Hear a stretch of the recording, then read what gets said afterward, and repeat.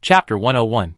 After the protective shield was outsourced, the Shindu Base Research Institute worked day and night to study the scheme and assembly instructions. Finally, before another storm came in August, they successfully assembled a protective shield. It looked rough, but the quality was good. Jiang Jun tested it and found that it could be put into use. She breathed a sigh of relief. Before she could really relax, a violent storm accompanied by poisonous fog fell from the sky. The rain and the earth formed a line. The clouds seemed to have a hole, and the rain poured down. Fortunately, Shindu was high in terrain, and there was no water accumulation. The protective shield blocked the rain outside. The crackling sound of rain hitting the outside of the shield made it difficult for people in the base to fall asleep. This rainstorm mixed with poisonous fog lasted for half a month. During this period, the water in Shindu Base could no longer be drunk. The fog turned into water, and then seeped into the ground. The water and the poisonous fog dissolved into one. The water contained toxins. As long as you drink it, you will fall down in an instant. The whole person will instantly become red and swollen. The skin and bones will turn into a pool of water. The scene is very terrifying. Shindu was not careful for a while, resulting in the instant loss of hundreds of lives. Feng Mingqing reported the number of injured with red eyes. This water use accident caused the death of 105 people. This accident was caused by the base's failure to fulfill its inspection and testing obligations. The families of the victims will be compensated. Please, regarding the water use issue. After this lesson, the base decided to unify the water use. The base will provide water. Each person is limited to 500 milliliters of drinking water per day. If you have a water container at home, please line up at the water collection point at 8 a.m. every day to get water. The base tried to use the spiritual spring to dissolve the toxins in the book. 1 drop of water can dissolve 1 ton of water.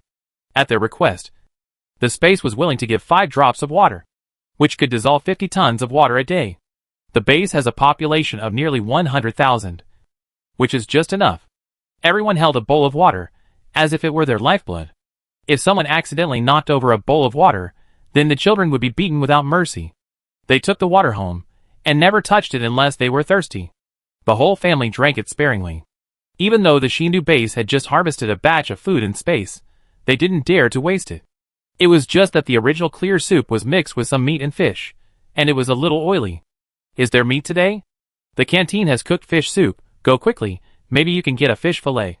Before he finished speaking, the person next to him had already started sprinting towards the canteen with his life at stake, and his steps were without hesitation.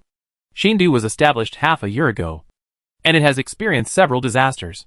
They have the protection of a protective shield, and have not suffered too much loss. Now they can make protective shields by themselves. What is the situation of the survivors outside? The senior officials of Shindu did not say anything, but they were so anxious that they were almost angry. Still unable to communicate? Feng Mingqing asked anxiously. The communicator shook his head. We can't contact the surrounding bases. Even the previous Gangming base and the Lincher Anha military base have no movement. They communicate with the Gangming base and the Anha military base through special communicators. After being corroded by the poisonous fog, the communication was terminated. There has been no contact for nearly 3 months. Now the water source is polluted, and other bases may be in trouble. The poisonous fog came fiercely, forcing humans into a desperate situation. Shindu base had food but could not send it to rescue, and was very anxious. Feng Mingqing thought of the protective shield in Zhang's department store, and ordered, call General Chen. We have to rescue our compatriots. We can't just sit and wait for death. Feng Mingqing and General Chen brought people to Zhang's department store to discuss. Xiaobai happened to need a large amount of jade, so he used this as a reward and agreed to Feng Mingqing's request. The Gangming base is located on the coast. It was rebuilt from the Gangming City Research Institute. Before the poisonous fog came, the Gangming base was sheltering survivors. No one expected the poisonous fog to come so quickly. They tried their best to hide in the floors. Fortunately, the doors and windows of the institute were made of special materials. When the first wave of poisonous fog came, the doors and windows were damaged, but they did not break completely. Fortunately, they survived the first wave of poisonous fog. However, the second wave of poisonous fog was not so lucky. The doors and windows were all corroded. Everyone hid in the basement in panic. The door of the basement was a special heavy plastic door, which was cast with reinforced concrete and was 2 meters thick. When the poisonous fog corroded nearly half of the door, they relied on the remaining food and oxygen tanks to hold on until the last moment. When the poisonous fog dissipated, the ganging base was full of rotting corpses, and the ground was full of corpse water and human bones. They suppressed their grief and collected the human bones. After some reconstruction, the population dropped from 50,000 to 10,000. They had no time to grieve. They rebuilt the doors and stored food and oxygen tanks. After the third poisonous fog, the people who escaped from the basement were hungry and thirsty. As soon as they got out, they couldn't wait to drink the water outside. Poisoning and corrosion only took a moment. The people who were originally fine disappeared in an instant. After a period of panic, they filtered the water source containing a small amount of toxins for the people in the base to drink. There are 30 bases in the Blue Country. Most of them are the same as Gangming Base. They either relocated or hid in air raid shelters. Even so, they could not stop the invasion of poisonous fog. Most of the survivors were covered with wounds, and there was not a single piece of good skin. People can't not drink water, even if they know that the water contains toxins. In order to survive, they gritted their teeth and drank the water with a small amount of toxins. The survivors who drank the poisonous water could feel the death of the next second every day, but they had to survive desperately. General Xian of Gangming Base groaned in pain as his subordinates wiped his wounds. His skin had been torn apart by the poisonous fog.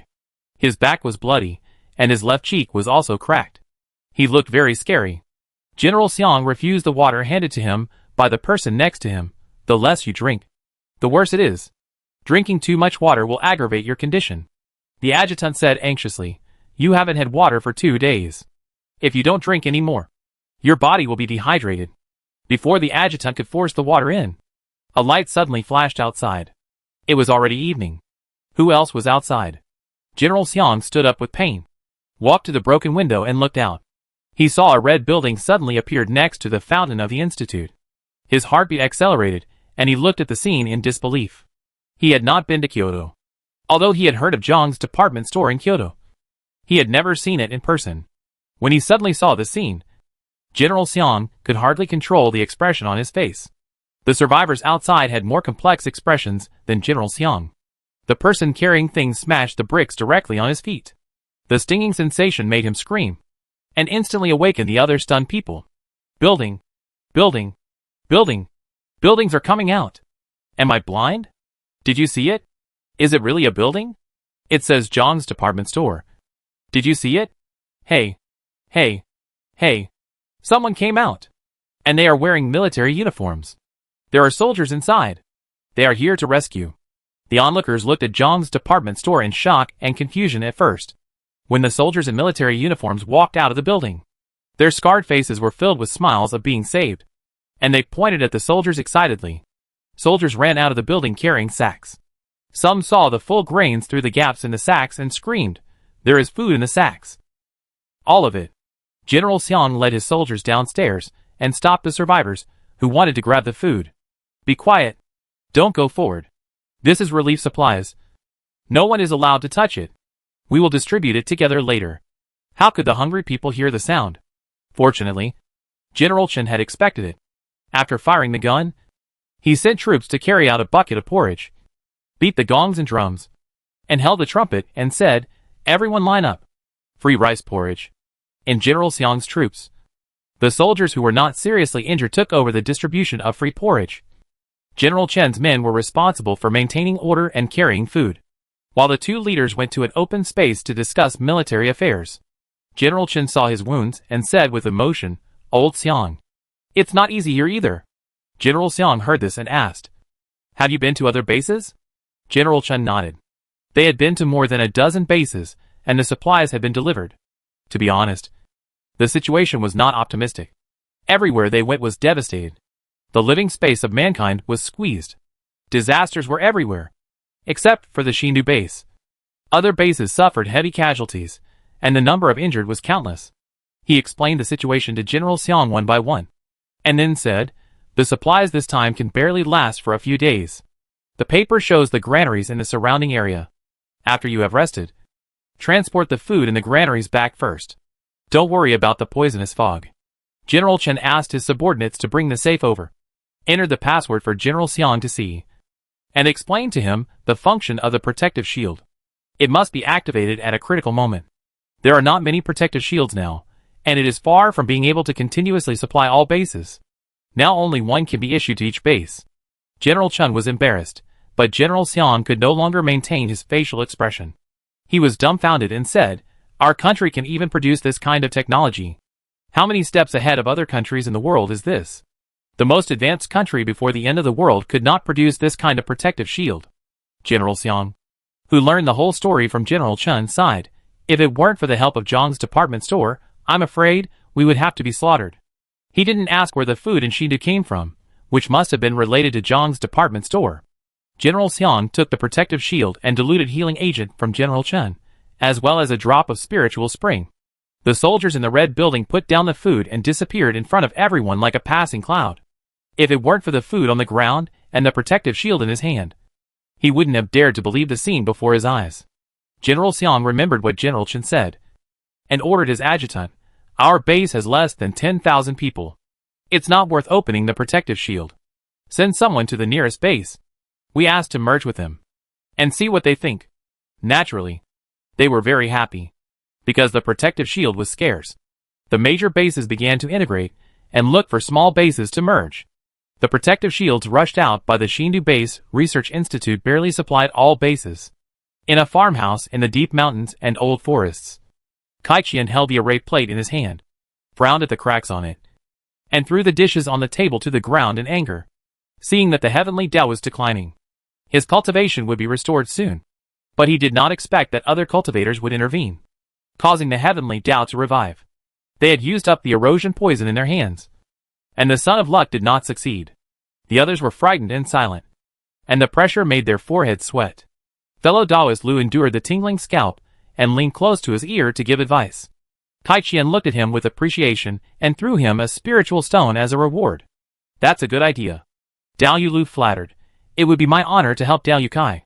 He couldn't get out of the secret realm, and all his hopes were on the foundation building cultivator Kaiqian. As long as he could successfully escape from this secret realm, he would still have a long way to go. Ha! What does the life and death of a group of mortals have to do with him? Jiang Jun still had some talent for alchemy. Unexpectedly, under her thinking, she actually developed an antidote pill. Although it couldn't cure the poison of the erosion fog, it could also remove 80% of the toxins. The chi-boosting pill was also successfully refined. After taking it, Jiang Yun's clone's cultivation speed doubled. Medicines are 3/4 poisonous, and pills are also poisonous. However, Jiang Yun didn't care. It was not her real body. As long as she could survive the mission, it would be enough. It would be more than enough to live to 80 years old. The refined detoxification pill was melted into water and given to Xiaobai, who then passed it to Feng Mingqing. Jiang Yun stretched and walked out of the room after a long absence. Shi Qiu threw herself into her arms in surprise. "Mom, are you done?" She hadn't seen her mother for a long time. Dad said that her mother was busy and didn't let her disturb her. Shi Yu frowned. "Be careful, if you break your knee again, you will be the one who will get hurt." Jiang Jun glanced at Shi Yu's clear eyes and secretly thought, it seems that cultivation can improve his IQ.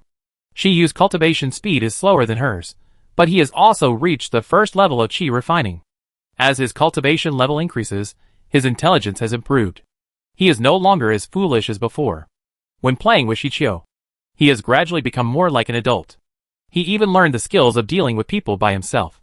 When Jiang Jun was in seclusion, he was already able to deal with the people of the Shi family and take care of Shi Qiu skillfully. These changes made her feel more relaxed. Shi Yu put on an apron and asked, "What do you want to eat?" After practicing, Jiang Jun did not fast and ate 3 meals a day. At the beginning of the retreat, Ling Yi brought food, and then Shi Yu brought food. After delivering the food, he would always ask what to eat next before leaving. Jiang Jun was used to it. When she heard Shi Yu ask what to eat, she couldn't help but order food. "Let's have something light. Sweet and sour spare ribs, braised carp, and a bowl of rice." Shi Yu paused. "These dishes are not light." Shi Qiu slid off Jiang Jun and ran to Shi Yu's side. Seeing water flowing out of Dad's water, he couldn't help but exclaim and applaud again. This scene is never boring. When the family of 3 was having dinner, it suddenly snowed heavily outside. The temperature was dropping rapidly. Previously, The temperature was maintained at around 10 degrees. During the short time they were having dinner, it had dropped below zero. Jiang Jun sensed the power of magic in the air. It seemed that the temperature drop was caused by the immortal cultivators. She put down her chopsticks and informed Xiao Bai that the situation was serious. In just a few seconds, the temperature outside had dropped to more than 10 degrees below zero. Jiang Jun was only at the 3rd level of qi refining and could not resist Kai Qian's magic. But she could still delay some time. Jiang Jun's clone flew out of Gao Qilan's space and soared into the sky. The people in the base saw a green light shooting out from the red building, and a distant warning sounded in the air, which was deafening. Everyone hide in the air raid shelter, the cold wave is coming, and the whole world will be frozen. After receiving Xiao Bai's notification, Feng Mingqing turned pale, and quickly organized the people in the base to hide in the air raid shelter. Contact other bases, and let them hide quickly, the cold wave is coming soon. The communicator made by Zhang's department store established a connection between Xindu and other bases. Now that the crisis has come, the communicators responded, and their fingers kept pressing, and they quickly notified each base to hide in the air raid shelter, and the cold wave will freeze the world. During the operation of the major bases, Jiang Jun had been teleported to Kai Qian and others. He threw 2 explosive talismans to greet them without saying anything. Kai Qian was sending spells into the formation. The explosive talisman exploded above the formation defense, which startled the 4 people below and made them look up. A woman in long trousers and long sleeves stood in the air, holding explosive talismans in her hand and throwing them at their formation. Flames rose in the sky and gunpowder filled the air. Although the explosive talisman had no effect on them, the cracking sound in the air made Kai Qian's forehead bulge with veins. The movement of sending spiritual power in his hands paused from time to time, which made him feel irritated. There were only a few spirit stones left in their hands. If they failed again this time, they might not only fail to obtain the nascent soul cave, but also perish in this secret realm. No one wanted to fail at the last hurdle. Everyone stared fiercely at Jiang Yun in the sky, wishing to cut him into pieces. Taoist Lu withdrew his spiritual power, and a surge of energy surged in his body. He suppressed it and said, "Leave this man to me, and you continue to transport him." Stepping out of the defense formation, Taoist Lu pretended to talk to Jiang Yun. But as soon as he opened his mouth, several seeds attacked his face. Because of the transfer of spiritual power, the body's defense has not yet been activated, and the seed was swallowed into the stomach without noticing. The look of Taoist Lu changed drastically, and he wanted to expel the seed from his body. But it was too late. Jiang Jun would never miss this opportunity. The wood magic formula was running in his hands, and the seeds in Taoist Lu's body quickly took root and sprouted, and drilled out of Taoist Lu's body. One of them even went straight to the brain, and crawled out from the top of the head. In an instant, Taoist Lu disappeared. The remaining 3 people did not react, and saw Taoist Lu's blood splattered, falling outside the defense formation. The smell of blood reminded the 3 people that this man was not a good person. They looked up at the sky with vigilance. After killing someone, Jiang Jun challenged, "So weak?" The 3 people below were ashamed and angry. Among them, Su Daoyu and Ming Daoyu were young and energetic. They couldn't stand being ridiculed. They retracted the movement of sending spiritual energy into the needle plate. Kai Qian sensed that the spiritual energy was interrupted. His face changed drastically, and scolded, "Don't be fooled." The spell weakened, and the sudden drop in temperature outside slowed down. The faces of Su Daoyu and Ming Daoyu suddenly changed. They didn't want to go against Senior Kai, but if they ignored Jiang Jun's ridicule, it would really go against their Dao heart. Daoist Su bowed, "Senior Kai, as a cultivator, how can you turn a deaf ear to the ridicule of others? Wait until I deal with this person, and then I will lend you a hand." Daoist Ming, Daoist Su is right. They took out their life magic weapons from their storage bags, and were ready to teach Jiang Jun a lesson. Daoist Su looked up at Jiang Jun, and was the first to mock.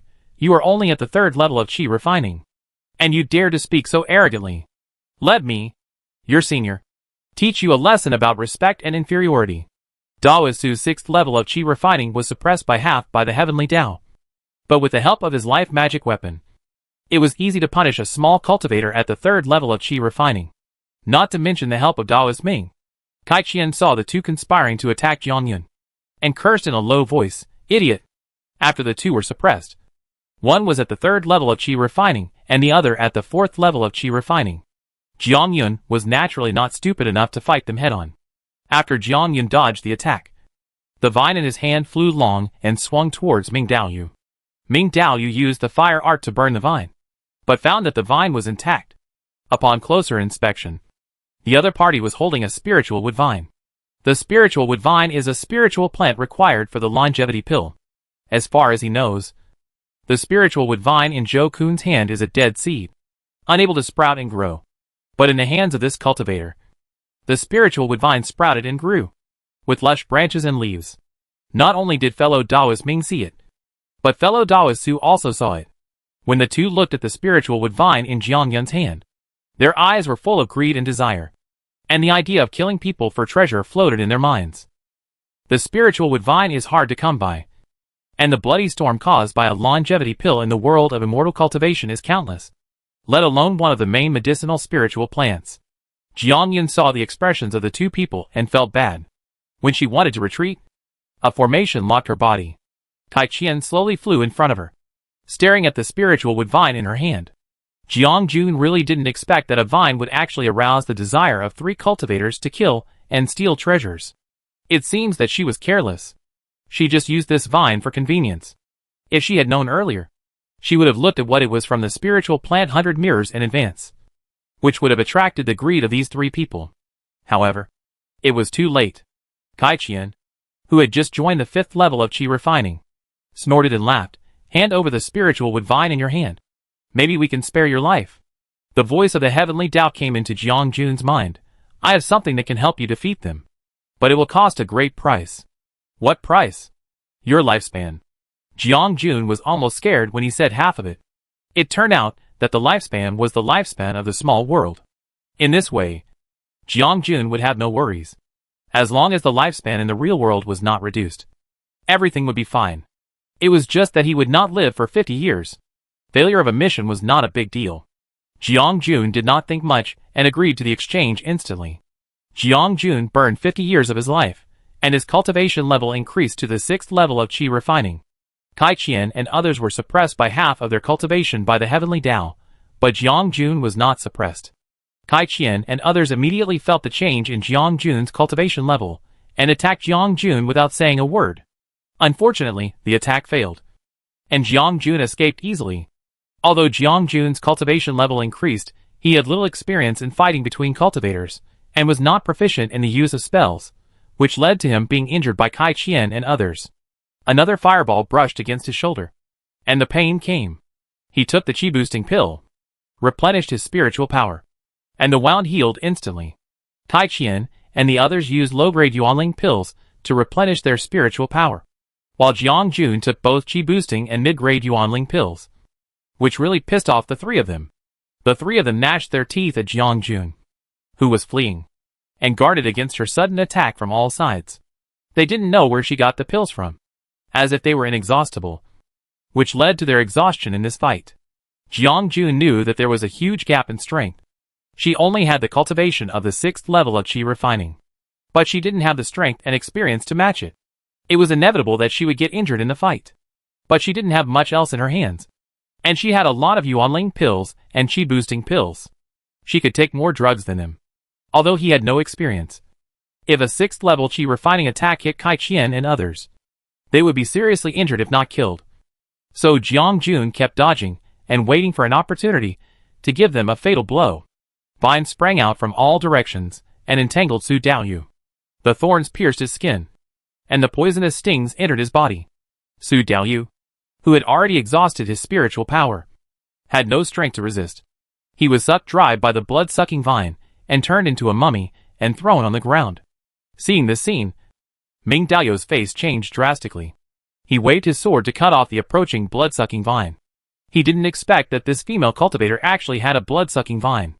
Thinking of the strange and abandoned spiritual seeds collected in Zhou Kun's storage bag, some of which contained magic plants, he was afraid that this female cultivator would activate them one by one. Thinking of this, fellow Daoist Ming could not help but want to retreat. At this moment, Jiang Jun took advantage of the victory and pursued him. The violent blood-sucking vines waved their sharp branches to stab him. Fellow Daoist Ming's sword blade barely blocked the attacking vines. Jiang Jun, who was fighting with Kai Qian and could not split his attention. Took the opportunity to stuff a chi-boosting pill into his mouth. Gathered his spiritual energy, and gave Kai Qian a blow. During the time when Kai Qian dodged, Jiang Jun threw another spiritual seed at fellow Daoist Ming. Fellow Daoist Ming was confused when he saw this. He wanted to avoid the spiritual seed, but was stabbed into his stomach by the blood-sucking vines attacking from the front. The spiritual seed also took root and sprouted, and turned into a dark and strange soul-eating flower. There was a big mouth in the middle of the flower, which suddenly swallowed fellow Daoist Ming's head. The only thing that Ming Daoyu was thinking before he died was, Zhou Kun, didn't you say that they couldn't sprout? Kai Qian saw that Su Daoyu and Ming Daoyu had both died, and then looked at the magic plant soul-devouring flower and bloodthirsty vine beside Jiang Yun. This female cultivator looked like a Taoist, but she didn't expect that she actually raised magic plants. Jiang Yun saw that Kai Qian wanted to escape. How could she let him escape and regroup? Before she could act, a bolt of lightning suddenly shot out from the sky, and headed straight for Kai Qian. Amidst the thunder and lightning, dozens of lightning struck Kai Qian, exploding him like ash, and immediately shattered into slag. The thunder and lightning seemed to be not venting their anger. They blew up the farmyard where the 4 people lived, leaving holes on the ground. Jiang Jun waved the dust in front of him, and said speechlessly, "Stop being angry. This is all your territory. It will be very difficult to rebuild it." As soon as he finished speaking, a smell of rust surged from his throat. A stream of blood flowed down the corner of his mouth. His straight black hair turned gray in an instant, and wrinkles appeared on his fair skin. Jiang Jun's legs softened, and she fell to the ground. She wiped the blood from the corner of her mouth and smiled bitterly. "Don't give me some time. Let me go home first." Tian Dao stuffed the storage bags of the 4 people into Jiang Jun's hands, and sent her back to the Xindu base without saying a word. When Tian Dao left, Jiang Jun shook the storage bag in his hand, and said weakly, "Thank you." Tian Dao paused. "Don't worry. I will find a way to help you complete the task." Before Jiang Jun could say anything, Tian Dao had already left. Jiang Jun raised an eyebrow, and didn't expect that Tian Dao was still a man of loyalty and righteousness. He just didn't know how to let her pass the task. After consuming 50 years of life, she is now 72 years old, and the task still has 46 years to survive. She will not live to be more than 100 years old. Just as he was thinking, the bedroom door opened, and Shi Yu rushed into the room with a pounding heart, holding Jiang Jun's unconscious body in his arms, and her old face was lying in the room. Jiang Jun's clone smiled and said, "What expression? It's not like I haven't seen it before." Shi Yu walked to the bedside, and said hoarsely, But his eyes were red. Jiang Jun's clone sighed. "I don't know how long I will be unconscious after the merger. Take good care of Shichio. Don't let her see me like this." "What about me?" Shi Yu suddenly asked. Jiang Jun smiled, without saying anything. The next second, she lost consciousness and fell down. Shi Yu reached out, and held her in his arms. He touched the soft hair on his head with Jiang Jun's hand, and whispered in her ear, "Xiao Yu, you have to take care of yourself. Don't worry. Yunun, I will take care of myself too." Chapter 102. Jiang Jun felt someone wiping her body.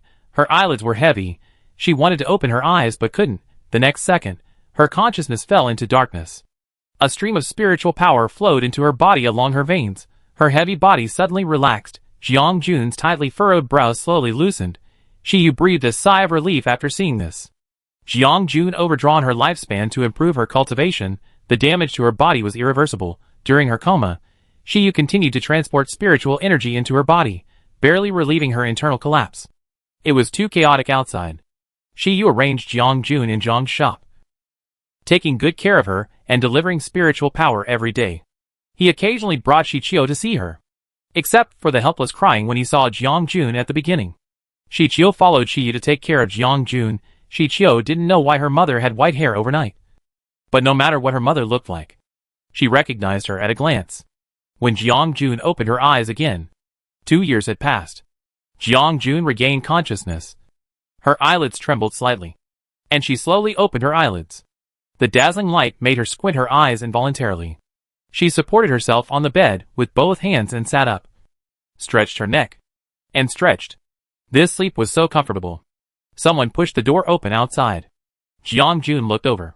Shichio was carrying a book and wrapped in a scarf. She was still cold. She looked like she had just come back from outside. When she came in, Jiang Jun noticed that Shichio had grown a lot taller.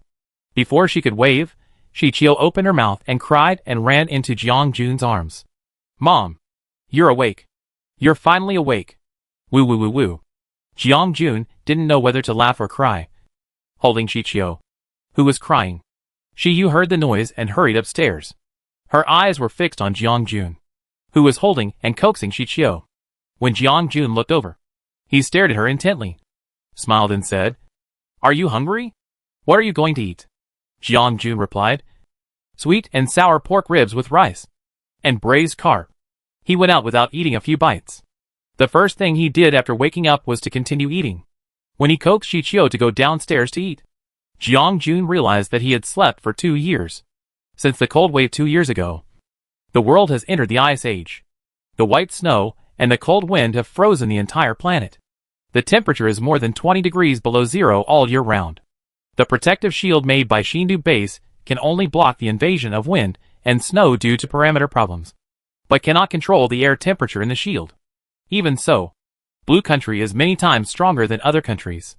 Major bases have already begun to rebuild cities, while foreign countries are hit by blizzards. Cities are buried in snow, and there is nowhere to hide. Many foreign governments have come to Blue Country from afar, attempting to trade protective shields with Blue Country. How the Blue Country government dealt with it is unknown. Since Jiang Jun fell into a coma, Zhang's department store has been closed since then. Xiao Bai no longer sees guests, and no longer cares about the affairs of the Blue Country government. Jiang Jun was helpless as he held Shichio, who was sleeping and clutching her clothes. He could only hold her and asked Xiao Bai in his heart, "How is Gao Qilan?"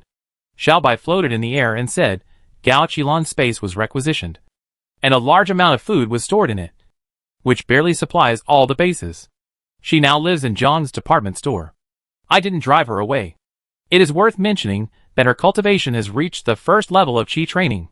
Now she still wants to avenge her parents. But she doesn't know that the person who killed her parents is dead. Heaven came several times when you were unconscious. I don't know where the spiritual plant was found. You boiled the medicine and fed it to you, which barely slowed down your aging speed.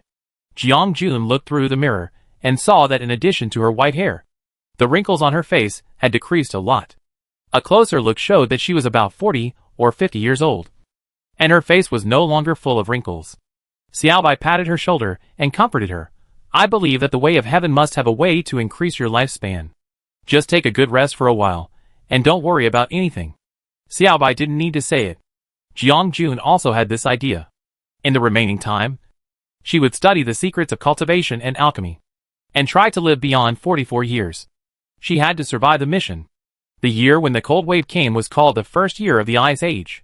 The planet entered the Ice Age. Humans survived with difficulty. The major bases led by the Blue Country set up a series of protective shields to protect human civilization and began the difficult road of reconstruction. During the 3 years of the Ice Age, all the major bases gathered around the Shindu base, and the city was rebuilt. In the same year, the government developed cold-resistant grains and opened a planting test field.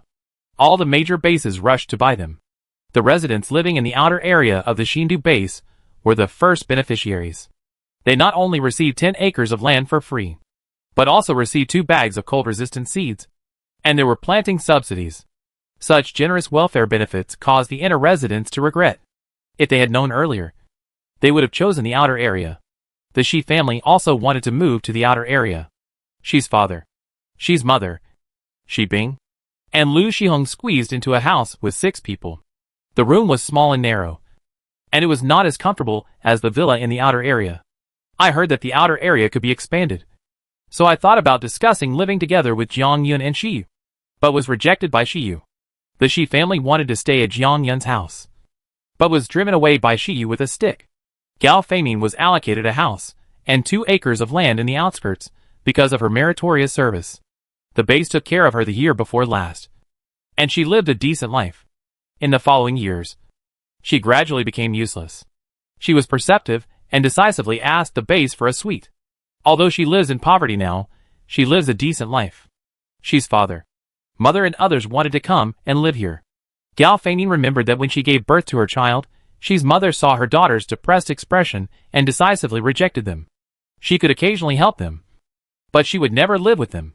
5 years later, Gao Qilan walked towards the Red House department store under the protection of the guards. Her heart beat violently.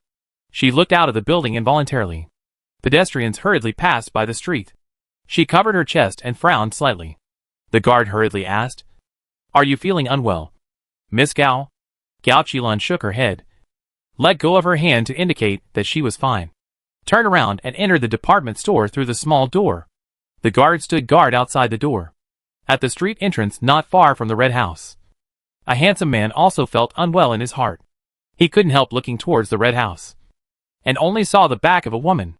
Why is that department store closed? In today's Shindu base, where every inch of land is valuable, it is definitely a rare thing to have an idle department store. The clerk followed his line of sight, and said in awe, "That is our patron saint. It was it that protected us during the disaster a few years ago. You just arrived and you don't know. The legendary department store that can travel through space, is it?" Gu Qin raised his eyebrows. He knew about the legendary department store that can travel through space.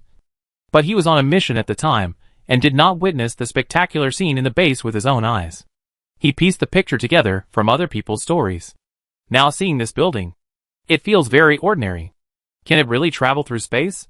Gu Qin asked what he really wanted to ask. Why is there still someone living in that department store? Who is that woman? The clerk glanced at him, stuffed his half-sewn winter clothes into his hands, and drove him away. "I'm not sewing your clothes anymore." Gu Qin was stunned. He didn't expect the clerk to drive him away directly.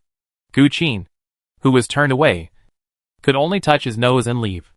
6 years after the Ice Age, Gu Qin had worked hard to find out Gao Qilan's name, and his identity information was also passed to Feng Mingqing. No wonder we can't find him. It turns out he changed his name. Feng Mingqing held Gu Qin's identity report, which contained his detailed experience. General Chen asked cautiously, "Should we protect him?" Earlier, they learned from Gao Feiming that Gao Qilan and Qin Yuangu were the male and female protagonists in the book, and the center of the world. So they wanted to find him and protect him. No one expected that Qin Yuangu seemed to have evaporated from the face of the earth, and they couldn't find him. They didn't expect that after going around in circles, the fate of the two people was connected again. Feng Mingqing shook his head. "No need, Qin Yuangu can survive until now. He must not need our protection. If we intervene, it may backfire, so we'd better not intervene." In the following years, Gu Qin tried his best to pursue Gao Qilan, but never got a response, because Gao Qilan, whose cultivation was stagnant, would never have the heart to focus on feelings. Gao Qilan, who was full of revenge, rejected Gu Qin and devoted herself to cultivation. Seeing this, the upper management of the base could only sigh and did not force the match. After 20 years of glacial years, the Shindu Base Research Institute released a new protective shield. The new protective shield has been upgraded and can maintain the temperature inside the shield, making it spring-like all year round. As soon as this news was released, online forums were hotly discussed, and it instantly became the #1 hot search list. Netizens who were born in the glacial years and have never felt the warmth of spring asked, "What is spring? What is the season? Is it warm? Is it as warm as a quilt? What does it feel like? Can I wear a skirt like people in the past?" Netizens posted pictures of themselves wearing skirts more than 20 years ago. And some people wondered, won't you get frostbite if you wear so little? Some older people sighed after hearing this news. Spring. That's the season when everything comes back to life. This year, Shichio was 24 years old.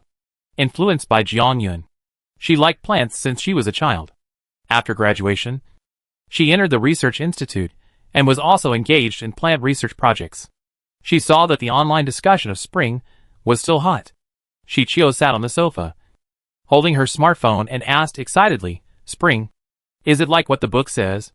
The season when plants take root and sprout? Can we see the plants in the book then? This is really great, because there is a shortage of plants in winter, and it is the Ice Age. The plant species in their institute are rare and single. The institute can fight for a plant. When spring comes, they don't need to fight for it." Jiang Jun glanced at her. "Which plant do you want? Mom will satisfy you." Shichio disdainfully, "Mom's plants don't give me a sense of accomplishment. I like plants to grow slowly in accordance with nature." Jiang Jun shrugged. "In this weather, plants that follow nature will only die." Shiyu cooked the medicine and brought it to Jiang Jun. "Drink it quickly." Jiang Jun sighed and swallowed it in one gulp. Shichio crawled to Jiang Jun's side and saw that the wrinkles on her face were smoothed out at a speed visible to the naked eye. She said happily, "Mom has become younger again. When we go out together in the future, I wonder who will still say you are my grandmother." Jiang-jun rolled her eyes, which hurt her daughter. She now relies on the spiritual plants sent by the heavenly Tao and the elixirs in her hands to increase her lifespan and slow down aging every year. Although she has already reached the great perfection of qi refining, she cannot build a foundation. To build a foundation, you first need sufficient spiritual energy and foundation pills in this small world. Now, let alone foundation pills, just the thin spiritual energy in this world, it is simply wishful thinking to survive the foundation building period. You can only rely on medicinal materials instead of cultivation. 42 years in the Ice Age, Shiyu, who has grown old with 1,000 faces mud, hugged his great-grandson and stuffed him into Shichio's arms. "Take the child away quickly, your mother, and I don't like to take care of children." Shichio married Fanlan, his colleague and classmate, and gave birth to a son. He was born in the spring, when the protective shield was activated. He was named Fang Mingshun. Last year, he just got married, and his wife gave birth to a child. Both of them were too busy to take care of the child. Shichio saw him and hugged him, and stuffed him into Jiang-jun and Shiyu's arms, saying that he was to relieve their boredom. This caused a lot of trouble. When Shiyu saw Shichio coming over, she gave it to her without saying anything, and said she would take care of her grandson herself. Shichio teased the child and said with a smile, "Dad, you see? The child likes you very much.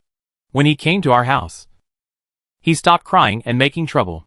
She looked up at Jiang-jun and Shiyu, seeing that they were hesitant to speak, as if they had something to say. The light in her eyes dimmed. She sent her husband and child away, and said with a forced smile, "Where are you going?" "Mom and Dad?"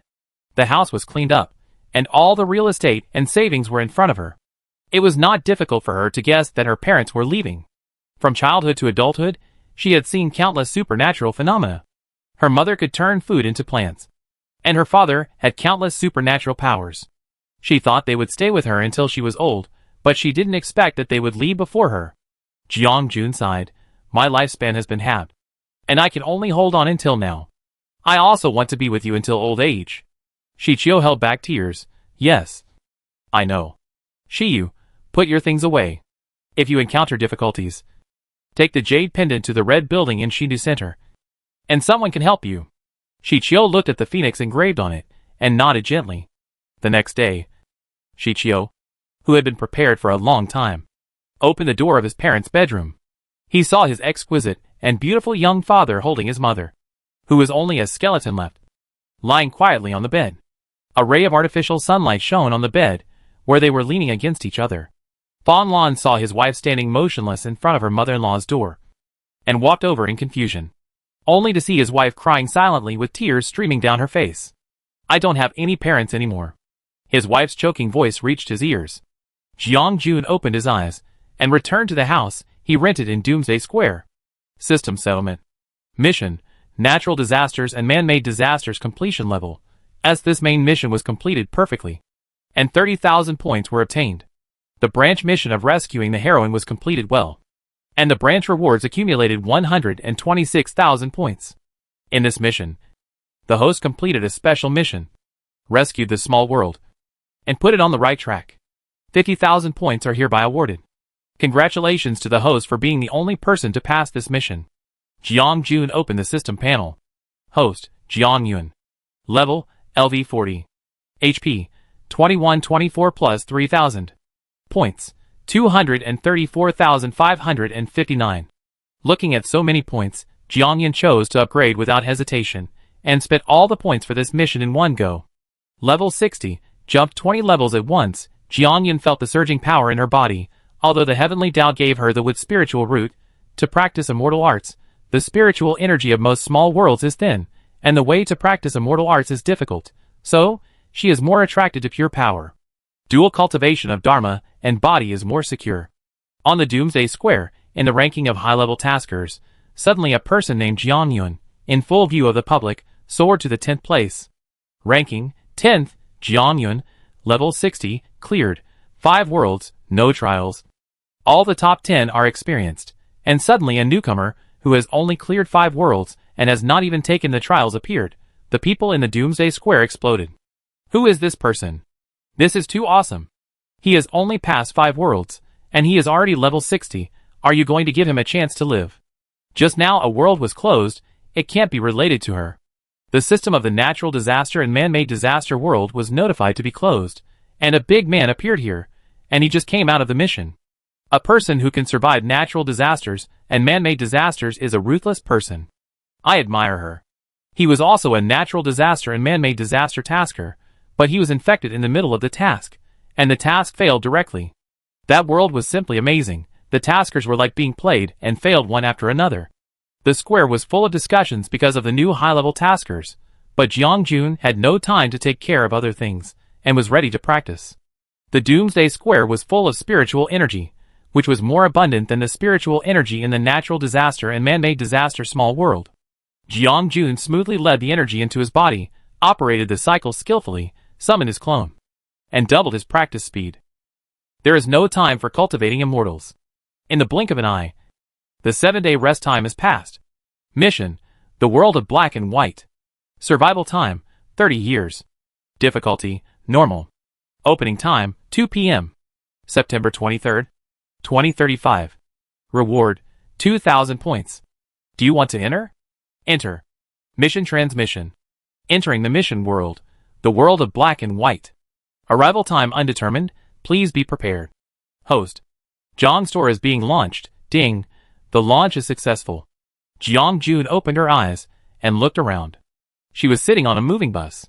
Outside the window were the receding poplar forest and rapeseed flowers. She and Shi next to her looked at each other, and they slowly closed their eyes and began to receive memories. The original owner was a student who had just entered high school. She'd lost her mother when she was young. After she graduated from junior high school, her father had a girlfriend. They got married in less than half a year. Her stepmother had a son who was about the same age as her. They were students in the same high school. The original owner had never forgiven her father for remarrying. Since she started high school, she not only took the initiative to live in the school, but also refused to say a word to her father. This made her father so worried that his hair almost fell off.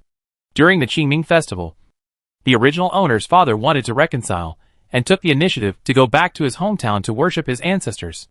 The original owner's family is now on the bus back to town. However, 10 minutes later, the bus had an accident, and no one on board survived. According to the original owner's memory before his death, someone had a bomb on him and ignited it, killing everyone on the bus. Then who was it? The original owner only remembered a sea of flames and did not see the culprit. Shiyu came back to his senses and frowned, saying, "This is not good. Keep an eye on everyone on the bus." Jiang whispered, then stood up from his seat and walked forward. When Father Jiang saw his daughter stand up, he said cautiously, "Where are you going?" "Xiaojun? We haven't reached the stop yet." Jiang smiled and said, "My legs are numb from sitting. Get up and stretch them." Father Jiang was delighted to see his daughter's smiling face after half a year, and hurriedly said, "Your legs are numb. Do you want Dad to rub them?" Jiang shook her head and walked back and forth in the middle of the aisle of the bus. There were 15 people on the bus. Father Jiang and Mother Shi sat in the second to last row in the back row. Jiang and Shiyu sat in the last row. And there were 10 people scattered in front of the driver. Jiang walked from the back row to the front row while taking a walk. She stumbled and accidentally fell on the chair in the aisle. She said embarrassedly, "I have been sitting for too long. My legs are weak. I hope I didn't scare you." Sitting next to the window was a middle-aged man wearing glasses. He looked gentle and handsome. He held his eye sockets and smiled indifferently. "It's okay. If you are in the car, you should be careful not to walk around casually. Otherwise it is easy to fall." Jiang suddenly said, "Uncle, what are you holding under your feet? Is it food? It smells so good." She reached for the backpack under the middle-aged man's feet with curiosity. The middle-aged man was immediately shocked and shouted, "What are you doing? Let go!" The people in the car heard the noise and looked up at the quarrel. "Why are they arguing? What are they doing? Go and have a look, don't fight." Dad Jiang heard the noise, looked up, and saw a man trying to hit his daughter with a ferocious look. His face sank, and he shouted, "What are you doing? Let my daughter go." Just as he took a step forward, he saw his daughter twist the middle-aged man's wrist and pressed it against the car window. The black backpack contained something unknown, and his daughter kicked the glass and threw it out of the window. With a loud bang, the sound of an explosion outside the car reached his ears. The car window glass was shattered by the aftermath of the explosion. The people in the bus screamed. Dad Jiang stumbled and fell on Xi's mother. Father Jiang saw his stepson in the back row running to his daughter and covered her under his body. The bus overturned, and smoke filled the car. Passengers climbed out of the bus in panic. Father Jiang helped Shimod get up from the ground. Xiaojun, Xiaoyu, come out quickly. Father Jiang shouted at the two without stopping. The uninjured passengers called 110 in panic. We have a car accident here. Someone has a bomb. After reporting the address, the passengers who had experienced a life-and-death crisis recalled the shocking scene just now and cried and called their families. Brother, come and pick me up. Woo-woo, our bus exploded. Someone sat on the ground and cried. Mom, I can't go home. Woo-woo, the bus has overturned. Woo-woo. Jiang's father and Xi's mother hurried to the children. Are you okay? Are you injured? After Jiang's father and Xi's mother checked, except for the scratches on the glass, the two children were basically fine, and the two adults breathed a sigh of relief. The police car sirens and the ambulance sirens followed behind, arresting people and treating people. The police asked, who found the bomb? The other passengers looked at Jiang Yun involuntarily. They still didn't know what happened. The two were arguing 1 second, and the explosion happened the next. Dad Jiang stood in front of Jiang Yun and said seriously, she is still a student. I am her guardian. Ask me if you have any questions. Chapter 103 The Boundary Between Black and White. Several people went to the police station and took notes, and finally got out after a lot of trouble. It was already dark outside, but fortunately, Jiang's father called the villagers to pick them up, and they arrived home safely in the middle of the night. Brother, I'm sorry to bother you to make a trip tonight. Jiang's father put a cigarette in his mouth, and said with a wry smile. Jiang Hong is Jiang's father's eldest brother, who originally worked in a project outside, but returned to his hometown to farm a few years ago, while Jiang's father worked in the city, and in recent years, Jiang's father has rarely come back, so the relationship between the two families is a bit distant, and they were a bit unfamiliar and polite when they first met. It's no trouble. The explosion has reached our village. Call me when you come back, and I'll pick you up in town. The second child is good in every way, but he is too clear about things. We are all family. If he had told me he would pick us up, he wouldn't have run into the bomb. Jiang Hong sighed, waved his hand and said, go in and accompany the child. He must have been scared all day. After the man left, Jiang's father finally had the heart to scold Jiang Yun. That man is so dangerous. How could you just snatch the package? There was explosives in it. How could you be so fierce? I just looked at the package. But the man didn't let me look and hid me. So I had to throw it away. Fortunately, I threw it away. Otherwise the whole car would have exploded. Jiang's father choked. Dad is terrified when he thinks about it. Don't be so reckless in the future. Xi's mother persuaded Jiang's father. Jiang's father sighed, stopped arguing, and the family began to wash and rest. The next morning, they bought wreaths and paper money to sweep the tomb and worship. They stayed in their hometown for 3 days.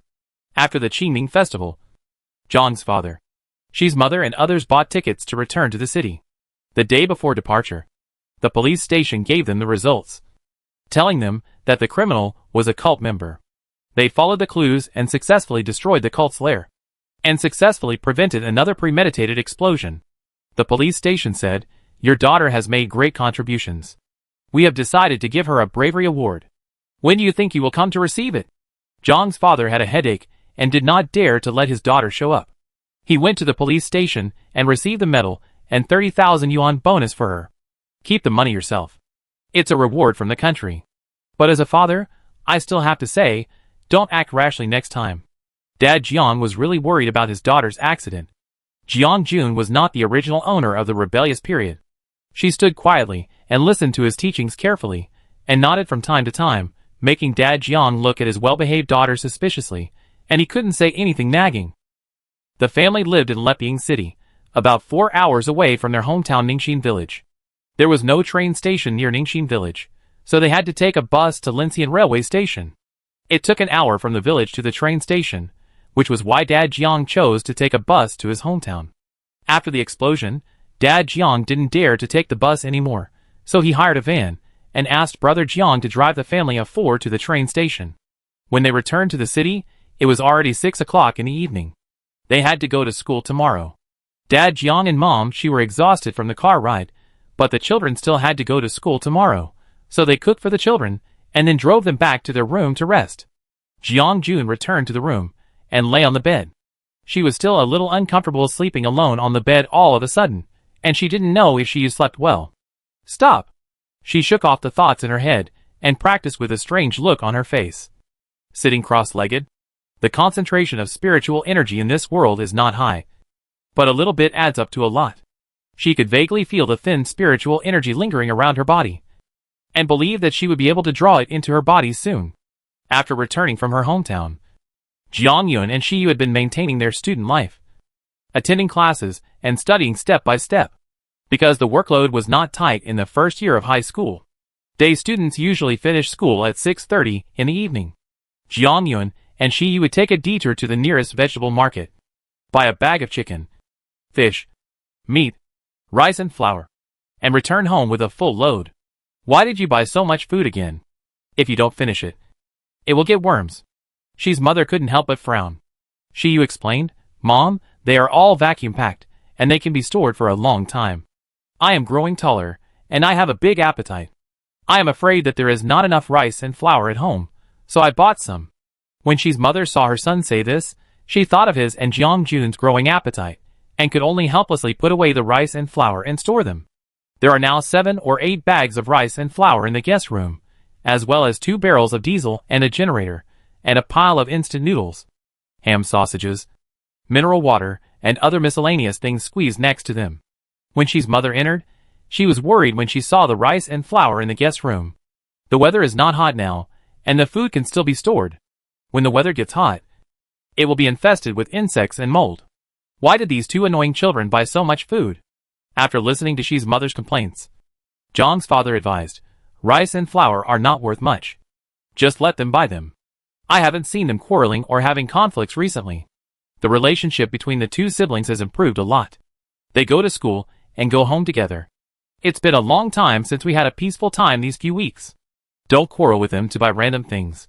Since his daughter said she would move back home from school, Zhang's father felt that his daughter and stepson's hobby of buying rice and flour snacks was nothing. The 2 children often get together, and their brotherly love is beyond words. Zhang's father was so moved that he not only did not stop them, but also asked the 2 children if they needed money and gave them financial support from time to time, fearing that the 2 would break up. After what Jiang dad did, the rice and flour snacks bought by the 2 children filled up the guest room. Shima twisted Jiang dad angrily for more than 10 times. And finally she calmed down. Jiang Jun also used the 30,000 yuan in his hand to buy 2 freezers, one in the living room and one in the kitchen, which were filled with chicken, duck, fish, shrimp and crab. Shima watched the freezers getting fuller and fuller, and the children kept buying more. Shima had no choice but to buy from here and cook from there. Braised prawns, stir-fried lobsters, steamed crabs, braised fish, etc. Zhang's food came up all at once. This was not enough. Shima also prepared lunch boxes for the 2 children, cooking different meals every day, vowing to use up all the food at home. When Jiang Jun was eating in the cafeteria at noon, he opened the lunch box and found sweet and sour pork ribs, spicy cabbage and crispy fish. He envied his classmate Tang Xian. She said enviously, Auntie's cooking skills are so good. You are so lucky. She looked down at the tomatoes, cucumbers, mincemeat and cabbage leaves she ordered in the cafeteria, and she had no appetite at all. Jiang Jun pushed the lunch box and motioned Tang Xian to take a bite, which made her cry. They all said they wanted to be good friends for life. After school in the evening, Jiang Jun and Shi went to the supermarket and brought canned meat, chocolate, biscuits and other foods that could both satisfy hunger and replenish energy. When they passed the vegetable store downstairs from their house, there was a shop under repair next to them. There was a buzzing sound of machines. The 2 looked at each other and retracted their gaze. The vegetable store was having a sale at night, and the 2 of them went in and picked up some lettuce and baby cabbage and carried them home. When Zhang's father and Shi's mother saw the 2 children coming back with 2 large bags, they sighed, but didn't say much. They took them and looked at the dried vegetables and meat drying on the balcony. How could they finish them? While eating, the two of them talked about the new store downstairs. The store that was renovated. I heard that they were going to open an outdoor store. I don't understand what's the point of opening it in the community. Zhang's father also heard about it, and felt it was unreliable. It won't last long. It will definitely go bankrupt. Zhang's father and Xi's mother discussed that the boss must have a brain problem. They just looked at an outdoor equipment store. Jiang Jun and Xi looked at each other and smiled. The store downstairs was opened by Jiang Jun. Xiaobai absorbed a lot of energy in the previous world, and also got the Shirong gifted by the heavenly Tao. Shirong has strong vitality. Just a small piece of it has opened up a space for Zhang's store, which makes Xiaobai very excited. Since Xiaobai entered the small world, he has devoted himself to the Shirong space, and has no time to open a store. Jiang Jun released his clone, and opened an outdoor equipment store next to the community. On the surface, he opened a store, but secretly stored a lot of food, because she didn't know when disaster would strike this small world, nor what kind of disaster it would be. She wanted to make preparations in advance, so that these outdoor equipment could come in handy. When the store opened, many residents came to watch the excitement, saying that the store would go bankrupt in 2 days, and even made a bet on how long it would take to close. Some said a week, some said a month, and some said half a year. Anyway, no one was optimistic about it. Zhang's father also joined in, saying that the store would definitely not last more than 3 months. As time went by, the outdoor equipment store opened on time without fail, and other residents were puzzled. After a long time, they got used to this strange store that was operating despite its deficit. Half a year has passed, and the disaster in this world has not yet come. Although Jiang Jun is confused, she still follows the routine. During this period, Xi and Xiyu successfully introduced Qi into their bodies and began to practice. The heavy workload of the second year of high school was not difficult for the two. Xiyu was studying as a high school student for the first time, so he felt fresh and studied very seriously. He occasionally asked Jiang Jun to tutor him. In addition to studying, Jiang Jun also paid attention to the Central News Channel. In addition to reporting some major international events, the most eye-catching news was that all the countries north of the Arctic Circle in the Northern Hemisphere had entered polar night. The Arctic Circle, which originally had polar day, had not seen daylight for a long time. Until October. The countries near the Arctic Circle felt that something was wrong and posted the matter online, which instantly caused controversy among netizens around the world. It's been a month. I checked. It's also polar night south of the Antarctic Circle. In the past, it would have been polar day in the Antarctic Circle in October. You don't think anything will happen, do you? Insider news.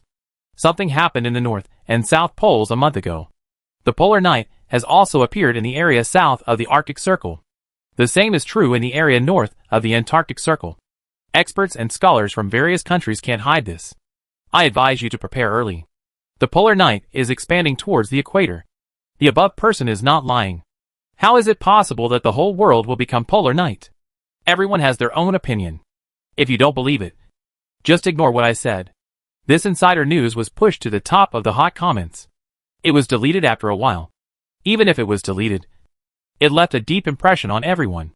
From that day on, everyone began to observe the length of day and night outside. As the man said, the sun rose later and later, sometimes at 9 o'clock and sometimes at 10 o'clock. And the sun set earlier and earlier, at 3 or 4 o'clock in the afternoon. Many netizens discussed on the forum, saying that the end of the world was coming and asked everyone to stock up on supplies. This statement instantly caused infinite panic in the hearts of the people. For a time, shopping malls and supermarkets were crowded with people, and bags of rice and flour were bought, which made people panic. Seeing that others were buying food, the remaining people were afraid that they would not be able to buy it, so they also joined in.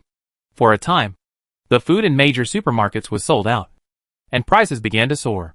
The Market Supervision Bureau quickly issued policies, first controlling online speech, warning netizens who fabricated and spread news to cause panic among the public, and then stepped in to curb merchants' malicious price gouging, stabilizing prices, and rectifying the market, and calming the public's panic.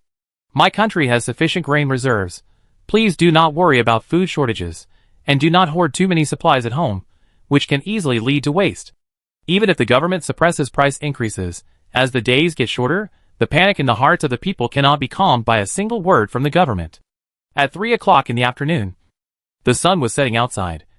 The school bell rang, and the day students were dismissed. The school was afraid that day students would have accidents at night, so the dismissal time was also advanced with the sunset. Jiang-jun began to pack her luggage. Tang Xian next to her looked at her enviously. She was a boarding student and had to go to school until 9 o'clock in the evening. Xiao-jun, be careful on the road. It's very chaotic outside now. I heard that some people have started to rob people, Tang Xian reminded. It was said that a few days ago, in the area of Huffing Street, a woman had just bought rice, noodles and meat from the supermarket, and was robbed of all her money and food by the criminals, who were waiting for an opportunity in the dark. This incident frightened the residents of Leping City. They were afraid of being robbed on the road, and everyone was in danger. The police station took measures quickly and strengthened night patrols. When Zhang's father heard about it, he was so scared that he wanted to pick them up after school. Jiang-jun and Shi refused. Zhang's father and Shi's mother both worked in the same company. They both finished school early. So how could Zhang's father and Shi's mother ask for leave to pick them up from school? Well, you should also pay attention to safety at school. The school was not actually peaceful. The nights were getting longer. Students were already depressed when studying, and the nights would aggravate negative emotions. A small friction would ignite an emotional riot. There had been 3 or 4 fights in the school, all because of a small thing. Jiang-jun carried her school bag, reminded Tang Xian to be careful at school, and asked her to keep the food she gave her in the dormitory. Under Tang Xian's disdain, she reluctantly walked out of the class, and met up with Shiyu at the school gate, and the two walked towards the nearest large supermarket together. Huimin Supermarket is the nearest large supermarket in Hongyunjiayuan. Hongyunjiayuan is Jiang-jun's residential area, and the distance between the two is 1.5 kilometers. When the two arrived by bus, there were already crowds of people outside, and many people were rushing towards Huimin Supermarket with baskets and carts. The two entered the supermarket. A bag of 10 jin of rice was already 60 yuan, which had more than doubled in price. Jiang-jun squeezed into the crowd and grabbed 2 bags of 10 jin of rice and 2 barrels of cooking oil. Shiyu grabbed a plate of eggs and a bag of noodles. Seeing that there were so many people, the two moved on to the condiments and daily necessities nearby. The salt was basically all gone. There were still some soy sauce and other condiments left. Jiang-jun took 4 or 5 bottles. The shower gel, shampoo, toothbrush and toothpaste were all bought in the living area. I also saw a box of soap and soap. Fortunately, everyone focused on food. There were still a lot of these daily necessities left. They took a box of soap and soap each. Soap is a good thing. It has strong degreasing power, can be used for mopping the floor, washing pots, and bathing. It is a treasure. It took another hour to queue up for checkout. After putting the purchased supplies on the cart they brought with them, they hurried home. Last time, they came back late, and were scolded by Zhang's father and Shi's mother. It is still fresh in their memory. When they went downstairs, Jiang-jun took matches, candles, kerosene lamps, parachute ropes, wrenches, and alcohol stoves from the outdoor equipment store. When they returned home, they first put the dried vegetables, sweet potatoes, and beef jerky that were drying on the balcony into vacuum bags and put them in the locker. These dried fruits and meats have a long storage time and can be used in case of emergency. Around 6 o'clock in the evening, Dad Jiang and Mom Shi slowly returned home. Both of them were carrying 2 large shopping bags, which were filled with a lot of things. Dad Jiang wiped his sweat and said, "There were too many people. Luckily we ran fast, and there was a new batch of pork belly, so we grabbed a piece, which used to be 15 yuan per pound, but now it's 40 or 50 yuan per pound, and we almost missed it."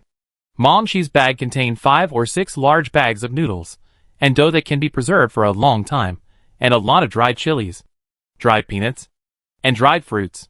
These dried noodles and dried fruits have a long shelf life, and they are all stored in the guest room warehouse. After instructing Jiang-yun, Shi's mother rolled up her sleeves and prepared to cook. Jiang-yun hurriedly said, "The meal is ready, and we are waiting for you two to come back." Zhang's father and Shi's mother were surprised. They did not expect their children to cook. It looked quite rich. The crucian carb soup was as white as milk and melted in the mouth. The two had never heard of the dish of kola chicken wings. After tasting it, they found that the chicken wings were sweet and fragrant, and they were extremely delicious. Shi's mother praised Xiao-jun. "You are a good cook. You could open a restaurant in the future." Jiang Jun touched his nose and pointed at Xiyu. This is all made by Xiaoyu. Xi's mother paused and looked at her son strangely. Zhang's father praised him. Xiaoyu, when you open a restaurant in the future, your uncle will invest in you. It will definitely make money. Xiyu smiled. Then I thank you first. The family talked and laughed. And the day passed. When the alarm clock woke everyone up at 9 o'clock the next day, it was still dark outside. The sun had not yet risen. The faint street lights flickered on the street, and there were occasionally a few pedestrians walking on the road. According to the past, the sun should have risen at this time. Jiang Jun got up and looked through the window at the dark neighborhood outside, thinking, the sunrise today is delayed again. Seeing Zhang's father and Xi's mother hurriedly brushing their teeth and washing their faces, Jiang Jun suggested, Dad, Auntie, why don't you take a leave today and don't go out? It's so dark outside, and you don't know when the sun will come out. Besides, it's not safe outside. Xiyu, yes. We are also going to take a leave and stay at home. It's too dark outside, and the streets are messy. You might as well stay at home with us. Zhang's father and Xi's mother hesitated for a few seconds, but still shook their heads. Prices have skyrocketed recently. There are 2 children in the family, and money is needed everywhere. You can't just take a leave. Regarding your 2 requests for leave, I will call your class teacher later. Don't worry about our affairs. Take good care of the house and lock the door. After saying that, the 2 hurried away. From that day on, the sun came out less and less often. Sunrise at 10 o'clock, sunset at 14 o'clock. After a week, it was sunrise at 11 o'clock, sunset at 13 o'clock, with only 2 hours of daylight in between. The nights were getting longer and longer. People were restless, the society was in turmoil, and everything was in chaos. Until one day, the sun never showed up from beginning to end, and everyone knew that the polar night had come. Chapter 104 The Black and White. Jiang Jun woke up. It was pitch black outside the window. There was a faint light from the street lamp shining into the room, illuminating the bed, table and chairs inside the room. After leaving the bedroom, Xi's father and mother sighed and sat in the living room, looking at the darkness outside the window. Their company went bankrupt 2 days ago. Since returning home, they have been worried all day long. Jiang Jun pretended not to see it. After the 4 of them had breakfast, when it was 12 o'clock and the sun had not yet appeared, Zhang's father and mother's heartbeats were uncontrollably. When they looked at their phones, the property group was also discussing. Building 1, 1204. Why hasn't the sun come out yet? My family is waiting to dry the quilts. Building 4, 307. It's already 12 o'clock, and the sun hasn't come out yet. It won't come out again. Will it? Building 1, 1204. How is that possible? If the sun doesn't come out, how can we live? Building 6, 506. Sun, come out quickly. I beg you. Other residents, +1. +1. Property management, other owners. Please stop spamming. Mother, she panicked. It won't be dark forever. Will it? Dad, Jiang comforted. Don't think too much. Maybe the sun will come out in a few days. Mother, she barely managed to maintain her emotions, and hurriedly stood up. Go buy some more food. Don't go out and play because everything is gone. Dad, Jiang agreed, and the 2 took cash and bank cards from home, and hurried out with flashlights. As soon as we arrived at the community supermarket and vegetable market, it was already crowded. We couldn't squeeze in at all. It was full of residents, who had just come out of their homes to grab food. When Zhang's father saw that he couldn't squeeze in, it would be a waste if there was another stampede and injury. After discussing, the 2 of them drove to the largest Huimin supermarket. There were also many people inside, but there were security guards guarding it, and the order was much better than in the community. But we had to bring our ID cards and household registration books to buy things. Neither of us brought them, so we were very anxious. After asking the nearest security guard, he said that electronic ID cards would also work. Zhang's father and Xi's mother immediately breathed a sigh of relief and followed the team to queue up for registration. There are a series of regulations, such as 1 bag of rice and flour, 4 kilograms of vegetables, 2 kilograms of meat, etc. There are staff members guarding nearby, and no one is allowed to take more. Jiang Dad and Xi Mom honestly followed the maximum limit. Each bought 4 kilograms of vegetables, 2 kilograms of meat, and a bag of rice and flour. The 2 went to the supermarket for a while, and saw that there was no limit on the quilts and bedding inside. Xi Mom gritted her teeth and said, buy some new quilts and replace the old ones at home. Jiang Dad thought so too. Many companies and factories have closed down. These clothes and bedding may be gone in the future. Buy some now, while the price is not rising. It's just right to replace the quilts and sheets at home. They did what they said.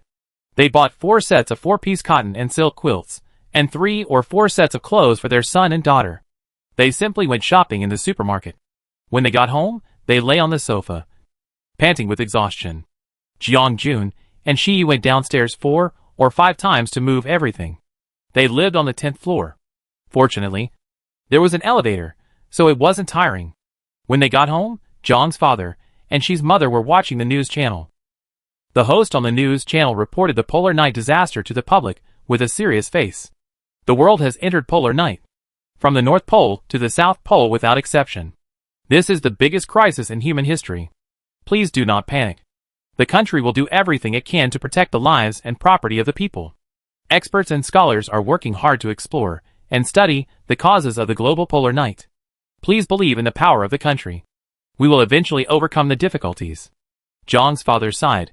They evaded the important issues and did not explain the reasons. It seems that the government does not know what the polar night is like.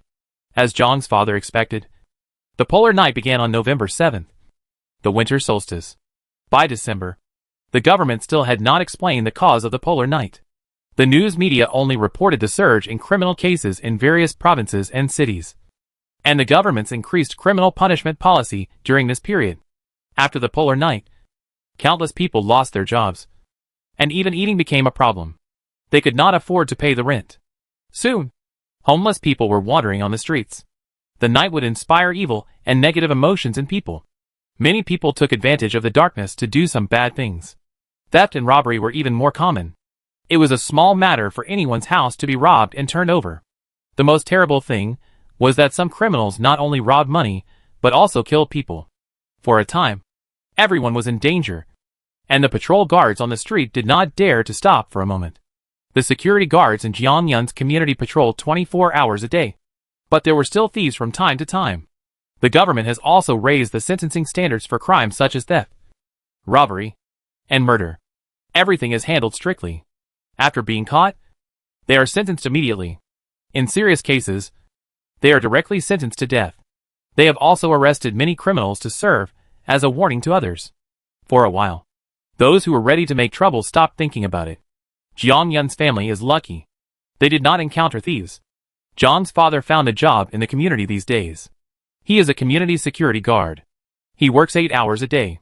His duty is to patrol the community and report any suspicious persons immediately. The salary for this job is not high, 500 yuan a month. In today's rising prices, it can be said to be cheap, but there are still countless people fighting to get in. John's father was lucky enough to get a job. He said happily, "Finally, our family doesn't have to live off our savings." Jiang Yun looked at his weak body. People who work in an office all year round are not ordinary weak. Besides, John's father has no habit of exercising. If he encounters a robber, it is not certain who will fall first. She advised, "Dad, it's so dangerous outside. Why don't you stay at home and we can find another job?" John's father firmly refused. Jiang Yun had no choice but to force John's father to follow her to exercise at home every day. Finally, she also pulled Shi's mother over. The family did gymnastics in the living room after getting up early. At the end of December, New Year's Day was coming. Huiman's supermarket was offering discounts. Pork, leeks, and celery were all 20% off. John's father also squeezed in and bought 2 kilograms of meat and 4 kilograms of vegetables. It still cost 200 or 300 yuan. Prices were getting more and more expensive. But no matter how expensive it was, we had to eat dumplings. John's father was on vacation. The family sat at the table making dumplings, kneading dough, and rolling out dough. They were having a great time. They took out the fish and shrimp in the freezer to thaw, and made stir-fried crayfish and Christian carp soup. They spent New Year's Day luxuriously. After New Year's Day, the temperature became lower and lower. With a temperature of -15 degrees, you could only breathe in a heated room indoors. It was better to have heating in the north. I heard that many people in the south moved their homes and moved to the north just to enjoy the floor heating. The sun that people are used to disappeared, however. This comfortable heating, but suddenly disappeared one day. At 5 a.m. on January 6, Jeong-jun felt a chill. She got out of bed wrapped in a quilt and touched the ground, which was cold. The heating was off. Jeong-jun woke up Jeong-dad and She-mom and told them about the heating being off. Jeong-dad rubbed his arms. No wonder it's so cold. Quickly take out the quilts in the cabinet, fold them in 2 layers. As soon as the supermarket opens, I will go to buy an electric fan and electric mattress. In the morning, there were countless people buying quilts and heating fans in Huimin supermarket, and no one expected that the heating would stop overnight. The news also reported this, saying that the amount of coal resources needed for heating is not much. The heating time in this city is 10 p.m. to 5 a.m., and the heating will be suspended at other times. Please forgive the inconvenience caused to the people. The vehicles transporting coal are being transported in an expedited manner. This made the residents who were used to the heating complain, accusing the government of being unreliable. However, no matter how much they said, the heating really stopped. After the residents felt the cold, they rushed to the electrical appliance store to buy radiators, fans and other electrical appliances. John's father also went to grab them, but he only got a fan.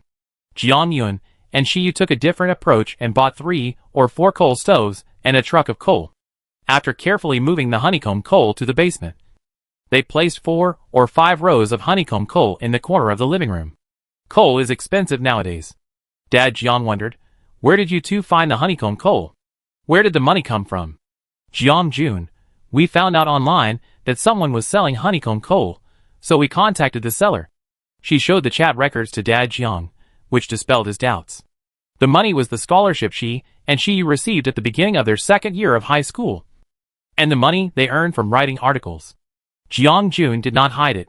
We wrote articles for magazines, and now we get 500 yuan for every 1,000 words, and we have earned about 40,000 to 50,000 yuan intermittently. The two of them put the list of royalties sent by the magazine in front of Dad Jeong and Mom Shi, which successfully shocked the 2 parents. They did not expect that their 2 children could make so much money by writing articles. Jeong-jun took the opportunity to persuade him. Dad, you should stop being a security guard. She took out a bank card and handed it to Jeong's father and Shi's mother. There is 800,000 yuan in it. We accidentally opened a stone when we went out to play, and earned 800,000 yuan, all in here. She led the 2 of them into the antique city by mistake, and they followed the crowd to buy a small stone, unexpectedly. There was really a rare jadeite inside. Someone offered 800,000 yuan to buy it, and the 2 of them did not hesitate, and made a deal. It was just like winning the lottery. No one thought that the 2 children could have such ability. John's father looked at it over and over again. The bank card was still his, and he opened the online bank, and there was indeed more than 800,000 yuan in it. This card was from many years ago, and he had not used it for a long time, and he did not expect that the 2 children actually deposited so much money in it. When Shi's mother heard them gambling, she couldn't help but say, don't touch this bet. If you are not careful, you will lose everything. Jeong-jun and Shi-yu didn't dare to refute Shi's mother. The money was not from gambling on stones, but from the gold taken out of the store. They didn't dare to deposit millions of dollars into it, fearing that the couple would be suspicious. Although Jeong's father and Shi's mother had doubts in their hearts, they couldn't fake the real bank card deposits in their hands. After some hesitation, they also accepted the sudden increase in their children's money. Jeong's father didn't agree with resigning, but after he had money, he installed a stove at home and an aluminum chimney, which made the house warmer when the heating was stopped, and the people at home suffered less. After the heating was stopped, even the electricity began to stop.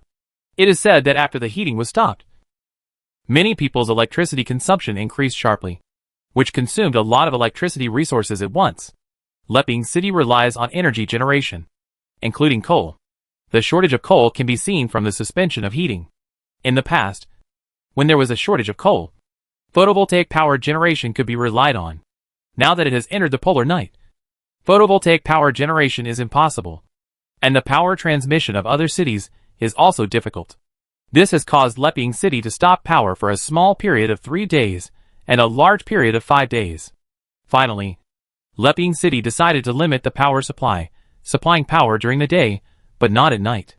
The main purpose of powering power during the day is to let the public know the time change, and to know that it is daytime when they see the lights on.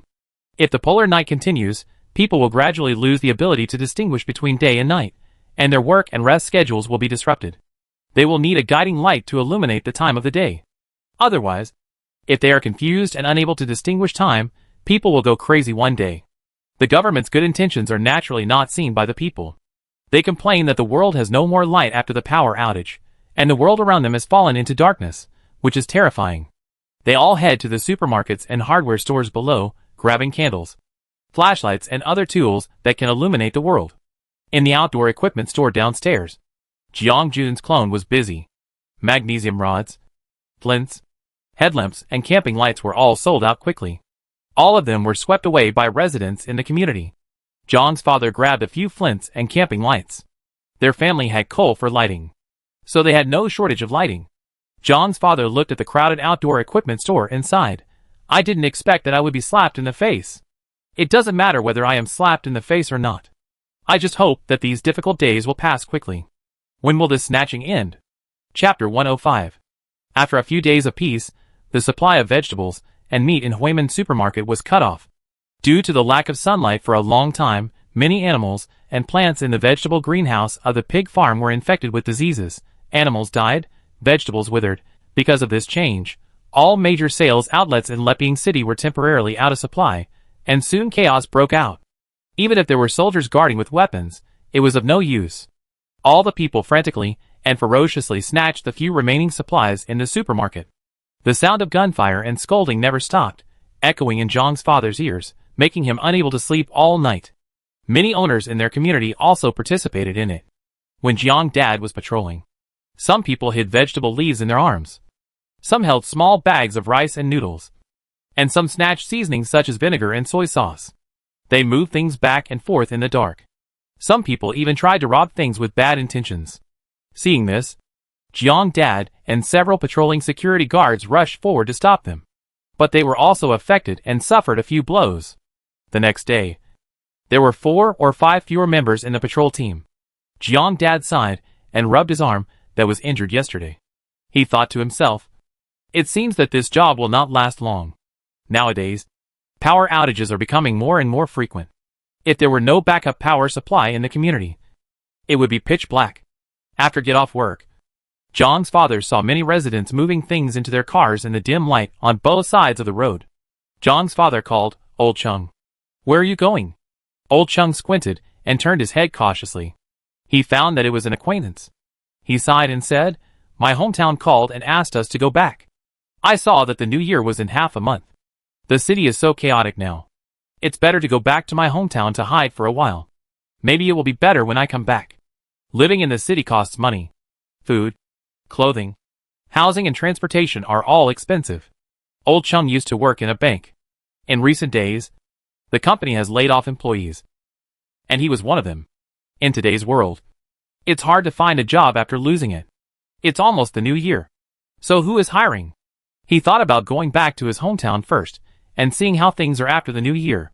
Father Jiang agreed. It's good to go back. It's good to go back. The city is in such a mess now. A cabbage costs more than 30 yuan. It's hard to afford it. It's better to go back to my hometown and hide for a while. Father Jiang didn't dare to disturb Old Chung. He chatted for a while and left. On the way, he saw many people carrying their families and luggage to the car. He sighed in his heart, saying that life is so chaotic. So chaotic. Before Jiang's father could decide whether to go back to the countryside, a blazing fire licked the night sky, illuminating the city shrouded in darkness. People who were used to the darkness were surprised to see the light, and they all looked out, seeing that it was a fire. They were terrified, fearing that the fire would spread to their community. 7 or 8 hours later, the fire was gradually brought under control. Someone in the community got the news that a fight broke out in Huimen supermarket. A group of gangsters gathered to rob supplies. The two sides fought fiercely with knives and guns, and accidentally set the supermarket on fire, burning everything within a kilometer. Fortunately, it rained and snowed at that time. Otherwise, our community would have suffered. Yes, the fire yesterday was quite big, and it was about to burn us. Fortunately, God blessed us and it rained. The people next to him kept saying thank you for God's mercy. The fire burned all the remaining supplies in the city, and life became more and more difficult. If you want to buy food, you have to run to the nearby city, which takes a whole day to go back and forth. The fire also burned the cables, and the whole Leping city fell into darkness. Repairing the cables is not a small job. The temperature outside has dropped to minus 20 degrees Celsius. And it rained and snowed. And the cables were frozen hard. None of the electricians were willing to risk freezing to death to repair the fire. As a result, the city's electricity was not restored. And even the heating was stopped for some reason. John's father quit his job after the fire. They lit a coal stove in their house, which was still warm. The windows and terrace were covered with old quilts. And a hole was left in the corner for ventilation. Even if they were careful, a ray of light in the dark was very conspicuous. Families with candles and flashlights were robbed. And Jiang Yun's family was no exception.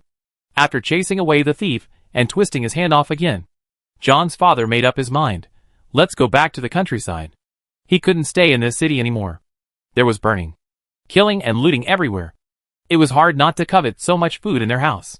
After Zhang's father made the decision, Jiang Jun went out with Shiyu and bought a second-hand van. The outer shell was full of holes, which showed that it had been used for a long time. The tires were replaced with snow tires to prevent slipping on the ground. John's father also had a car, but it was a commuter car. He usually only used it to pick up the children from get off work, and it could only hold a limited number of things. Now, when he suddenly saw a van, he was surprised. Xiaoyu, when did you learn to drive a car? Even Shi's mother looked at him with a puzzled look. When did her son learn to drive? Shiyu said that he learned it after visiting the driving school last semester. Zhang's father was skeptical about this and did not ask in detail. Instead, he looked at the dilapidated second-hand van. Although this car looks like a damaged second-hand van, it is equipped with something extraordinary. This is one of the cars that Jiang Jun has stockpiled in the mission world. The car has simple seats and a trunk, but even the seats are special and can adjust the temperature. It is also electric and can be used for both. When the gasoline is used up, it can also be driven by solar power. The shell is bulletproof. Don't look broken, but it is very durable. Zhang's father is naturally not clear about the structure of this car. Just look at the trunk. It is 2 meters deep and 1.5 meters high. Even the rear seats can be folded. Father Jiang praised, this car is good. It has enough space to store household items. The stored rice, flour, grain and oil were moved into the car, and dried vegetables, meat and preserved fruits were also stuffed in. The roof was tied with plastic bags of seldom-used bedding and clothing, which were tied tightly. The frozen meat at home was wrapped in plastic bags and hidden in the middle of the roof, and then covered with other things, so that it could not be melted or found in the ice and snow. The coal stove was also brought along. There was not much coal left in the basement, and 3 or 4 bags were put in the car because they were reluctant to throw away. All the miscellaneous items were moved into the car, and some inconspicuous ones were stuffed into the space by Jiang Jun. Father Jiang, who knew nothing, thought that the van was too big to hold. He waved to Shiyu to continue stuffing things into the van with him, and emptied the house of everything except the furniture. With a roar, the van drove out of the community. On this road out of the city, not only was the road icy, but there was also snow blocking the middle of the road, and someone had set up broken nails to rob on the way. Jiang Jun's van was not a vegetarian, and it ran over the ground without any damage. The person who set the trap saw that they were safe and sound, and turned around and scolded, "Who set the trap?" Someone was brought forward and scolded by the leader. "You set up the trap like this?" No one was hurt by the people or the car. "What kind of trap is this? I think you've had too many good days. You want to fool me with this little trap." The man was scolded and felt bitter. He sprinkled it twice as much. He was worried that it wouldn't break. He used a special nail. He didn't expect it to be useless. The people who went to check picked up the nails and brought them back to the leader. "Boss, look, the nails are all flattened." Sure enough, the nails were crushed and flattened, and they couldn't be straightened even if they tried to bend them. It takes 4 hours to get from Leping City to Ningxin Village by train. It takes even longer to drive. They followed the national highway all the way east. The dense traffic on the highway all came from the city. Dad Jiang drove in the front. The heater was on in the car. Jiang Yun and Shi Ma sat in the back wrapped in blankets and quilts. Jiang Yun wiped the moisture on the glass. The heavy snow hit the glass, making a crisp sound. It was pitch black outside. Only the headlights could be seen flashing in front. Dad Jiang didn't dare to drive fast. The flashing lights outside hurt people's eyes. If you are not careful, you will have a car accident. It's always better to be cautious. Cars passed by them one after another. 5 hours later, Shiyu changed shifts. They did not dare to stop at a rest stop on the road and headed straight for their hometown. A car accident occurred halfway, and they were stuck on the highway. In desperation, they had to get off the national highway and take a shortcut. Fortunately, they bought a map and followed the map to stumble down. Many cars followed their car from the national highway. John's father did not care. The van was bumpy all the way, and the road was getting more and more off the track. There were vehicles behind them turning on the double flash and honking the horn. Soon, a vehicle rushed forward and blocked the Jiang family's car. A middle-aged man got off the car and handed a cigarette to Jiang. Dad, brother, we got off the national highway. Seeing that you knew the way, we followed you. We didn't expect to follow you here. Can you show us the way back to the national highway? For those who don't know the way, only the main road can keep them from getting lost. This winding path has long confused them. It's still too dark to see the road. Who can find the way back? The middle-aged man had no choice but to ask. Jiang Dad suddenly realized, this is far from the national highway. Jinjiang County is ahead. There are still more than 10 kilometers. There is a provincial highway there. You can turn from the provincial highway to the national highway. But the road to the county is not easy to travel. The middle-aged man went back to convey the message. There were constant disputes. They didn't have much gasoline. This teacher consumed a lot of gasoline. Some people complained that Jiang Dad led the way wrongly, which made them unable to go back. Father Jiang naturally knew nothing about the dispute between the vehicles behind him. He said hello to the middle-aged man and asked him to copy the map. Then he drove away. The cars behind him followed after a moment of hesitation. This dark farm path, if you don't follow, you will get lost. They set out from the city at 9 o'clock last night. It was already 5 or 6 in the morning. Father Jiang asked Chiyu to rest, and he continued to drive. In the past, it would take less than an hour to drive more than 10 kilometers. Now, in order to be careful, he drove for more than 2 hours. At 8:30 in the morning, the van finally arrived on the flat asphalt road. There was a gas station not far away. Dad Jiang stepped on the brake and filled a barrel of oil. Now the price of oil has also risen, 15 per liter. A barrel cost him 3,000, which made him feel bad. The cars behind him also filled up their oil and rushed to other directions. Jiang Jun took out the alcohol stove and boiled a pot of hot water into the thermos and made a simple bowl of oatmeal, and boiled 4 eggs. The family filled their stomachs and continued on their way. Jinjiang County was still 60 or 70 kilometers away from their Lingdong County. They did not stop on the way until they arrived in Lingdong County in the afternoon. On the way they came, many villagers came out to collect firewood and cut firewood. In such a cold day, they took it back to burn. The surrounding poplars and willows, except for the main branches, were almost all cut down. Even the grass and trees in the county's green belt were pulled out. Many people were walking on the road with kerosene lamps. When the lights of the Jiang family's car came on, people kept turning their heads. Dad Jiang was familiar with the road from Lingdong County back to the village. In less than an hour, he arrived at the entrance of Ningxin village. Unexpectedly, the entrance of the village was crowded with people. An Audi car was stuck in the middle.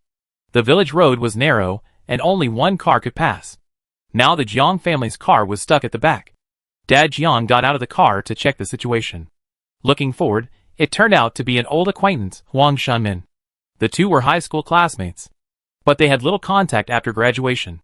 I heard that he joined a big company and earned hundreds of thousands of yuan a year. I didn't expect to meet him at the entrance of the village. Father Jiang smiled and greeted. Shunmin is back.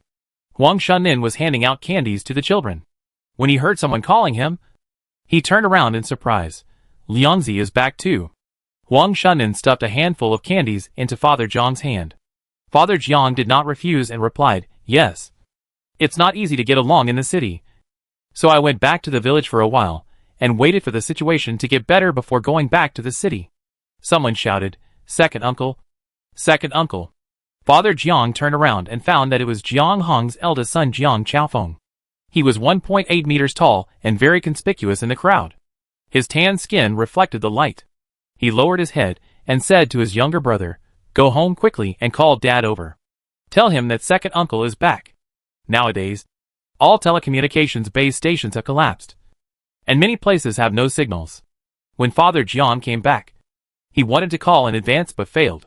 When the family members suddenly saw second uncle, they couldn't help but show surprise. Father Jiang called his nephew over. Wang Shunnin also saw the shabby van behind him. He couldn't help but raise his eyebrows. There was also a little contempt in his eyes. He slapped his head in annoyance. Look at my brain. The car is too big and blocks the entrance to the village. I will move to the side. The old men and women in the village surrounded Father Jiang to inquire about the current situation in Leping City. Many of their children work in Leping City. There is no news until now. Suddenly seeing someone returning to the village, they can't help but inquire. There's a fire in the city? What should we do? My Daping doesn't know what's going on either. Did you encounter robbers on the road? The people said they did. They were very vicious. They had to hand over more than 10 kilograms of food before they could pass the checkpoint safely. It was a car accident. Is it dangerous? Are you injured? It's very chaotic out here. It's not easy for you to come back. The car is full of potholes. You suffered a lot on the way. Dad Jiang couldn't get a word in under the questioning of the uncles and aunts. Luckily, Jiang Hong came quickly, squeezed into the middle of the crowd, and rescued Dad Jiang. Jiang Hong said in a loud voice, Liangzi just came back. Let him go home to cool off first. And when you have time, come to our house. We will treat you well. After saying goodbye to Huang Shunnin and the old man and the old lady, Jiang's father drove to the end of the village under the leadership of Jiang Hong. The Jiang family's house is at the end of the village, leaning against a small hill. Jiang's father's house is still a bungalow built when he got married more than 10 years ago. Except for occasional repairs, it looks quite old. The door of the Jiang family was open. Jiang's father stepped on the accelerator and drove in, parking the car. Jiang Yun, Shiyu, and Shi's mother all got out of the car to greet Jiang Hong. Jiang Hong knew that the family was going to clean up the house, so he didn't bother them too much. He just said, call me if you need anything. We'll have dinner later. Remember to come to my house for dinner. I'll ask your sister-in-law to make some food for you. After Jiang Hong left, they took out the oil lamp and moved the luggage into the house by the light.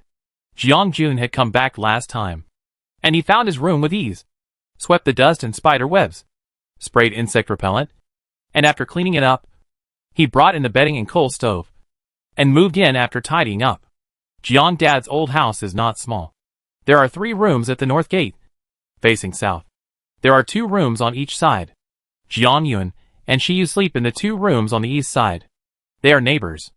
Jiang Dad and Shiyu sleep in the east side of the main hall, next to Jiang Yun's bedroom. The 2 rooms on the west side are the kitchen and utility room. When Jiang Chaofeng from next door came to call people for dinner, the family had only packed half of the food. They answered and did not dare to delay. They went over with a box of milk and instant noodles. The Jiang family has 3 children. Jiang Dad is the second child. Uncle Jiang is the eldest. And there is a third daughter, Jiang Ping, who married in the county town. Jiang Yun has seen his aunt a few times in his memory, but they did not have a close relationship. Uncle Jiang's wife is Yu Fang. They have 1 daughter and 2 sons. The eldest Jiang Chaofeng, the second Jiang Xiangshu, and the third Jiang Chaolei. Jiang Chaofeng had just gotten married, and his wife Su Shan was coaxing the child. Seeing Jiang's father and his family coming in, she hurried forward to call for help. Second uncle, you are here, and the meal will be ready soon. Yu Fang saw Jiang's father carrying food in his hand, and her smile deepened. Hurry up and sit down. You came and brought so many things.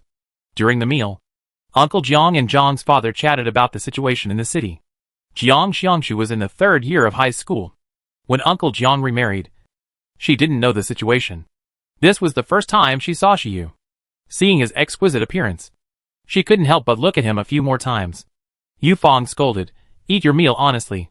Jiang Xiangshu muttered, you didn't even tell me that there was a handsome guy at home. Chapter 106. Dad Jiang took out a bottle of erguadu. They clinked their glasses. Uncle Jiang sighed.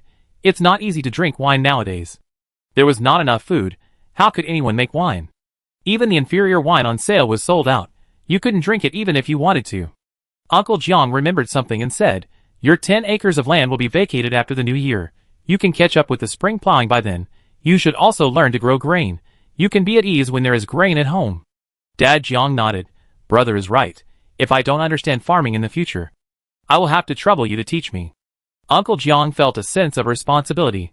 Don't worry, make friends with you. I guarantee you will learn it. Dad Jiang had a deep brotherly love. Jiang Jun was really on pins and needles. Jiang Xiangshu's eyes were full of yearning for the big city. He kept asking her if she had been to a bar, if she had played racing. Seeing that she shook her head, he couldn't help but curl her lips. How come you are even more country bumpkin than me? I've been to an internet cafe. Jiang Xiangshu felt a little disgusted with her cousin, and couldn't help but mutter. Huang Yingying wouldn't lie to me. She's about the same age as you. How could she play racing and go to bars, do nothing all day and still learn? Huang Yingying is Huang Xuanmin's daughter. I didn't expect that in such a short time. Jiang Xiangshu and Huang Yingying talked a lot. Jiang Jun sat quietly aside, picking food silently. The food on the table was quite rich: cold cucumber, stir-fried pork with green pepper, braised fish, and a few plates of spicy cabbage, sour beans. The bowl was filled with mutton soup, a few pieces of meat floating and smelling very fragrant. It was obvious that all the delicious food at home was taken out. Jiang Xiangshu originally wanted to find out about the lives of rich people, in order to destroy Huang Yingying's prestige, but she didn't expect her cousin to be so incompetent, and only care about eating, so she could only look at Jiang Jun with regret. After returning from Uncle Zhang's house, Jiang Jun and she packed up the old house, and started their life in Ningxin village. The outdoor equipment store opened by Jiang Jun's clone, after selling all the goods in the store, closed the door, and returned to Zhang's store. When Xiaobai saw Jiang Jun's clone, he excitedly waved and said, "Host, come and see, there is movement in this Shirong." In the room opened by Xiaobai, the Shirong was constantly surging, splitting and gathering, just like renovating the soil. Xiaobai, it seems that in a short time, this Shirong can be used to grow plants. Jiang Jun's clone looked at the scene in front of him thoughtfully. Planting plants? What should I plant? There are vegetables and fruits in the wholesale market. I wonder if this soil can grow the medicinal herbs in the storage bag. Thinking of this, Jiang Jun's clone stared at the rolling Shirong with shining eyes, and wanted to try it immediately. Her alchemy skills reached a bottleneck, largely because of the scarcity of spiritual plants. She also tried to stimulate the birth of seeds, but unfortunately, she only got one seed after the stimulation.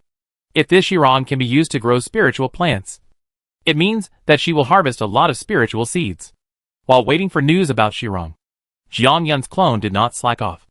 After reciting the 100 mirrors of spiritual plants again, he began to practice slowly with the help of Jade. Without the top spiritual energy sponsorship of the cultivation space, Jiang Yun's practice speed slowed down, and he only recently broke through the first level of qi refining. The clone worked hard to practice, while Jiang Yun's original body was repairing the house in the village. There were gray tiles piled in the yard, which were brought by Uncle Jiang from the brick factory. People's vision was blurred in the dark, so the Jiang family built a fire, which could be used for both heating and lighting. With the light, Jiang's father replaced the damaged tiles on the roof in an orderly manner, and Shiyu handed over tiles beside him to solve the leaking roof problem. The next step was to renovate the earthen walls. The house was very old, and the walls were old and crooked.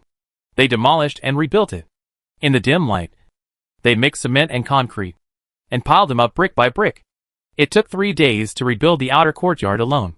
Father Jiang looked at a metal door that Jiang Yun and Shiyu had gotten from somewhere. It was thick and solid, more than 3 meters wide and 4 meters high, and just replaced the rusty iron door. The courtyard was full of dirt roads. After the snow melted, the road was muddy. Father Jiang paved cement roads on the necessary roads, and the rest were still dirt roads, except for the necessary aisles. The courtyard was paved with cement roads, and the rest were dirt roads. After Jiang Yun cleared the snow, he built a shed in front of the house with plastic film and tried to grow some vegetables.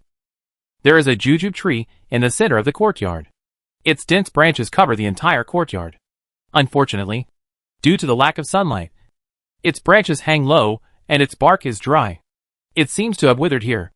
Jiang Yun sensed the weak vitality in the tree and did not let Zhang's father cut down the tree, which is more than 20 years old. There is an old copper bell in the center of Ningxin village. It has a loud sound. The village chief will ring the bell at 5 o'clock every day. The sound of the bell resounds throughout the village, reminding the villagers that a new day has come. Jiang Yun got up after the bell rang. She moved the spiritual energy in her body and immediately swept away her fatigue. She had clear night vision and did not need to light a candle. After going out, she and Shiyu carried a backpack to find some dry firewood. Without electricity or gas, they could only use the most primitive stove. Finding firewood was the most important thing. If they didn't find any, they would not only be unable to keep warm that day, but also unable to boil water and cook. They came back late, and most of the firewood in the back mountain and the forest had been picked up. Only the main trunks of the poplars and willows were left, and the branches were cut down. To find firewood, they had to walk far away. Although Uncle Jiang gave them some firewood, it was far from enough. Jiang Yun and Shi Yu walked 3 or 4 kilometers every day to find wood. On the way, they met many firewood collectors like them. The cold wind in the early morning made people's faces stiff. Jiang Jun and Shi Yu were wrapped in military coats and spiritual energy to protect themselves. Although they didn't feel cold, their eyes hurt from the wind. Other firewood collectors were wrapped more thickly. They tied their Lei Feng hats under their chins and wrapped their faces with scarves, leaving only their eyes and nostrils. They stepped deep and shallow in the snow with their velvet long leather boots, and carried a bundle of firewood on their backs. They walked in the snow with difficulty. The person walking in front held a fire stick to illuminate the way, and the others followed behind him, using his light to see the way. Jiang Chaofeng was afraid that they would get lost, so he had been leading them the way for the past few days. He pointed to the forest next to them and said, "Those are trees planted by others. You can pick up firewood, but you can't cut them. Last time, someone cut down 2 trees and was injured by the owner with a knife. It was useless for the family to call the police. No one in the town or county police station would take care of it. You two are young. Just pick up the broken firewood on the ground. But don't compete with others for branches on the trees. Stealing firewood is like stealing someone's life. It's terrible if he goes crazy. Now, who wouldn't burn firewood in this weather?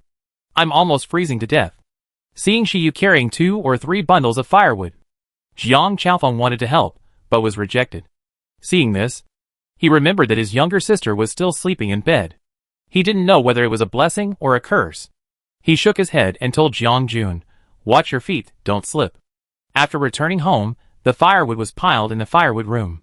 With the unremitting efforts of Jiang Jun and Shi Yu during this period, the 50 square meter firewood room was already half full of firewood. If they work harder for a few more days, the firewood room will be full and they can rest for a while. Jiang Jun lifted the heavy door curtain of the main hall. It was steaming hot inside. There was a kettle on the stove.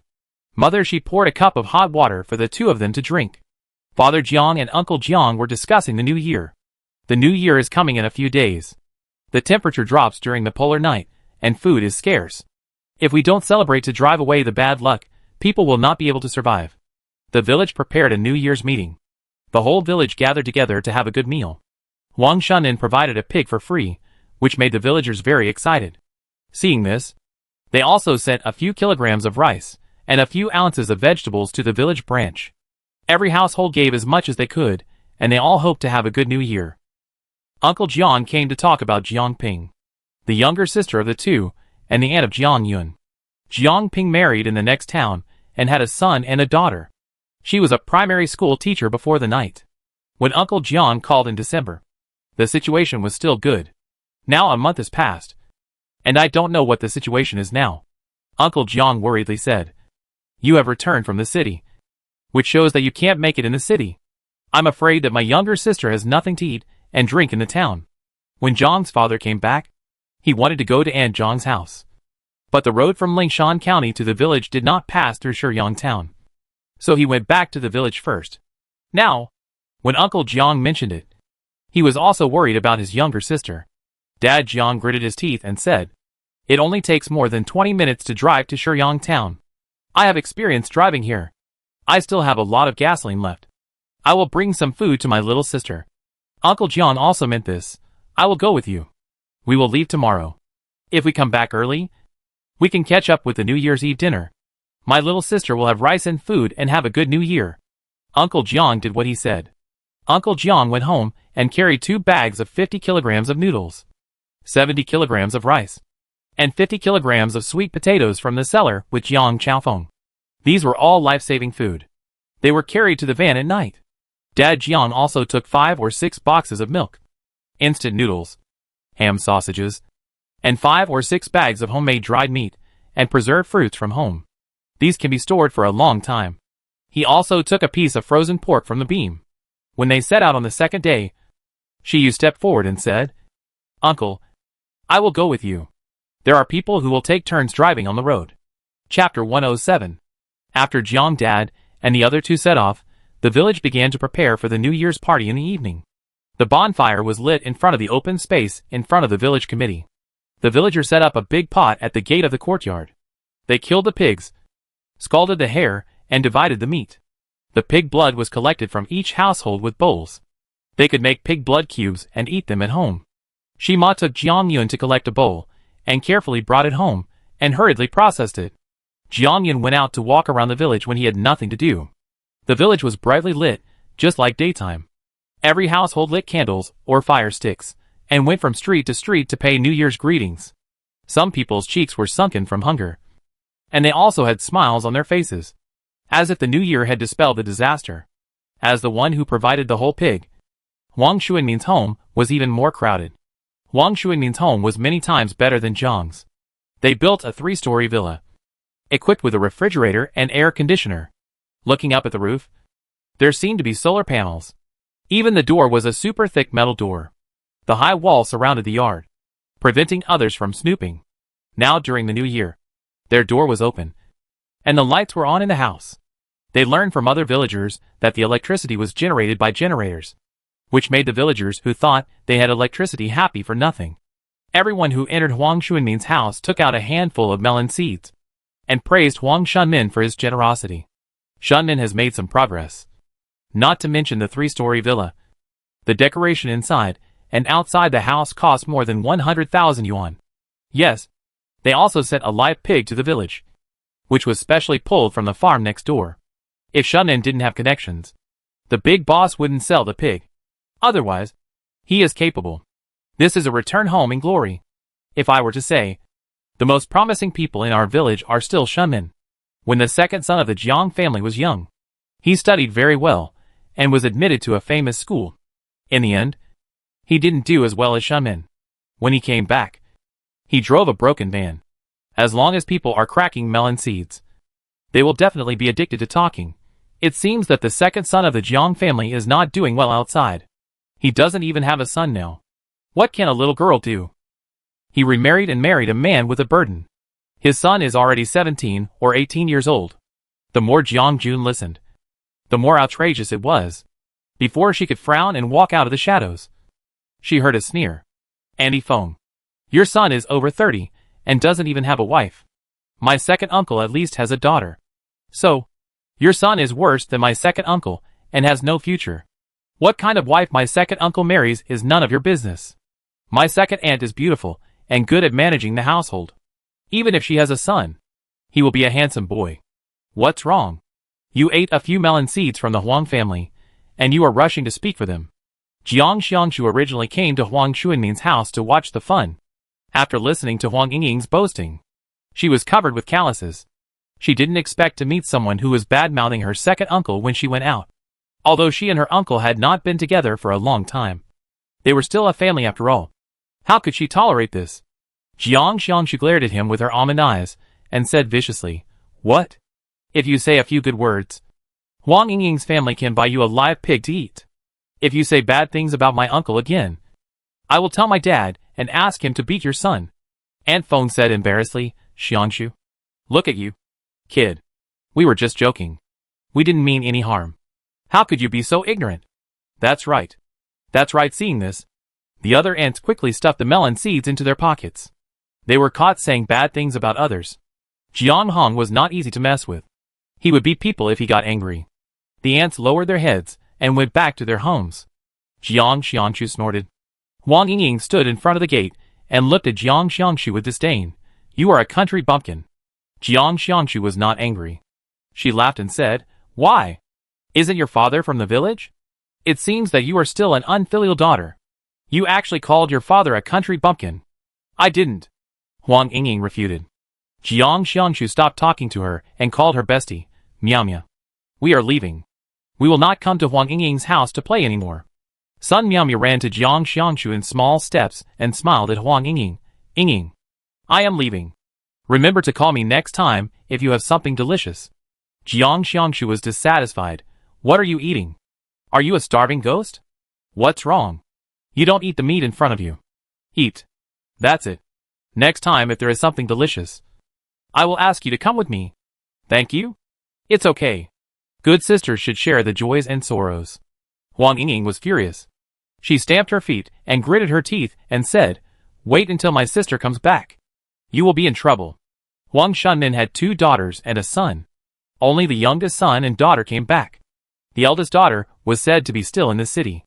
It is unknown why Huang Yibing, the eldest daughter of the Huang family, is now stranded in the city. Jiang Jun shook his head and put the matter behind him.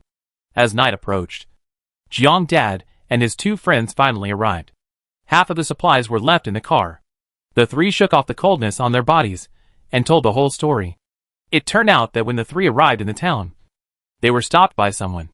The robbers wanted to ask for tolls from their car, but they were taught a lesson by Uncle Jiang. When he was young, he worked in engineering and had a lot of brute force. He successfully beat the robbers black and blue and fled in a hurry. When they arrived at Aunt Zhang's house, Aunt Zhang's parents-in-law were already starving and thin, and even the 2 children had lost a lot of weight. Although charcoal was burning in the house, it revealed a chill. It was easy to imagine that there was not as much firewood in the town as in the village. In order to save charcoal, they could only use it sparingly. Uncle Jiang didn't dare to keep too much rice and flour, fearing that people would hate him. A few people decided to deliver supplies every once in a while. They showed up from time to time as a deterrent, so that the neighbors around Aunt Zhang's house would know that there was someone behind them. Even if they wanted to rob, the robbers would hesitate before robbing. Uncle Jiang thought of the situation in the town and sighed. Shiyang town is in chaos. On this way, we encountered 3 groups of robbers. It was also because the second brother's car was sturdy that we were not hindered by the iron nails and rakes on the road and returned safely. Father Jiang said worriedly, "I don't know what the situation will be like next time I go to the town. If it doesn't work, I will find a way to bring my younger sister's family back to the village so that we can take care of each other." But looking at Uncle Jiang's attitude, it seems that he is not willing to leave Anyang town. What should I do? The sound of firecrackers rang out outside, and the children's fright and laughter were mixed in the crackling sound. Uncle Jiang waved his hand. "Go out and watch the fireworks quickly. Don't stay in the house. Adults will take care of their own affairs." Everyone in the house was driven out to watch the fireworks, holding a bowl in their hands, preparing to go to the village committee to get a bowl of pork rib soup, and watching the fireworks while drinking. These fireworks were all left over from the previous year.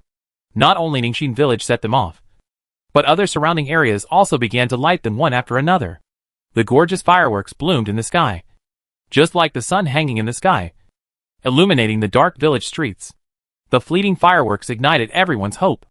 They believed that as long as they persisted, the cold wind and famine in the polar night would eventually go away. After visiting several relatives in the streets and alleys after the new year, Jiang Jun stayed at home to grow vegetables. She planted green onions, leeks and tomatoes in the greenhouse. The weak-wood spirit was injected into the seeds, which greatly increased their survival rate. In spring, the season for sowing, the soil temperature was too low. The surface temperature dropped below 0, and it froze, which was extremely unsuitable for growing wheat. For a moment, the joyous atmosphere in the village due to the new year suddenly became gloomy. Many people sighed and stared at the land in the fields, praying that the temperature would rise quickly and leave a way for people to survive. By the end of February, the temperature did not rise but fell instead, which made the villagers of Ningxin village feel depressed. It seemed that if they waited any longer, the temperature would not rise. If the heavens did not favor me, I would follow the heavens. Some people built greenhouses directly. Some people planted in pots. And they also sowed seeds in the corners where the temperature was high. Whether it could sprout or not was up to heaven. The villagers tried their best to grow wheat. In early March, a lot of the wheat they planted was frozen to death, and there was no sign of rooting or sprouting. It was not until mid-March that the snow outside began to melt, and the wheat seeds sprouted. All signs indicated that the temperature was rising. This discovery surprised the villagers. The snow stopped for half a month, and the villagers who couldn't wait had already started sowing wheat seeds. Others were hesitant, fearing that the snow would destroy the crops. Jiang Dad seized the opportunity, spent 10 kilograms of rice, plowed 10 acres of land, and hurriedly sowed wheat seeds. Dad Jiang not only planted crops himself, but also advised Uncle Jiang, who was waiting and watching. "Brother, The temperature can't fall again. Plant early and harvest early. There is not much food left from this winter. If you don't plant now, you will starve to death. The Antarctic and the Arctic have polar day and polar night every 6 months. I think it is very likely that the polar night will disappear. Whether there will be polar day, I am not sure. But what is certain is that the temperature will definitely rise. Brother, listen to my advice. Plant wheat early so that you can harvest it in advance. Uncle Jiang hesitated for a while, thinking of the little food left in the cellar. He gritted his teeth and planted all the land at home with Dad Jiang. Since planting, Uncle Jiang has been testing the temperature outside the house with a thermometer every day. Seeing that the temperature is rising at a speed visible to the naked eye, he finally breathed a sigh of relief. Other villagers also began to sow one after another, until one day in April, a ray of light slowly rose from the horizon, gradually illuminating the land that had been shrouded in darkness for 4 months. Eyes that were used to the night suddenly couldn't adapt to the light.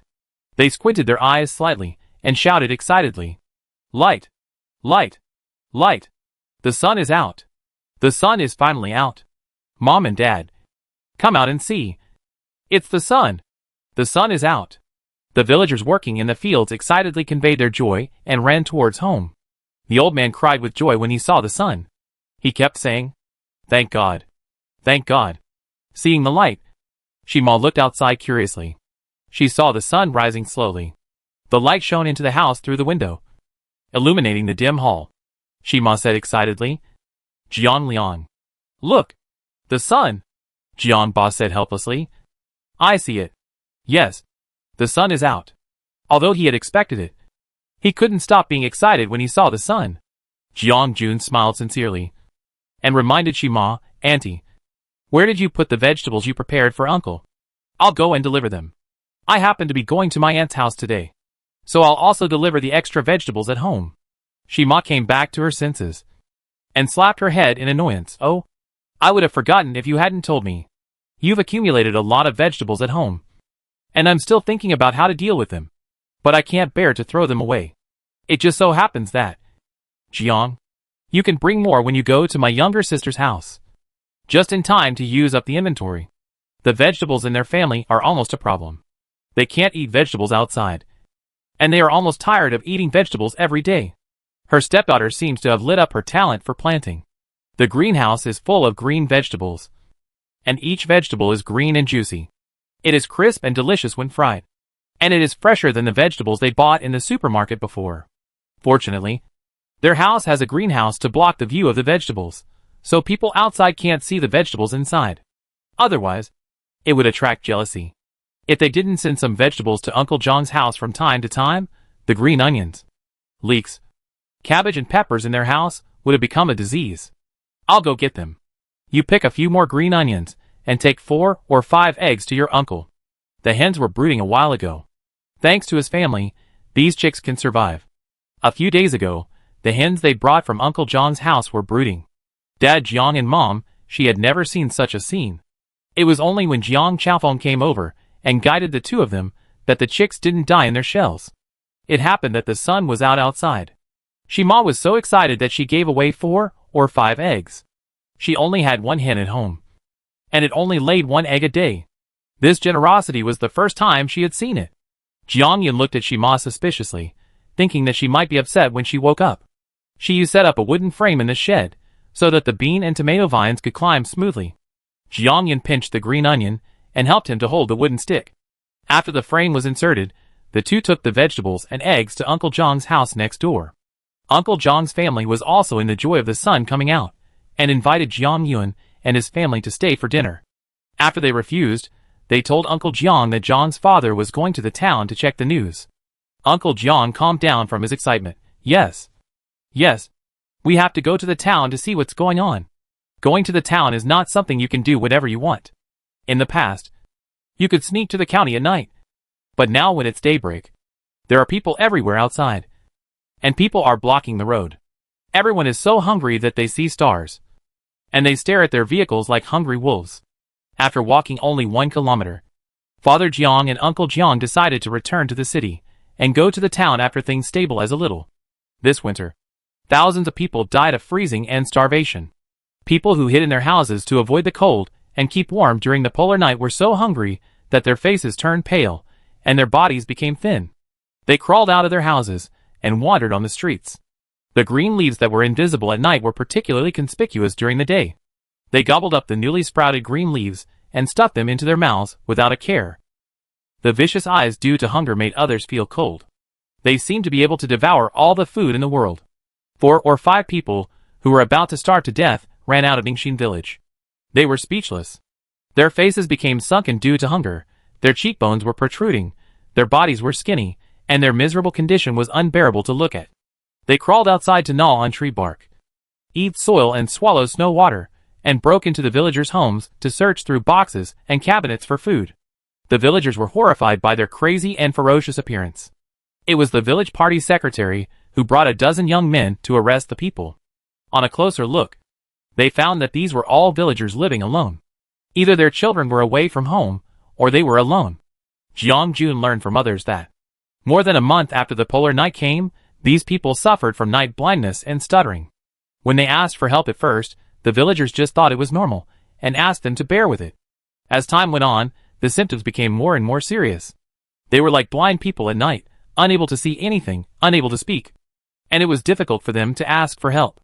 They have been hiding at home, and relying on the remaining food to survive until now. When the sun comes out, they can see normally again, and then they will rush out, just to find some food to eat. You can't just rob as soon as you enter the house, the robbed villager said indignantly. They are so hungry now that they have lost their rationality. What's the point of talking to them? Another villager advised, it's useless to reason with hungry ghosts. What's the point? Some other villagers are concerned about night blindness. An old lady said in horror, my vision was a little blurry a few days ago. Could I have night blindness? Auntie, do you feel spots in front of your eyes? I am the same as you. My vision is not working well, and I am stumbling when I speak. The woman in a cotton coat next to him hurriedly said, could I have night blindness? The people next to him began to recall their vision during the polar night and examine themselves for symptoms. Why? Do you have it too? I have a little, but it's not serious. When the sun comes out, I feel that I can speak more smoothly. How about you? I am the same as you. When the sun shines, I feel a lot more comfortable all over. Why do you have it too? Me too. Me too. Other villagers echoed. When the village party secretary saw it, he quickly noticed something unusual. It seems that this polar night may have brought diseases. But the disease was dispelled by the sun and has not spread yet. He suppressed the panic in his heart and shouted, be quiet. These people who stole food should be locked up in the village committee first. If you have anything to say, go home and tell them. Don't gather here. Go home. The village committee didn't have much food in stock. The village secretary looked at the 5 people who were so hungry that they had to eat dirt. He could only lock them up first and give them a piece of bran cake every day to prevent them from starving to death. The crisis brought by the night has just become prominent. But the day has brought vitality to the grass and forests. After the day and night returned to normal, the wheat began to grow at a speed visible to the naked eye. And the grass seeds hidden under the ice and snow took root and sprouted rapidly. Everyone was happy to see this happen. They were eager to see the wheat ears mature and the fruits fall to the ground as soon as possible, so that they could fill their stomachs and get rid of hunger as soon as possible.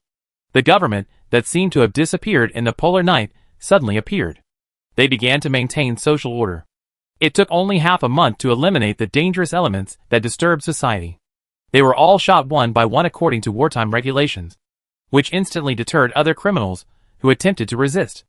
A month later, the city gradually restored its original order, and the people who were worried about the polar night gradually began to return to the city. Jiang Dad stayed in Ningxin village but never thought about returning to the city, because the wheat they had planted in their fields for less than 3 months had a good harvest. Even the experienced farmers were dumbfounded. Before they could think about it, when the wheat ears ripened, the whole Ningxin village was filled with the sound of harvesters all night long. After the wheat ripened, vegetables such as cucumbers, tomatoes, and amaranth, and fruits such as apples, watermelons, and grapes seemed to be vying with each other, regardless of the season, competing to grow and bear fruit, causing the villagers to be dumbfounded, staring at this illogical scene with wide eyes. Not only Ningxin village, flowers exploded all over the country, whether in season or not, plants bloomed in full bloom, and trees were full of fruits. like evidence placed in front of everyone. Everyone was surprised. What on earth was wrong with this world? Chapter 108. Wheat grains were drying in the Jiang family yard. Father Jiang brought cartloads of grains to the yard, and piled them up into a pyramid. Jiang Yun and Shima spread the grains flat to dry. Jiang Yun wiped the sweat from his forehead, drank a sip of water, and took a break. It was hot in May, but no matter how hot it was, the potatoes and sweet potatoes in the field had to be dug out. I don't know what happened.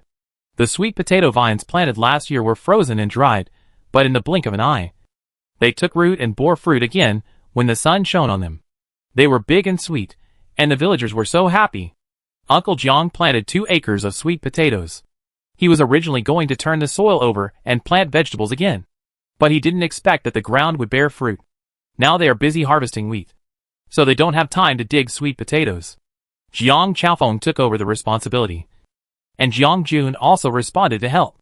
In this way, Jiang's father and his family did not rush back to the city, but prepared to help Uncle Jiang's family store the grain in the warehouse first. In the intervals between drying grain and digging sweet potatoes, Jiang Jun kept observing the dynamics of the world. Half a month after the sun came out, the phone came, and the news also reported the losses caused by the polar night. After the polar night, the energy was affected and could not be used, causing a large-scale power outage in the country.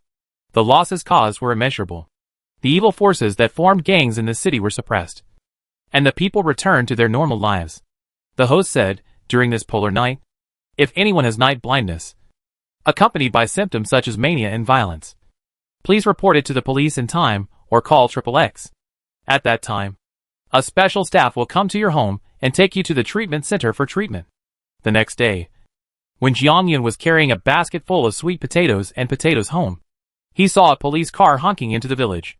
Under the guidance of the village party secretary, the police officers took away the 4 people locked in the house. This scene made the villagers look at each other in bewilderment, and they couldn't help but murmur. What disease do they have? Is it an infectious disease? It's hard to say. They were all taken away. Who knows? They might have some serious disease. The village party secretary fed them a lot of food. Right? Why do I feel that their stomachs are a bottomless pit and have never been full? The onlookers nodded one after another. There was enough food these days. They saw the village party secretary throwing a lot of food in, but it couldn't fill their stomachs. How hungry must they be? I think this disease is definitely not ordinary, an old lady said seriously. Others hurriedly said, how is it not ordinary? Tell me, doesn't your son work in Beijing? Do you have any inside information? We are all from the same village, not outsiders. Why are you hiding it? The old lady didn't have any inside information. She glared. Can't you see it yourself? The police have been called.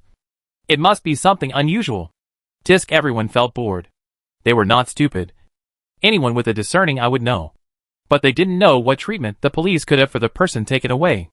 Without excitement, the villagers also dispersed, returning to their homes and doing their own work. Jiang Jun also went home with doubts.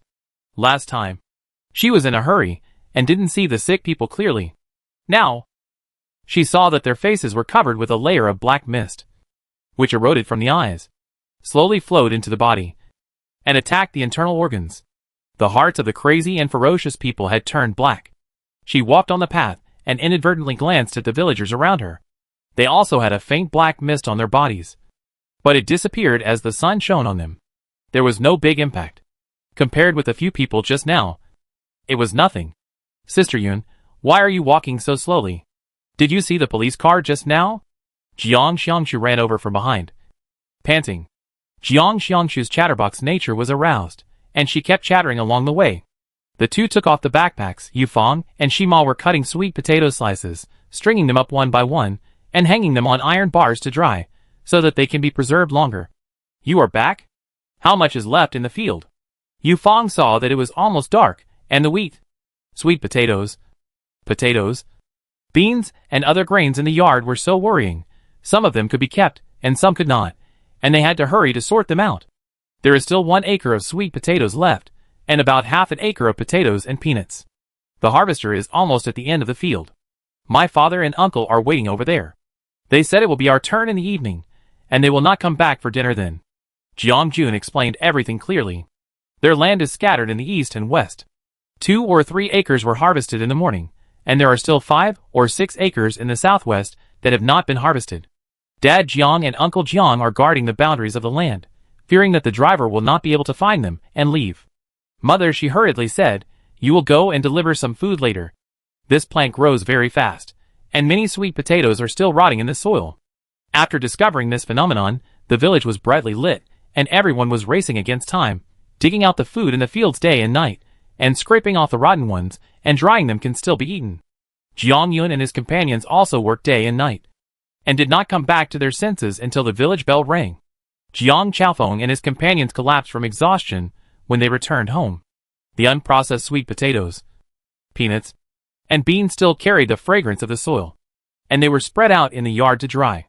Jiang Chaofeng and his companions had a good sleep, while Jiang Yun and Shi Yu practiced their skills, which made them energetic and free of fatigue. But they still followed the others and laid down to rest for a while. In the afternoon, they started a new round of work, and they never stopped for a moment. The sweet potatoes were dried, the beans, cucumbers, and radishes were pickled, and the peanuts were fried and dried and put into bags, which could also be preserved for a long time.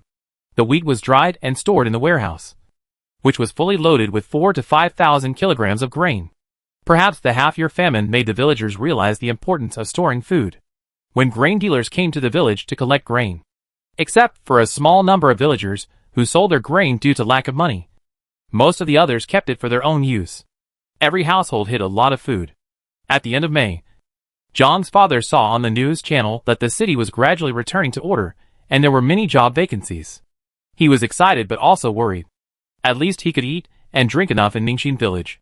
If he returned to the city, whether he could find a job was another matter. There were too many unknowns, so he had to be cautious when returning to the city. While Zhang's father was worried about returning to the city, Ningxin village welcomed guests from the city. 3 luxury Land Rovers escorted a C-type RV and slowly drove into Ningxin village. The RV was big and tall, at least 5 or 6 meters long, which made people marvel. The villagers working in the field saw this and walked towards the village. Who is coming back? What a grand show. Jiang Jun happened to be harvesting wheat, and she was covered in dust. She saw 4 cars parked at Huang Xuanmin's house. She raised her eyebrows. This is really not the right place to park. It just happened to block the whole road. The villagers whose road was blocked did not mind, and they squeezed forward to watch the excitement. Jiang Xiangshu dropped the dustpan and hurried to watch the fun. Jiang Jun and Shi Yu were afraid that the wheat would get damp, so they put it in plastic bags and transported it home. After a while, Jiang Xiangshu returned home with a gossipy face and explained the whole story to them. During the time when Huang Yibing was trapped in our city, he saved someone.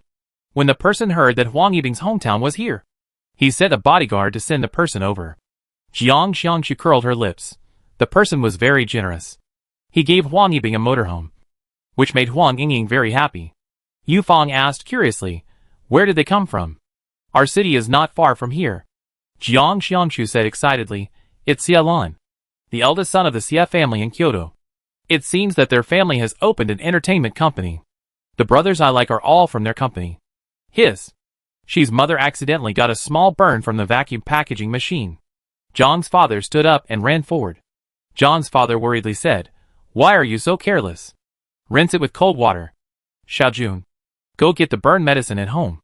She's mother said absent-mindedly, it's okay. It's just a minor injury.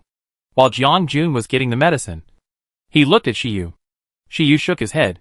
He didn't know why Shi's mother was uneasy when she heard about the Xia family. When Jiang Yun was puzzled, the village heard that the eldest son of the Xia family wanted to buy land in Ningxin village. However, the village party secretary refused it outright. There was not much arable land in their village, so there was no wasteland to be distributed to outsiders. It is said that the eldest son of the Xia family not only did not give up, but also went to the neighboring village and rented 50 to 60 acres at a high price. State-owned land cannot be bought and sold. On the surface, it is rented, but in fact it is almost the same as selling. The eldest son of the Xia family also hired people to plant crops such as wheat and corn overnight. Nowadays, these crops in the soil grow very fast and can be harvested in less than half a month. The eldest son of the Xia family was seen transporting food to the town in trucks, and no one knew where it was transported to. The Jiang family was naturally not idle. After the wheat harvest, They planted corn. And after the corn, they planted wheat. They kept planting like this. And the soil moisture was not affected at all. The sun was high. After Jiang planted the corn and spread fertilizer, he sat under the poplar tree at the edge of the field to enjoy the coolness. He only heard a few ants fanning themselves with cattail leaves and chatting about the Huang family's gossip. The young man from the city runs to the Huang family all day long. Huang Shunman doesn't even know to let his daughter avoid him. Maybe he got a gold brick. I think the Huang family must be very happy. A few days ago, I heard Shunman say that they are already boyfriend and girlfriend. And the young man from the Xie family is planning to bring his parents to meet them. An old man was wearing a gray vest with mud on it. He was fanning himself with a cattail leaf and shaking his head when he dropped a shocking news. Meeting the parents so soon? Didn't they say that young man Xie is from a wealthy family? How could they be interested in this small family? I think it's dangerous. One of the women curled her lips, looking unbelieving. I didn't expect that the Xie family would actually come to Ningxin village a week later. Luxury cars drove into Ningxin village, which simply blinded the villagers' eyes. The expensive gift boxes of bird's nest, abalone, ginseng, deer antlers, etc. in the cars were carried into the Huang family courtyard by bodyguards in suits and leather shoes. Huang Yibing nestled in Xielan's arms, looking at both parents with great emotion, and she didn't expect that the person she was determined to save would one day become her lover. Fortunately, when she dreamed that he was swallowed by darkness, she rushed to his side without hesitation.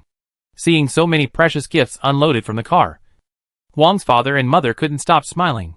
Since you are here, why do you bring so many things? Come in quickly. In-laws. Seeing the small yard, Xia's mother flashed a trace of disgust in her eyes, which disappeared in a flash. She smiled and said, No. Bing Bing saved Lan. I am very grateful. These gifts are not enough for me. And when I saw your Bing Bing, I wanted to take out all the good things. Xia's father followed Huang's father to the main hall. When his eyes passed outside the door, he saw a figure and froze in place. It was not until Huang's father looked at him with confusion that he reacted. Father Xia smiled and said, Come in quickly. Mother, she swept the yard, stacked the corn cobs, knocked her back with her fist, wanted to go out to see if Jiang Yun and the other two were coming back soon. As soon as she left the gate, she saw a man in an expensive suit and a gold watch standing in front of the gate, seemingly having been there for a while. Mother Xi's face darkened. What's the matter? Chapter 109. Dad Xia looked at the woman in front of him, who was wearing a cheap shirt but could not hide her beauty. She was very different from what he remembered. He sighed and said, Why are you doing this? Why don't you touch the money I gave you? Just think of it as for the children. With that money, you will never fall to living in this shabby house. Mother, she said, What house I live in is none of your business. Don't think that you can become a noble lady from a peasant just by marrying into the Chu family. Don't act so arrogant in front of me. What a rich girl the Chu family raised. And she even became a mistress. How shameless. Pooh. Mother, she didn't expect that Dad Xia would have the nerve to come to see her. She said angrily, Mr. Xia, get out of my house. If you don't want me to spread your affairs, behave yourself when you see me. Don't show up in front of me. Dad Xia said angrily, Don't be unreasonable. After all, I am the father of the child. You have not let me see the child for so many years. I will not argue with you. If you bring up Xiao Lian again, don't blame me for being rude. The Shi family is remote, and the neighbors have locked the door and gone to work in the fields. Otherwise, Dad Xia would not dare to come to the Shi family alone. Seeing that Father Xia was fearless, Mother, she sneered, I don't want to argue with you about these useless things. Just the fact that you, as a teacher, got an underage student pregnant, I can make you lose face. If you don't believe me, let's wait and see. When Xia's father was young, he was a teacher. He was handsome and popular among female students. At that time, Xi's mother was discussing marriage with him. No one expected that 4 years later, Chu Lian, the eldest daughter of the Chu family, would come to the door with a 4-year-old child and ask Xi's mother to help them get married. It turns out that Xia's father had been hooking up with Chu Lian for a long time. Chu Lian was Xia's father's student. Not long after Xi's mother married Xia's father, Chu Lian gave birth to a child and ran away to a foreign country. Unexpectedly, 4 years later, the two of them rekindled their relationship and accused Xi Ma of hindering their love. She was so angry that she had a fight with Chu Lian and beat up Xia's father. Father Xia's face changed. although he had stopped teaching a long time ago. His reputation for keeping himself clean was well known. He didn't want to cause unnecessary trouble and make the Chu family dissatisfied with him. He took a deep breath and said calmly, I don't want to make things awkward. Xiaoyu has never seen me as his father since he was born. After all, I am his father. You have to let me meet him. Dream on. Mother, she suddenly saw the door close. The slamming sound of the iron door instantly attracted the attention of other villagers. Father Xia could only leave quickly. Shiyu had noticed that Shima had a strange expression these days, and it seemed that she wanted to say something to him. He could only pretend not to know and wait for Shima to speak up. Before Shima confessed, Xia Dad actually stopped Shiyu on the village road. He instantly knew why Shima had been absent-minded in recent days. Xia Dad hesitated to recognize Shiyu as his relative, and wanted Shiyu to call him Dad with expectation. However, the expressionless look on the other side froze the smile on Xia Dad's face. Shiyu looked at Xia Dad.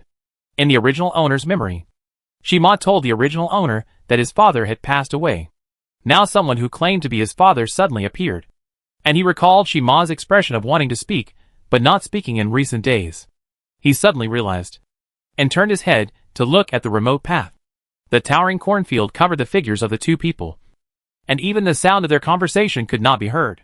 It is necessary to hide from people when recognizing relatives. It can be seen that Xia's father attaches some importance to the original owner, but not much. Fortunately, he is not the original owner, and has no feelings for Xia's father, let alone expectations. Shiyu, my father has passed away a long time ago.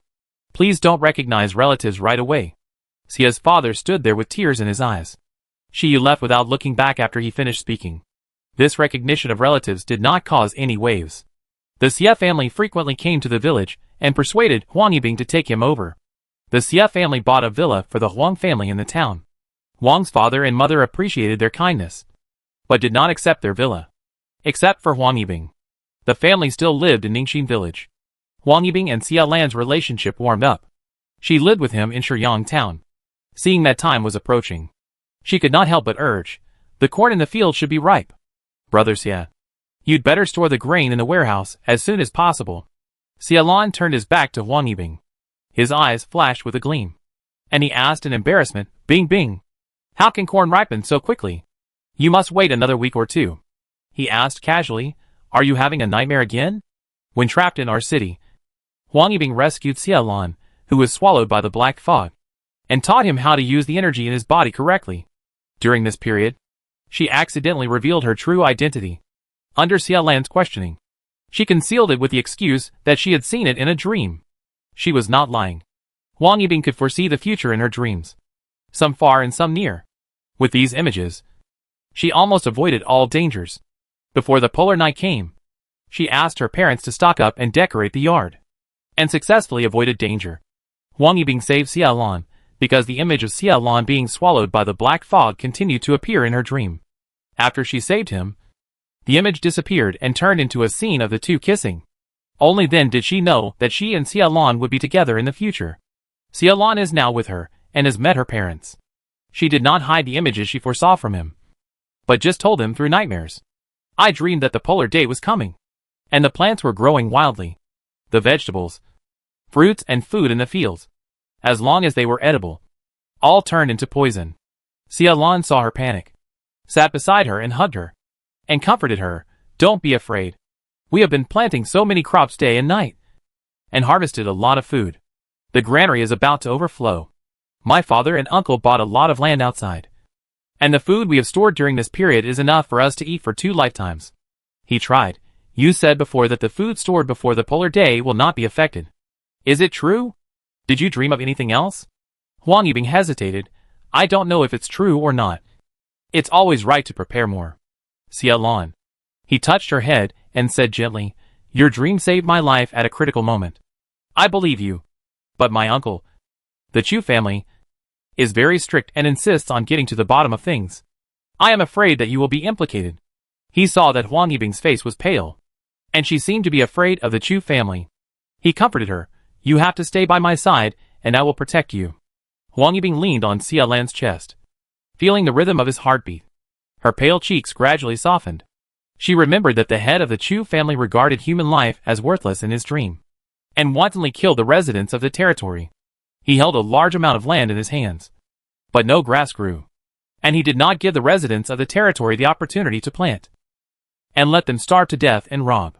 After she met Chu Tai, she dreamed that after the polar day, the earth was completely changed.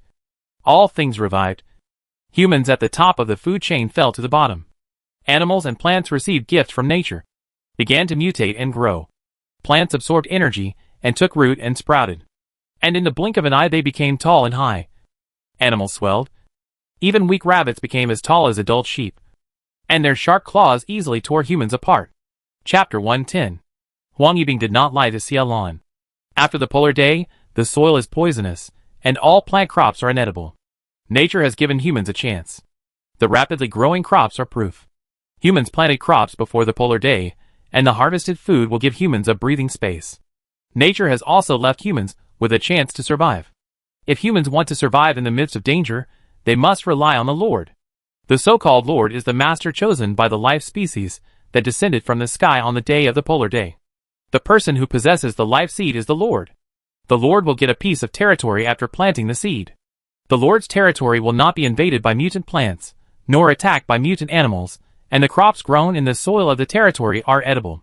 There are levels between lords, and the level of the Lord is determined when the life seed is obtained. The first level Lord only has a shelter of 10 kilometers in radius. The territories of the second to fifth level Lords vary in size.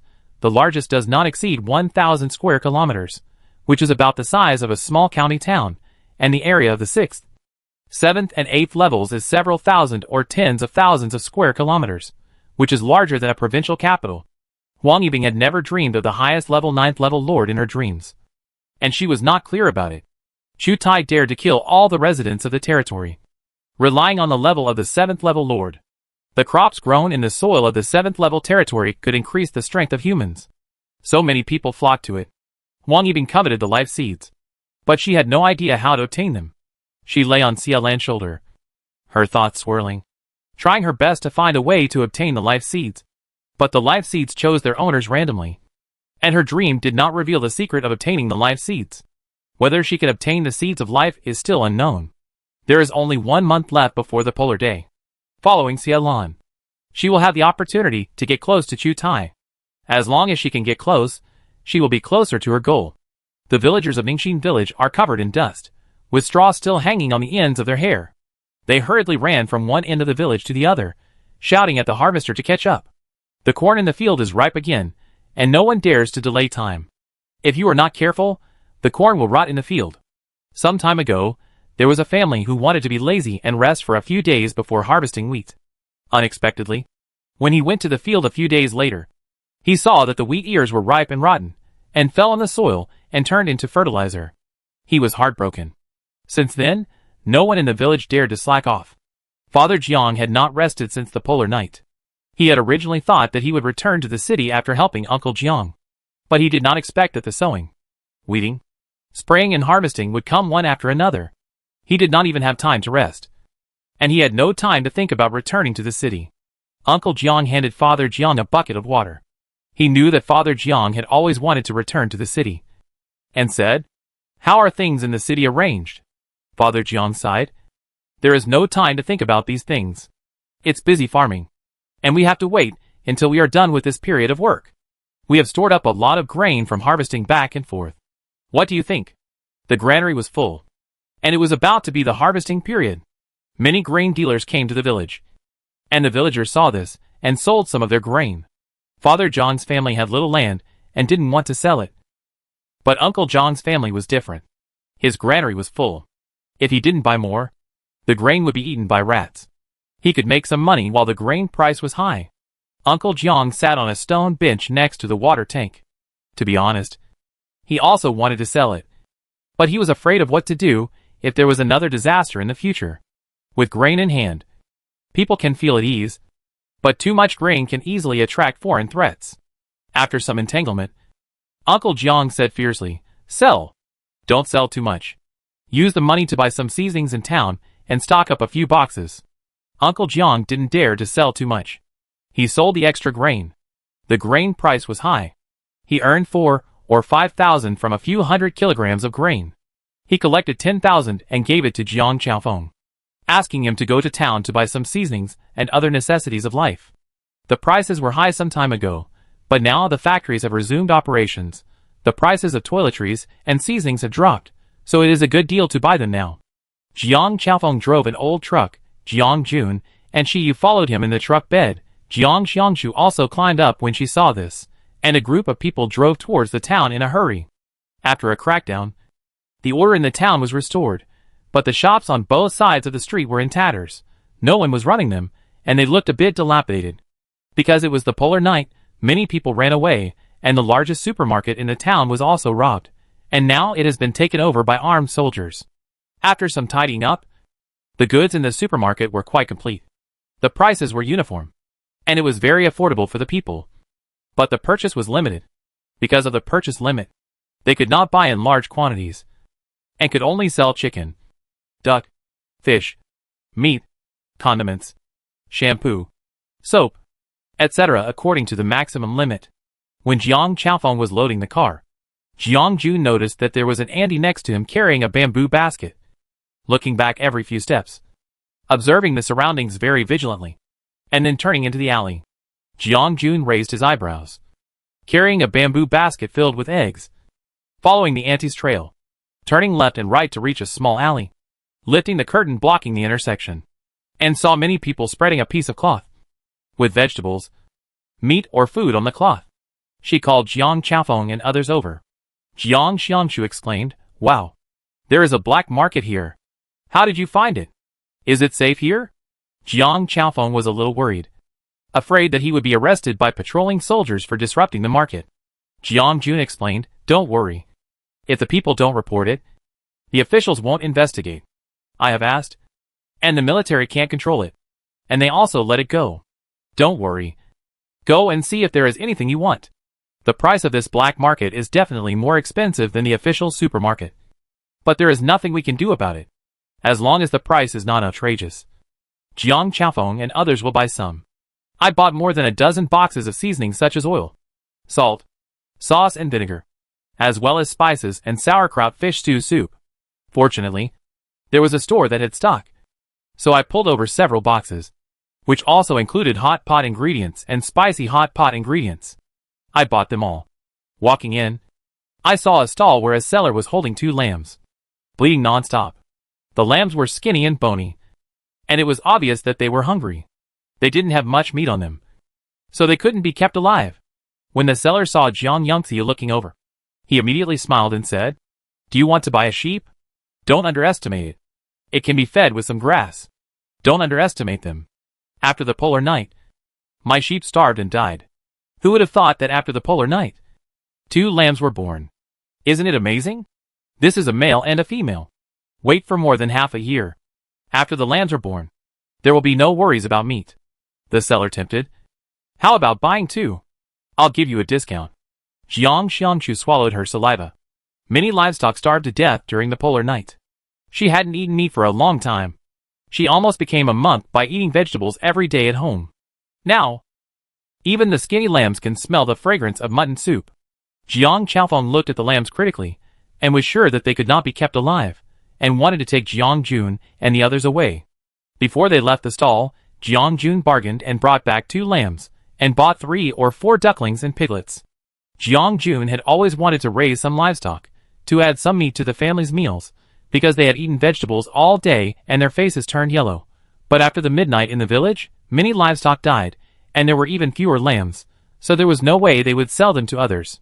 Jiang Qiaofeng saw her carrying an iron cage filled with chickens, ducks, piglets and lambs, and after hesitation, he advised, "Xiao Jun, you bought so many livestock, where else do you have space to keep them?"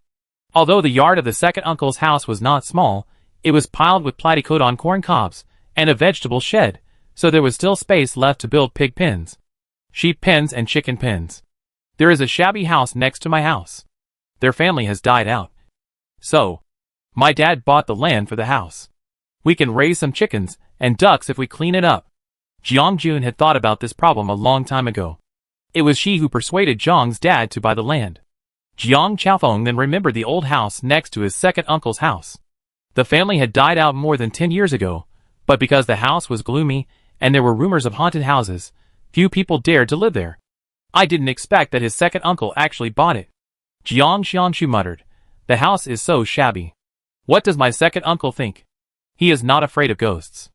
Jiang Chaofeng covered Jiang Xianshu's mouth and said to Jiang Jun angrily, Don't pay attention to what she said. It's all rumors. Jiang Jun smiled and didn't mind. The few of them continued to visit the black market. They packed the truck full and returned to the village before dark. In the next few days, Jiang Yun and his 3 companions went to the town several times. Because they needed to renovate the old house next door. Lime, cement and bricks were essential. Jiang's father did not hire workers. They used sickles to cut the weeds in the overgrown old yard and renovated the soil. Many tiles of the rickety earthen house were broken. They spent a lot of time repairing them and built new pig pens and sheep pens. After cleaning, the dilapidated yard instantly looked brand new. The wall between Jiang's house and the neighboring house was about 3 or 4 steps away. For convenience, a passage was opened in the middle, and doors were installed on both sides, making it easy to go back and forth and feed. Jiang Yin put the feed in the trough and sprinkled wheat grains to feed the chickens and ducks. She came to the corner of the wall and looked at the blood-sucking vines and the soul-eating flowers with big red flowers that had already climbed all over the wall, and slowly transferred some spiritual power. She planted the blood-sucking vines and soul-eating flowers by the wall. There was no one guarding the yard next door, and she was worried that someone would steal chickens and ducks. So she thought of using them to guard the house. If someone broke in without knowing it, he would become fertilizer for the blood-sucking vines. Countless meteors flashed across the dark night sky. Jiang Yin looked up and couldn't help but exclaimed. When a meteor flew straight at her like an arrow, she dodged to the side, and the meteor moved to the side. After dodging back and forth several times, the meteor and her were in a stalemate. The light of the meteor faded, and only a seed was seen hanging in the air. It was running up and down, as if it was angry at Jiang Jun's dodging. Jiang Jun did not feel the malice of the seed. She stopped to see what it was up to. The next second, the seed took advantage of the gap and drilled directly into her chest. Jiang Jun's face changed, and she quickly practiced the skills. When the spiritual energy touched the seed, a ray of spiritual energy appeared out of thin air. She looked strange, and tried again. And it was true. The spiritual energy in this world was thin, and she usually practiced by absorbing the spiritual energy from the jade pendant. She didn't expect that this seed could actually produce spiritual energy. Although the spiritual energy was small, it was more pure, and it seemed to be high-quality spiritual energy. The seed took root in her spiritual platform. Because it didn't have much impact, Jiang Jun had to give up fighting it. Shiyu shouting came from next door, and she took the basin of feed and went back. Did you see the meteor just now? Jiang Jun put down the basin and asked. Father Jiang was puzzled. Where is the shooting star? Mother, she laughed. Xiao Jun, did you see it wrong? Besides the stars in the sky, the moon is the brightest. If there is a shooting star, how can we not see it? Are you too tired recently? Hurry up and take a rest. After leaving the main hall, Shiyu said, I only saw a few flashes of light in the sky, and another one ran to my side. It turned out that Shiyu also encountered a seed, which also drilled into the chest, but did not enter the spiritual platform, but grew a green leaf at the heart, small and delicate, lifelike, just like a real leaf. Shiyu took off his vest, and let Jiang Jun look at the mark on his heart. Under her gaze and study, Shiyu's face suddenly became hot. If you have finished reading, I will. Shiyu blushed and stuttered. Jiang Jun quickly helped him put on his clothes in embarrassment. It was late at night. Why were you exposing your chest and showing your body? This would make people misunderstand. Chapter 111. Shiyu put on her clothes, coughed a few times and asked calmly, Is there a mark on Yunyan's body? Jiang Jun shook her head, described the seed that took root in the spirit platform, and said softly, It's not a big deal now, and I haven't found anything wrong with this seed. Shiyu frowned and said, That can't be taken lightly. Jiang Jun comforted, Don't worry, I will observe for a while. If there is anything wrong, I can use up all my cultivation to expel it from the body. After Jiang Jun's persuasion, Shiyu had no choice but to return to her room, and before leaving, he also reminded her to always pay attention to the changes in the spirit platform. After Jiang Jun returned to the room, she sat cross-legged on the bed, running the cycle. and the spiritual energy was around the unknown seed. She tried to run the spiritual energy into the seed. After a while, the more concentrated spiritual energy was fed back into her body. She felt the abundant spiritual power in her body and thought, this seed will not do her any harm. A night passed, and Jiang Jun spent it in cultivation. When she opened her eyes in the morning, she felt full of energy. In the process of merging with the seed, she received the memory of the seed of life, the spiritual seed that breathes all things in nature. They are life species born from nature, and can bring vitality to all things. When the planet undergoes a great change, life species come into being. They look for the chosen ones on the planet, and then take root in the earth, and create a territory. The memory of this life species is as ignorant as a newborn child. It only knows that it needs to find the chosen ones. After sensing Jiang Yun's location, it flies towards her according to its instinct, and by accident enters her spiritual platform. Jiang Yun senses that it has no ill intentions, and breathes a sigh of relief. She follows her memory to check what the chosen ones are, and what it means to create a territory. The chosen one that the life seed is looking for is a human with special talents in some aspects. When the life seed is bound to the chosen one, it will own a territory.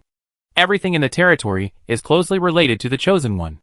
The chosen one is hardworking and brave, and the residents of the territory will also be hardworking and brave. The chosen one is cunning and insidious, and so are the residents of the territory. If the chosen one wants to expand the territory, it must be upgraded. However, the upgrade of each seed is closely related to the chosen one. The life seed does not record how to upgrade the territory. Jiang Jun withdrew her consciousness and slowly exhaled. The great planetary changes mentioned by the life species should have come. She looked out along the window lattice. The cold mist beads in the early morning hung on the glass. Through the white mist in the air, she could still see the lush willows and poplars. They rose from the ground and towered into the clouds. The cold air rushed into the house. Jiang Jun stepped out of the bedroom and looked around. She saw that the walls were overgrown with weeds. They spread towards the Jiang family at a speed visible to the naked eye, but were swallowed by the soul-eating flowers planted in the corner of the wall. The weeds withdrew their branches in fear and turned to spread to the other side. The roots of the jujube tree in the center of the courtyard were twisted and tangled. The cement path had cracked, revealing the tangled roots underground. Overnight, the jujube tree had grown to a height of 100 meters. Its trunk was thick and towering into the clouds, and its crown stood in the white mist, like an ancient tree towering into the sky, which was intimidating. Jiang Jun checked the location of its roots. The jujube tree intentionally controlled the growth of its roots, and did not touch the foundation. Their house was temporarily saved. Zhang's father and mother came out of the main room, holding their coats with their eyes wide open. Just as they were about to step forward to inquire about the situation, a rumble was heard, and the ground shook slightly. Boom! Bang! This is the sound of a house collapsing. In the dim sky, there was a noisy sound coming from the village, and everyone was awakened by this sound. Who is this? Are you going to let me sleep? Someone shouted in dissatisfaction when his sleep was disturbed. Hey! Why is the light off? Is there a power outage? Someone groped in the dark, squinting his eyes to find a candle in the moonlight, and finally lit it, and heard a scream from behind. Ah! How did our Rose crawl in? The wife looked at the door in horror while holding the child. The husband looked up in confusion, and by candlelight, he saw that the Rose had already entered the house through the crack in the door, and was crawling towards the bed at a speed visible to the human eye. Hurry up and weed. It's grown into the house. Hurry up. Don't dawdle. Where are the sickle and hoe? Hurry up and get them. Ah! This grass pricks me, and the vines are full of thorns. Be careful. MD. It hurts me to death. Mom and Dad, our peach tree has grown to the sky. The 16 or 17-year-old boy looked up at the tree and exclaimed. He looked down again, and saw his house was crumbling, and the roots of the trees were surging. He shouted in panic, Dad! Mom! Come out quickly! The house is going to collapse. His parents hurriedly fled, and the next second, the house collapsed behind them, and a cloud of dust flew up. The boy was so scared that he sat down on the ground, and was hugged tightly by his parents. The village was in chaos, with screams and curses coming one after another, and it did not stop until dawn. Everyone was exhausted using sickles to cut grass, kitchen knives to chop flowers, and axes to chop wood, trying every way to get rid of the spreading flowers, plants and trees. They finally found that as long as they lit a fire in the yard, The grass and trees that climbed recklessly would grow in other directions vigilantly. This discovery made the villagers cry with joy. They immediately lit a fire and picked up torches to drive away the weeds and vines. After driving away the flowers and plants, the tangled tree roots gave them a headache. These roots damaged the foundation of the house. If they were not careful, the house would collapse. Now they dared not stay in the house, fearing that the dangerous house would fall apart in the next second. They did not dare to stop the fire. The firewood was crackling and burning. Before they could rest, screams were heard again. Many people gathered at the village party secretary's house. All of them were frightened by the scream and hurriedly got up from the ground. The village party secretary's wife ran over from the backyard and said in a panic, "Our chickens! Chickens! Chickens!" The village party secretary scolded, "You are so irritable. What's wrong? Speak clearly." His son Eugene followed and said in fear, "Our chickens have grown bigger. Bigger than sheep." "What has grown bigger? How can chickens grow bigger? Let's go and see. Let's go together." Led by the village party secretary, a group of people rushed to the backyard. As soon as the huge group of people arrived, they were frightened by the huge rooster rushing towards them and fled in a hurry. "Chicken! Chicken! How can there be such a big chicken? Catch it quickly." A villager quickly put a rope around the chicken's neck, scare the chicken, and make it run around. "Can you do it? Give me the rope." "I'll do it." After a lot of commotion, the big rooster was finally caught. It was about the same height as a ram, stretching out its long neck. They tied up the chicken's 2 feet, and then tied its neck, and had a lot of trouble. The sheep in the yard were as tall as people, bleating and gnawing at the weeds, and the pigs next to them were twice as big, scaring the people who came forward and retreated again and again. Seeing them as docile as usual, everyone finally breathed a sigh of relief. The village party secretary lit fires in every corner of the village, dispelled the climbing flowers and plants, and Ningxin village finally recovered. The villagers who kept dogs and cats in the village were the first to discover the changes in the animals. Almost all the animals were several times larger. Even small insects such as crickets and ants were no exception. They were the same size as normal cats. As soon as they encountered it, the villagers were scared to death. The most terrifying thing was to encounter a centipede with countless legs. Goosebumps all over my body, and I was so scared and shocked that it was the village butcher who took a machete and chopped it in half and killed it. Some people thought of the centipede and couldn't help trembling. Its densely packed long legs and finger-sized size were scary enough. And now it's so big. It's even more terrifying. He said with a trembling voice, "How many animals have grown bigger? There are so many insects in the fields and forests. If they run to the village, they will be finished." Everyone's face changed. Insects can get in everywhere. If they kill these, there will be more insects waiting for them. Everyone turned pale and looked desperate. The village party secretary interrupted. "Why think so much? Clean up the village first, and then think about the outside of the village. The danger hasn't come yet, and you two are already backing off. Let your wives and children come and see. Is this all you men in charge can do? Huh? If you retreat, the elderly, children and wives in our village will not be able to survive. We are the first line of defense. We must hold on no matter what. Take back your sad faces." Dad Jiang nodded. "The village chief is right. We must set an example for our children. We must not give up without a fight." Huang Shun enforced a smile. "Yes. Cheer up. I just got a daughter. We must let her grow up safely. It's just a bug. How can I be afraid of it? Zhang Kong just got married last year. His wife finally survived the polar night and gave birth to a daughter. They hadn't been quiet for a few days.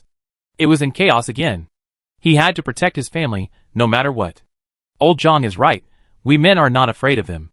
They all have wives and children. If we take a step back, it won't be a vast sea and sky, but a cliff. We will fight them. They are just bugs." "That's right. Kill them and roast them. I didn't expect you to eat bugs. Old cow. Ha ha ha. Don't. We won't eat them." With the jokes, the desperate atmosphere disappeared instantly, and all the villagers cheered up again, swearing to protect the old, weak and sick in the village. The villagers of Ningxin village, who had regrouped, found that the sun was still hanging in the sky in the evening. As time turned to 7 or 8 o'clock in the evening, the sun was still hanging in the sky, and the golden light was shining all over the earth. The villagers realized something was wrong. The villagers who had experienced the polar night hesitated and said, "Is it the polar day? How is it possible? There is no sign at all. Other villagers were unbelievable and denied it involuntarily. Someone interrupted. There is no sign of the mutation of animals and plants. I think it is the polar day. It is not dark yet. It is almost certain. The people next to him echoed. More and more villagers squinted at the sun and hurried back home. The polar night was almost starving people to death. And who knew what disaster the polar day would bring? They hurried home to discuss what to do. The fire in Jiang Yun's yard kept burning, and the smoke drifted toward the sky. Jiang's father looked at the soul-eating flowers and blood-sucking vines in the corner with fear. When other yards were attacked by flowers and plants, his family was safe and sound, because of the flowers planted in the corner and the vines climbing on the wall. As soon as Jiang's father saw the vines pulling off the flowers and plants, and a plant with deep red petals next to it opened its mouth to swallow insects, his legs began to weaken, and his heart was even more frightened. After Jiang Yun's persuasion, Dad Jiang believed that the flowers and plants in his yard had no hostility towards them. Although they protected the safety of the family, Dad Jiang was still worried, fearing that the children would be in danger. Dad Jiang stared at the flowers and plants in the corner vigilantly, and asked, Yun, what's wrong with the flowers and plants? Jiang Yun explained, I bought a bag of flower seeds in the city, and just scattered them in the corner. Nothing happened before. They are eating grass and insects now. So they must have mutated. But don't worry, Dad. I just checked, they don't attack people. Dad Jiang's face turned pale and blue. Did you check? Aren't you afraid that they will hurt you? He was a little angry, but he couldn't get angry at his daughter, so he could only endure it. Jiang Jun comforted him. Dad, they really don't hurt people, you believe me. They seem to know that I am their master. I tell them to stop and they stop, really. Don't disbelieve it. As he said, Jiang Jun began to let the soul-eating flower spit out the caterpillar it had just swallowed. The bloody caterpillar fell to the ground, splattering a pool of blood, scaring Jiang's father so much that he took a big step back. Fortunately, Shi's mother was not here, otherwise she would have fainted. Jiang's father hurriedly said, Okay. Dad believes you. Don't let it spit it out. The insect corpses were torn into pieces and shot in front of him. Jiang's father was terrified. He turned around and saw the flower shaking its head in the corner. He suspected that the other party was deliberately scaring him. He shook his head and felt that he was scared silly. Father Jiang pulled Jiang Yun over and whispered, Don't tell anyone about this. Don't let anyone see them. Otherwise these flowers and plants will have to be cut down and thrown away. Another piece of blood and flesh was thrown over, splashing on his shoes. Father Jiang's face turned black, and he waved his hand and said, Discipline them well. Don't let them litter.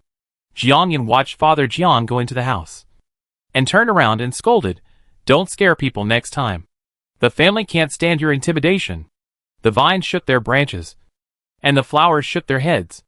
Under Jiang Yun's teachings, they drooped their leaves in frustration, as if they were apologizing. Chapter 112. For 2 days in a row, the night did not fall. The villagers who had held out for a glimmer of hope finally gave up in despair. The polar day really came. Fortunately, the villagers had stored food. After 3 or 4 months of harvest, the granaries of every household were full, so there was no need to worry about famine. The men in the village gathered at the village committee every day, holding sickles, hoes, axes, and knives, and started killing insects in every household along the village road, and they had to kill all the insects that would endanger the lives of the villagers after they grew bigger. The most difficult to deal with are rats, which are bigger than normal chickens and run faster. Villagers use waist-high giant cats to catch rats. Fortunately, the giant cats are very useful. They can kill a rat with 1 pounce and 1 bite. In addition to the insect problem, there are also power outages and water shortages. Fortunately, after the polar night, every household has dug a well, and there are a lot of oil lamps and candles. Cooking has returned to the stove, and the village can still operate. Many young people in the village went to work in the city after the polar night. When the polar day came, most of the base stations were damaged. They had no way to contact people, and were anxiously wandering around the house. There were more than 1 or 2 people outside the village. They united and gathered in the courtyard of the village committee. They found the village party secretary, and wanted him to send someone to the town to find someone. As soon as the woman entered the courtyard, she cried heartbreakingly, Secretary, my Hyun is still outside the village and hasn't come back yet. You have to help us. Ping Shui went to the town to visit relatives and hasn't come back yet. She is the only child in our family. Secretary, you have to help us. The wrinkled man knelt in front of the village party secretary with a sad face. His wife almost cried at home. If she had known, she would not have let the child go to the town. Secretary, please, can you find a few people to go out with us to look for it? The town is not far away. More than 10 kilometers away. Please, Secretary. About 7 or 8 households of villagers gathered at the village committee, crying loudly. Other villagers turned their heads away with expressions of pity. Not that they did not want to help, but it was too dangerous outside. They were already struggling to deal with the giant insects in the village. And if they encountered mutant beasts outside, they would be gone in one accident. They also had wives, children and elderly people, so they could not be brave for a moment. The village party secretary saw the chaos in the courtyard. The crying sounded in his ears, and his forehead veins bulged. He banged the gongs and drums hard, and the crying stopped. He said solemnly, I understand your feelings, but I have something to tell you. A few days ago, I sent people to the next village to check the situation. Do you know what the situation is outside now? His eyes slowly looked at the lowered heads of the crowd, and he spoke clearly word by word. The people in the next village are all dead. The flowers and plants outside are cannibals. They drink blood and eat meat. Even the people who went to investigate the situation in our village almost didn't come back. How can you let me send people out? Are you going to let me watch them die? The villagers who were begging below suppressed their cries and wiped their tears randomly. They didn't dare to look up at the secretary's questioning eyes. A few days ago, they knew that the village secretary had sent people to the neighboring village to check the situation. But they did not expect it to be so tragic. When the villagers outside heard the news, they panicked. The village secretary ignored the sudden change of others' faces and walked down the stairs with his hands behind his back. Don't think that our village is safe, and think that the outside world is the same. Your family members are in danger outside the village. My second son is also away from home. Am I not worried? The village secretary's second son Yubo is a soldier, except for returning home for 2 days during the polar night. There has been no news since then. Everyone in the village knows it. I can't destroy the lives of the villagers for my own selfishness. I can't agree to this. Let's all go.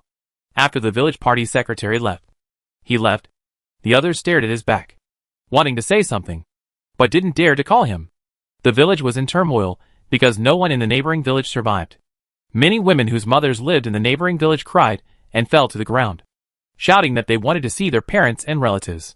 The neighboring village had been trampled and eaten by wild beasts, and the bodies were torn into pieces. It was just a sad thing to mention it again. Many villagers spontaneously erected a monument at the end of the village and held a grand funeral for 2 days and 2 nights. There was an old man who could play the swana in the village. White paper fell all over the sky, and the sobbing and grief accompanied by the unique sad tune of the swana resounded through the sky. The black smoke from burning paper money rose up and swirled towards the world of the afterlife. After the funeral, the village fell into silence. Everyone felt like a huge rock was pressing down on their hearts, and they couldn't breathe, until an off-road SUV rushed into the village, breaking the heavy atmosphere. That day, Jiang Yun was pruning cucumber vines in the yard, and heard a roar and car horns coming from the entrance of the village. Dad Jiang quickly came out of the main room, picked up a sickle, and ran towards the entrance of the village. Jiang Yun and she followed closely, and Mom she stayed at home. When the few people arrived at the entrance of the village, they saw an off-road vehicle crashing into a wall. Outside the village, there was a ferocious tiger, ready to attack. Its nose was emitting anger. Its pupils were dilated, and it was staring at the people in the village fiercely, and its throat was hissing and roaring. The villagers who came to rescue could not help shaking their legs when facing the threat of the tiger.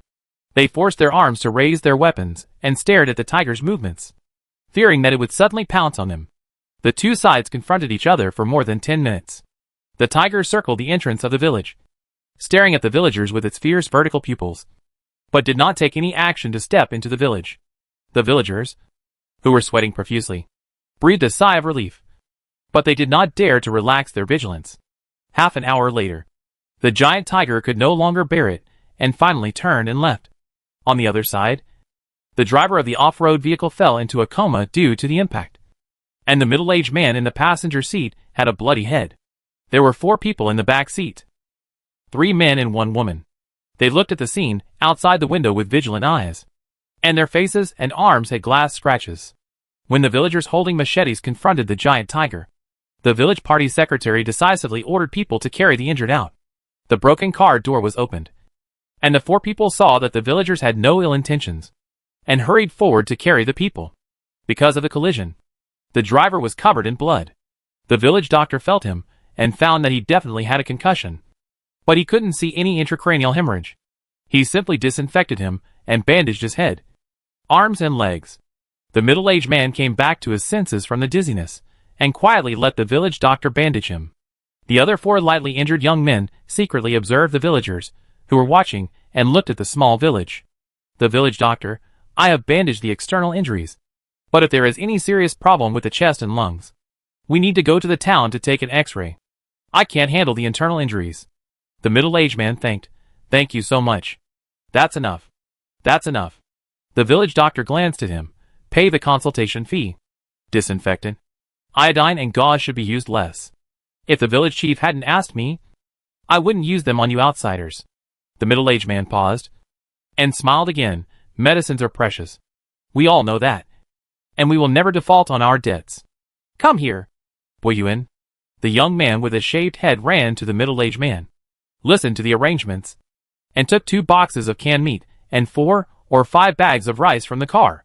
The village doctor asked someone to help him take the medical fee home, and the unconscious driver slowly opened his eyes, looking up at the sky with a confused look, and the chasing giant tiger flashed in his mind, and his eyes instantly condensed into blades and shot around. Higuahao still remembered that he was attacked by the giant tiger a second ago. He drove into a village in a panic and hit the wall. Unexpectedly, when he opened his eyes, he saw the giant tiger parked outside the village, and a group of villagers surrounded him. His 2 sons looked at him with tears in their eyes. Higuahao had a splitting headache. He looked around and hesitated. Where is this? The village party secretary, who was always paying attention to the whereabouts of the giant tiger, was relieved when he saw the giant tiger leave. He turned around and asked with his eyes wide open, I still want to ask who you are. You led the giant tiger to our village in broad daylight. Ah! What is your intention? Higuahao realized that there were still survivors in the village he drove into. Luo Jingnan quickly explained, Uncle, I'm really sorry. We drove all the way. There were few people in the villages, big and small. We thought there was no one in the village in a panic. We wanted to take the opportunity to avoid the tiger. We didn't expect that we would bring danger to the villagers. It's our fault. Luo Boyuan pleaded, fellow villagers. Our 2 families have brought trouble and danger to the village. It's our fault. But please don't drive us away. My uncle and my father are injured. The car is broken, and there is an ambush outside. Please don't drive us away. Luo Yuqing is beautiful, and she also sheds tears. Please don't drive us away. Uncle and aunt. Higuahao also realized the crisis. This village has not been attacked since the polar day. The tiger stopped outside the village for a while, and did not attack the village at all. They attracted the tiger and brought danger to the whole village. If they are driven out, they will die. Higuahao's 2 sons also reacted quickly. He Chong knelt on the ground and said, Uncle and Madam, please take us in. There are dangers everywhere outside. There are man-eating plants and mutant animals everywhere. We have escaped from Liuqing with untold hardships to get here. We definitely don't mean to bring danger to the village. He Ping supported Higuahao, and wanted to kneel on the ground. The wound that Higuahao had just bandaged broke, and dark red blood was seeping out. The villagers looked sympathetic when he struggled to bend over and kneel. The villagers around were kind-hearted. They were angry that the family had attracted the giant tiger. But when they saw that they were seriously injured and looked miserable, they felt pity for them. They couldn't help but look at the village secretary. The elderly couldn't bear to see this miserable scene. They spoke first. The giant tiger is gone, and the village hasn't suffered any losses. Let's just forget it. Yes. Let them stay here for a few days to recover. We can't force people to die. As the saying goes, saving a life is better than building a 7-story pagoda. The world is getting more and more difficult. You all should get up quickly. Our village is not unreasonable. Secretary. Let's just forget it. Although the village secretary was dissatisfied with the group's weak attitude, he could not force them to leave. So he scolded, What do you mean by forget it? The walls of old Lu's house have been knocked down. How can we just forget it? Some villagers begged for mercy. I will let you go this time, but you have to repair the walls of old Lu's house." The He and Luo families hurriedly agreed, and the villagers who were watching dispersed. The noon bell had rung, and they had to go back to eat. Jiang Jun looked at Luo Buiyuan meaningfully. She didn't expect that this man was quite smart. She walked forward to help them pick up the scattered food and clothes. Zhang's father was about to turn around and go home. He didn't expect that his daughter and stepson would actually walk towards those outsiders. After thinking about it, he also went to help. Lu Yuqing looked at Jiang Jun gratefully, took the dusty clothes in her hand, and stuffed them into her backpack. Zhang's father saw that their car was seriously damaged and could not be lived in. "You can ask the village party secretary if there is an old house, or see if the village committee can be lived in. I'll go in a while." Luo Jingnan thanked. Zhang's father led him to the village committee and asked, "Did you pass by Shiyang town on the way? How is the situation in the town?" Chapter 113. According to Luo Jingnan, Shiyang town has been in chaos. Thorns and bushes grow everywhere in the town. The former green belts have become mutant plants that kill people. Steel and concrete have been overturned. Mutated animals from the ground have crawled onto the surface. The people in the town hid in the dark and did not dare to go out. Luo Jingnan and others did not dare to stay for too long. After they dealt with the mutant plants and animals, they headed east. They encountered a giant tiger on the way and entered Ningxin village in a panic. Luo Jingnan added, "As we walked along, only your village was the safest." "It is because it is too safe that there is a sense of weirdness everywhere," Luo Jingnan thought. After sending the people, Father Jiang thought for a moment and went straight to Uncle Jiang's house. The two entered the main hall and talked for a long time. The next day, the Luo family and the He family lived in an abandoned primary school next to the village committee. There were several mutant plants in the school. The two families worked together to clean them up. Under the guidance of the villagers, they quickly lit 3 or 4 fires. Luo Buiyuan watched the mutant plants that gradually curled up due to the fire. He didn't expect that the mutant plants in this village were afraid of fire. This was too different from the indestructible mutant plants in his impression. In the courtyard of the Jiang family, curls of smoke rose. The two families gathered together for dinner. Halfway through the meal, Jiang's father and uncle put down their chopsticks and said that they would go to Shiyang town in a few days. Yu Fang heard this and slammed the table in objection. "It's so dangerous outside. Didn't you hear what the secretary said? Everyone in the village died. You are stepping into the fire pit." She understood that the two were worried about the safety of her younger sister in the town. But their family couldn't afford to lose their father. Uncle Jiang was silent for a moment and said, "I happened to pass by your mother's house on the way to the town. I have to go and see how your father-in-law and mother-in-law are doing." Yu Fang had been crying all day since she heard that the neighboring village was completely destroyed. Uncle Jiang saw it and kept it in his heart. Yu Fang paused. Her mother's family had always been a pain in her heart, but she dared not mention it, fearing that everyone would die and she would have no more thoughts. Even so, Uncle Jiang was the pillar of the family. If something happened to him, how could their family survive in this chaotic world? Yu Fang disagreed with everything. Jiang Chaofeng and others were also trying to persuade their father. They knew that if he went, he would be in danger. Uncle Jiang said sadly, "I have to go find my little sister. Otherwise I will feel guilty." He would never let his little sister die. Father Jiang nodded. "We have made up our minds. We will pack our luggage and leave in the next few days." Mother, she opened her mouth several times, but could only sigh. Jiang Chaofeng was scolded by his father, and looked down at the ground. Jiang Xiangshu and Jiang Chaolei were also frightened and dared not say a word. Jiang Jun and Shi Yu looked at each other. Shi Yu said, "Uncle, I will go with you. It's just right to see what's going on outside the village. It's not good to stay in the village like a frog in a well. We still have to understand the situation outside. There are so many families in our village whose families are in the town. Ask them if anyone is willing to join. There will be strength in numbers, and there will be some protection." Zhang's father was embarrassed. Shi's mother interrupted. "Let him go with you, so that he can take care of him on the way. Now the world is in chaos. He should go out and exercise. We, as parents, can't protect him forever." She had persuaded everyone she needed to persuade, and it was useless to stop him. She saw her son's daily exercise. She felt relieved that Zhang's father was watching him on this long journey. Jiang Chaofeng also wanted to go with him. But before he could say anything, Uncle Jiang interrupted him and said, "You stay at home and take care of the family. Once we leave, the burden of the family will be on you. Xiaofeng, you are the oldest, so take good care of our family, and your second uncle's family. Yu Fang was so angry that Uncle Jiang was as stubborn as a cow. Although she was angry, she did not dare to delay packing. Father Jiang and Uncle Jiang first went to the village party secretary. Soon the bronze bell of the village committee rang, and each household sent people to check the situation. During this discussion, the clock hanging in the main hall had already passed 9 o'clock. There is no night in the polar day. The gray-white sunlight shines along the roof into the hall. Jiang Jun tends to vegetables.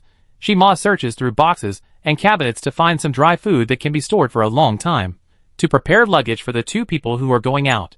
Because of the long-term sunlight and the dense forest outside, insects and grass are all poisonous. You have to wear long sleeves and long pants to prevent scratches and bites, and you have to prepare shoes and wear resistant and durable hiking shoes. There was a noise outside the door. Father Jiang came back.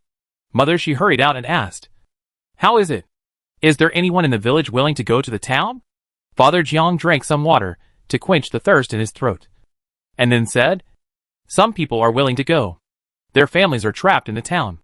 We have agreed that even if we can't find anyone, we can't stay in the town for long. There are more than a dozen people." The secretary said, "We will set off in a week. Among the outsiders the day before yesterday, there is a retired soldier. He also wants to go to the town with us. It's just right that he leads the way, so we don't get lost." Mother, she was puzzled and asked, "Why did they leave the village right after they arrived?" Father Jiang, "They don't have any food in their hands. Besides, they are outsiders. The village is quite wary of them, and will definitely not lend them food.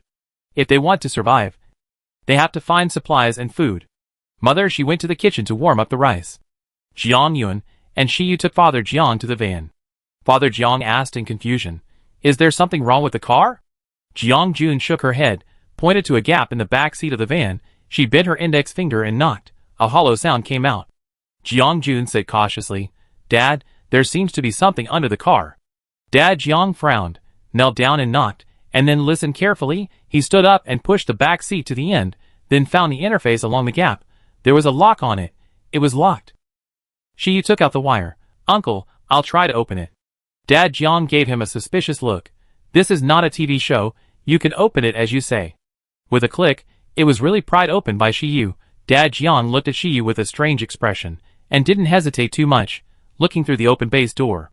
There was another layer under the car, which was full of equipment, submachine guns, bullets, rifles, grenades, etc.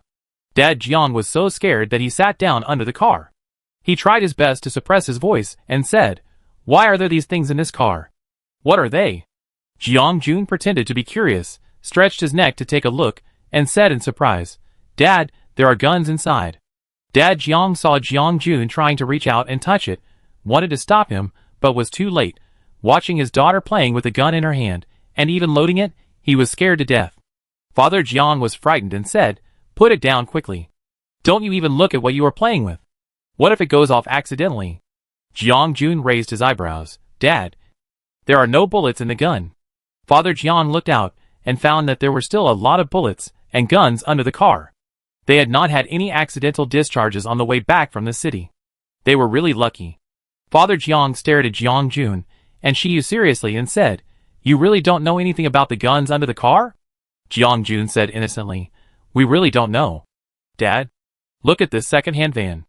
Who would have thought that there were so many guns hidden under it?" Father Jiang saw that Shiyu was also in a state of not knowing anything. He also knew that 2 children would definitely not be able to get so many guns. 2 children bought a broken van, and there were so many guns hidden under it.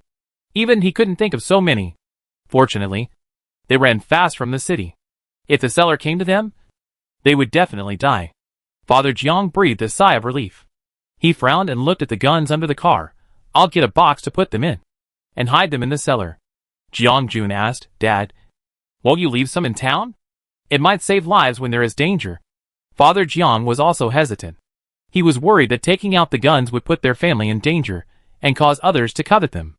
Jiang Jun immediately realized his thoughts. "Dad, after leaving the village, you can say that you picked up the gun on the road. No one can focus on you." Shiyu also advised, "Yes. Having a gun in hand will give you an extra layer of protection." Even if you encounter a robbery on the road, you will have an advantage with a gun in your hand. John's father thought for a moment and said, "Don't take too many. Send a batch to the cellar. June. You can practice shooting at home. If there is danger at home, you can just shoot with the gun." John's father remembered that Guahao was a veteran. His shooting skills should be better than his. He should observe his character carefully, and not take out the gun rashly. Xiaoyu is right. Having a gun is equivalent to an extra layer of protection. The safe box containing firearms was covered with a cardboard box by John's father, and slowly moved to the cellar. When Xi's mother saw the contents of the box, she was shocked and ran to the door to guard it, fearing that someone would pass by. While John's father was moving, Jiangyun took out 4 boxes of bullets from the store, and hid them under the car. They were almost suitable for the caliber of pistols and submachine guns. Pistols are easy to carry and store, but have a short range. Submachine guns have a long range, and can be used as a supplement. Although rifles are inconvenient to carry, they have a long range. The rifles she prepared have a range of more than 2,000 meters. But it takes time to learn.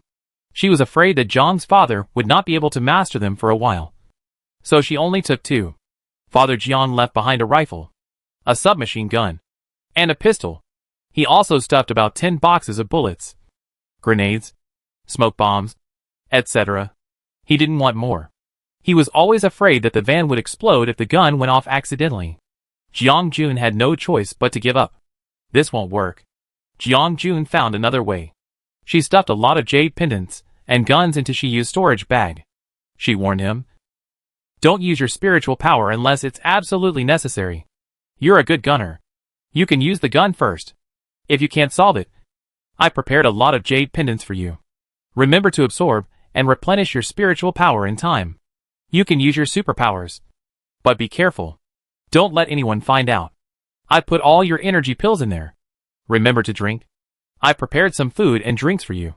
Shiyu listened to Jiangjun's nagging advice, patiently listened, and responded from time to time. A warm current surged in his heart. He stared at Jiangjun intently, and his amber pupils were full of pampering. How could Jiangjun not notice his gaze? She glared at him, pushed his head aside. "Don't look at me. Did you remember what I told you?" Shiyu smiled gently. "I remembered. Pay attention to the news in the town, and then find out about the life species." Jiangjun breathed a sigh of relief. "Just remember, this mission doesn't seem easy. The Lord's domain, and the chosen one chosen by the life species. We have to find out slowly." A week later, 12 villagers from Ningxin village went out. 3 people from the Jiang family, Guahao, Luo Jingnan and Luo Buiyuan, and 6 people whose families were trapped in the town, including Huang Shunmin. Huang Yibing was trapped in the town, and there was no news. He had to go find him. There was not much gasoline in the village, and it could only supply 2 cars, the reinforced Audi of Huang Xuanmin's family, and the tattered van of Zhang's family. Huang Shunmin and others did not want to sit in the same car with outsiders. So Guahao and others could only squeeze into the tattered van of Zhang's family, because their SUV was hit and blocked, and the conditions in the village could not repair the car. Ma and Yufang stuffed dried meat, noodles, boiled eggs, and other food in the trunk. As soon as they entered the van, they smelled the meat aroma coming towards them, and they could not help swallowing. They paid the village doctor all their food as medical fees. They had been eating only watery soup these days, and their stomachs rumbled when they smelled the aroma of meat. Uncle Jiang glanced at them, handed them 3 pieces of dried meat and bread, and said, "Eat something first. If you don't eat enough, you won't have the strength to deal with mutant plants and animals." Guahao and others hurriedly thanked him. Uncle Jiang waved his hand and didn't care, seeing that they were choking. He sighed and took another bottle of water. The 2 cars drove away from Ningxin village amid the thanks from the He and Luo families. The village party secretary watched the exhaust of the car disappear around the corner. The dense bushes blocked the trace of the vehicle. He retracted his sight and sighed. Go back. Go back." 2 days after Zhang's father left, the village party secretary called a meeting to call on everyone to build a wall. Although our village has not been attacked by mutant animals, it is still unsafe without a wall. We will build 3 walls along the border of the village, which can more or less prevent outsiders from invading. Every household had to send people out to work, regardless of gender, and they were forced to work, and they could go home for 2 hours at noon to eat. There were old bricks piled up on the village corridors, which were all requisitioned by the village party secretary to build the wall. when the materials were insufficient. Mud was mixed with broken stones, and wood blocks to make stone bricks and wood bricks. However, the broken stones in the village were limited, and they had to be transported outside when they were used up. The bricks and broken stones were on a hillside next to the neighboring village, where there were rocks. It was dangerous to leave the village.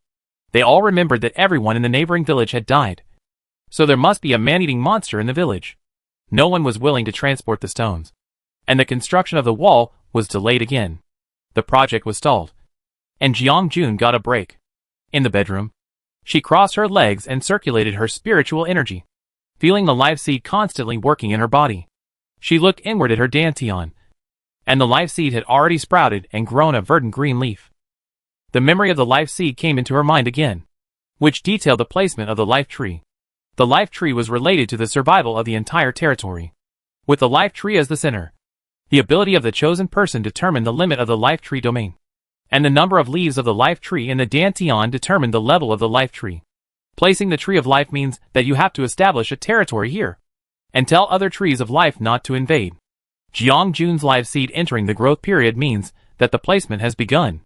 However, Jeong-jun has not yet decided where to place the tree of life. After careful consideration, Jeong-jun carefully selected a good place for the tree of life. Village committee. Luo Yuqing washed her face with sweat all over her body, and he Ping scooped water with a ladle and handed it to her. Luo Yuqing gulped it down, and she said with a hearty feeling, "Well, water is still cool." He Chong sighed, "You are a girl. Just take a rest. It's so tiring to move bricks, and you are still rushing to do it." Luo Yu smiled and said, "Uncle Yu said that as long as we go to work, he will provide us with lunch every day."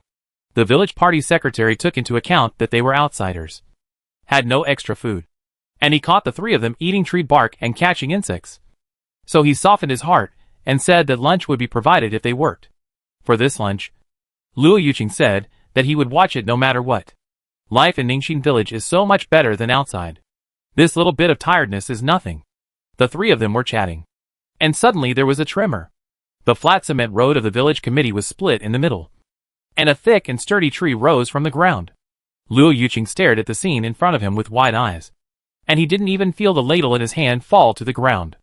The tree crowned with lush branches and leaves rose straight up, covering the village committee below. And the villagers around also saw this strange scene, and they all ran towards the village committee.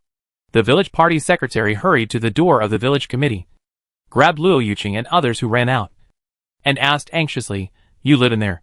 Come and tell me what's going on with this tree." Luo Yuqing, He Chong, and He Ping were taken away. Other villagers saw the tall and lush tree crown rooted in the courtyard of the village committee. They looked at the green leaves and thick trunks, and their anxious emotions were inexplicably soothed. "What kind of tree is this? Why does it smell so fresh? I feel it too." The breath that was originally blocked in my heart came out instantly. I feel a lot quieter instantly. My migraines that have lasted for more than 10 years have improved a lot. Really? So magical? Stand forward and smell the smell of this tree. The man took a deep breath, and the fresh air entered his body, and his chest and body instantly became much smoother. Really? Come and try it. Chapter 114. Jeong-jun, who caused the commotion, was taking a nap at home. The sound of Shima and Yufang talking could be heard outside. Shima was just marveling at the huge tree that rose from the ground. Seeing the villagers outside the door smiling and heading towards the village committee, she couldn't help but wonder, why are they all going there? Yufang pointed in the direction of the village committee. "Do you see the tree that blocks out the sun?" Aunt Pingzi said that the tree has healing effects, and they are all crowding to sit at the door of the village committee. Shima was curious. "Really? What disease can it cure?" Yufang shrugged. "No one knows. But sitting under the tree is indeed better than staying at home. Do you want to go? I'll take you to join in the fun." Shima picked up the bench, turned around and shouted to Jiangyun's house, "Xiaoyun, I'm going to the village committee for a while." Jiangyun replied in a hoarse voice, "I know. Go." The sudden appearance of the huge tree caused a panic in Ningxin village. Soon the villagers found that the tree not only had never attacked anyone, but also that sitting under the tree could calm people down. For a time, many villagers came to watch. After every meal, the villagers would go to the tree in the courtyard of the village committee to rest in the shade, so the tree that blocked out the sun was also jokingly called the village tree by the villagers. After some inquiry and investigation, the village party secretary only knew that the tree appeared out of thin air.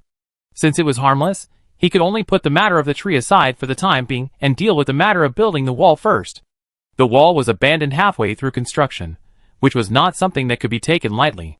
The village party secretary held a meeting and severely criticized the villagers' retreating character. Everyone was scolded so much that their heads almost dropped to the ground. The village party secretary sighed.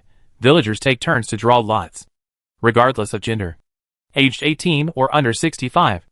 All participate and work hard to move the stones back and build the wall. The village party secretary set an example. I won't hide behind you. It's my first time. I'll join. The village party secretary is over 50 years old, and he still participates in the action, which makes the villagers, who are watching from the sidelines, feel a little ashamed, fearing that someone is playing tricks. Each household sent a representative to supervise the making of paper signs. After the paper signs were made, they started drawing lots. All people were drawn for a cycle, and those who were drawn were kicked out in the next draw. Until the next cycle, there were about 20 people who went out to move stones. Although the first batch of people were trembling, their expressions were firm. They held the modified weapons in their hands, such as axes, butcher knives, hammers, iron rods, etc. But they were rusty and had very limited lethality. The first batch was mostly for exploration. The village party secretary drove a truck, and the gasoline was still drawn from the He family's car. He drove 20 people out of the village like a hero who was going to die bravely.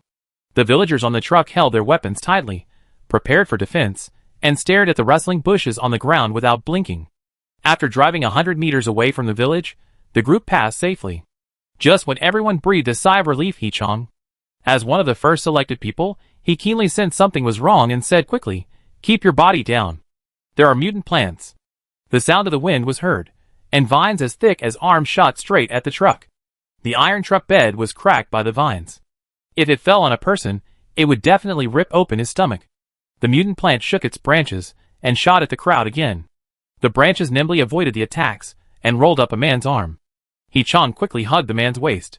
He shouted hurriedly, "Cut the branches with a knife. Quickly!" The people in the car reacted quickly and swung their knives at the branches of the mutant plant that were wrapped around the man. The broken branches were quickly thrown and torn off. The truck stepped on the throttle and drove away with all its might. He-chong looked at the mutant plants that retreated into the bushes in the distance and couldn't help but breathe a sigh of relief. The injured man endured the pain and pulled out the thorny branches. His arm was pierced with blood and flesh, but fortunately the wound was not deep, and the bleeding stopped after a simple bandage. The task of carrying stones was not easy. They had no idea what unknown mutant monsters were hidden in the deep and dark jungle. The first group of people who went on the mission set out in the morning and had not returned until the afternoon. All the villagers stood at the entrance of the village and looked anxiously at the shadow of the truck. Soon, a familiar truck drove into Ningxin village from outside. They hurried forward to check and saw that the truck was loaded with half a bucket of gravel. Others were huddled together, lying in the car. They were all wounded, and blood flowed in the car, staining the gravel red. The villagers quickly carried them down. The village doctor had been waiting by the side. Luo Yuqing helped him. She was very skilled in bandaging. Soon the injured were treated. The village secretary, with the help of his son Eugene, asked people to unload the gravel from the car. After everything was done, he told the story of transporting the gravel. After leaving the village, they encountered mutant plants and animals one after another. They arrived at the rocky slope with great difficulty. There was no accident when transporting the gravel to the car. However, they had to fight with mutant plants and animals when returning to the village. Because of the huge difference in strength, they were covered in wounds. The village party secretary drew all the mutant plants and animals he encountered on the road, and then marked their characteristics and attack methods for the whole village to check. With the repeated transportation of stones, not only did the wall of Ningxin village gradually take shape, but the strength of the villagers who went out was also increasing. The first time they faced the mutant plants, they were in a mess. In just half a month, the villagers killed the mutant animals without mercy. The village doctor was the one who could feel the changes in the villagers the most during the treatment. He remembered that the village chief, who used to have back pain even when carrying a bag of grain, actually lifted a stone jar weighing thousands of pounds. Not only that, men, women, old and young in the village are all changing. Everyone's physique is growing, and their strength is increasing. He recalled the beginning of the change. It seemed to start from the giant tree that rose from the ground. The village doctor's record book recorded the changes of the villagers in recent days. After careful consideration, he found the village party secretary, who posted the information of mutant plants on the notice board. There are 2 notice boards at the entrance of Ningxin Village Committee. In the past, they were used to post news and regulations, but now they have become notice boards for mutant plants and animals. All the mutant plants and animals that their village had encountered so far were posted on it, with pictures and text marking their weaknesses and strengths. The village party secretary saw that the village doctor looked solemn, as if he had something important to say. They walked around the villagers, who were enjoying the cool under the village tree, and went into the office of the village committee together. The village party secretary took the report from the village doctor, with a puzzled look on his face. The more he looked at it, the gloomier his face became. He quickly flipped through the report in his hand. The village party secretary put down the report in his hand, and rubbed his eyebrows. Who else knows about this? The village doctor shook his head. The villagers may think that it is the training outside that has increased their strength. I only discovered these clues when I was treating the elderly, weak and sick in the village. The village party secretary said solemnly, "It seems that this tree is not simple. It is a good thing that the villagers' physical fitness has improved, but I am afraid that it will bring disaster." The village doctor is old and knowledgeable. In his opinion, this is not a disaster. From what we can see now, this tree has brought many benefits. We should not worry too much, since the village tree is welcomed by the villagers. Preventing them from contacting the village tree will arouse suspicion. It is better to guide them to stay under the village tree. In this way, even if there is trouble in the future, we will have the strength to resist the other party. What do you think? The village secretary hesitated. The village doctor said, "It is not a good thing to hide it. It is better to open it. Think about it. In order to keep this common secret, the whole village will stand on the same line. At that time, we will be united. Will we be afraid of those outsiders?" Regarding the secret of the village tree, the 2 decided to keep it secret for the time being. But every day the village secretary would organize the villagers to meet under the village tree after dinner, tell a joke, chat and perform a crosstalk, which would relieve the villagers' impetuous emotions caused by the polar day to the greatest extent. Because the sun was glaring during the day, the villagers had a chaotic schedule, and insomnia and irritability were common. The village secretary called people out for a meeting before going to bed, which had a significant effect. Many villagers went home and drew thick curtains, and actually fell asleep. As a result, every time there was a village party, the whole village came to participate spontaneously. The wall that had been built intermittently was finally nearing completion. A lookout tower was built at the entrance of Ningxin Village, even though it was blocked by the jungle. The road 3 or 4 kilometers outside the village could be seen. When a stranger passes by, this sentry post will issue a warning, and the bell will be transmitted into the village, alerting the whole village. The sound of ding-dong and bang-dong rang out. This was the sound from the lookout at the entrance of Ningxin Village. Someone was approaching the village. Shima rolled up her sleeves, revealing her strong wrists, picked up the iron knife that Jiang Yun had made for her, and walked towards the entrance of the village like a fierce warrior. Jiang Yun smiled bitterly. The influence of the Tree of Life was transforming the people in the village. But the transformation was not satisfactory. The villagers of Ningxin Village gradually tended to transform into strong men and women, and even Shima was no exception. The transformation of the residents of the territory is related to the subconscious of the Lord. She never thought of becoming a strong woman. She didn't know why. The whole village began to develop in this direction, which made Jiang Jun laugh and cry every time she saw the changes in Shima. She was worried that Jiang Dad would not recognize Shima when he came back. Jiang Jun followed Shima and walked towards the door.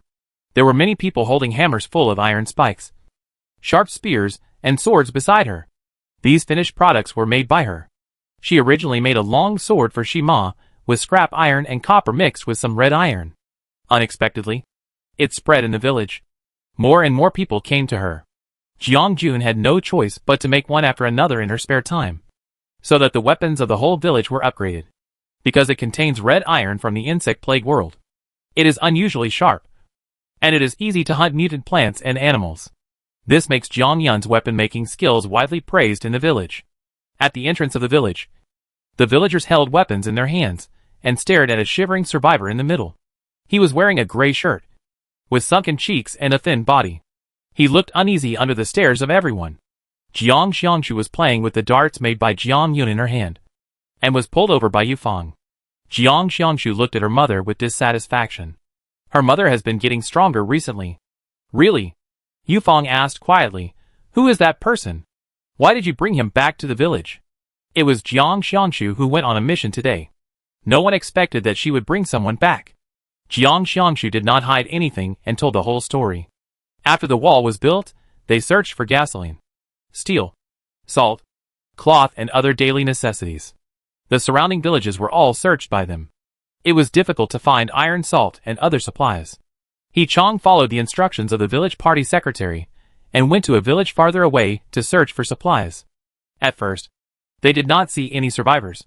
They followed the usual steps and began to kill mutant plants and animals. Unexpectedly, they turned around and saw a group of people who wanted to get something for nothing. While they were fighting with the mutant plants and animals, they stole a lot of salt and food. The people on the mission were furious and wanted to teach these ignorant thieves a lesson. Unexpectedly, a difficult mutant python appeared.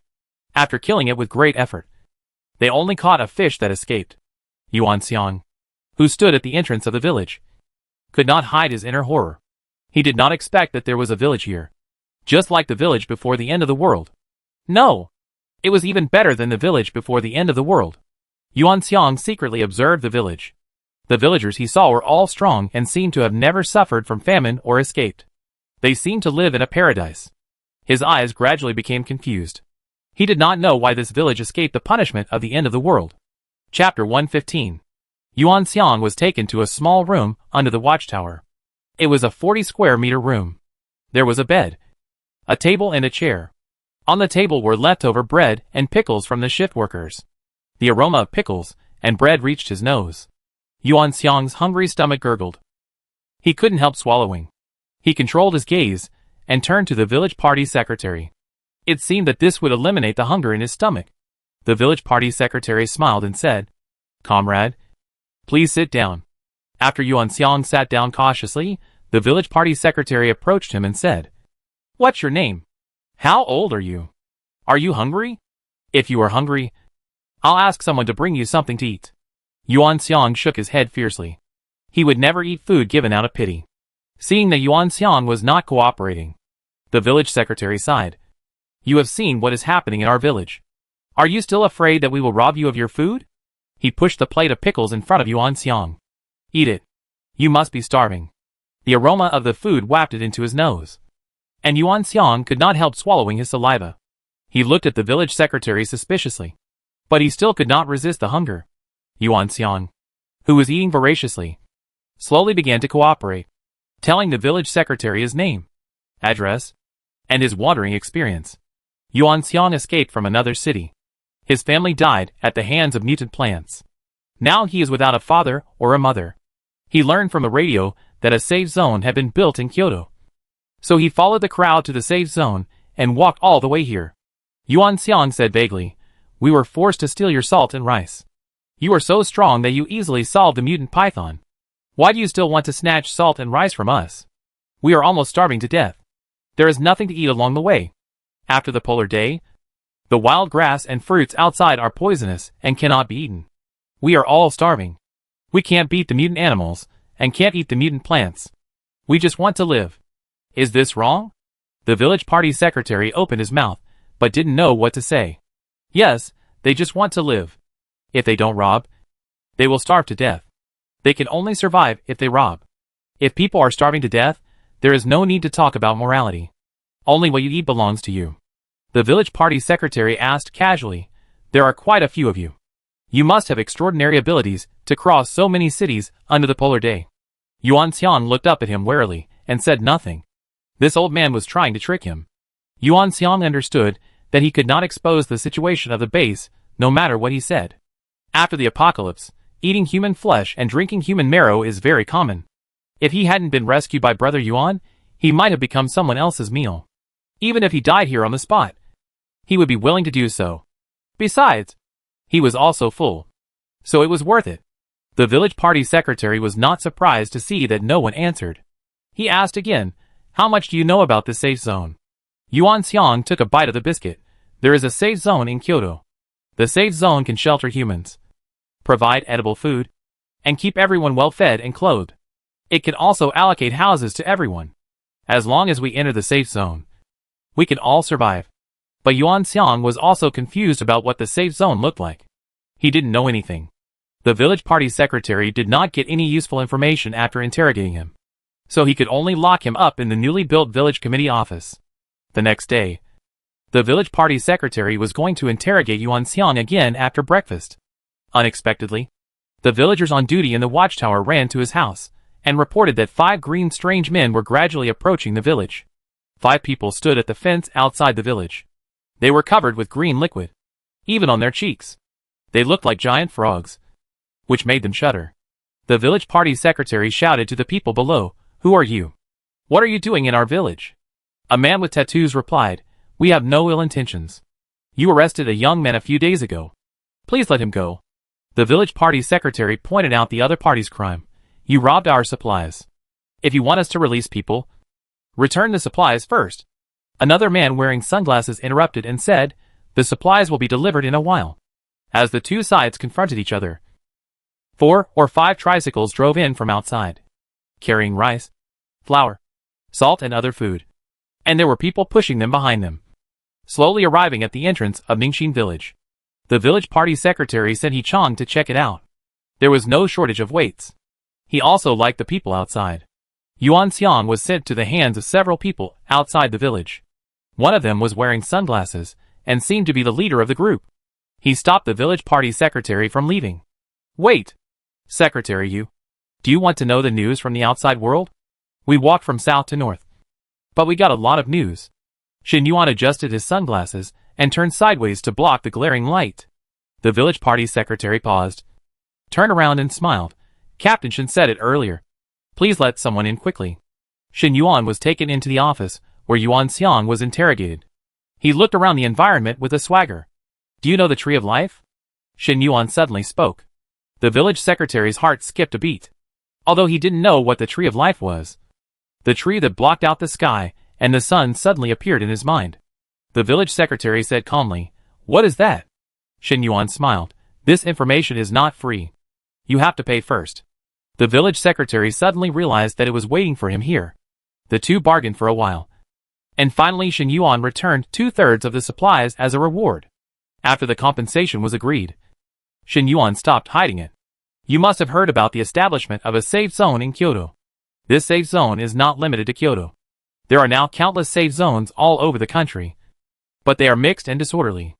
And the key to the establishment of a safe zone is the Tree of Life growing on its territory. A piece of land with a Tree of Life means that the land is full of vitality, and the food grown can be eaten by people. And a safe zone with a Tree of Life must have its lord." Shen Yuan shot a sharp look at the village party secretary. "Is Shen sincere in cooperating with Secretary Yu? Or does the lord here not want to meet me? Looking down on us small lords?" The village party secretary was confused by Shen Yuan's accusations, and was accused of something for no reason. Although it was accused of a lord, it really made the village party secretary confused. The village party secretary was puzzled. What is Captain Shen talking about? Do you think our village is a safe zone? Then what is this lord? Shen Yuan looked at the village party secretary carefully. Seeing that his puzzled look was not fake, he was puzzled, but he still explained the lord to him. Only if a lord plants the Tree of Life in a territory, then this territory will not be attacked by mutant plants and animals. Ningxin village can survive safely in this area full of mutant plants and animals. There must be a lord with the Tree of Life living here. After that, Shen Yuan explained, "I'll be honest with you. This visit to Ningxin village is not just for the captured teammates, but also to meet your lord. To be able to protect such a large territory, the level of the Tree of Life must not be low. Although I am not as talented as the big guys, I have also worked hard to support a group of people. I beg Secretary Yu to let me meet your lord." The village party secretary brainstormed. He didn't want to believe what Shen Yuan said, but he saw that the other party was sure and serious. He said in embarrassment, "There has never been a lord in our village. Even the Tree of Life you sensed appeared out of thin air. To tell you the truth, I have never seen the lord you mentioned." Shen Yuan frowned. "How is it possible? There is no safe zone without a master. Even the Kyoto safe zone is in the hands of the lord. The village party secretary simply couldn't say anything. Their village had little contact with the outside world and was blocked from the news. If it weren't for Shen Yuan, he wouldn't have heard of the Lord.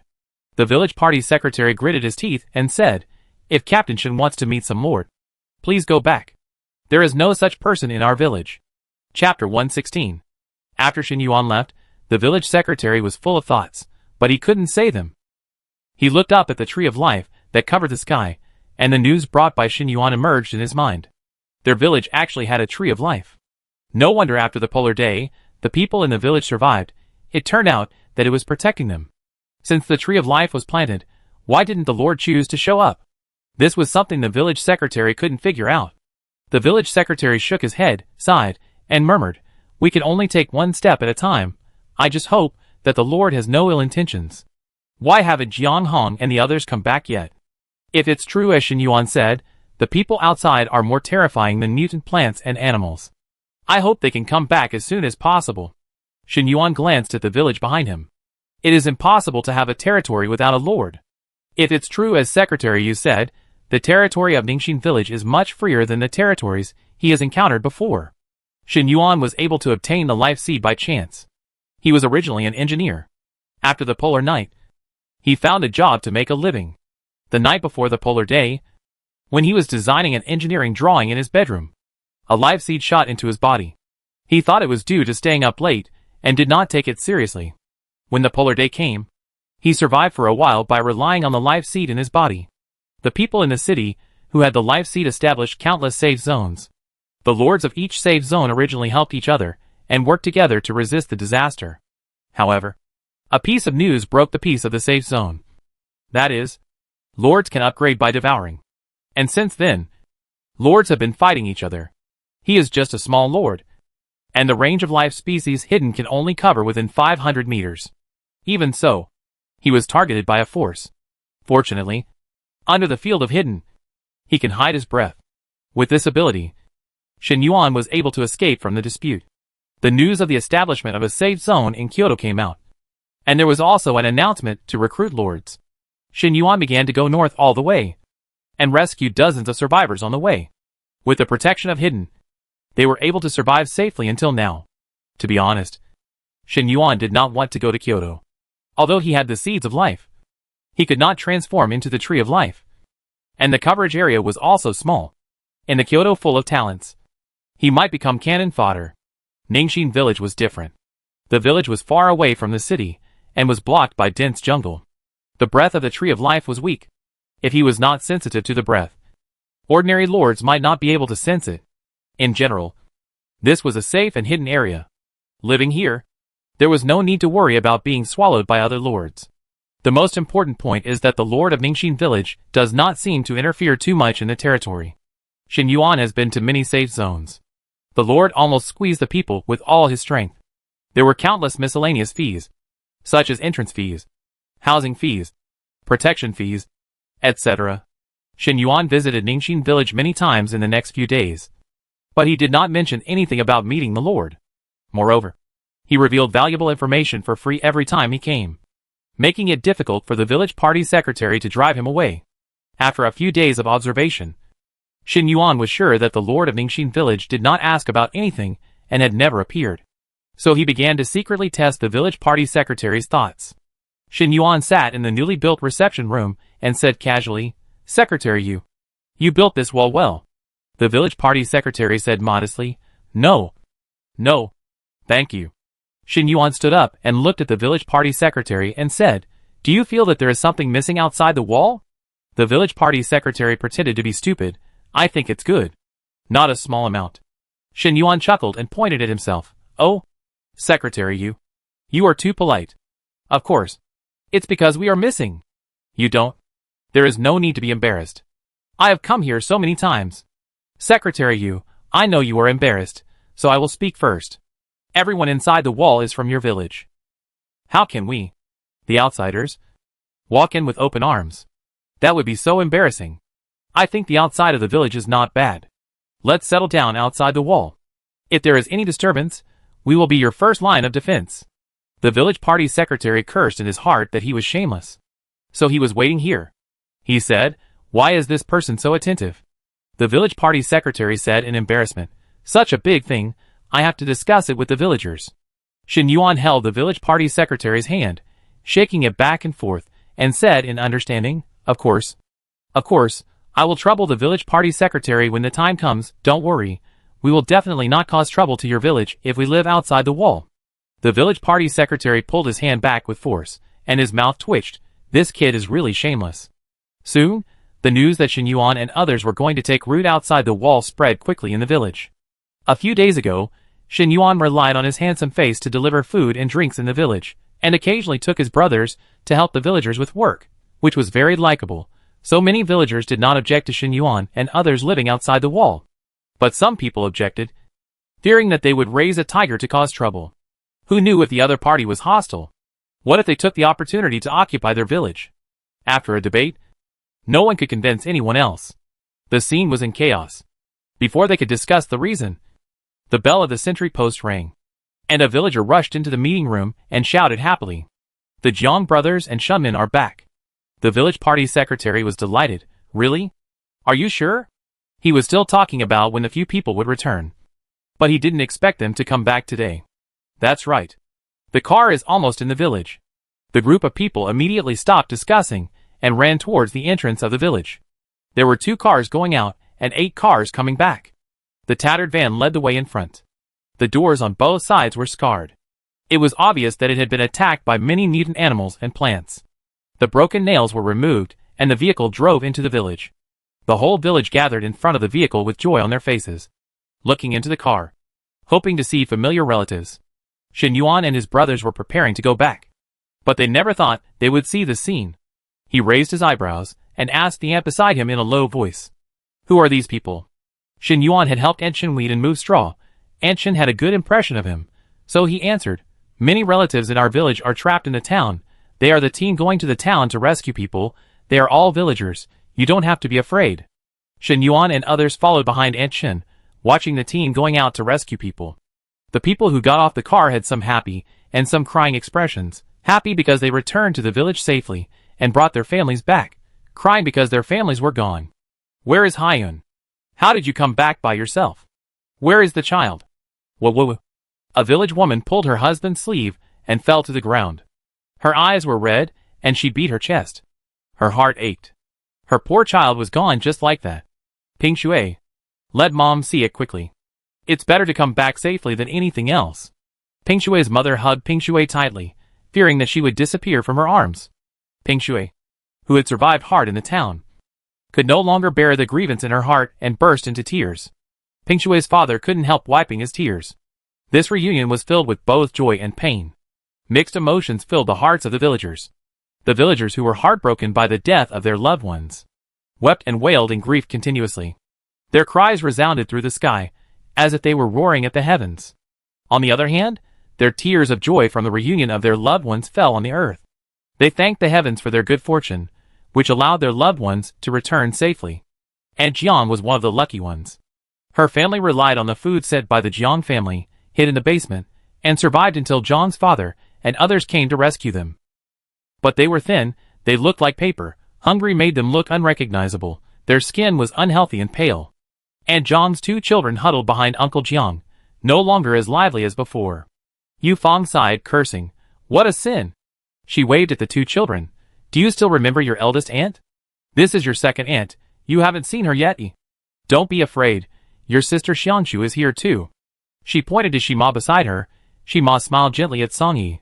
Songyi still didn't dare to say anything, and John's mouth twitched bitterly, as if she had something to hide. Xiangshu carefully stepped forward and took Songyi's hand.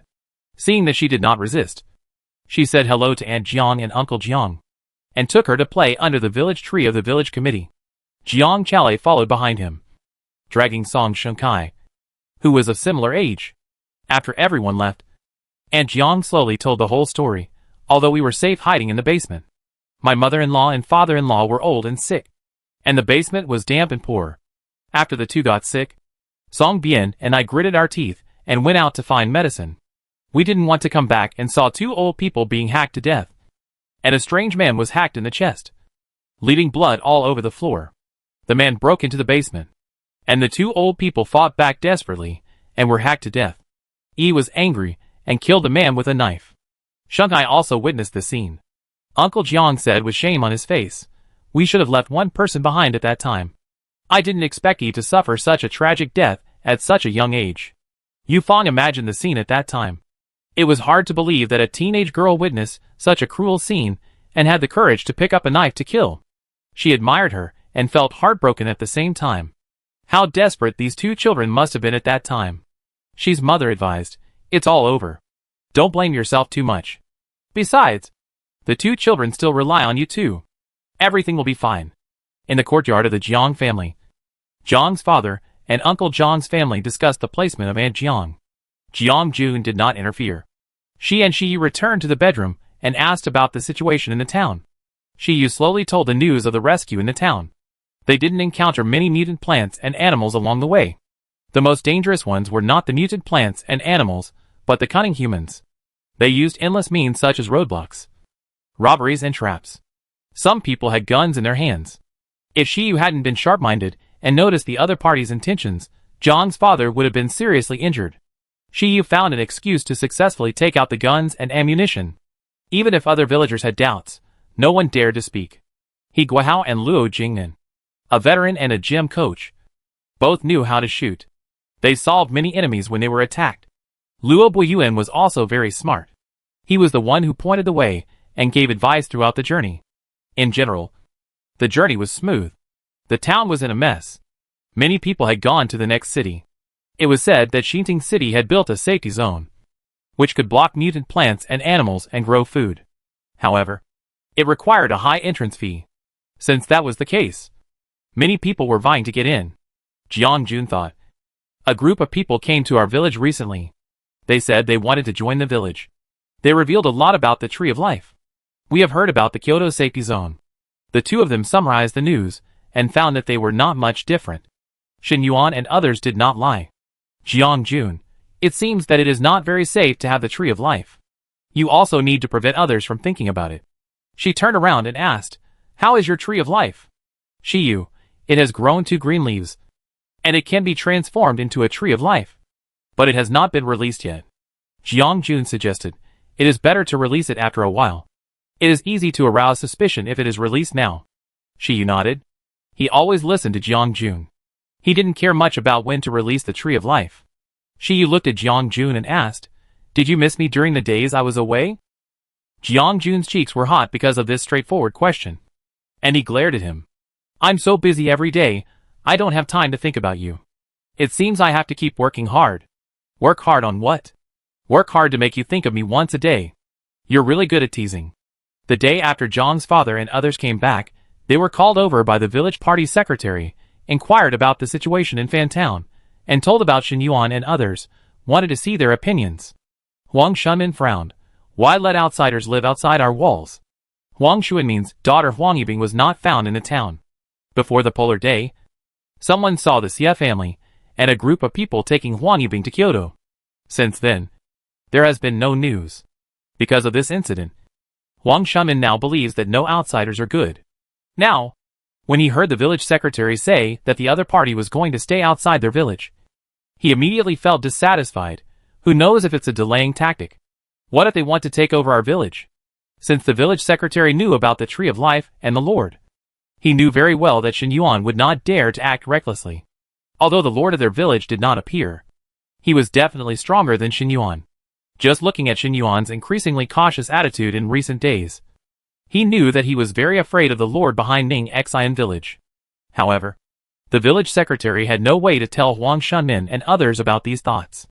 Because the whole village disagreed, they finally decided to hold a democratic vote, which took place in the courtyard of the village committee. Under the witness of the Tree of Life, the village secretary felt that no one dared to do anything bad. The voting results came out soon. Shen Yuan stayed with 2/3 of the votes. It seemed that Shen Yuan had spent a lot of effort in the village. Nearly half of the villagers praised him, and praised him for his ability and popularity. Shen Yuan decided to stay in Ningxin village. Naturally, he did not hide it from his companions. Some people thought that Ningxin village was located in the wilderness, isolated from the outside world, and had backward military equipment. It was not as good as the Kyoto Safety Zone. They insisted on going to the Kyoto Safety Zone, And many people agreed with him. Shin Yuan didn't expect them to be so naive. Not to mention the Kyoto safety zone is 108,000 miles away. How long will it take to travel without a car and oil? Without the protection of his tree of life, how many days can this group of people survive? There are still mutant plants and animals lurking outside. You can lose your life if you are not careful. Shin Yuan told the other party the consequences one by one, and asked them to think carefully. Although Shin Yuan did not say that he was a lord, other people were not blind. They were also people who mixed in various safety zones. They understood that their safety these days was because they had a lord around them. Otherwise, they would have become food for mutant animals. However, it would be better to go to Kyoto to try their luck instead of letting them stay in this small village. They even wanted to kidnap Shin Yuan and let him protect them to go to Kyoto. Shin Yuan was not a weak and incompetent person. After catching this group of people, he threw them all out to feed the mutant wolves. After this internal struggle, Shin Yuan's originally small team shrank even more, and only less than 20 people moved to the outskirts of Ningxin village. Shin Yuan chose to go outside the wall because he had already observed that the territory was expanding. There were no mutant animals and plants attacking outside the wall. Entering the house would always cause trouble. It would be better to stay outside the wall, making friends with others and not causing conflicts. It was just that the weeds outside the wall were overgrown. Although they were not as ferocious as the mutant plants, it still took a lot of effort to clean them up. The villagers of Ningxin village also lent a hand from time to time. After working hard, Shin Yuan's team gradually got along well with the villagers of Ningxin village. Because of the lack of materials, they used local materials to build a dormitory for 18 people, and then tried to expand it outward. Because the solar terms were useless, the sowing time also changed. Many people in the village tried to grow vegetables and grains. The small piece of land at home was full of corn seedlings, wheat seedlings, peanuts, peppers, garlic, etc. The small courtyard was used to grow vegetables and grains for the whole family. Families with limited surplus grain would not starve by growing vegetables. But there was less meat in the village. The number of livestock doubled, and even the eggs laid by hens were bigger than stones. Although they were edible, they smelled fishy, and the number of eggs they laid decreased. Because of their large size and increased appetite, 2 or 3 carts of grass had to be cut every day to feed the livestock in the pen. After a long time, some people felt that it was not worth it. They worked so hard, but did not lay eggs. Many villagers thought about slaughtering them to eat, which was just right for them to make up for the loss. Pigs and sheep are even bigger, and if they run out accidentally, people will fall down and it will be impossible to catch them. Jiang Yun's family also raised a few pigs, ducks and sheep. Although they were big, they were all well behaved. However, the duck eggs and chicken eggs she usually loved to eat always had a fishy smell, which puzzled her. Logically, the animals raised under the tree of life should taste better. So why was it the opposite? After Jiang Yun conducted an investigation, she found that the mutated livestock no longer liked to eat feed, but preferred to prey on mutated animals. Even the sheep that ate grass actually gnawed a piece of mutated insect meat, and ate it with relish. Jiang Jun told his father about his discovery, and then the news spread in the village, and other villagers suddenly realized it. So they are feeding mutant animals. I was wondering why my chickens and ducks have been so listless these days. It just so happens that the mutant animals outside are poisonous. People can't eat them, but it won't be a waste to feed them to livestock. We have to raise them well. There are no non-toxic animals outside. I think it will be difficult to eat meat in the future. The villagers of Ningxin village have become stronger. They are no longer the people who were scared by mutant animals. They go out every day to hunt a mutant wolf or tiger, which is enough for livestock to eat for a whole day. Shin Yuan and others were shocked when they saw the fierce strength of Ning Xian village. No way. This whole village is full of martial arts. Even a woman as thin as paper can carry a wild boar. In order to eat meat, the whole village tried their best to hunt mutant animals and feed livestock. It was almost a whole family. Only Uncle Jiang's house was a building in the Jiang family. And Jiang and Uncle Jiang were arranged to live in Uncle Jiang's house. Father Jiang did not dare to let Aunt Jiang live in the haunted house next door, fearing that it would be taboo. So he began to think of building a small house between the two houses. The village ordered a knife from Jiang Yun. Jiang's father was surprised when he found out. He didn't expect his daughter to have the talent to make weapons. After giving the materials and fees, Jiang Yun started to work. The discarded blade was thrown aside. A person squatted in the corner and watched her movements intently. Jiang Yun looked closely and found that it was Song Yi, the eldest daughter of Aunt Jiang. She was staring at the red iron blade with all her attention, and seemed to be immersed in it. Jiang Yun asked her to stand outside the door and not to get close, fearing that sparks would splash on her body and burn her. Song Yi took a step back obediently, staring straight at the smelting table. After keeping a safe distance, Jiang Yun stopped caring about her. For several days in a row, Song Yi ran to the smelting room on time. Suddenly one day, Song Yi suddenly said, "Can I try?" Chapter 117. Song Yi's words reached Jiang Jun's ears. She looked at Song Yi suspiciously. "Try it? It's not impossible." Jiang Jun asked her to wear gloves and protective clothing to prevent being splashed. After everything was ready, Song Yi was seen holding a hammer and repeatedly hammering the iron material with a serious face. During the repeated hammering, the iron material gradually took shape. She watched the force of Song Yi's wrist and the hammering process of the iron material. It was not difficult to find that the other party was a very talented child. It was just that his physical strength was not enough. But he was very good at using clever strength to maximize the strength in his body. The smelting room was in the breeding yard next to the Jiang family. It was a simple, empty room built with bricks and tiles. The blast furnace built by Jiang Jun was dangerous, and he was afraid that someone would break in. So he set it up in the breeding yard. For several days in a row, Jiang Xiangchu saw Song Yi always running to her second uncle's house after dinner. She was very puzzled and followed her when she was not paying attention. Unexpectedly, she saw her weaker cousin waving a hammer and practicing the weapon. She saw that Song Yi's eyes were shining, unlike the usual dull and silent. So she did not say anything and quietly went back. Jiang Jun just glanced outside the door, not caring. With the help of the villagers, stone houses gradually appeared outside the wall of Ningxin village. And Xin Yuan and others quickly adapted to the pace of life in Ningxin village. Because it was still a little dangerous outside the wall, Xin Yuan and others tried to set up traps or build corners with the help of the outer wall. After the safety issue was guaranteed, Xin Yuan and others also wanted to learn from the villagers how to cultivate the fields and grow crops. However, grain seeds are not free, and if you want to get them, you have to exchange them for equivalent value. Xin Yuan used to be an engineer, and he learned a lot, but he still knew the basics of electrician. It happened that there were also people in the team who had worked in the power grid. He relied on his ability to hide and took people to the town to collect power lines, solar panels and batteries, and built an electric tower for the village to connect electricity. Although it was polar day, there was no need for lighting during the day, but electricity provided security, and it could also store electricity with the help of the sun. When the polar night came, electricity would be indispensable. The village secretary was very satisfied with the power station installed in the village, and was not stingy with the grain seeds requested by Xin Yuan. The transaction between the two parties was successfully concluded. When the power station was completed, another major event happened in the village committee compound. That is, a giant tree grew again next to the tree of life. Two lush trees of life leaned against each other. Their roots were rooted in the yard, intertwined and intertwined.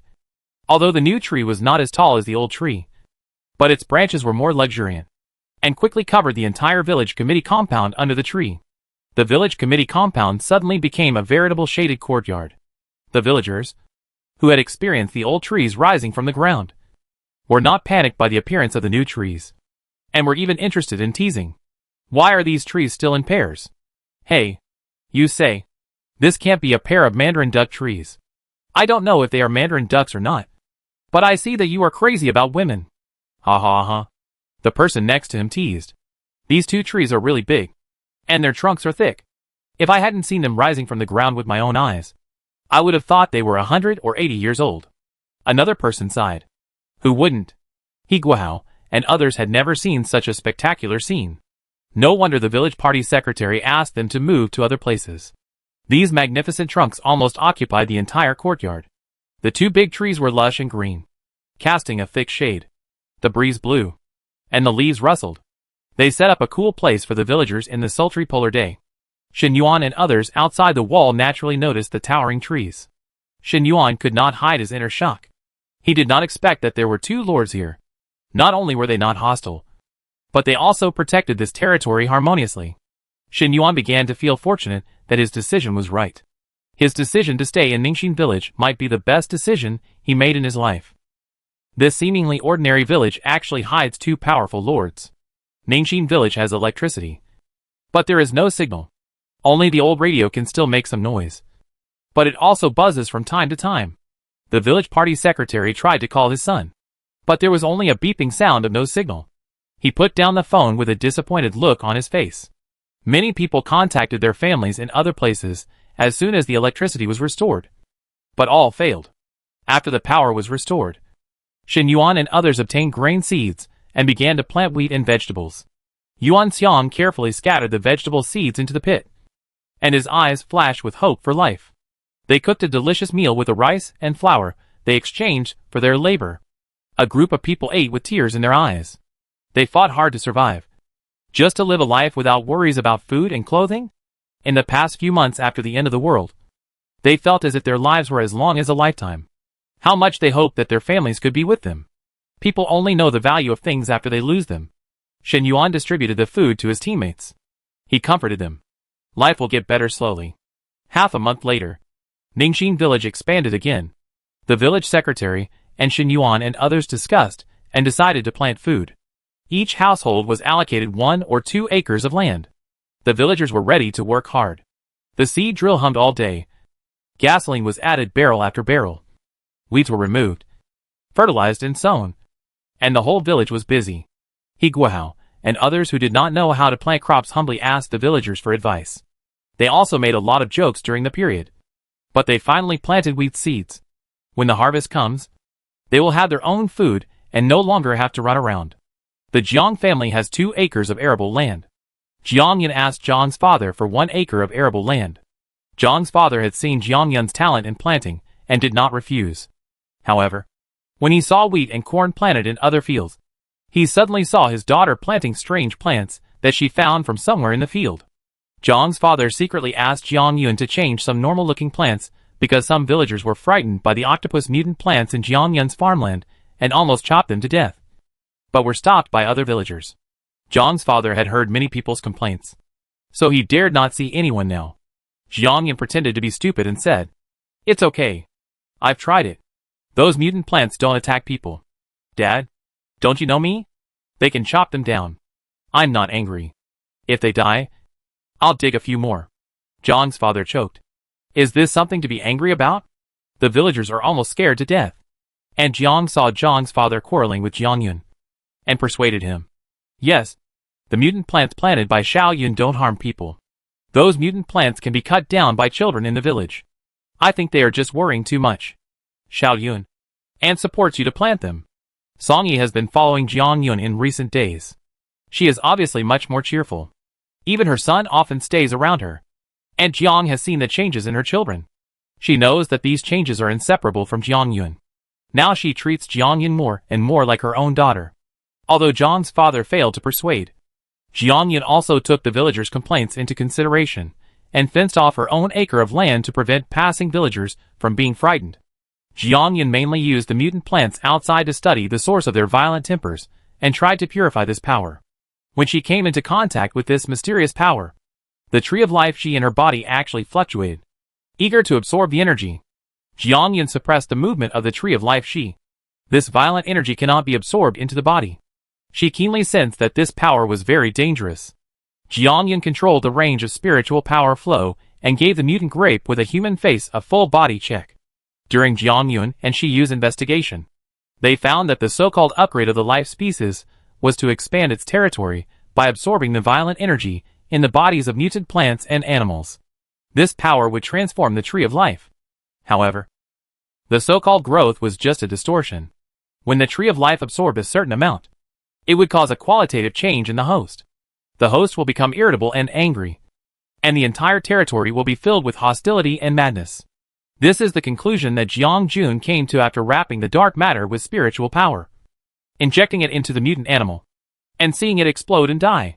Qi Yu looked at the bloody object on the ground with disgust in his eyes. The expansion of the tree of life must be suspended. If this continues, our bodies will also accumulate little by little. Jiang Jun pondered.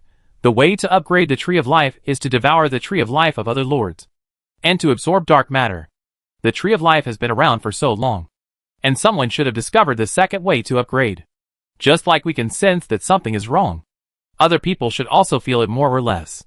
I just hope that this way of upgrading will not spread. They can try to use spiritual energy to dispel the dark matter in their bodies. But ordinary people in this world do not have this ability. If this continues, they will inevitably become neither human nor ghost. Just as Jiangyan thought, many lords have found ways to upgrade and try to expand their territory. When the dark matter absorbed by their tree of life reaches its peak, the expanded territory reaches a critical point, and the life in their bodies is finally exhausted, and they eventually become unconscious humans. When the Lord disappears, the mutant animals and plants that they dared not approach before begin to attack the people in the territory. Kyoto's safety zone. Xiaolon looked at the first-level lords who died in the report. He couldn't help but frown and said, "Why are they all trash? Aren't there any high-level lords who want to join the safety zone?" The subordinate shook his head. Most of them are first-level lords. High-level lords have their own territories and are unwilling to join the Kyoto safety zone. Xiaolon was furious. Then take down their territories. I don't believe they won't join. They are all a bunch of trash. The glass ashtray hit the subordinate's forehead directly. Dark red blood drops dripped on the ground. The subordinate quickly leaned over to wipe it off, respectfully said, "Lord, don't worry. We will do it right away." After the subordinate fled in a hurry, Xiaolan's impetuousness was reduced a lot. He called out to the servants waiting outside, and like an emperor going out, he was respectfully escorted by everyone to the bedroom. Arriving at the door of the bedroom, the servants stayed outside.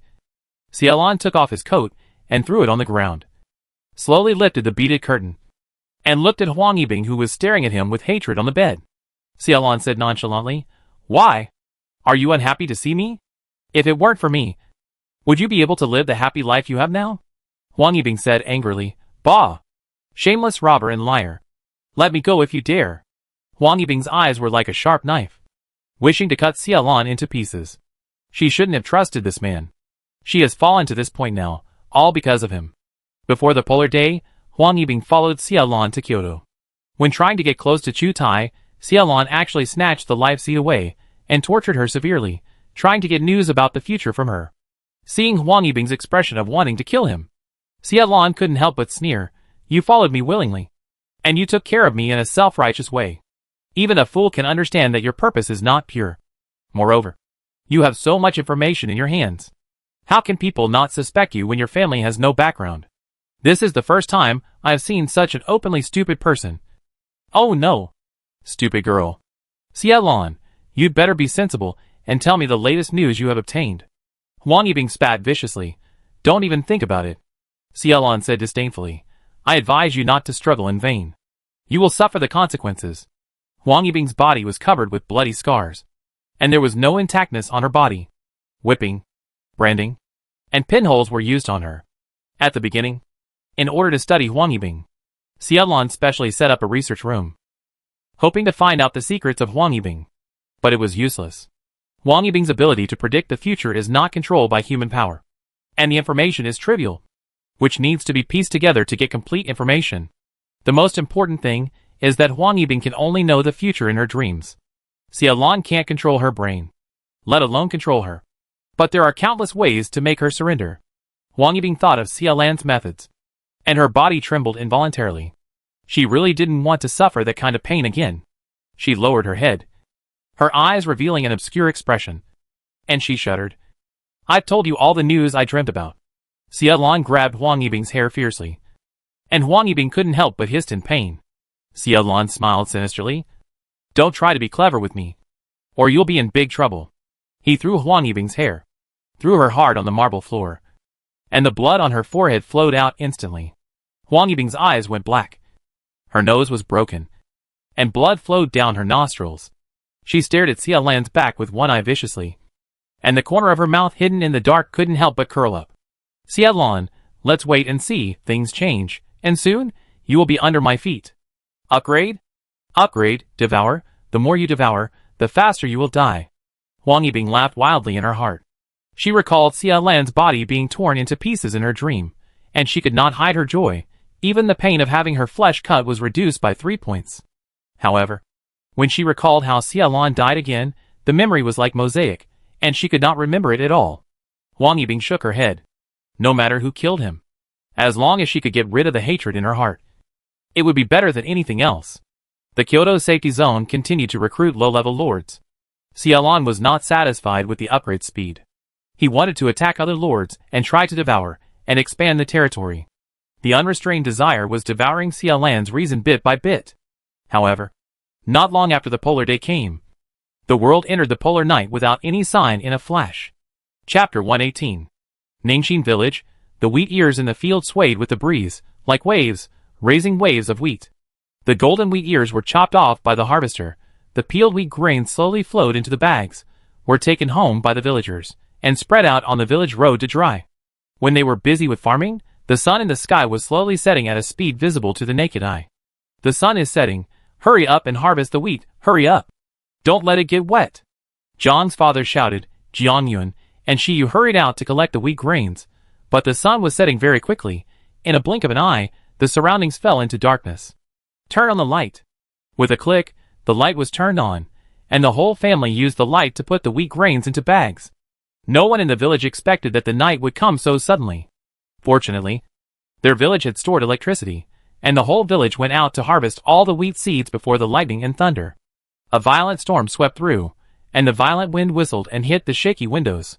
The heat was dissipated, and the cold air suddenly came. Even the villagers, who had been mentally prepared, could not help but sigh that something was unusual. Because of the lightning, the village party secretary turned off the power switch, fearing that the lightning would blow up the village. In just 2 hours, the villagers, wearing thin t-shirts and vests, hurriedly took out thick clothes from the closet. The clothes still smelled of mothballs when they were put on. The crackling rain outside continued. The stove in the main room was filled with firewood. The flickering firelight illuminated the small room and drove away the cold wind that broke in. Jiang Dad ran into the house wearing a raincoat, and a puddle of water fell under his feet. Shima hurriedly took his raincoat and asked him to change his clothes. After he was ready, he sat down around the stove. Jiang Jun asked, Dad, what's the situation over there? The rain came suddenly and violently. Shin Yuan and others' house was built with stones. The foundation was not built. It was in a low-lying area. The water flowed along the ditch to the outside of the wall. Shin Yuan and others suffered. Father Jiang had just gone to help move the luggage.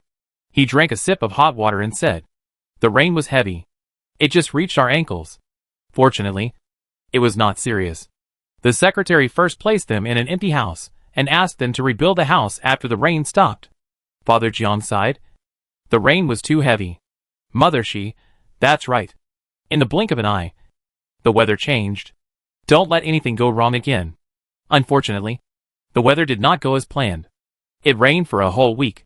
The village roads were full of broken branches, drowned mutant insects, and scarred tree trunks scratched by iron sheets. There were also many villagers who went out in the rain and were injured. Most of them were injured by iron sheets blown by the wind. Fortunately, the injuries were not serious. It was pitch black outside, and no one could tell whether the sky was overcast or not. The whole village had to wait for a day to make sure that the rain had really stopped outside. And then, they went out to clean up and rebuild. After the rain, the temperature had dropped below 10 degrees.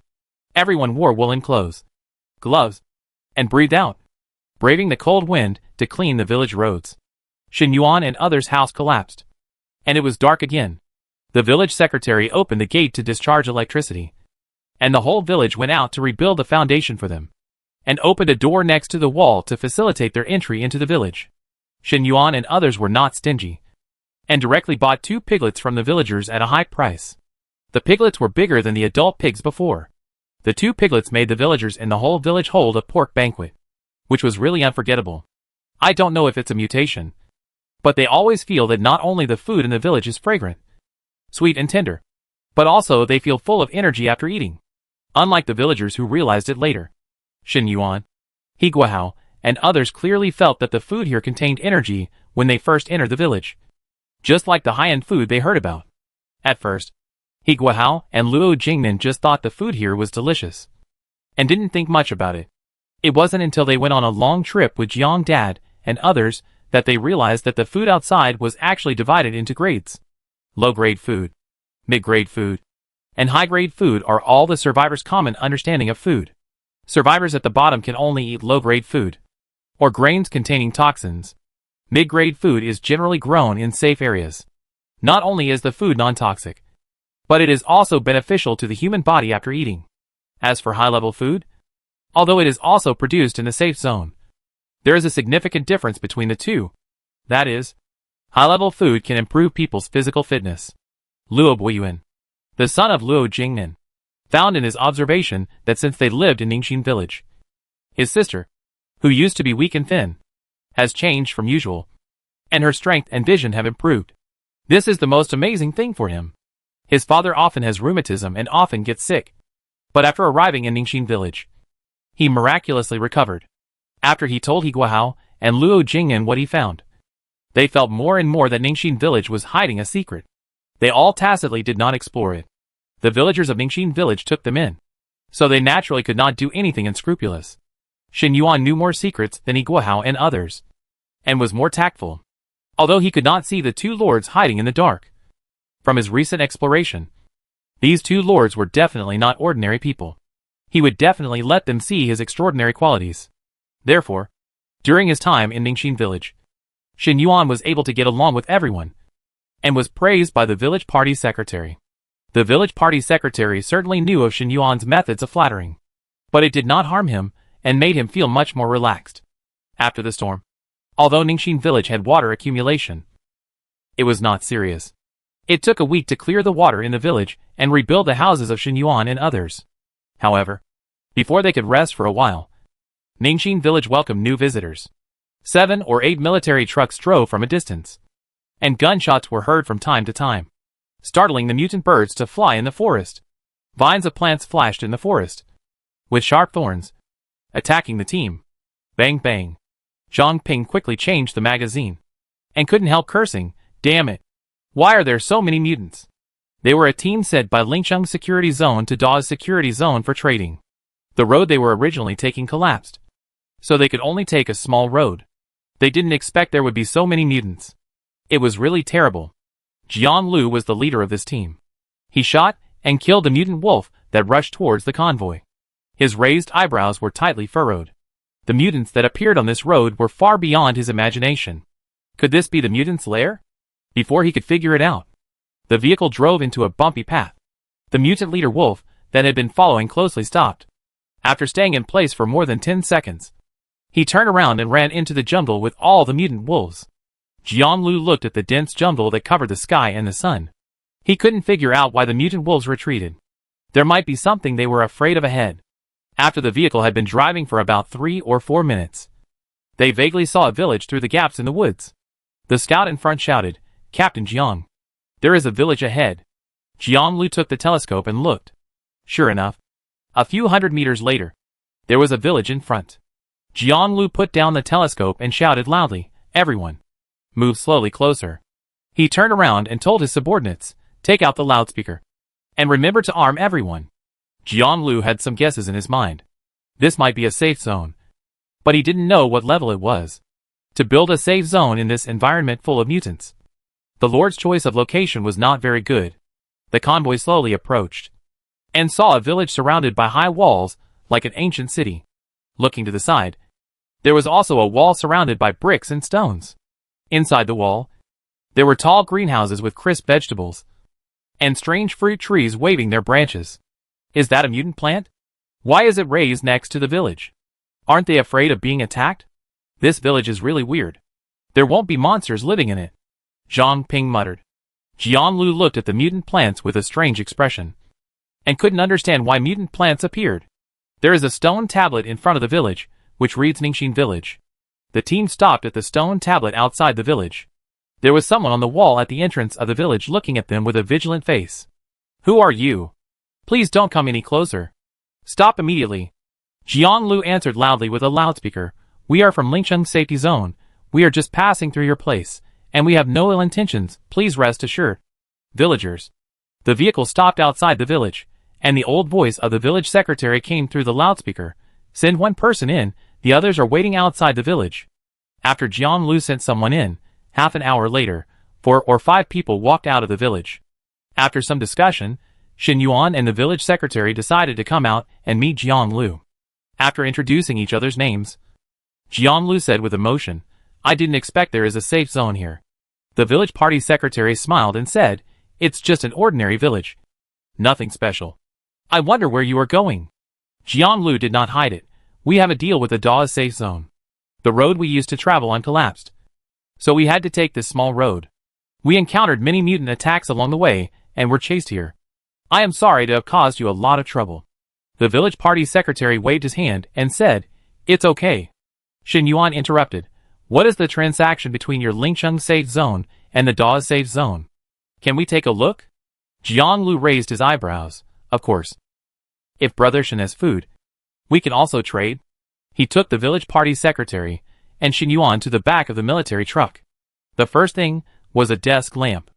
At first glance, there was nothing special. The two looked at Jianglu in confusion. Jianglu kept it a secret, although our safety zone is of low level.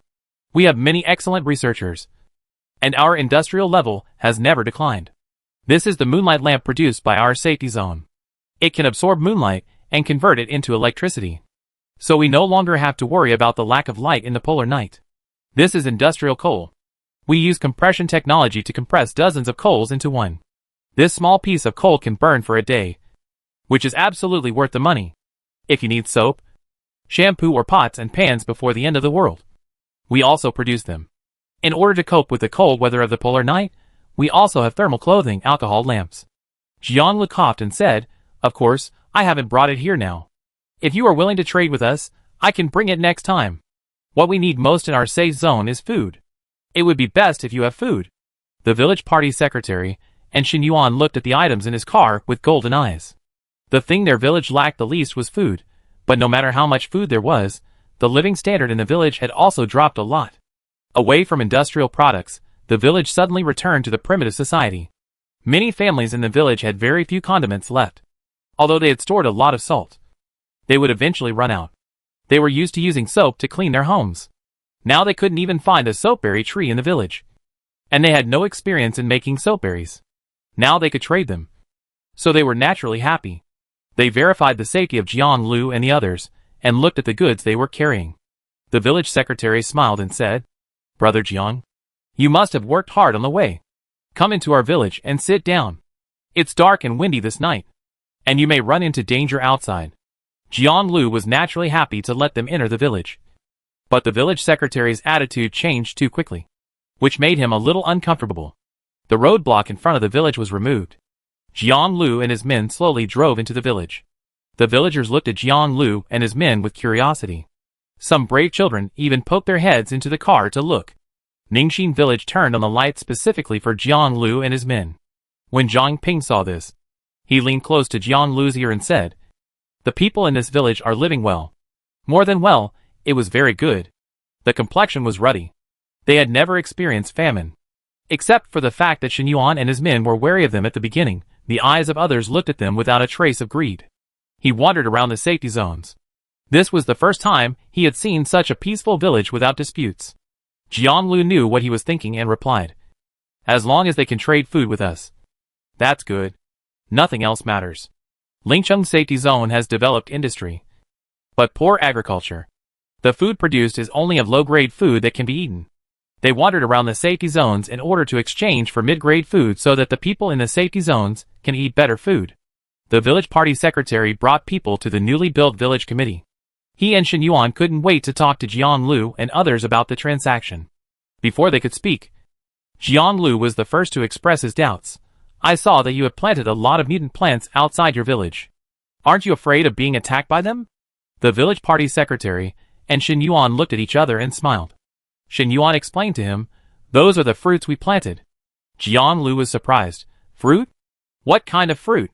Aren't the fruits produced by mutant plants inedible?" Shen Yuan chuckled. "Someone in our village has planted harmless mutant fruits. It's okay to eat them. And they taste good. Brother Jiang, do you want to try some?" Jianglu thought Shen Yuan was joking.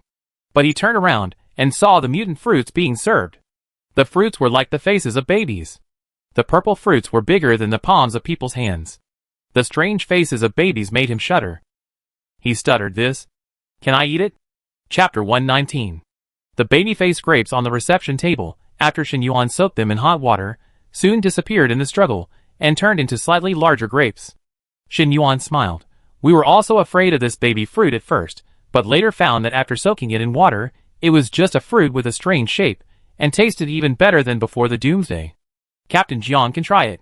Jiang Lu saw Xin Yuan and the village party secretary swallow the fruit. He was nervous, and took a sip slowly. The sweet fruity taste instantly made his taste buds jump. His eyes lit up, and he ate several pieces in succession. This grape melts in your mouth. Sweet but not greasy. Better than the fruit before the Doomsday. Xin Yuan took the opportunity to approach and asked, Then do you think there is a market for our fruit? Can we trade with you? Jiang Lu thought. Their safe zone is mainly short of food. But based on his experience of traveling all over the country, fruit is a precious food. And it tastes delicious. If the market can be developed, it will definitely make a lot of money. He looked at the two people in front of him. And after consideration, he said, although fruit is precious, it may be difficult to find a generous buyer. If you have food, we will focus on food. And I will promote the fruit for you. If there are customers who want to buy in large quantities, I will come here to purchase. What do you think? Jiang Lu asked. The village party secretary naturally had no objection.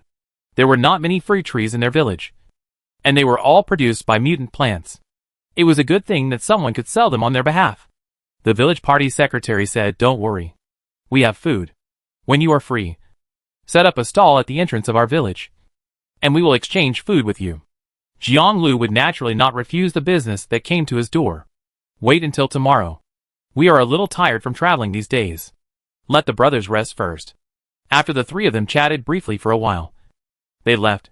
Jiang Lu, Zhang Ping and the transport team members set up tents directly in the yard. While they were busy, some villagers brought them food. Each person had a steamed bun, a bowl of porridge, and a small dish of vegetables, and there was mincemeat in the dishes. Zhang Ping was flattered and took it in his hand. He looked at the mincemeat and said in shock, This is too generous. There is even mincemeat. It seems that people in this village are not short of food. Someone next to him muttered, The food won't be poisoned. Do you think they will knock us out, drink our blood, eat our meat? Ah! Get out of the way. I think the people in their village are very simple, and they don't have bad intentions. The teammate next to him said with disdain. The man sighed, It's hard to say. In this world, there are many people who eat human flesh. I tell you, you must be on guard against others. Zhang Ping tasted the steamed bun. It was sweet in the fragrance of the flour. After swallowing it, he felt warm. The fatigue from the bumpy road slowly dissipated. His pupils trembled, looking at Jiang Lu hesitantly. Boss, this is... Before he could finish his words, another teammate who couldn't wait to eat it beside him, took the first bite, and devoured it in the next second. He ate while mumbling, This food can reduce fatigue. It is mid-level food. Zhang Ping added, Boss, these noodles and meat are all mid-level food. When the others heard what the two said, they looked at their eagerness to lick the bowls, and quickly reacted, stuffing the food in their hands into their stomachs, fearing that it would be snatched away if they were a second late. Jiang Lu looked at the food in his hand in shock. He did not expect that this small village actually had mid-level food. Because of the shortage of food in Lingcheng Safety Zone, most people eat low-level food, and only the upper echelons can taste mid-level food. And there are also good and bad mid-level food. Most of the food they traded in other areas was low in food, including special food. Generally, safe areas would not sell it to other safe areas. Most of it was used as reserve materials. Jiang Lu had tasted the food in the middle end. The food in Ningxin village was different from that in other safe areas. It was obviously higher in food. He suspected that it was high-end food. He was secretly annoyed. High-end food was hard to come by. He only regretted that he did not bring more goods. He did not know how much food he could exchange for tomorrow. When Jiang Lu was thinking about how to explain the delayed delivery of goods to Da's safety zone, his eyes accidentally glanced at the village committee compound not far away. His heart almost stopped beating. He pulled Zhang Ping, who was following him, and pointed tremblingly at the two treetops that reached the sky. Jiang Lu asked in a daze, Tell me, what did you see? Zhang Ping followed the direction of his finger without knowing why. It was too dark at night, and he couldn't see clearly. He squinted his eyes and looked carefully. Finally, he saw that there were two trees. Zhang Ping, Boss, there are two trees. They look so much like the trees in our safe zone. Zhang Ping's voice stopped abruptly. He rubbed his eyes wide open. They were really two trees of life. It was the first time he saw two trees of life. This village is full of hidden talents. Jiang Lu seemed to be fainting in the next second. It's really a tree of life. 2 of them. Oh my god. Where is this place? Because of the polar night, it was pitch black all around. The trees of life hidden in the dark night were easily overlooked. Shen Yuan used hide to cover up the breadth of the trees of life. As a result, Jiang Lu saw the 2 thriving trees of life in Ningxin village. Jiang Lu was also a man who had seen the world. He had been to many safe zones, and had seen the trees of life from afar. However, the 2 trees of life that soared into the sky in Ningxin village were rare. And there were 2 of them, which was particularly shocking. According to his observation, the level of Ningxin village was definitely higher than that of Lingcheng's safe zone. But he didn't know why they were hidden in a small village. From the perspective of the territory, the 2 lords did not seem to choose to expand their territory. It was no wonder that he thought it was a low-level safe zone at first glance. But he didn't know why they chose to stay here. And they were hidden in the deep mountains and forests. Could this be the deep thought of the boss? The next day, Jiang Lu did not sleep all night, repeatedly reviewing his actions, fearing that he would offend the lord of Ningxin village. After one night, the village party secretary found that Jiang Lu's attitude was slightly flattering, and looked at Shen Yuan's self-righteous expression. And he couldn't help but twitch his mouth. What is going on outside? Are all people so tactful? At the entrance of the village, Jiang Lu and his brothers put up the goods, illuminated by moonlight lamps. And with shouts, their stalls instantly became popular, considering the grain grade of Ningxin village. He also mentioned it to the village party secretary, and tactfully discussed whether there was any lower grade grain for trading. He really didn't dare to make a move on Ningxin village, which had 2 lords. He bought high-level grain as low-level grain. He might be tired of living. The village secretary heard about the grain level from Iguahao and others, but he didn't expect that the grain level in their village was so high. No wonder he felt full of strength after eating it. The village secretary clapped his hands and said, "Can we have the grain before the end of the world? It's low-level grain, non-toxic.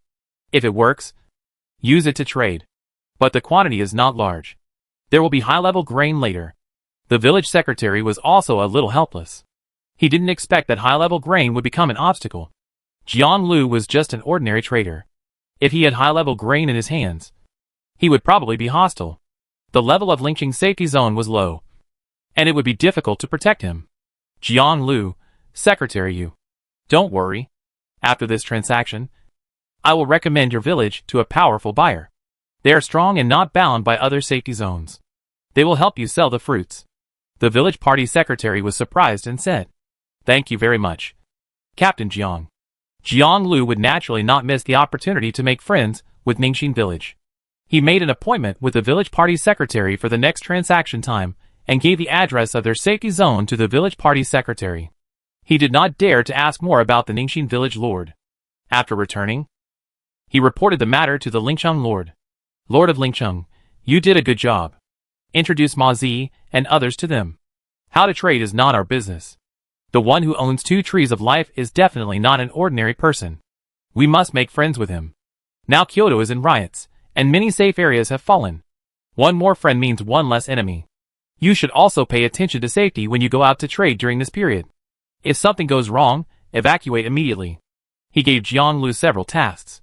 After the others left, he rubbed his brows in a white robe, slumped on his mount, and his face was full of fatigue. The lord of Lingcheng thought of the news from Kyoto. Xia Lan, as the lord of the Kyoto safety zone, turned the whole city upside down in order to find a woman, and killed countless people during the process. It was also revealed that Xia Lan devoured a large number of lords in order to increase his strength. Even the head of the Chu family was imprisoned by him. After the Chu family knew about it, they severed their relationship with Xia Lan and became irreconcilable. No one expected that the lords of all sizes around Kyoto would be attacked by the Kyoto safety zone. A large number of lords disappeared. Without the lord, the tree of life disappeared, and the domain no longer had any protective function. Many people were homeless and began to flee. Wang Yibing was wrapped in a black down jacket and a scarf, hiding in the exile team. There was a rustling sound in the bushes, and the next second, a mutant mantis jumped out, waving its sickle and slashing at humans. A shrill scream sounded, and the team fled in panic. Some people waved axes to resist desperately, and some people took advantage of the chaos to run away. Wang Yibing hid in the crowd and swiftly avoided the danger. After the mutant mantis died, the people who were almost starving to death didn't care whether the mutant mantis was poisonous or not. They devoured the corpse of the mutant mantis with crazy eyes. Wang Yibing didn't join them. She tried her best to restrain her hunger. Her eyes were fixed on the exiles, who were eating voraciously, and her throat swallowed involuntarily. The crowd moved again. Wang Yibing followed again. She hadn't eaten for 2 or 3 days, but she couldn't eat mutants. The 6 people who had just eaten the mutant mantis meat had toxins on their bodies, vomited blood, and looked like they were dying. She wanted to live. She wanted revenge. She wanted to watch Xiaolon die. She couldn't die here. The temperature dropped again. Wang Yibing pulled her down jacket together. Snowflakes fell from the sky, fell on her cheeks, and instantly turned into water. She raised her head and drank the snow with her mouth. The weather was getting colder, and the frequency of mutants coming out decreased. The fleeing team endured the cold and continued to move forward. They didn't know where to go. They just knew to follow the team and not fall behind. Wang Yibing felt that her feet were broken, and the pain had long been numb. She fell and got up, fell again and got up again. Finally, when she fell into a coma, she only saw people in green camouflage uniforms commanding in front. Soldiers? Why did soldiers appear? Chapter 120. The aroma of food wafted into her nose. Wang Yibing tried her best to open her eyelids. There was a faint light in front of her. She got up and saw someone standing under a flashlight, holding a spoon and seemed to be distributing food. The aroma came from there. Her stomach made a rumbling sound. Wang Yibing covered her slightly aching stomach. A woman next to her saw this and glanced at her. She kindly reminded her, "You fainted on the way. They brought you here.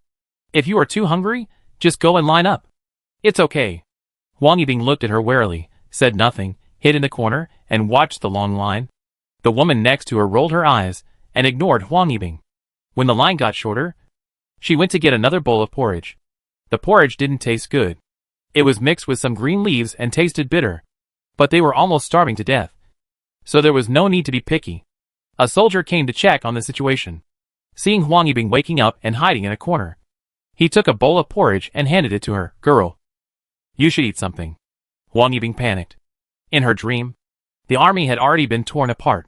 The safe zone built by the Lord was the current situation of the whole world. Soldiers should not exist. She lowered her head, hiding the panic in her eyes, and whispered, "Thank you." The fragrance of the porridge made her stomach growl non-stop. After some hesitation, Wang Yibing drank the porridge in the bowl. When she stood up to get the meal, an officer was inspecting. Under the reflection of the light, the dense scars on Wang Yibing's cheeks were particularly obvious, but the officer still frowned and looked at her several times. The officer hesitated and asked, "Are you the eldest daughter of the Huang family?" Wang Yibing shrank back and hid, and quickly shook her head and said, "You recognize the wrong person." Yu Bo looked at her repeatedly, and the more he looked, the more familiar she seemed. He pulled her and said, "Girl of the Huang family, how come you are here? And you look like this now? Where are your parents? Where did they go?" Yu Bo was very familiar with the people in the village, and he had a lot of contact with Huang Xuanmin's family. Naturally, he had seen Wang Yibing, but he didn't dare to recognize her rashly when he saw that she was covered in wounds. Now seeing her reaction, he naturally did not recognize her wrongly. "Yu Bo, did anyone bully you on the road? We'll talk about your parents later. Come with me first to treat your wounds." Wang Yibing couldn't break free, and was forced to follow him. She recognized Uncle Yu, the second son of the village party secretary, who had some friendship with her father, but in her current situation, she couldn't contact other people too much. Yu Bo took advantage of the time to heal his wounds, trying to ask Wang Yibing what happened, but she didn't say a word, so Yu Bo had no choice but to take the doctor aside and ask about her condition. The doctor frowned. She has many wounds on her body, and there are traces of electric shock. Some parts of her internal organs may be damaged. It is not possible to see without professional instruments. But to be honest, your niece may have suffered long-term abuse. After the doctor left, Yu Bo adjusted his mentality, and did not ask too much about Huang Yibing's condition. "You must be exhausted after walking for such a long time from Kyoto. I heard that you fainted on the way. Uncle will take you to rest first." Yu Bo saw that she did not object, and he was relieved. Huang Yibing is in a very unstable mood right now, and is very hostile to the outside world. Her affairs can only be investigated later, after Yu Bo dealt with Huang Yibing's affairs. A subordinate came to report. He asked, "How many people did you receive this time?" The subordinate said, "About 400 or 500 people, all of whom fled from the vicinity of Kyoto." Yubo paced back and forth, pondering for a moment. "How long can the granary last?" The subordinate said in embarrassment. "Not much anymore." Yubo thought. "The old leader told us to change more weapons. We may have to go to war with those people in Kyoto later. You notify the people below to prepare mutant plants and animals as soon as possible. There is no time to lose. We must act quickly." After the polar day, mutants broke out, and the Lord suddenly appeared. A riot broke out in the military district where Yubo was located. He protected the old leader and broke through the siege. However, only after he came out did he realize that there was no guarantee without the Lord. All teammates were terrified and alert to the mutants that launched attacks every day. To deal with the mutants, they were stationed in an abandoned prison, where the prisoners had already escaped. After they cleaned it up, they built a safe base. However, the soil was poisonous, so they had no way to grow food. And the mutants contained toxins, so they couldn't eat them either. Just when they were at their wits' end, an intact supermarket appeared next to the safe base, which had a large amount of supplies, even guns and cannons, which surprised everyone in the base. Yubo had a customer voucher in his hand, which allowed him to enter the John store. This time, he was sent out to check the situation in the Kyoto safety zone. He didn't expect to meet refugees on the road, and he consumed a lot of food. It seemed that he had to use the John store to pass on the message to the old leader. Kyoto might be in trouble. He ordered, "Send a few more teams to send all the refugees back to the base." Yubo was preparing to deal with the transaction with the John shop, while Jiang Yun, the owner, was busy teaching the villagers to plant mutant fruit trees. At first, the villagers were shocked that Jiang Yun was not afraid of death and brought back so many mutant fruit trees. After inquiring, they found that Jiang Yun actually wanted to plant fruit trees that were non-toxic. This was simply wishful thinking. The villagers shook their heads and looked pessimistic. When Jiang Lu's trading team appeared, the mutant fruit was non-toxic and harmless, and it was delicious. Many villagers became interested and wanted to plant a mutant fruit tree. But they were afraid that the fruit would be poisonous and kill people. So they took the initiative to ask Jiang Yun for advice. Jiang Jun was naturally not stingy. During her teaching, she found that the villagers of Ningxin village seemed to have inherited one of her abilities, which was the talent for planting. Not only that, the villagers of Ningxin village also inherited Shiyu's talent, which was to drive mutant insects. The mutant earthworms were directed by the villagers of Ningxin village to cultivate the land. The mutant earthworms were better at dredging the soil than machines. The soil was soft and high quality. No matter whether it was grain or vegetable, there would be no insect disasters after planting. The talent for planting was that after Jiang Jun transplanted the mutant plants, she needed to use spiritual power to expel the dark matter. However, the villagers of Ningxin village only needed to take good care of the fruit trees. After about a month, the dark matter in the mutant fruit trees would gradually disappear. Therefore, Jiang Yun did not really impart experience to them, but used them to study the dark matter in the mutant fruit trees. The villagers of Ningxin village set off a trend of planting mutant fruit trees. As long as there was a safe open space around the village, most of them were planted with mutant fruit trees. The village secretary said that it not only protected the village and deterred outsiders, but also brought economic benefits and was very environmentally friendly. Although Shen Yuan was also considered half a villager of Ningxin village, he had been there for such a long time and still could not adapt to their heroic actions. He watched the old man and the old woman directly tied a mutant fruit tree, and the branches and leaves of the mutant fruit tree were still struggling. Yuan Xian looked at the old man and his wife's strong arm muscles with envy, and then looked at the mutant fruit trees around the village. He hesitated and said, "Boss, should we plant some mutant fruit trees too? This will allow us to exchange more things next time." Shen Yuan hit him on the back of his head. "Do you think I look like someone who can catch mutant fruit trees?" Yuan Xiang said embarrassedly. "Not really." Shen Yuan's younger brothers could only watch the villagers plant mutant fruit trees with envy. When Ma Zi brought a team to purchase goods, he saw the mutant fruit trees all around Ningxin village and almost ran away. They really didn't expect that someone would plant mutants directly outside the safe zone. It really opened their eyes. Chapter 121. Ma Zi's team traveled around various bases, often fought against mutants, and their strength was not weak. However, When faced with the dense mutant fruit trees around Ningxin village, their scalps tingled, and they really didn't expect that there would be someone so bold.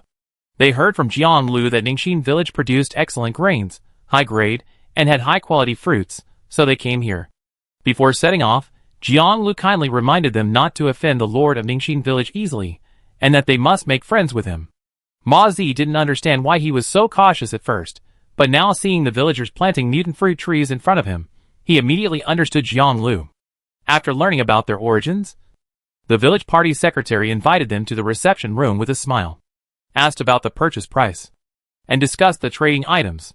However, only the Jiang family's mutant fruits had borne fruit, and the quantity was small, so it might not be possible to sell them. The village party secretary looked embarrassed. Ma Zi said quickly, "It is our honor to be able to exchange for high-level food. There is no rush for mutant fruits. When the quantity increases later, we can purchase them without any problem. We are just passing by this time. We want to take a look at the situation in Ningxin village. It is not for trading. There is a war outside. We just escaped from another base. To be honest, although we have some strength, we dare not belittle ourselves and intervene in the disputes between major bases. We want to rest for a while, because Brother Jiang strongly recommended your village, saying that there are high-level food. I didn't believe it at first, but I didn't expect it to be true. But our ability is limited. We can only purchase part of it from you. The rest will have to wait until the situation improves." Ma Zi looked embarrassed. She was telling the truth. They were originally carrying goods to trade, but they encountered war and fled the city in a hurry. When they passed by this place, they remembered Brother Jiang's instructions and wanted to come here to check the situation and try to sell the goods in their hands. The village party secretary understood.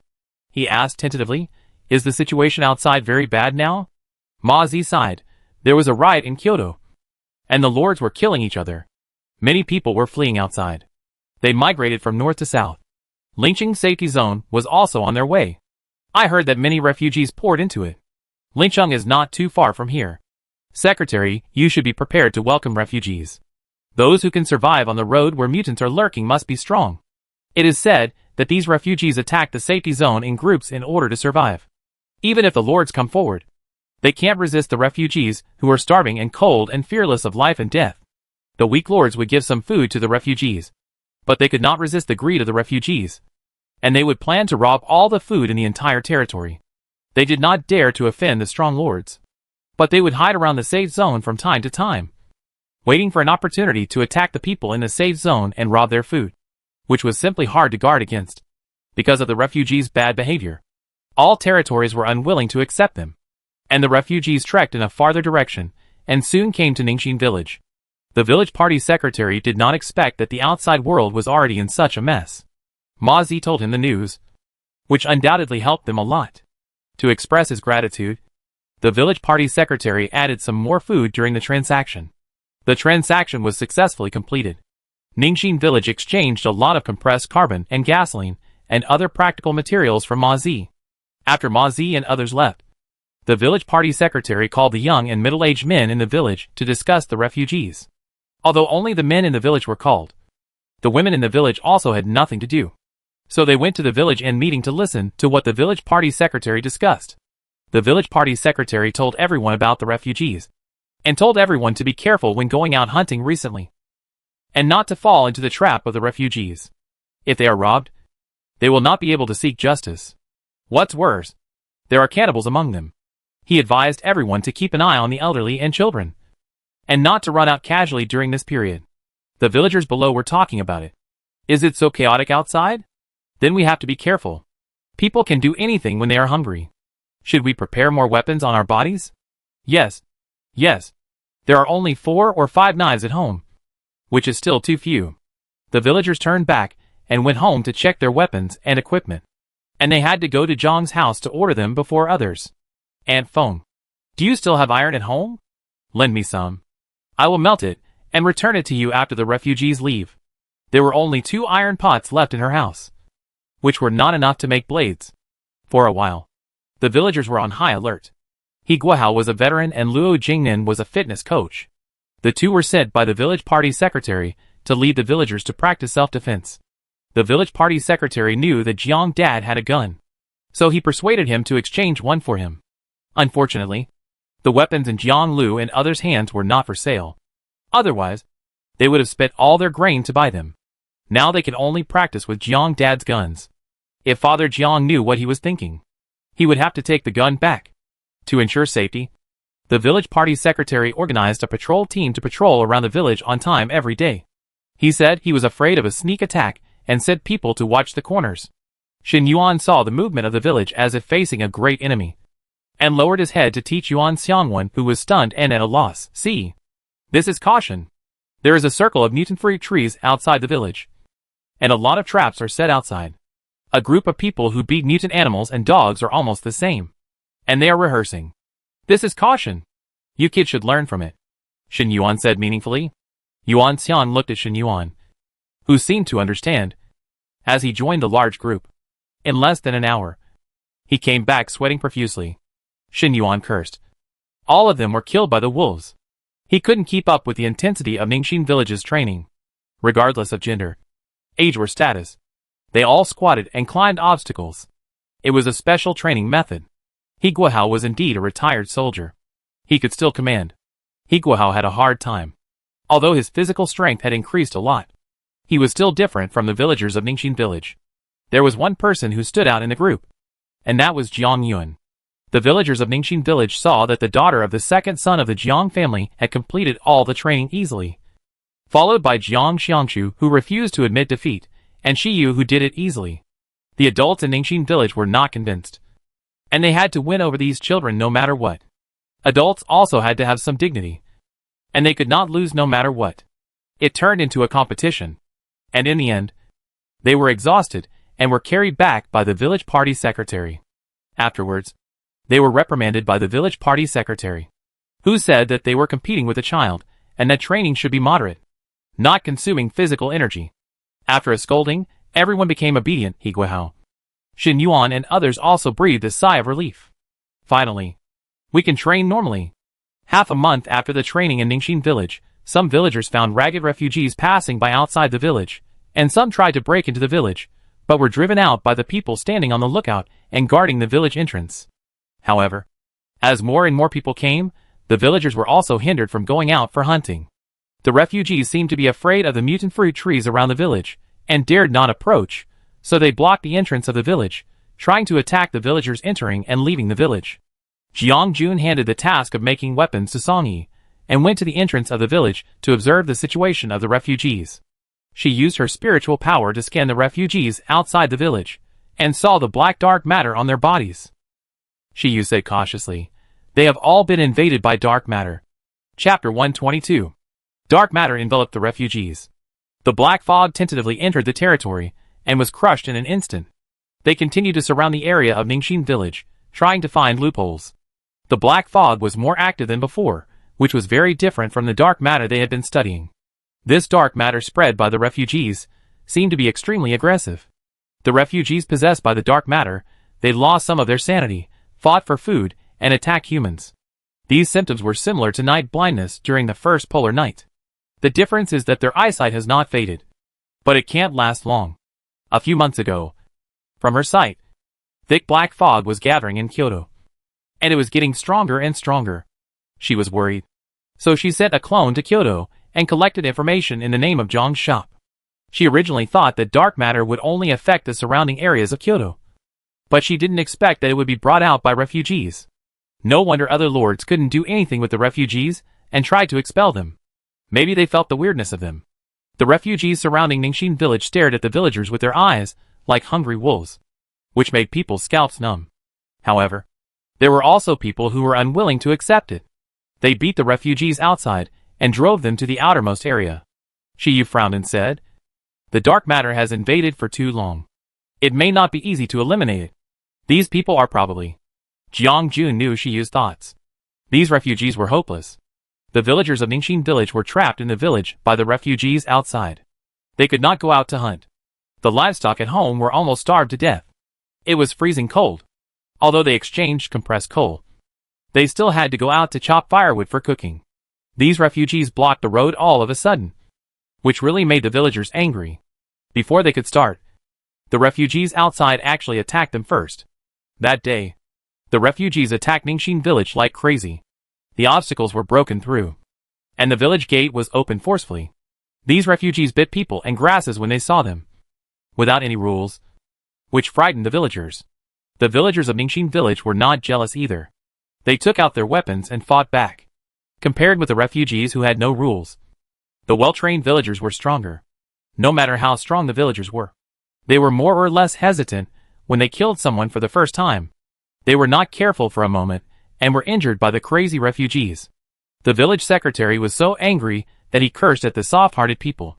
If you want to die, don't drag down the villagers. If anyone shows mercy again, don't blame me for being blind. The frantic refugees attacked the villagers with their claws and teeth bared. Their eyeballs almost burst, staring at the void, and relying on their hearing. They grabbed the villagers fiercely. Jiang Xiangshu threw darts one after another, accurately stabbing their heads. The crazy refugees fell one after another. After the darts were used up, some refugees attacked her. Jiang Jun held a pistol and knocked down the refugee who was about to attack Jiang Xiangshu without blinking. Jiang Xiangshu took the dart from her. Thank you. After dealing with all the refugees, they tore down the door of the village party secretary's house and pressed it against the village entrance, temporarily resisting the crazy refugees outside the village. The village was full of corpses. Blood dyed the snow-white ground red, reminding the villagers of the thrilling scene just now. Fortunately, it was cold. The corpses rotted slowly, so they carried away the corpses on the ground first, and threw them outside the village and buried them after a while. At the same time, not only Ningxin village launched a refugee riot, but other safe areas were also attacked. At the same time, Jiang Yun's clone appeared in the Kyoto safety zone. Invisible black clouds covered the Kyoto safety zone. Everyone in Kyoto was swallowed by dark matter.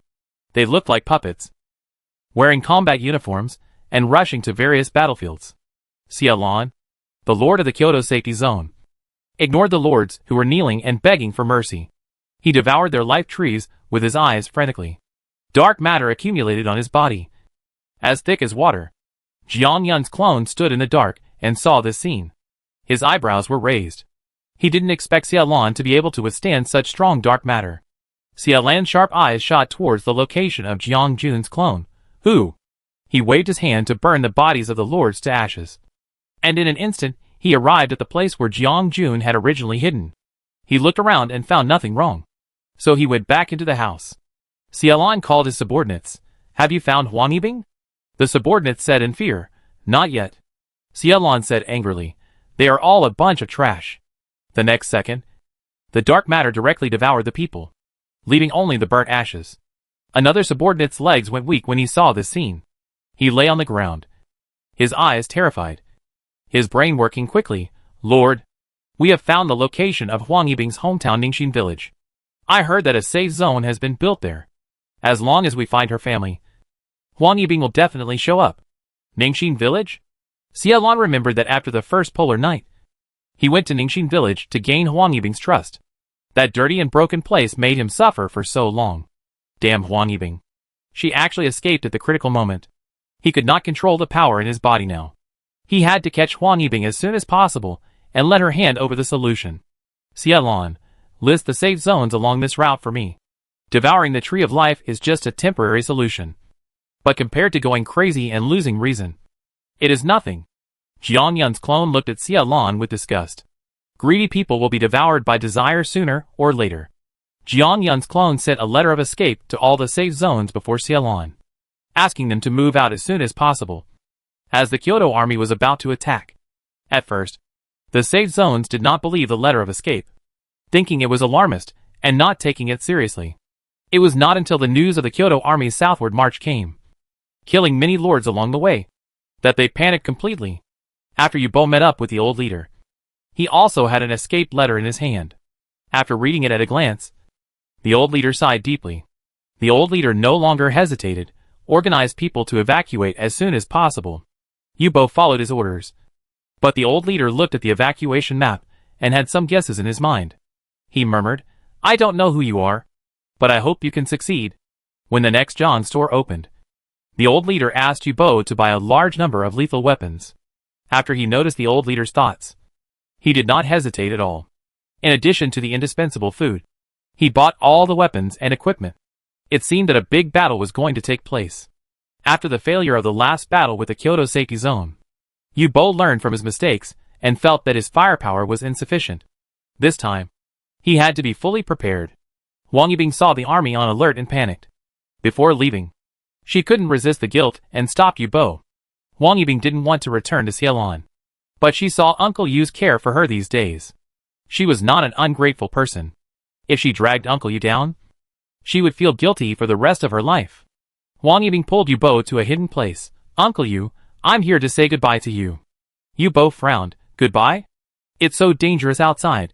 Can a child like you survive out there? Have you seen the appearance of those refugees? They will go crazy if they don't survive more than 2 days out there. They were able to live in peace, all thanks to the high-grade food exchanged in the Zhang's shop. If Wang Yibing left the team, where would she get the high-grade food, and how could she fight against the crazy refugees? Yu-Bo saw her guilty face, as if she had something to hide. He patted her shoulder and said, Don't worry. Xialan can't find you. And we didn't flee because of you. They had known that Xialan was looking for Wang Yibing all over the world. But seeing that Wang Yibing was covered in wounds, Yu-Bo didn't have the heart to ask the other party for the truth. And the old leader did the same. The two of them tacitly helped to cover up Wang Yibing's whereabouts. Wang Yibing raised her head in panic, and then lowered her head in embarrassment. She didn't expect that her biggest secret had been exposed. Yu-Bo comforted her. Don't worry. Go back and have a good rest. No one will chase you away.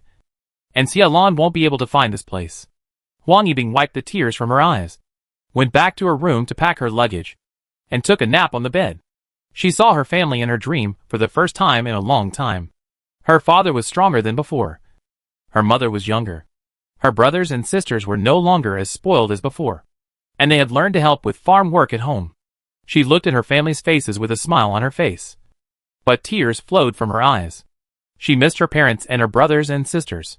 She remembered that she had insisted on following Xialan to Kyoto, and she acted recklessly and without restraint, relying on her ability to predict the future. She thought she would have a wonderful life, but she fell into the abyss.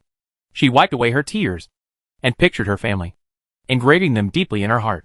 She was relieved to dream that her parents were safe and sound. The accident happened suddenly. Wang Yibing saw Xialan appear in Ningxin village with her own eyes. Black fog swallowed up the villagers in Ningxin village, and even her family members disappeared in front of her in an instant. The scene of her family disappearing filled Wang Yibing's heart with fear. She sat up suddenly and shouted in fear, No! Wang Yibing recalled the scene in her dream. She stumbled out of bed and ran to Yu-Bo's door. The adjutant guarding Yu-Bo's door saw her in a hurry, as if something big had happened. He quickly informed Yu-Bo. Fortunately, Yu-Bo was still awake. Yu-Bo saw Wang Yibing's pale face in fear, and hurriedly asked, What's wrong? What happened? Wang Yibing said anxiously, Uncle Yu, Xialan is going to find my parents. What should I do? It's all my fault. It's because I provoked Xialan that my parents are in danger. Yu-Bo heard a general idea from Wang Yibing. She dreamed that Xialan went to Ningxin village and killed everyone in the village, even Huang Shamin and others. Yu-Bo comforted her. This is a dream. Dreams are always the opposite. You don't have to be afraid. Wang Yibing gritted her teeth and said, No. This is all true. She told Yu-Bo about her experience, and emphasized that her dreams have the ability to predict the future. Yu-Bo's face became more solemn. He asked carefully, Are you sure? Seeing Wang Yibing nodded, Yu-Bo's face became serious, and he did not question it again. He had already experienced the Zhang's shop and saw the special abilities of many lords. He believed Wang Yibing's words about 70%. Yu-Bo asked Wang Yibing to go back and rest first, while he found the old leader and told him about the incident. The old leader said calmly, It seems that Xialan's target is Wang Yibing, and Ningxin village is just an innocent victim. Your family is also in Ningxin village. Right? We have to reach Ningxin village before Xialan. Next time we enter the Zhang shop, if anyone is close to Ningxin village, try to ask him to evacuate the people in Ningxin village in advance. Let everyone get ready, and we will set off immediately. Chapter 123. Ningxin village. The village party secretary, who had been busy all day, looked at the escaped letter on the table and looked around vigilantly. He opened the envelope and saw the contents inside, and his face suddenly changed. The Kyoto safety zone attacked all the territories along the way and devoured countless trees of life. The letter marked the location of the Kyoto army and they were not far from Ningxin village. It was written that they should hurry up and evacuate as soon as possible. The village party secretary was worried. Where should they escape to? He thought of the Lingcheng safety zone where Jianglu was, and he didn't know if they were safe there. The village party secretary called a meeting of the villagers, and Jiangyan directed her clones to go to various places to set up formations. This was something she learned from those cultivators, and it was the first time she put it into practice. Among them were illusion formations, binding formations, etc. She was going to set up a net to practice with Xialan. The evacuation safety zone gave Jiang Yun a lot of space. When the village party secretary was discussing evacuation, Jiang Yun lured Xialan into the first trap. The people in Fangqing safety zone fled overnight before Xialan arrived. When Xialan's army arrived, they saw an empty safety zone, and not even a fly could be seen. Xialan was angry. Who leaked the news? On this journey, there were already 3 or 4 safe zones empty, as if they had anticipated his arrival. The black fog that had been suppressed in Xialan's body for a long time burst out directly. His eyes were red. A monster formed by black fog appeared behind him. The veins on his forehead bulged. If he could not find a lord to devour, his condition would become more serious. Someone led 4 or 5 terrified people, pushed them in front of Xialan. The black fog seemed to have found food, and could not wait to cover the people in the black fog. There was a creaking sound in the black fog, followed by another tragic scream. A moment later, the person turned into ashes and scattered on the ground. The black fog was full and entered Xialan's body again. Xialan's crazy expression faded, and he gradually regained his sanity. His subordinates quickly reported to Xialan, "We have sent scouts to check the situation around. Most of the safe areas are empty. It seems that they have received the news of our arrival in advance." When Xialan was about to lose his patience and wanted to get angry, they finally told him useful information. A subordinate said, "We caught someone who knows the inside story. He said that someone sent a letter of escape in advance and leaked the news to them." "Escape letter?" Xialan's voice made a strange sound. "Who is secretly doing this? How dare they destroy his plan?" Xialan's eyes were sinister. "Don't worry about other safe zones. Go directly to Ningxin village." When all members of Xialan's army entered the Fancheng safe zone, a green light suddenly lit up, and beams of light passed under their feet, and then gathered in the center, which was under Xialan's feet. Xialan, who was in the center of the formation, felt the energy in his body dissipating. He tried to control the energy in his body, but found it was useless. At the same time, the life species in his body that had long been swallowed by the black fog, when it felt the energy breaking into its body, it moved wildly, as if it was crazy, and knocked Xialan to the ground. The subordinates who were watching saw Xialan fall down and wanted to go forward to check, but were blocked by the green light around him. Xialan endured the pain and resisted the life species in his body. The manic black fog rose into the air and violently smashed the ground under his feet. The formation disappeared, and the life in Xialan stopped moving and returned to a dormant state. Xialan fell to the ground in a mess. He saw his subordinates looking at him frequently, and he felt embarrassed. The black mist in his body was ready to move. The next second, the panicked subordinates were swallowed by Xialan's black mist, leaving only ashes on the ground. No one dared to say a word, and everyone lowered their heads in fear and followed Xialan's orders. Jiang Jun's clone watched the scene indifferently, and saw that Xialan's body was already riddled with holes, and he understood more clearly. This formation was just to use spiritual power to detect the life seed in Xialan's body. I didn't expect that the majestic tree of life in Kyoto was not Xialan's own, and the life seed in Xialan's body seemed to be forcibly suppressed in the body, with no sign of germination. So, how did Xialan get this life seed, and where is the original owner of the life seed? Jiang Jun looked at Xialan thoughtfully, turned and left. Xialan's army was trapped in the Fancheng safety zone by Jiang Jun's binding formation, which could only be released after the jade pendant spiritual power of the formation dissipated. It's just a day or 2 of restraint. Just stay in the formation and reflect on yourself. Jiang Jun thought. Ningxin village was panicked by the news that the Kyoto army was about to attack. The whole village began to pack their luggage. Halfway through, there was a noise outside the village. It was said that there was a group of people outside besieging. The whole village was scared and took out their weapons. When the 2 teams met, they found out that it was a misunderstanding. The most important thing was the cry of the village secretary, which shocked everyone and caught them off guard. "You Bo? Old second. The village party secretary's howling came suddenly, not only frightened the group of people outside the village, but also the people inside the village.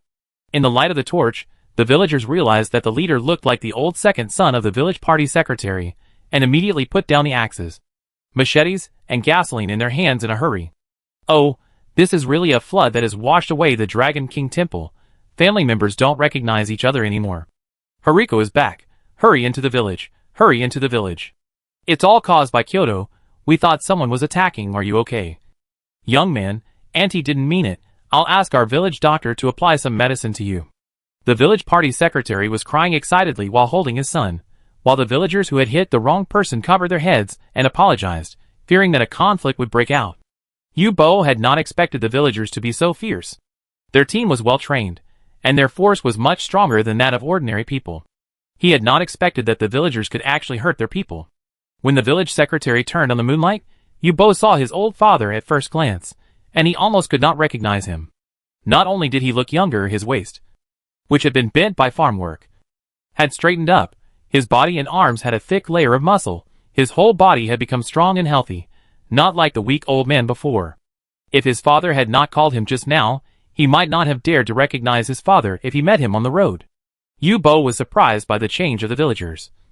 But he also knew that now was not a good time to talk. The most important thing now was Xia-Lan's matter. Yu-Bo said seriously, Dad, you talked about the matter in Kyoto. Did you also receive a letter of escape? The village secretary was shocked. Second brother. How did you know? Yu-Bo told them the news that they also received a letter of escape, and explained the matter between Xia-Lan and Huang Yibing. Yu-Bo hurriedly said, Xia-Lan came to Ningxin village this time, and wanted you to hand over Huang Yibing. The village is very dangerous now. The village secretary was stunned by the news. He didn't expect that it was related to Huang Yibing, the eldest daughter of the Huang family.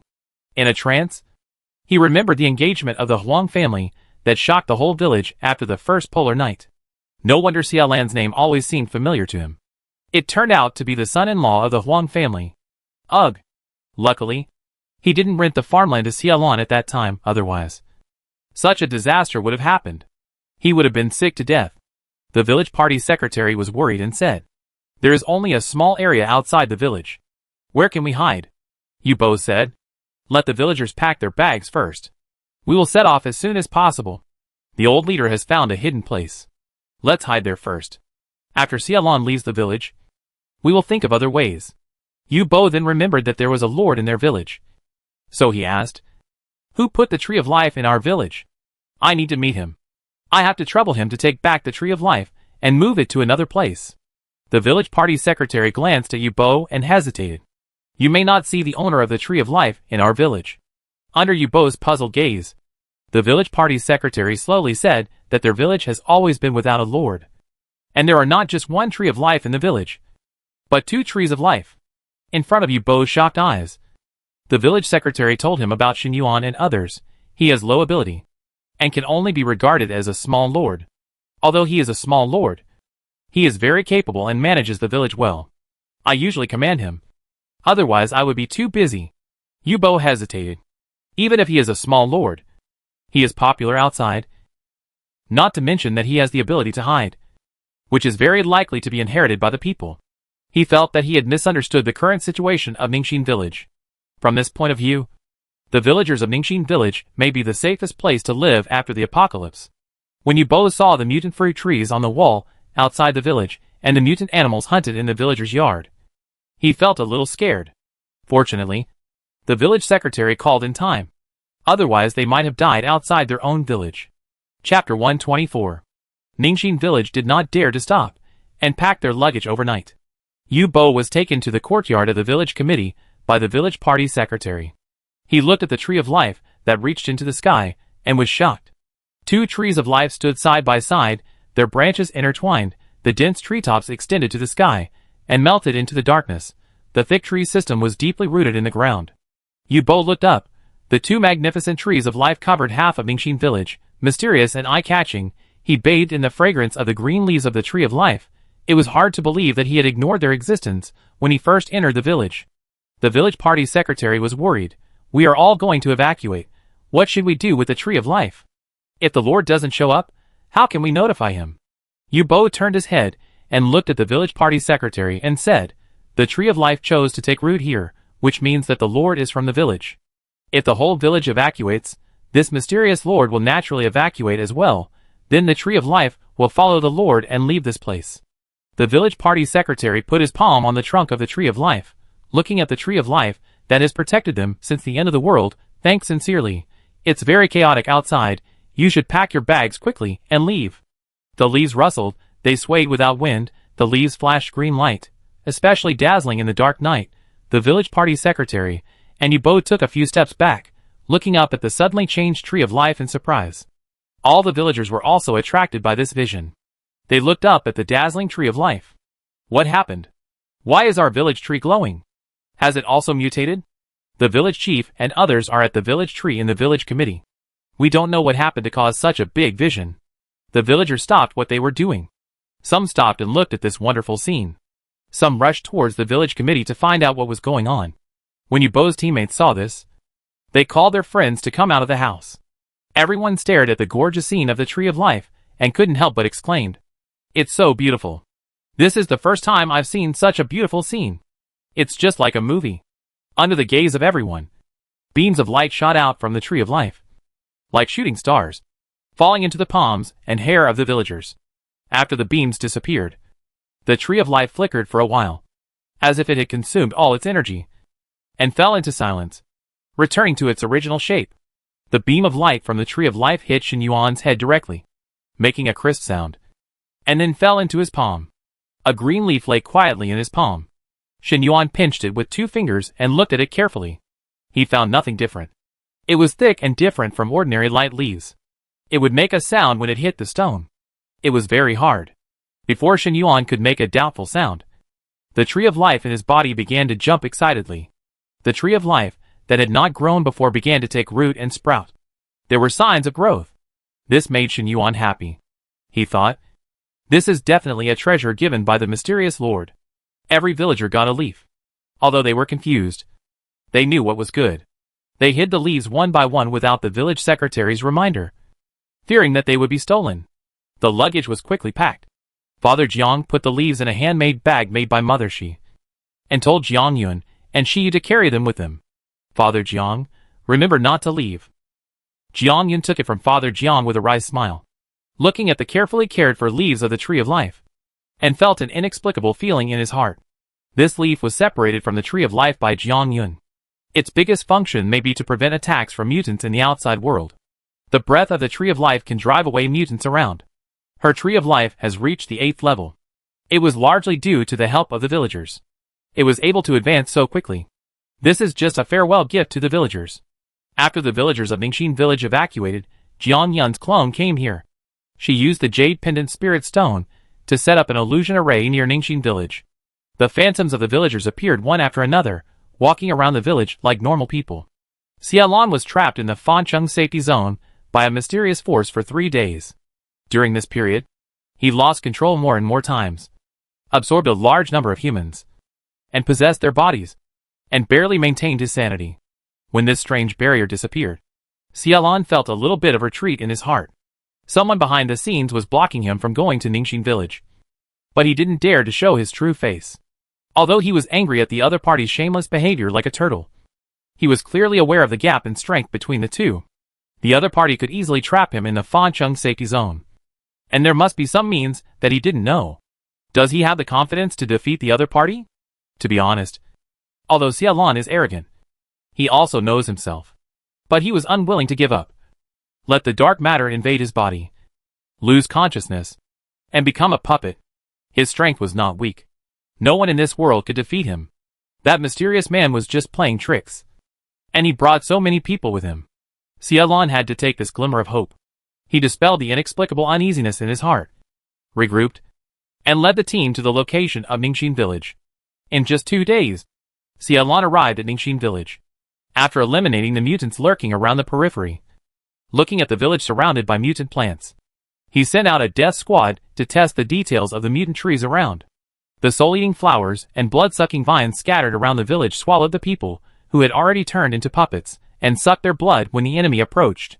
The villagers in the brightly lit house seemed to have discovered the movement outside and went out of the village to check. Seeing such a bloody scene, they couldn't help but scream loudly. Xia Lan stared at the villagers running around in the village with a gloomy look, as if he saw Huang Yibing hiding behind them through them. There was only one step left to success, and he would not miss the opportunity. The dark matter in Xia Lan's body surged, and the blue veins all over his body bulged. His red eyes and black fingers made the villagers flee to the village for their lives. Layers of black fog enveloped the sky above Ningxin village. The army controlled by Xia Lan launched a desperate attack on Ningxin village. The screams of ferocious crying and begging for venting mixed together in Xia Lan's ears. It seemed like the most beautiful sounds in the world were intertwined. Xia Lan looked at Huang Yibing, who was fleeing. His eyes fell into madness. The black fog condensed into a giant hand and directly grabbed Huang Yibing to the front. His pupils widened, and he looked fiercely at Huang Yibing, who fell to the ground. His big hand pinched her neck, almost suffocating her, and her legs kept struggling. His excitement was mixed with madness. Run! Why don't you run? Bitch! You dare to run away from me, I will make your whole village pay the price. His eyes turned red and black. More black mist emerged from his body. The hand that pinched Huang Yibing unconsciously exerted force. After Huang Yibing struggled for a moment, his legs stretched out, and he stopped breathing. Xia Lan hurriedly let go of his hand. Huang Yibing lay limp on the ground, head tilted to the left, staring at Xia Lan with a pair of eyes, and there was even a smile on the corner of his mouth, which made Xia Lan take a step back. Xia Lan murmured, "No. You can't die. You have to tell me how to resist dark matter. How can you die?" He looked at Huang Yibing's body in disbelief, and said hysterically, "Damn bitch. This is another trick of yours. I won't be fooled." He grabbed Huang Yibing's body, crushed the whole body with force, and smashed the smiling head with his fist, and the brain spurted around his cheeks. His dark and fierce appearance made the dark matter in his body instantly active, and the dark matter spread along the meridians to his limbs. Xia Lan's neck was crooked. Black spots spread from his red pupils, quickly dyed them black, and spread to the whites of his eyes. His whole body began to swell, and thick fog overflowed from his body. Xia Lan unconsciously murmured, "Huang Yibing. You bitch. Bitch." Jiang Jun's clone frowned and looked at Xia Lan's weird appearance, and couldn't help feeling disgusted. Since the entity has been forced out, it is time to move on to the next step. The tree of life that took root in Ningxin village began to take root and sprout crazily, rising from the ground, until it completely covered the entire village. The struggling and fleeing villagers in the illusion disappeared, and the light of the tree of life began to flicker, directly illuminating the entire land. The dark matter on Xia Lan's body began to scream ferociously, condensing into a monster with 8 heads, 6 faces and countless eyes, attacking the tree of life. The tree of life did not show weakness either, waving its vines, and whipping the monster's head and eyes. Each whip caused the dark matter condensed by the monster to disintegrate. It kept roaring, and countless eyes stared at the tree of life angrily, wishing to swallow it into its stomach. When the monster tried to escape, Jiang Yun's clone whipped it back with a whip, and it fell in front of the tree of life. The soul-eating flower seized the opportunity and devoured the monster's limbs. The bloodthirsty vine bound the monster, allowing the tree of life to swing its vines at the monster. Jiang Yun's clone circulated the spiritual power around him, and the purification spell spun out from his fingertips. The emerald green light gathered into a ball and shot at the monster tied to the ground. Amidst the painful howls, the monster's body began to disintegrate. The difficulty in getting rid of Xia Lan is the dark matter hidden deep inside. Now that it has been forced out, it is easy for Jiang Jun's clone to get rid of it. A dried life seed flew out of Xia Lan's body. It staggered and wanted to fly north, but fell to the ground the next second, turning into ashes and dissipating in the air. In a hidden underground cage in the Kyoto safety zone, a middle-aged man lay on a worn-out stone bed. When the life seed dissipated, the man's breathing stopped. After the monster disintegrated, what was left was Xia Lan's still twitching body. Jiang Jun's clone had no mercy and thrust the handle of the knife transformed by the universal tool straight into his heart. Xia Lan died. The puppets controlled by him had been completely invaded by dark matter. There was no possibility of saving them. All of them were used as fertilizers and fed into the mouths of the soul-eating flowers and blood-sucking vines. Jiang Jun's power was limited. There were still people who could be saved. She spread a nectar. The rain could eliminate some of the dark matter. The remaining dark matter would not affect life, but it would weaken people's bodies for a while. The flickering light in the dark night attracted the attention of the villagers of Ningxin village. Not only them, but also other people who were hiding in the safe zone. They looked into the aperture and tried to use a telescope to check, but they could not see the center. When everything was quiet and the world was dark again, a light rain started to fall from the sky, dripping on the ground. The unwell person was caught off guard and drenched all over. He suddenly found that his illness had disappeared. His breathing was smooth, and his whole body was rejuvenated. He shouted in surprise, "This rain can cure diseases."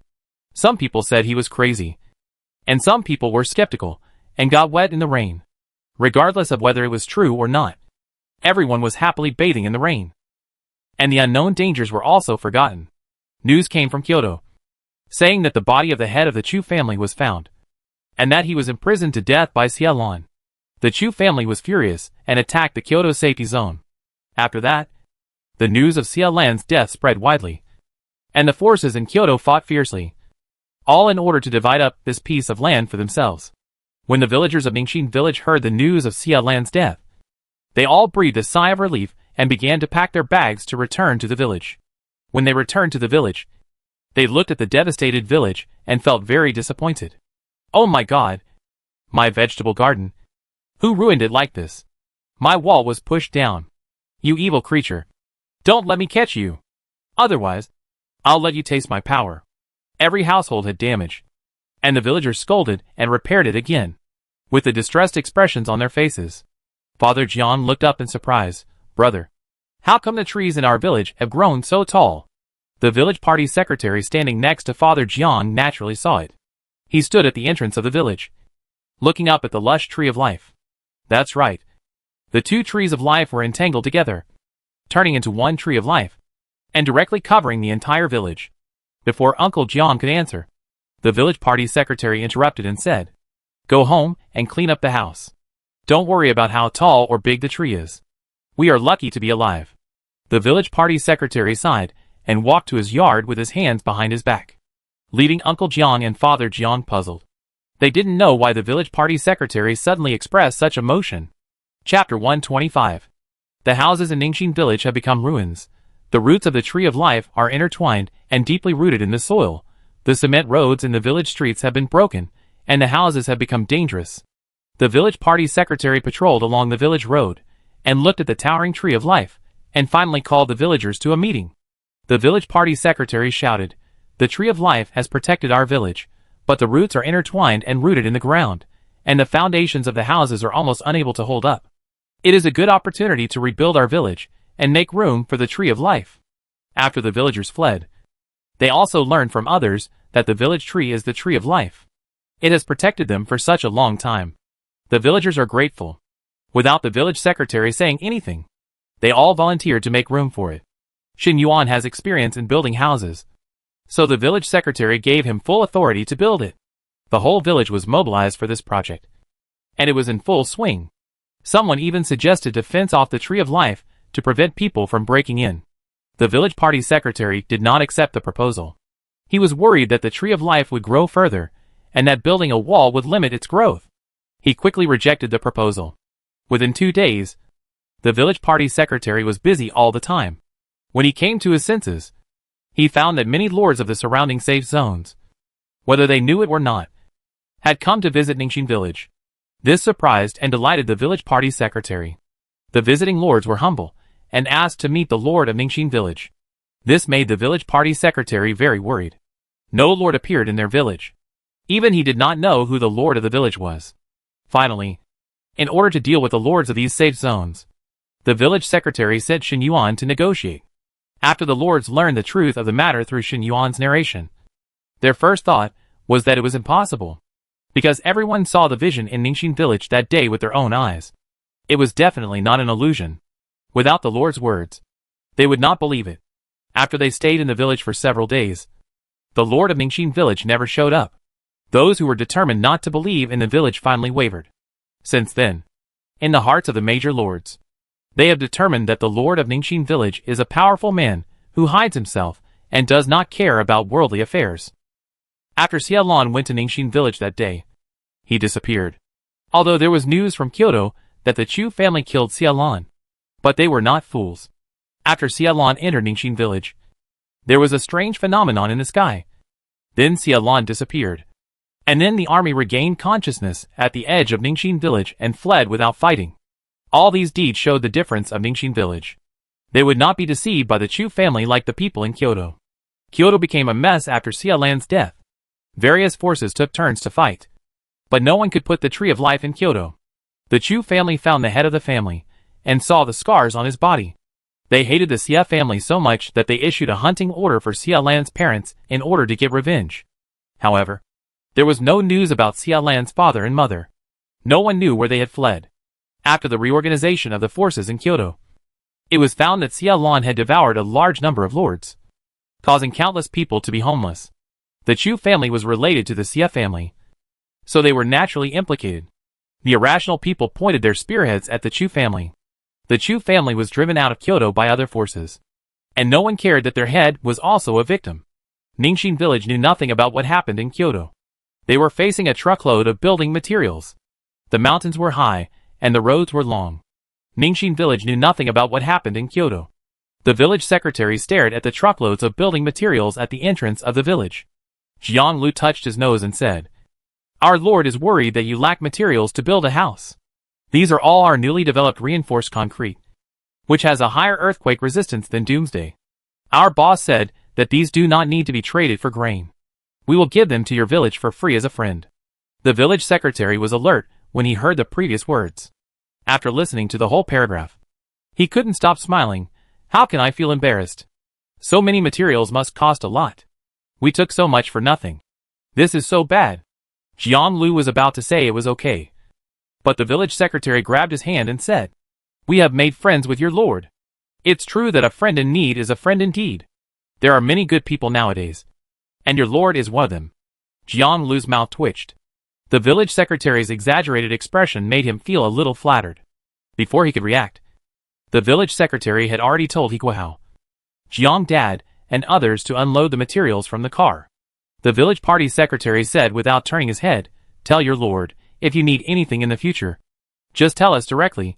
We will never refuse any help we can provide."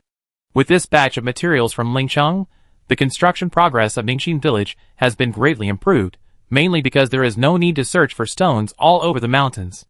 In times of crisis, the old leader was kind to the villagers of Ningxin village, so when he mentioned that he wanted to build a shelter near Ningxin village, the villagers did not object. The shelter built by the old leader reserved a house for each villager, as a reward for borrowing land, and the village party secretary did not refuse. It would be a fool to refuse such a good thing. Therefore, the villagers were happy to see the old leader build a city. Half a year later, the two cities stood side by side. Ping'an Shelter had become the largest trade center, and Ning Xian village was also valued, the most famous of which were mutant fruits and high-level grains. After the Jiang family sowed the rice seeds they found from the south, the golden rice ears produced full rice, and the harvest season was coming soon. Uncle Jiang put the rice into bags, and transported it to Ping'an Shelter for sale tomorrow, and he could harvest a lot of Ping'an coins by then. The Ping'an coin issued by the Ping'an Shelter has become the main currency in circulation.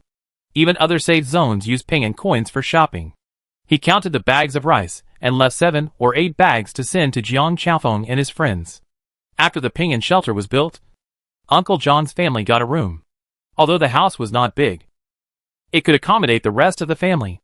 Jiang Chaofeng and Jiang Xiangshu lived in it. Jiang Chaofeng was doing population registration. Jiang Xiangshu formed a team to go out hunting, and then sell it to the shelters and safe zones in need. The two were so busy that Uncle Jiang had to pack the food and send it to them. Father Jiang came over and said, "Brother, remember to call me when you go to the shelter tomorrow. I have some food to sell." Uncle Jiang nodded and asked, "Your two children are just staying at home. Why don't you go to the shelter to find a job?" Many young people in the village went to work in the shelter. But Jiang Yun and Shiyu, no matter how many times they were asked, they were helping to farm in the village. Father Jiang sighed. They said they like farming, and don't like going to the shelter because it's too noisy there. People came and went in Ping'an Shelter, which was very crowded and noisy. Uncle Jiang went there several times and couldn't adapt to it. Every time Jiang Xiangshu persuaded him to stay, he refused. He didn't expect that the two children had the same idea as him. Uncle Jiang advised, "They are young, and they don't know the good things outside. They will want to go out, and fight for a living in a few years. Men and women all want to fight for a career. No one wants to live a mediocre life. Dad Jiang, brother is right. We'll see in a few years. Jiang Jun and Shi Yu naturally didn't know about Dad Jiang's worries. They buried themselves in the fields all day, studying the medicinal herbs planted by Jiang Jun. Jiang Jun transplanted many mutant medicinal herbs from the outside world and planted them in the fields, such as ginseng that can run, and Ganoderma that can crawl. In order to catch them, it took Jiang Jun a long time. Some of them were transplanted into Shirong, and some were planted in the fields. However, after multiple experiments, the dark matter contained in the mutant herbs was stronger than that of ordinary mutants, and it could only play a purifying role in Shirong. The mutant herbs planted in Shirong, after purification, actually became spiritual plants, and having spiritual plants meant that Jiang Yun could learn alchemy. Although the types of herbs were different, they had many similarities in terms of drug habits and properties. Jiang Yun began to collect various Chinese medicinal herbs and conduct experiments using mutant animals. She quickly selected the available mutant spiritual plants and used them in alchemy. The initial failure did not hit her. After countless times of practice, Jiang Yun finally refined the mutant detoxification pill and Yuanling pill. After taking them, the effect was stronger than before. This was undoubtedly a big surprise. The success of alchemy led Jiang Yun to collect mutant medicinal materials in this small world.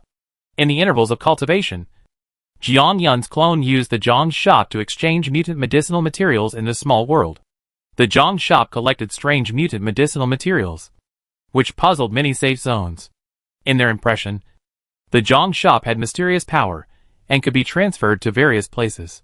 Because Zhang store collects mutant medicinal materials, the demand for mutant medicinal materials in the market reached the highest level at one time. However, after they studied them, they found that they were not special. Instead, they suffered heavy losses because of catching mutant medicinal materials. Zhang store is a mysterious supermarket. It appeared after the polar day and provided great help during the crisis of ping and shelter. Moreover, the customer voucher can gather people from all over the world. This mysterious power instantly made it the most popular existence.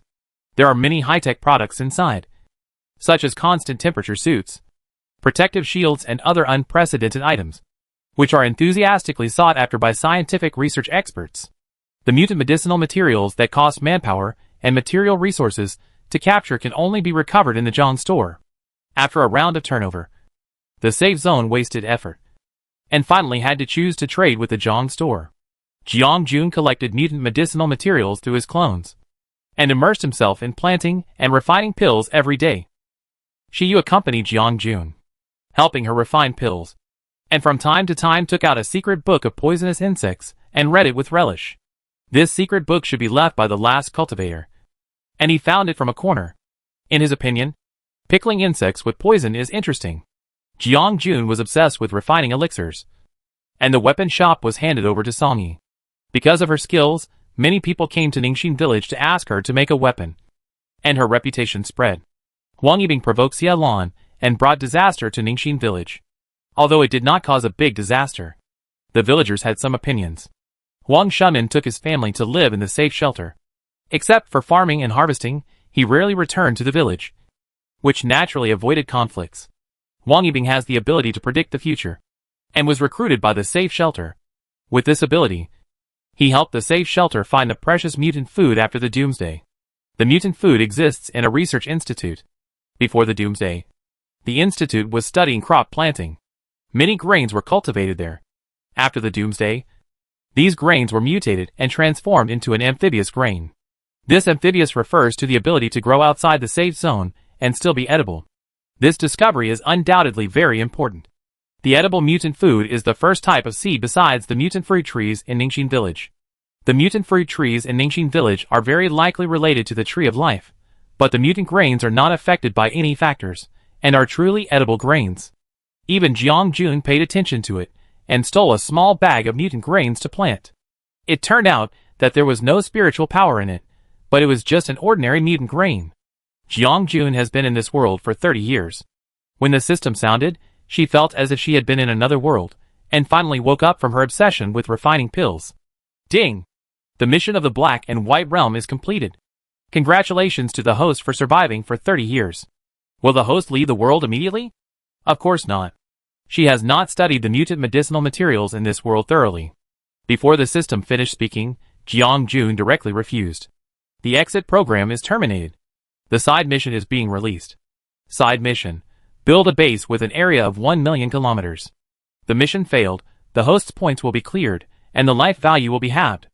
Jiang, the village area is only a few dozen square kilometers Yun.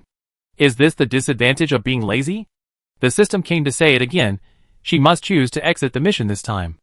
At this point, a base of 1 million square kilometers, it seems that she has to temporarily exit from alchemy and think about the solution. And Jiang Yun's solution is to find Yubo, the base chief of the safe refuge. When a lord who claimed to be Ning Xinsuan suddenly appeared in front of Yubo, the expression on his face was difficult to maintain. Yubo pulled the corner of his mouth stiffly. Who do you say you are? Chapter 126. Jiang Jun's clone suddenly appeared beside Yubo. She was different from the boss Yubo had seen in the Zhang's shop before. She came here to discuss things with Yubo. Jiang Jun said bluntly, I am the lord of Ningxin village. In the near future, I will expand the territory of Ningxin village by hundreds of thousands of kilometers. If there are survivors stationed around, I hope that the safe shelter can manage these people. I will definitely reward them handsomely. Yubo asked in confusion, since you are the lord of Ningxin village, why don't you come forward to take charge of this territory in person? Jiang Jun shook his head. I have other things to do, and I have no time to clone it. This time, I came to ask if you have time to help me manage the people in the area. Will expanding the territory not cause harm to you? Yubo had heard of the consensus among the lords, that is, no longer expanding the territory. If new territory is expanded, it will be eroded by dark matter, and over time, it will be like Xiaolon, and fall into madness. Jiang Jun explained, I am at a high level, and the damage will not have much impact on me. I am just afraid that the number of survivors will increase, and it will be difficult to manage the safe shelter. Yubo smiled and said, the more survivors there are, the more welcome our shelter will be. It is a great thing that you can hand over the territory to us. I believe we can handle this problem. Jiang Jun still admired Yubo's optimistic attitude. The two of them quickly discussed the new territory to be opened up, and came to a conclusion.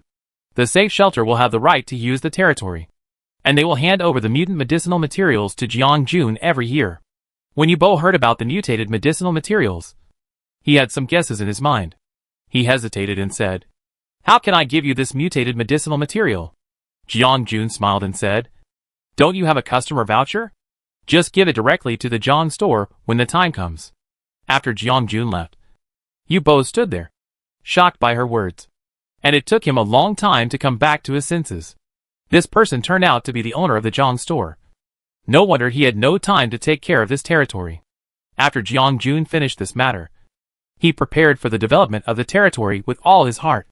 The first thing was to remove the dark matter around. Otherwise the tree of life would mutate after absorbing it into the body. However, it is not easy to remove dark matter. The first thing to do is to increase the spiritual power in the body, and use the spiritual power to purify the residual dark matter in the outside world. It is impossible not to do it. Who made her choose to stay in this small world? During this period, she was not idle. She often accompanied Jiang Jun to remove dark matter. Although the speed was slow, it was better than doing it alone. Jiang Jun spent a year to open up 500,000 kilometers of territory. Yubo also followed the progress to open up wasteland and build houses. Many people rushed to the safe shelter after hearing the news, wanting to live in the shelter. For a period of time, the Ping'an shelter was a mixed bag of people, and thefts occurred frequently. Yubo became more strict in the management of the shelter, and severely warned outsiders, and the shelter became much safer in an instant. To open up territory, it is inevitable to pass through the territories of other lords. In this case, Jiang Yun usually beat them to submission, and then let Yubo persuade them with reason and emotion. Under the strong communication of the two, many were included in Jiang Yun's territory. It took 10 years for Jiang Yun to complete the side quests in excess, and in the following days, he once again devoted himself to the world of refining pills and planting medicinal materials. As for Zhang's father and mother, Jiang Jun and Shiyu have been with them for decades.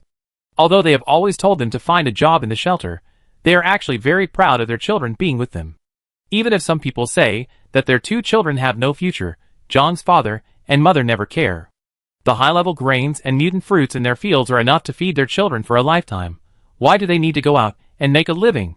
It's just that what worries Jiang's father and mother is the marriage of their 2 children. They have also arranged a match for them and urged them to get married, but Jiang Jun and Shiyu always evaded them. After a long time, no matter how thick-skinned Jiang's father and mother are, they also discovered the ambiguous atmosphere between the 2 children. However, despite the 2 people's indirect attempts, they failed to break the paper between the children. In desperation, Jiang's father and Shi's mother had to give up. It seemed that the 2 children did it on purpose. They did not avoid suspicion when they were together on weekdays. Why did they start to play dumb when they were asked? Children and grandchildren have their own blessings.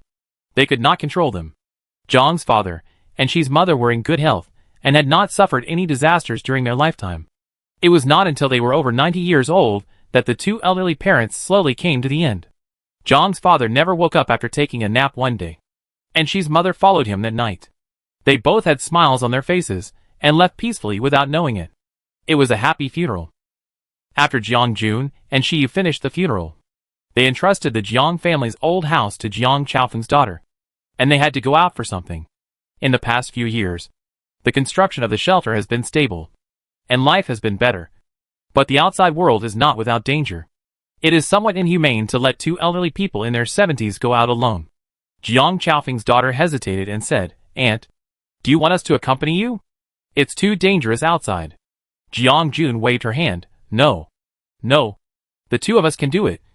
You just take care of the house." After Jiang Chaofeng knew about this, he disagreed no matter what and insisted that someone follow them. He also scolded the younger generation in the family for hiding such a big thing from him. Unable to convince Jiang Chaofeng, Jiang Jun Shiyu could only leave a letter secretly and run away when no one was paying attention. When Jiang Chaofeng's daughter and son packed their luggage and came to Jiang's house, the house was clean and tidy, and no one was there. Jiang Chaofeng stared at the words on the letter, and his expression seemed to want to drag the 2 back and beat them up. Jiang Chaofeng's daughter muttered, "Could uncle and aunt elope? They are so old, and still do this. How out of date they are." After Jiang Jun Shiyu left, she took off her disguise, and her face returned to her youthful appearance. A closer look showed that she was just a young man in his 20s, and she still looked old. In this small world, both of them were practicing, and their lifespans were longer than those of ordinary people. Not to mention that they had successfully established their foundation not long ago, and had reached the foundation building stage, with a lifespan of 500 years. After bidding farewell to Jiang's father and Shi's mother, the 2 decided to travel in this small world, with a deadline of half a year. The polar day and polar night would alternate. During the polar night, the 2 would find a safe area to grow vegetables and food, and during the polar day, they would go to various places to explore unknown areas. Jiang Yun found many unknown mutant plants, precious mutant medicinal materials, and mutant animals with strange appearances. It can be said that he had gained a lot along the way. Jiang Jun did not use the teleportation function of the Jiang shop. She wanted to measure this land with her own footsteps. She often fell into enlightenment while looking at the mountains and rivers, and then Shiyu would stay by her side, protecting him from the invasion of mutants. Shiyu would also be attracted by mutant insects, and Jiang Jun would catch them for him, and after some research, they would go to the next destination again. In just 40 years, Jiang Jun successfully formed the elixir, entered the golden elixir stage, and his alchemy skills also improved a lot. Shiyu's cultivation level was growing very slowly. They were puzzled. After some exploration, they found that it was actually due to the technique. The technique was suitable for human cultivation, but not for Shiyu. After all, although Shiyu had a human body, he was not a real human. The body built for him by the system contained a few animal genes, so the technique was not suitable for Shiyu. Shiyu was not discouraged. He abandoned his cultivation level, started practicing again, threw away the original technique, and began to study the technique of demon cultivation again, because Jiang Jun was with him. When his skills didn't work, or he was about to go crazy, Shiyu would abandon his skills and start over. After staying in this small world for more than 200 years, he witnessed the rise of mankind and the development of technology. The newly established Ping and Shelter suddenly became the largest city, attracting countless people to settle here. Jiang Jun's tree of life is lush and green, like a towering tree in the center of Ping'an City. Ningxin Village has also become a tourist attraction. Many people come to Ningxin village just to see the towering tree of life. This tree has lived for 200 years and has not bloomed yet, a tourist exclaimed. When the Lord dies, the branches and leaves of the tree of life will bloom overnight to commemorate the Lord's death, and then as a real tree of life, it will protect the entire territory until withering comes. Many safe areas fell into crisis due to the death of the Lord and the withering of the tree of life, and began to migrate. Only the tree of life in Ping'an City is as lush and green as ever. After Jiang Jun survived the thunder tribulation of the nascent soul, he returned to Ningxin village with Shiyu, who had just entered the foundation building period. They looked at the unfamiliar faces in the village, and went to the old house of the Jiang family. The house looked the same as when Jiang Jun and his friends left. A question came from behind the two people. Who are you? Who let you in? Jiang Jun and Shiyu turned around, and saw a man in his 40s looking at the two people with a vigilant face, as if he thought they were thieves who broke in. Shiyu said gently, "We are interested to burn incense. We want to know where the grave of the owner of this house has been moved to." Jiang looked at them suspiciously, and then looked at the key in their hands. "How do you have the key to this house?" Shiyu explained. "The old man in the family gave it to us. He said that we should come here to burn incense for his benefactor." After some inquiries, Jiang relaxed his vigilance and said, "This yard was guarded by my grandfather. Their graves have been moved to other places. It was moved by my great-great-grandfather's generation. I will take you there. I heard of the two old people you mentioned when I was a child, but I didn't expect that someone would come here. It has been more than 100 years. It is not easy for you to find this place." The graves of Jiang's father and Shi's mother were moved to a location not far from Ningxin village. Next to them are the tombstones of Uncle Jiang, Jiang Chaofeng, Jiang Xianchu and others. Jiang Jun and Shiyu lit 3 incense sticks for each person, and burned some paper before saying goodbye to Jiang'an. Jiang'an looked at the two of them in confusion, muttering in his heart, "They really came here to burn incense." Mission: The World of Black and White completion, as the main mission was completed perfectly, and 2,000 points were obtained. The branch mission of building a base with an area of 1 million kilometers was completed excellently, and nearly 1 million people were accommodated in excess. The branch reward was 10,000, and the additional reward was 100,000. Congratulations to the host for successfully completing the mission. After leaving the small world, Jiang Jun's eyes flashed with white light, and the settlement sound just fell, and the next cold mechanical sound followed. Please pay attention. The tasker is about to be put into the trial mission. Please be prepared. Chapter 127: The Real World. Caboose Star. Lo Wenfeng is a game blogger. His main job is to live broadcast game content and post some videos on the internet to earn a living. He sat in the game room and browsed the recently released holographic games, thinking about the next type of game to broadcast. Nowadays, the most popular is the holographic game, such as Storm and Mech Warrior, which are popular in the whole star, but there are too many live broadcast bloggers, and he did not get any traffic, so he thought about becoming a game review blogger, and the response was not bad. Suddenly, Lo Wenfeng paused. His sight stopped at a cover that looked as old as if it was from the 20th century. The cover showed a decaying street, an old red car parked beside it, white or gray robes floating in the air. In the misty picture stood pedestrians covering their mouths and noses with despair on their faces.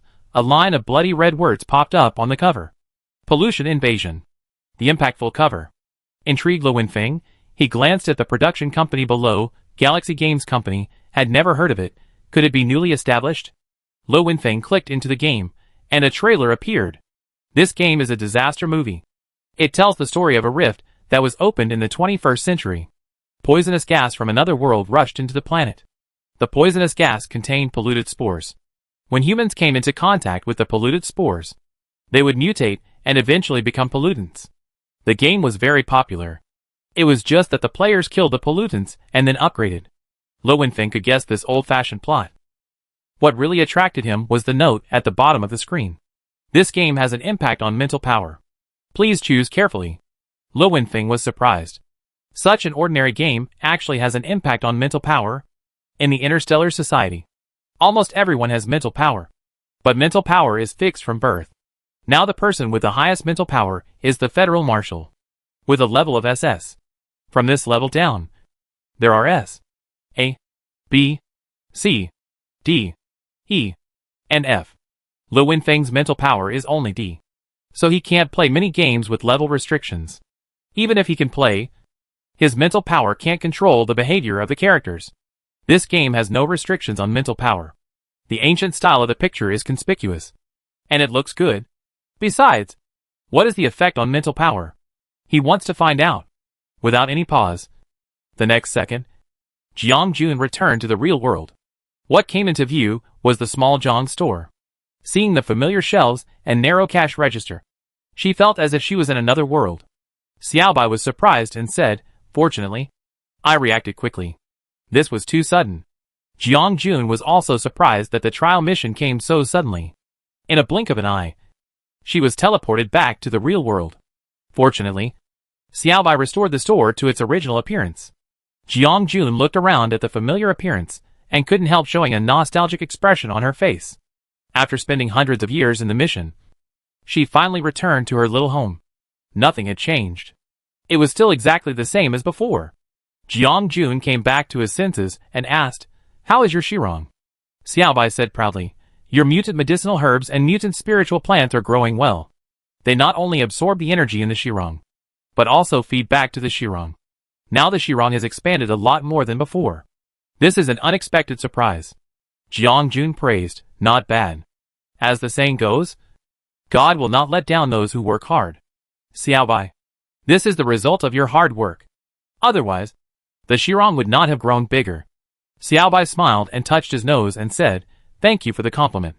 He focused on the Shirong, mainly because he felt a familiar breath. And he also found that the Shirong and the store began to merge. He decided not to tell Jiang-jun about this matter, leaving a surprise for the other party. Xiaobai came out this time to hand over the store to Jiang-jun. He wanted to concentrate on studying the situation of Shirong. Jiang-jun did not refuse. In the last world, it was Jiang-jun's clone who managed the Jiang store. Another surprise was that the Tree of Life Ji in Jiang-jun's body actually followed her soul to the real world. During the hundreds of years that Jiang-jun practiced, she gradually developed consciousness and learned how to communicate with Jiang-jun. She took the initiative to explain what happened. It turned out that Ji was separated from the Tree of Life before Jiang-jun was about to leave. Hid in Shiyu's body, concealed his breath, and came to Jiang-jun smoothly through Shiyu's transmission channel. When the mission was transmitted, no wonder Shiyu looked at her strangely. It turned out that he was hiding something from her. Jiang-jun thought, he is really capable, he is used to smuggling. One failed, and he led another astray. However, it was too late to say anything more. Jiang-jun sighed. "You are here, the Tree of Life in Ping'an City will not wither. Right?" A crisp voice came into his ears. "No, although I cut off the connection, I can still sense its existence. As long as I am alive, the Tree of Life will always exist, sister. Don't worry." After listening to this, Jiang-jun finally put his mind at ease. It was a good thing for Jiang-jun that she could come over. The spiritual power converted by Ji was small but pure, which was of great help to her cultivation. In the last world, she was able to advance so quickly, which was largely due to Ji. However, in the last world, after Jiang-jun entered the nascent soul stage, Ji mutated, and she could actually bloom and bear fruit. The fruit was stored in the store, and no one dared to eat it. The next day, Jiang-jun saw Shiyu outside the door without any surprise. She raised her eyebrows. "Why are you so slow this time?" Shiyu smiled gently. "I came here by high-speed rail, and I didn't dare to use my ability at will." He helped Jiang-jun open the rolling door, wiped the dust on the cash register, and prepared for the store to open. The weather outside was hot, and the store was kept at a constant temperature. If it lasted for a long time, it would definitely arouse suspicion. So she installed a central air conditioner on the roof to cover it up. The weather was still so hot. Walking out of the Jiang store, the scorching heat wave hit her face, and the chirping of cicadas in her ears added a lot of dryness to the heat. Jiang-jun turned on the neon lights outside, hung up the sign, and opened for business today. Jiang-jun sat on the recliner and asked Shiyu about his original body. Shiyu was originally a high school teacher, teaching physical education at a private high school in S province. His parents were both alive, and he also had two twin brothers and sisters who were in high school. His family was harmonious, and his interpersonal relationships were good. The original owner died of a gas leak. He lived alone. The gas leak happened at night, and it was too late when he found out and wanted to call for help. This led to the tragedy. Jiang thought, S province. It's quite far from our province. Jiang was in J province. It takes 5 or 6 hours to get from J province to S province by high-speed rail, and more than 10 hours by train. Shiyu said indifferently, I rented a house near the store. I heard that the high school next to you is recruiting teachers. I will apply for the job when the time comes. Jiang teased, think carefully. Private high schools pay a lot. The high school near my home pays less than 2,000 yuan. Don't end up not being able to pay the rent. Shiyu glanced at her and said, when I am kicked out by the landlord, I will live in your store. I will sleep on the floor and help you look after the store. Jiang glared at him, and the two of them joked and laughed. Suddenly, there was a sound of low footsteps outside the house, and a vehicle was approaching this side. Shiyu closed his eyes for a moment, and suddenly opened his eyes, and said, there are about 200 or 300 people outside, approaching our store, and from the sound, it seems that they all have guns and ammunition in their hands. Shiyu looked at Jiang Jiang shook her head. Before entering the mission, she had not done anything out of the ordinary, and was not sure why the military attacked. If it was because of her previous large purchases of goods that aroused suspicion, then they would not send so many people. She thought, let's pretend we don't know, and see what the other party's purpose is. It's better not to fight them if we can avoid it. Jiang was really confused about this trial mission. She remembered that when she entered the mission, the system told her that she only had a few days to live. What kind of disaster caused her to lose her life? Could it be related to the people outside? Jiang and Shiyu pretended not to hear the noise outside and opened the store as usual. The number of people monitoring outside was increasing until a middle-aged man in a black jacket entered the store and broke the secret stalemate. Jiang, what do you need? The middle-aged man in the jacket looked around and glanced at Shiyu, and finally stopped at Jiang and said with a smile, excuse me, are you Miss Jiang? Jiang nodded, indicating that the other party had something to say. The middle-aged man in the jacket took out a business card from his jacket pocket and handed it to Jiang. I am Wei Hongyang, the director of the Special Events Management Bureau. I am very sorry to bother you so hastily. I just received a report from you and hope you can go to the bureau to deal with it. Jiang raised his eyebrows. I am a good citizen who abides by the law. I am very nervous to be invited to your bureau for tea without any reason. Wei Hongyang practiced Tai Chi and said, as the saying goes, if you don't do anything wrong, you don't have to worry about ghosts knocking on your door. Since Miss Jiang has not committed any crime, there is no need to worry about our malicious intentions. We are just asking some routine questions. Seeing that he could not get any words out of Wei Hongyang, Jiang could only follow him to the Special Events Management Bureau. She handed the store to Shiyu for guarding, and got into the black car, following Wei Hongyang through the checkpoints. They finally arrived at a closed interrogation room. Jiang sat inside and waited for a while, and then Wei Hongyang walked in from outside. The first sentence he said after entering the door made Jiang doubt her life. Ms. Jiang, some people say that you are the villain who destroys the world. What do you think? What do you think? You ask me what I think? To tell you the truth, I didn't know I could destroy the world. Chapter 128. Wei Hongyang's words made Jiang stand there for a few seconds, hesitantly said, are you sure you are not joking with me? Villain? She is the villain of this world? What kind of villain? Where did this news come from? Jiang showed disbelief on her face, but she began to wonder if there was an outsider who entered her world, and the other party seemed to have brought information that she didn't know. On the other side, Wei Hongyang explained, Ms. Jiang, I am not kidding you. I also know that it is funny to say something without basis, but it is the fact. We learned your identity from other people, and we are not trying to fool or deceive you. The world we are in is a novel. The author of the novel traveled into the book from another world, and told us the general plot of the book. In the book, you are set as the villain who destroys the world. We sincerely want to cooperate with you. We had to block your store just now. I hope you don't mind. Your cooperation may be needed in the next period of time. What do you think? Wei Hongyang saw Jiang shocked face, and could understand his feelings very well. Because when he first heard about this, he also had the same expression. It took him a whole day and night to accept this fact. He considerately gave Jiang some time to buffer. Jiang lowered her head, hiding the emotions in her eyes. Her world turned out to be a novel, and the author of the novel also traveled through time. To be honest, she found it somewhat difficult to accept, but after experiencing so many worlds, she quickly adjusted her mindset. She paused for a long time and said, "How do you need me to cooperate with your actions?" Wei Hongyang's face was happy. "The key point for you to become a villain is the catastrophe in 2 days. This catastrophe will cause the whole world to be polluted, and you will be the first human to be polluted. Your thinking brain is controlled by pollutants, and your journey as a villain begins from then on. And what we need you to do now is to prepare defenses in advance, to prevent pollutants from invading your body, so you need to cooperate with our experiments." Wei Hongyang also learned this information from the author Han Shan. There are too many unknowns about Jiang Yun's identity. Everyone is very embarrassed about how to deal with Jiang Yun. On the one hand, Han Shan said Jiang Yun as a villain in the book, and also emphasized her outrageous cruelty. However, when they collected Jiang Yun's information, they found that she was just an ordinary person, and there was no crime in her file. If they ordered to deal with Jiang Yun for something that had not happened in the future, it would be unfair. Therefore, they decided to give Jiang Yun a chance. But she must cooperate with the experiment. If there was anything wrong, she would be dealt with immediately. Jiang Yun naturally didn't know the careful thoughts of the leaders above her. When Wei Hongyang saw Jiang Yun nod, he secretly breathed a sigh of relief. After Jiang Yun agreed, she could no longer return to the store.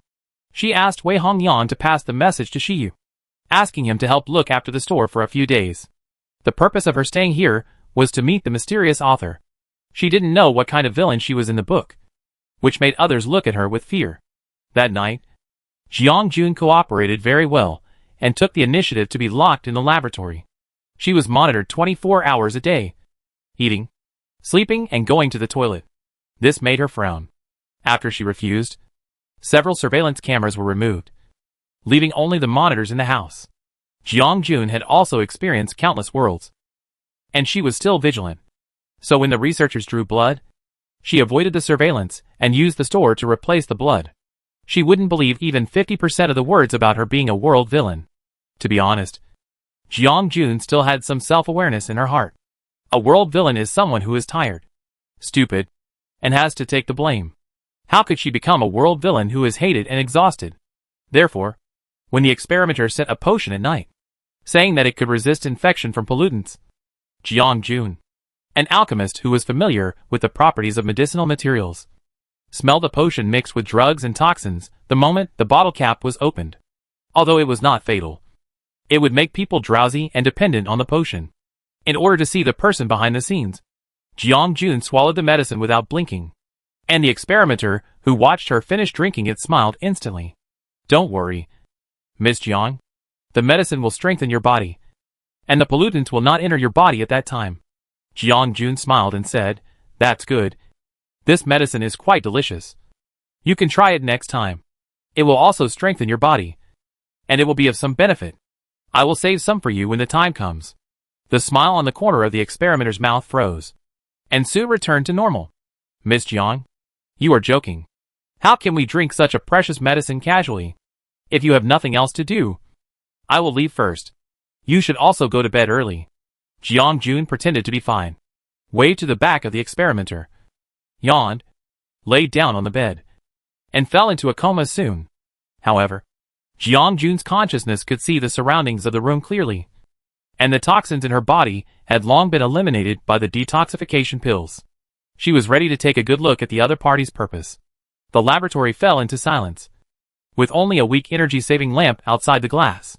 3 or 4 hours later, an elegant man in a white robe and gold-rimmed glasses slowly walked towards the room where Jiang Jun was. His eyes showed admiration and condescension, and he looked at Jiang Jun up and down like a god.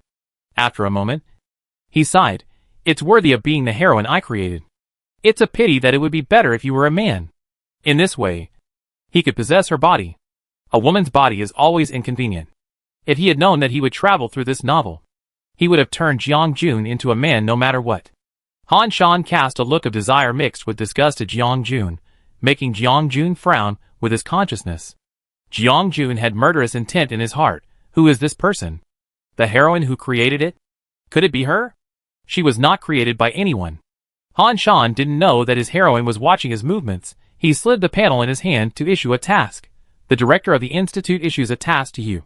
The director of the institute worked hard, and spent his whole life to finally research the door to another world, and this instrument is hidden in the laboratory, the player needs to find the instrument and send it to the director of the institute. Reward, mental power plus 0.1. Do you accept the task? Lo Wenfeng had just entered the game, and before he could check the surrounding environment, he was attracted by the window that popped up in front of him, especially the reward above. Mental power plus 0.1? This game can increase mental power? Is it a scam? Lo Wenfeng accepted the task half-believingly, but where is the instrument that opens the channel? He was really confused. As soon as he entered the game, he hadn't even read the game plot. How could he know the location of the instrument? Lo Wenfeng saw a man standing next to him. The man's head was marked with the director of the institute. He walked up and asked, "Director, where is your instrument? I'll help you get it." Han Shan's forehead was bulging with veins. He didn't expect the online player to be so stupid, but he had to remind him. Jiang Jun looked at the man who suddenly appeared with a strange look on his face, and then looked at Han Shan, who answered honestly beside him. The change of style was too fast, and it was really too unexpected. When Lo Wenfeng came over with the instrument, the system task appeared again, and he was asked to put the items into the glass laboratory. Lo Wenfeng paused, and Han Shan said impatiently, "Go in quickly. You just do what I tell you to do. And you are so slow." Lo Wenfeng was scolded by the NPC, and he was stunned. He had never seen such a flexible NPC, and he could scold people. After entering the room, Lo Wenfeng saw a beautiful woman lying on the bed, and couldn't help whistling. "What a beautiful woman! She's lying on the bed. What a plot!" He placed the instrument in the middle of the laboratory room. Just as he stood up to admire the beauty again, he didn't expect the instrument to emit a dazzling light. The director of the institute standing outside had a crazy look on his face, staring at the giant instrument in the middle. The director of the institute held a remote control in his hand, and pressed the door lock of the laboratory room, locking him indirectly. Although he was playing a game, he could not help cursing because of the feeling of betrayal. "Fuck. You old thief." Lo Wenfeng did not expect to be deceived by the NPC. It was a great shame. Jiang Jun noticed the abnormality in the air. A turbid breath was emanating from the instrument. She immediately opened her eyes, and got up from the bed. The air in the center of the instrument was torn, forming a narrow crack, and a heavy, weird and uneasy breath was emanating from it. Jiang Jun did not dare to stop. She clenched her fist, and smashed the instrument in the center of the laboratory. However, it was too late. The crack did not stop tearing. Han Shan saw this scene, and laughed wildly. "It's too late. It's too late. The world will change from this moment. My era is coming soon." Chapter 129. Han Shan stared at Jiang Yun's unusual ability, and a feeling of jealousy rose in his heart. He stared at Jiang Yun with vicious eyes, and said, "I didn't expect that I would underestimate you. I just don't know if you can escape from here." Jiang Yun tried her best to suppress the crack from opening, but it was no use. She summoned her clone to stop Han Shan from leaving. When Jiang Yun's clone broke the glass, and was about to stop Han Shan, a group of people surrounded him from all directions. They formed a human wall in front of Jiang Yun's clone, restricting her movements and making it difficult for her to move. Han Shan turned his gaze to Jiang Yun's clone, his eyes full of jealousy. He didn't expect his protagonist to have such an adventure. He, the creator, didn't know about these things. However, he was not a person who would sit and wait for death. The protagonist's golden finger had already been in his pocket. The protagonist without the golden finger was just a waste. Han Shan escaped with the help of the crowd. Jiang Yun was surrounded by people who had lost their minds, trying to stop her behavior. Jiang Yun's clone pushed the crowd aside. Jiang Jun's clone was furious. He didn't care if they would get hurt or not. He just released a burst of spiritual power, knocking everyone to the ground. She immediately activated the protective shield. A transparent shield wrapped Jiang Jun and others. People who tried to block them were blocked outside the protective shield, giving Jiang Jun time to catch his breath. Jiang Jun looked at the crack in the air filled with a terrifying aura. The crack had gradually torn from the size of a thumb to as thin as a palm. There was a dark and turbid aura trying to crawl out of the dark crack. Jiang Jun felt uneasy deep in her heart. She felt that the other world was full of dangers, and the dangerous things were slowly approaching this world through the passage. Lo Wenfeng huddled in the corner, shivering. He stared at Jiang Jun from the corner of his eyes. Seeing her staring at the crack, seemingly trying to close it, he couldn't help but want to complain.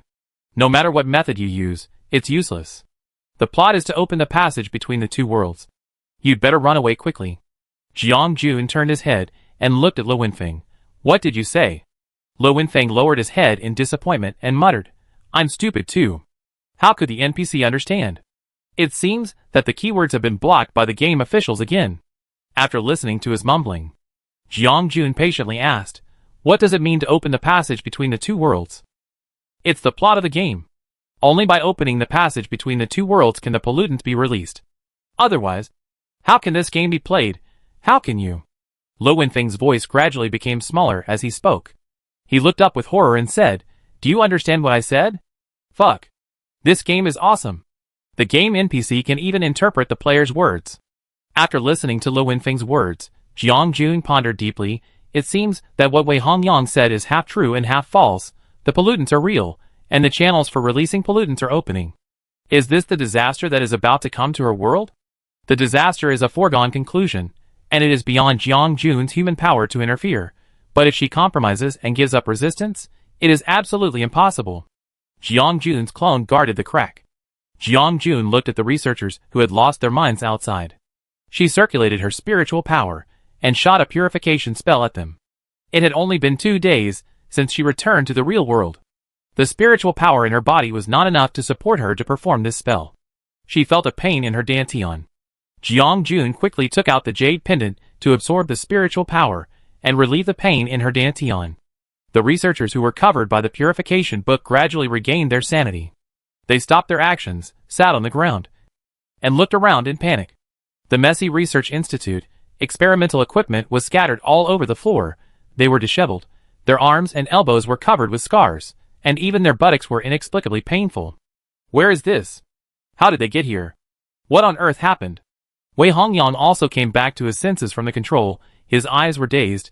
It felt like he had a lucid dream, and everything in the dream became everything, and he woke up and appeared in the research institute. He looked at the panicked researchers, and the woman who was standing calmly and walking towards him, whose expression was indifferent, and the imposing aura on her made him straighten his back involuntarily. Jiang Jun came to Wei Hongyang and said in a cold voice, I don't know who you are, what your identity is. If you regain your sanity now, please inform the people nearby to evacuate as soon as possible. A crack will open here. How many unknown dangerous objects are there in the crack? No one can know. When this crack opens, the whole world will be in danger. If you wake up, please organize people to evacuate as soon as possible. Wei Hongyang has been a leader for so many years, and soon felt the seriousness of the matter from Jiang Jun's expression. He did not question what Jiang Jun said. The strange black crack behind Jiang Jun was expanding at a speed visible to the naked eye. Wei Hongyang was not blind, so he could see everything that happened behind Jiang Jun. His heart sensed the danger in advance, and just a glance at the crack made his heart almost jump out. Under the command of Jiang Jun's clone, the staff of the institute supported each other and ran out. Some people even looked at Jiang Jun and his clone while running. They looked exactly the same, and even their auras were so compelling. The protective shield covered the crack, wrapping the breath inside without leaking out, but it couldn't last too long. Jiang Jun followed Wei Hongyang and others, walking out of the research institute. Jiang Jun learned his true identity from Wei Hongyang's words. The mayor of Qingxi City, the Special Time Management Bureau mentioned before, there is no such department at all. It was Han Shan who lied to her, and tampered with other people's memories. She thought, you are the mayor of Qingxi City? Do you have the right to use the army? If your subordinates hear your voice, will they take action? Wei Hongyang looked at Jiang Jun in confusion. Emergency situations do not require written reports. When the situation is serious, his words are military orders, and his subordinates will naturally take action. After thinking for a moment, he nodded to Jiang Jun. Without further ado, Jiang Jun no longer hesitated. Her palm was placed on Wei Hongyang's shoulder, and the spiritual power flowed into Wei Hongyang's body along the veins. Wei Hongyang only felt a warm current running through his body, and then stopped in his abdomen. At that moment, he felt that the pain in his body was much reduced. He was surprised by such a strange phenomenon. Jiang Jun's calm, commanding voice came from behind him. Jiang Jun said coldly, start talking now. Notify all departments of the seriousness of the matter, and let them quickly stop the crowd from evacuating the city. Wei Hongyang was shocked by Jiang Jun's momentum. No one was here. If he issued a task, how could his subordinates hear it? He needed to call and notify all departments one by one.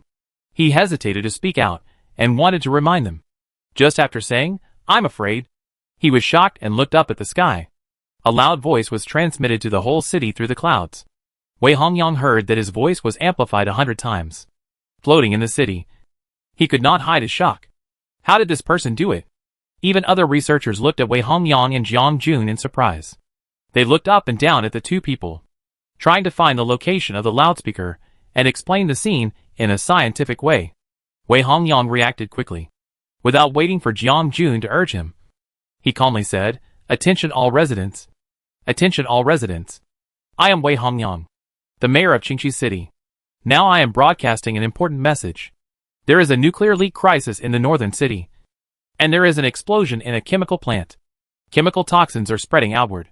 Please evacuate the city as soon as possible. Repeat it. There is a nuclear leak in the northern city. And the chemical substances in the chemical plant are deadly toxins. Please hurry up and evacuate Qingxi City in an orderly manner.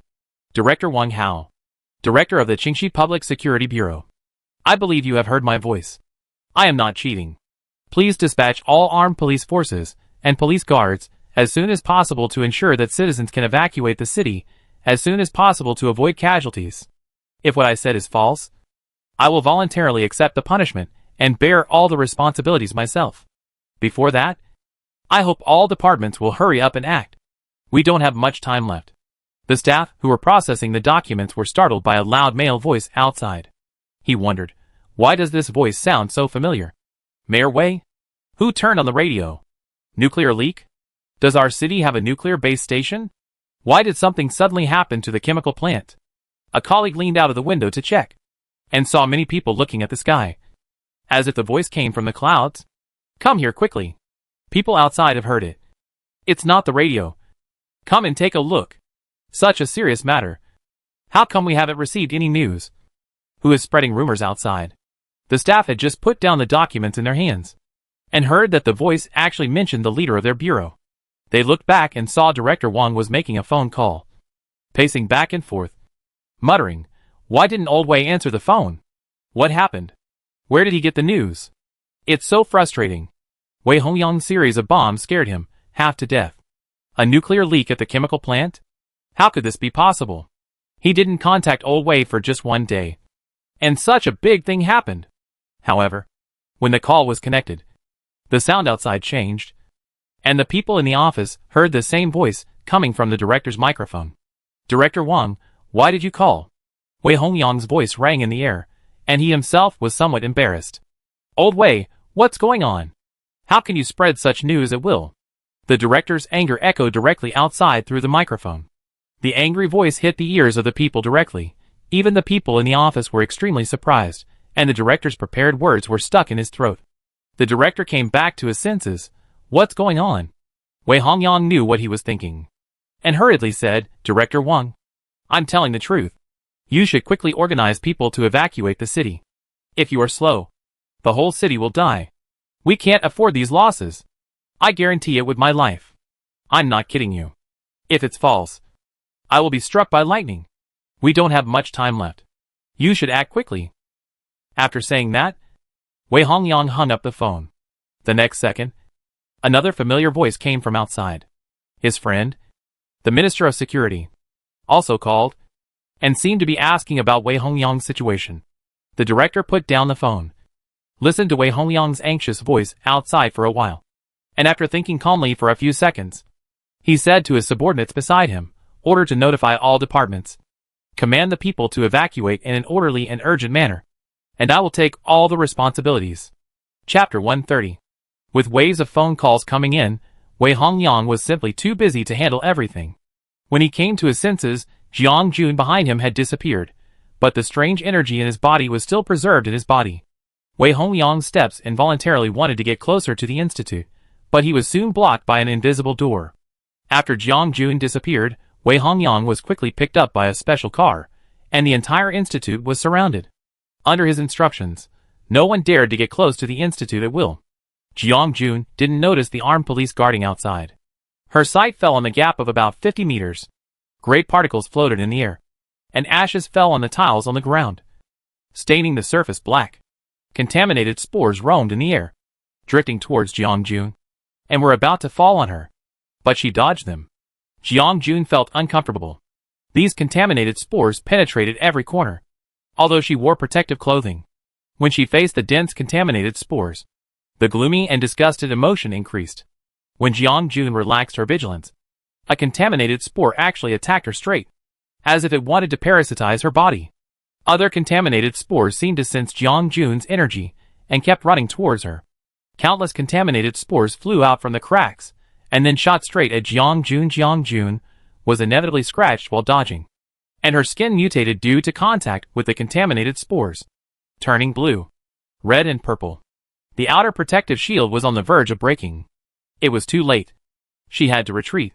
After Lo Wenfeng came out of the research institute, he poked the lime wall with curiosity and looked at the old cars passing by. These were all thousands of years old. He didn't expect the modeling here to be so powerful. Suddenly, the game window popped up again.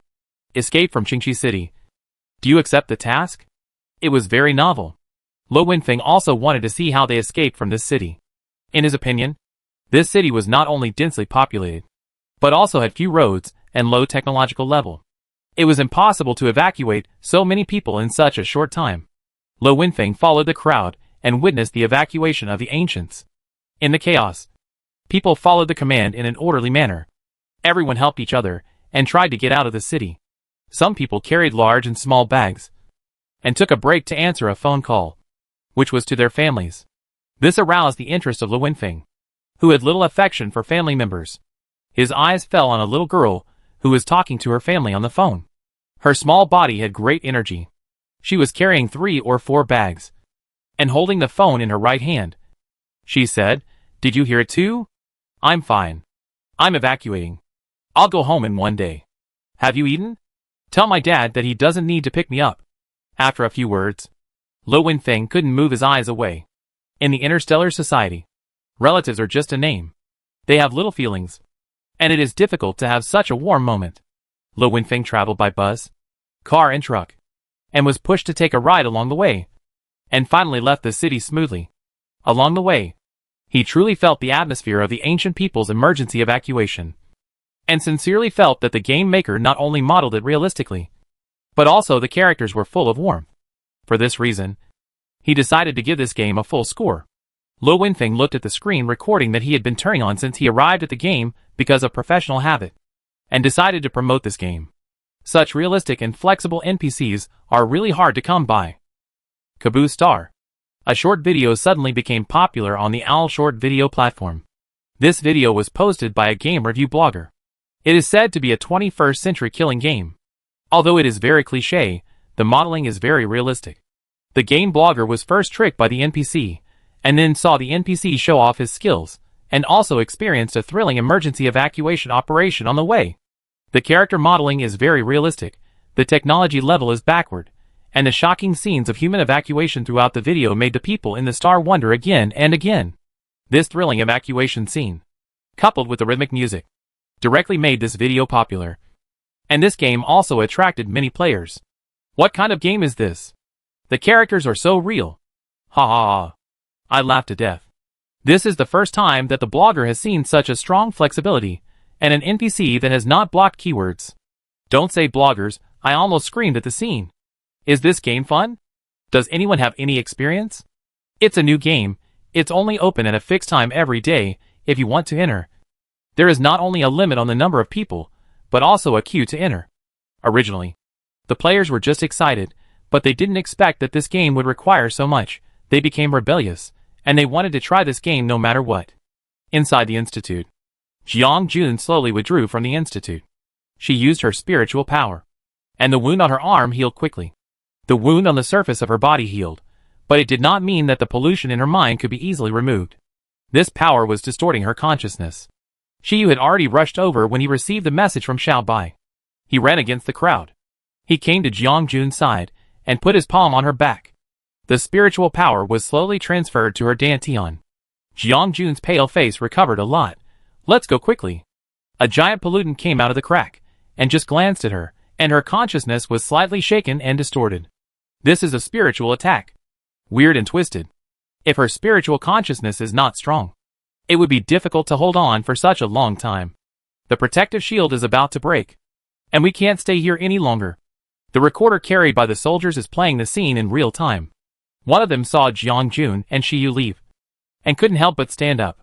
He frowned and said, "Just let them go like this?" Wei Hongyang was also among them. He quickly found something wrong and shouted, "Hurry up and let them all evacuate. Don't stay in the institute anymore." Because of the sudden situation in Qingxi City, the nearest military base quickly sent people to check the situation. Later, they heard that there was a nuclear leak here, and the entire army was dispatched to Qingxi City. The evacuation of Qingxi City has caused widespread heated discussion on the internet. Other cities are paying attention to the situation here. General Xiong Yunjing, who is now in Qingxi City, looked through the camera at the research institute that exudes an unknown atmosphere. He turned to Wei Hongyang and said, "We can't retreat. If they retreat, do you know what dangerous things are hidden inside? How can we deal with them when we don't know anything?" Wei Hongyang, "But you also saw the mystery of that woman and her strange abilities. Even she has evacuated. How can our people deal with it?" Xiong Yunjing said in a heavy tone, "They are ready to die." Wei Hongyang fell on the back of the chair. His eyes fell on the video recording on the screen, and he sat silently aside. The soldiers with cameras slowly approached the institute. They heard a crisp sound of glass breaking, and they stopped, just as they were about to approach again. An accident happened suddenly. A crack directly tore through the institute, ripped it from the middle, and a dark fog spread out from inside, and instantly enveloped the institute. Gray contaminated spores flew towards the soldiers guarding outside, and suddenly drilled into their bodies, and possessed them, and in an instant, their muscles burst, and the contaminated spores entered their skin in an instant, and soon the human body began to mutate, and the skin on their bodies turned purple, and mucus came out. And the leaders sitting on the other side of the video saw this scene, but in just 3 or 4 seconds, these well-trained soldiers had turned into terrifying appearances. Chapter 131. Qingxi City. The residents of Qingxi City, who had already evacuated, suddenly heard a sound. Behind them, a crack directly split half of the city. Small gray particles jumped out of the crack, spreading in all directions. A hoarse broadcast suddenly came out, "Run! Run quickly!"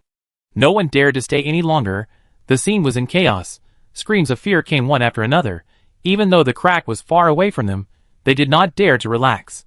In the 12th hour after the crack opened, the entire Qingxi City was shrouded in a gray sky, which was in sharp contrast to the sunny Pingxin City next door. The government of the country directly entered the first level of wartime alert, and the people of the whole country fell into panic, regardless of people's safety. Developing such a dangerous item, it also caused a leak. Is there no one who dares to stand up? What is the reason? Monsters are everywhere in Qingxi City. Who covered everyone's mouth? The nuclear leak and chemical explosion are all lies. Someone uploaded the monster wandering in Qingxi City to the internet. It has a human body and a rat tail. Green bumps are undulating all over the body. Pus drips on the ground. Through the screen, you can see that the other party is drooling and lying on the ground, like a rat. The person who filmed the video covered his nostrils with his eyes in fear. He looked even less like a human. A pig face with tears on his face said scary words. "I am now in room 406. Building 5. Sunshine Community. Qingxi City. If anyone is nearby, please save me. These monsters eat people. They want to eat me. Please help me out." Once this video was released, it scared the netizens on the other side of the network to death. There was actually a pig face talking, just like a human being. This gave them a great mental shock. The entire Qingxi City is like the end of the world. Under this video, people's frightened voices are everywhere. Get out. Who is making fun of this? It's so scary. The pig can actually talk. That's not a pig, that's a person. Are you seeing things? Don't scare people. That's clearly a pig. This video was quickly 404'd amid fierce debate among netizens. The strange creatures in the video left an indelible impression on everyone. Even though the government restricted speech and removed the trending searches, there are still many people who posted photos of the current situation of Qingxi City on social platforms.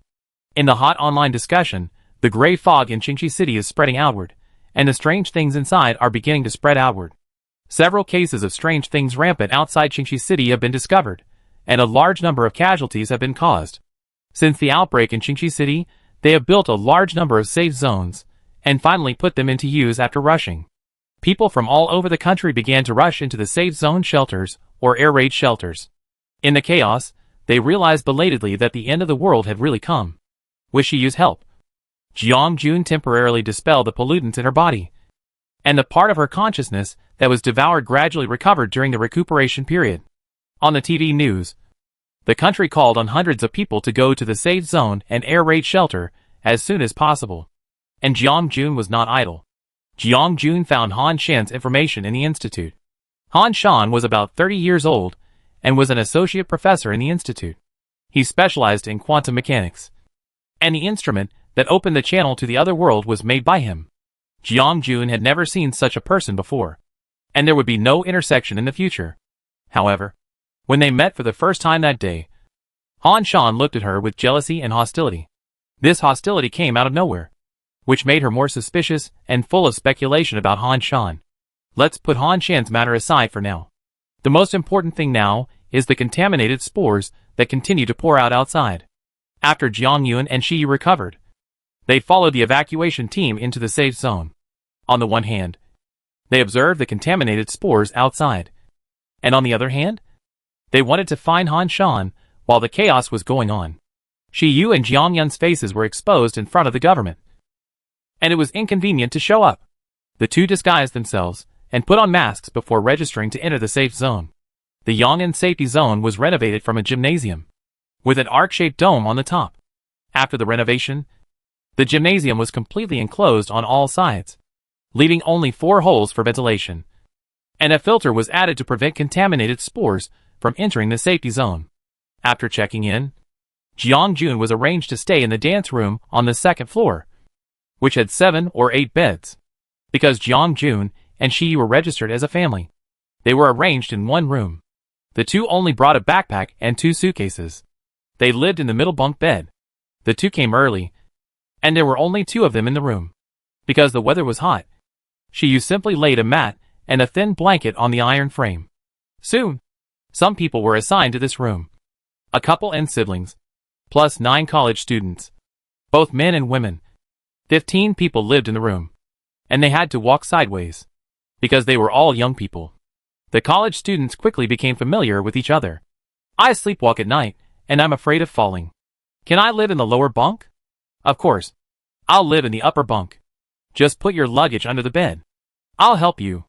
Jiang Yun and Shiyu settled down in the Yong'an safety zone. They went to the city every day to search for food and put it in the room as a cover. Some people in the room were paid for repairing the gymnasium, and some people went out to find food together, because the gray fog had not spread to here, and it was safe outside. The Yong'an safety zone is not close to Qingxi City, but it is not far either. It will only take a few days for the gray fog to approach. On the 3rd day after Jiang Jun entered the safety zone, the alarm of the gray fog approaching sounded. Everyone returned to the room as soon as possible. And do not leave the room. Block all the ventilation holes in the room. After everything is in good condition, the safety zone will notify you separately. A sharp whistle sounded on the radio. It was so sudden and urgent that the people outside the room ran towards their residence in a panic. The patrol staff maintained order. As the afternoon approached, the entire gymnasium was fully alert. Jiang Yun helped the couple and the students to block the corners of the door with plastic film or clothes to prevent pollutants from entering the room. After sealing all the openings, they lay on the bed anxiously, holding a knife or a stick in their hands, and listening to the noise outside.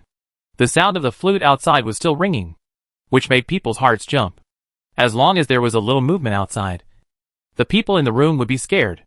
Every bed in the room was surrounded by flyers, which blocked other people's sight, and also retained a little personal space.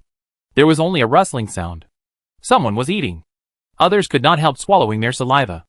A few days ago, the safe zone notified everyone to store food and water, because no one could guarantee that the gymnasium could hold up. If a strange object attacked and broke the wall, the entire safe zone would fall. The food and water would sustain them for a long time. If they ate them hastily, they might not be able to survive. His friend kindly reminded him, "Don't eat it all. If there is no food later, what will you do?" The man cried, "It's already a mess outside. I'm sure I can't survive. I might as well eat more and die a full ghost."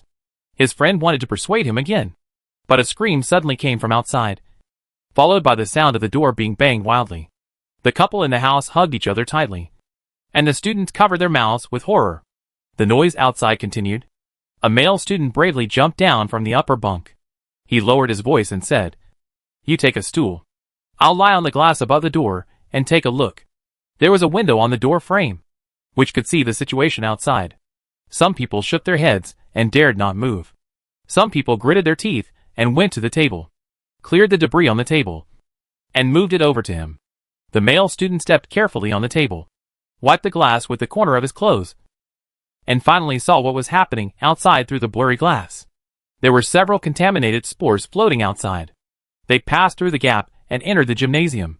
Through his perspective, he could see the situation in the lobby on the first floor. More than 20 soldiers in protective clothing surrounded a room. Gunshots rang out. The soldiers shot and killed the contaminated strange creatures. He could only see many soldiers walking outside, either catching contaminated spores or killing strange creatures. A contaminated spore suddenly flew to the window, scaring the boy so much that he leaned back and almost fell off the table. Shiyu helped him from behind. The male classmate calmed his intense heartbeat and thanked Shiyu. "Yuan, what's the situation outside?" The classmate who had just come to help asked in a low voice. The others also pricked up their ears. Yuan did not hide anything. The contaminated spores have entered the safe zone. A room has been contaminated. The people inside have mutated. The people in the safe zone are dealing with strange objects. We will be trapped here for a while. Mutated? The wife of the couple covered her mouth, her eyes revealing fear. Other students were shocked and said, "Let's quickly block the room. Do you have any clothes? Come here quickly. There is a contaminated spore lying on the window glass. Quickly cover it with clothes." Jiang Jun frowned and said, "Don't panic too much. Every breath is oxygen. There is no ventilation now. There is not enough oxygen in our room. Everyone should calm down." After being reminded by Jiang Jun, everyone fell into silence instantly and dared not speak again. A broadcast was heard outside. "Please all residents stay in the room and do not come out. There are cracks in the gymnasium, and they are being repaired. There are a lot of contaminated spores in the gymnasium. Please do not step out of the door at will. The air circulation in the safe zone will be turned on, and the contaminated spores will be cleaned up. After everything is safe, you will be notified to come out." On the second day of being trapped, everyone was still able to muster the energy to talk and eat. After being trapped for a week, there was not enough oxygen in the room, and many people were short of oxygen, and began to feel listless, and their energy was gone. Fortunately, on the 9th day of their entrapment, with the oxygen secretly delivered by Jiang Yun, they finally heard the broadcast. "The gymnasium has been repaired. The air pollution spores have been cleaned up. Everything is safe. The crisis has been successfully resolved." Cheers rang out outside. Everyone opened the door and came out. The fresh air was breathed into their chests, and they were glad that they survived. When everything began to be rebuilt, Jiang Yun found that his avatar appeared on the bulletin board of the Yang'an safety zone. She had become a wanted target. The paper said that if anyone could provide clues about her and report them to the safe zone, they would receive a large amount of supplies. Shiyu looked at Jiang Jun's wanted order on the bulletin board with a cold face. He leaned close to Jiang Jun's ear and lowered his voice. "Should we leave here?" Jiang Jun shook her head. "No, I smelled Han Shan's breath. He has been here. This wanted order must be related to him. Han Shan wanted to kill her, so she would see what he was capable of." Chapter 132. The city was gray, the air was mixed with ashes, making it difficult to breathe. Twisted and strange creatures were rampant in the city. They hunted lone humans.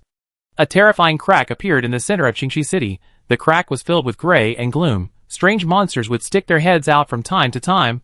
The strange creatures on the ground were all watching, and humans would feel like they were trapped in a deep swamp with just one look, unable to extricate themselves.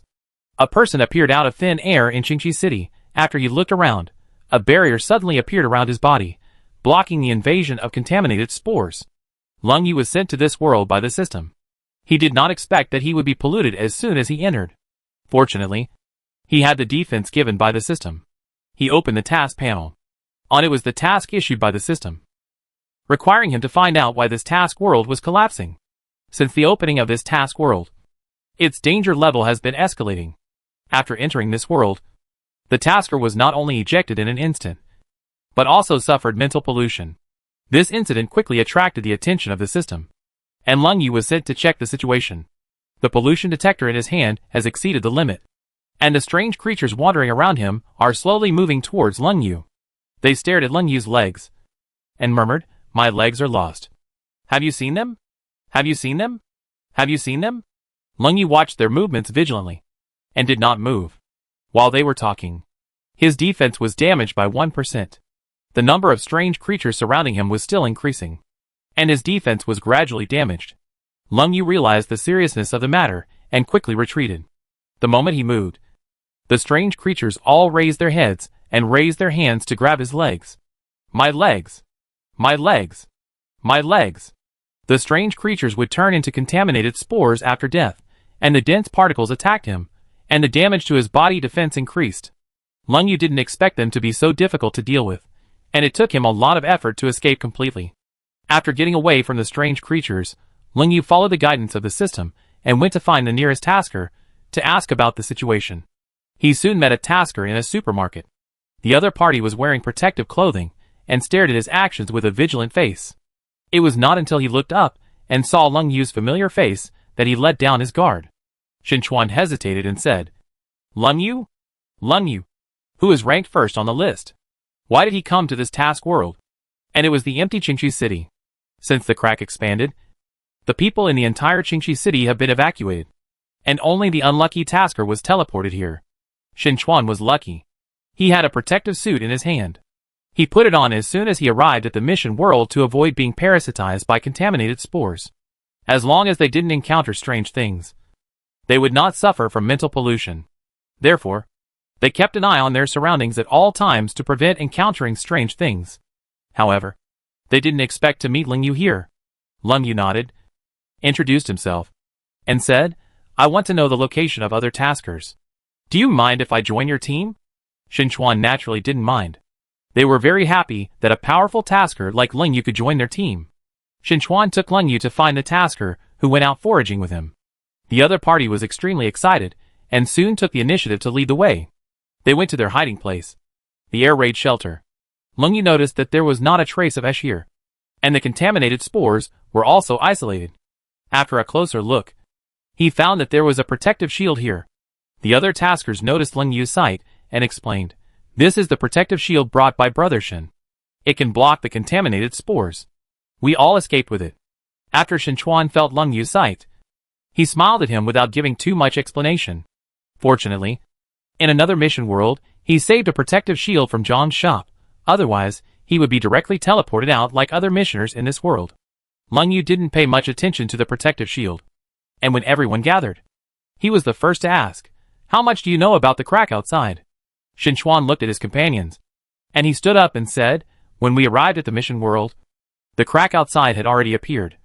But it is said that a woman opened the passage, which led to the invasion of another world." Leng Yu frowned. "Woman?" Xinchuan explained, "We also heard from others that the research institute kidnapped a woman. In order to retaliate against them, the woman stole Professor Han's equipment while others were not paying attention, and activated the switch to open the passage, which led to the appearance of a crack outside. It was the entrance to another world." Leng Yu asked, "Who is that woman? Do you know?" Xinchuan shook his head, and he suddenly said, "However, that woman has been wanted by major bases, and her photos and names have been announced. But until today, no one has found her trace. The name seems to be Jiang. The details are unclear.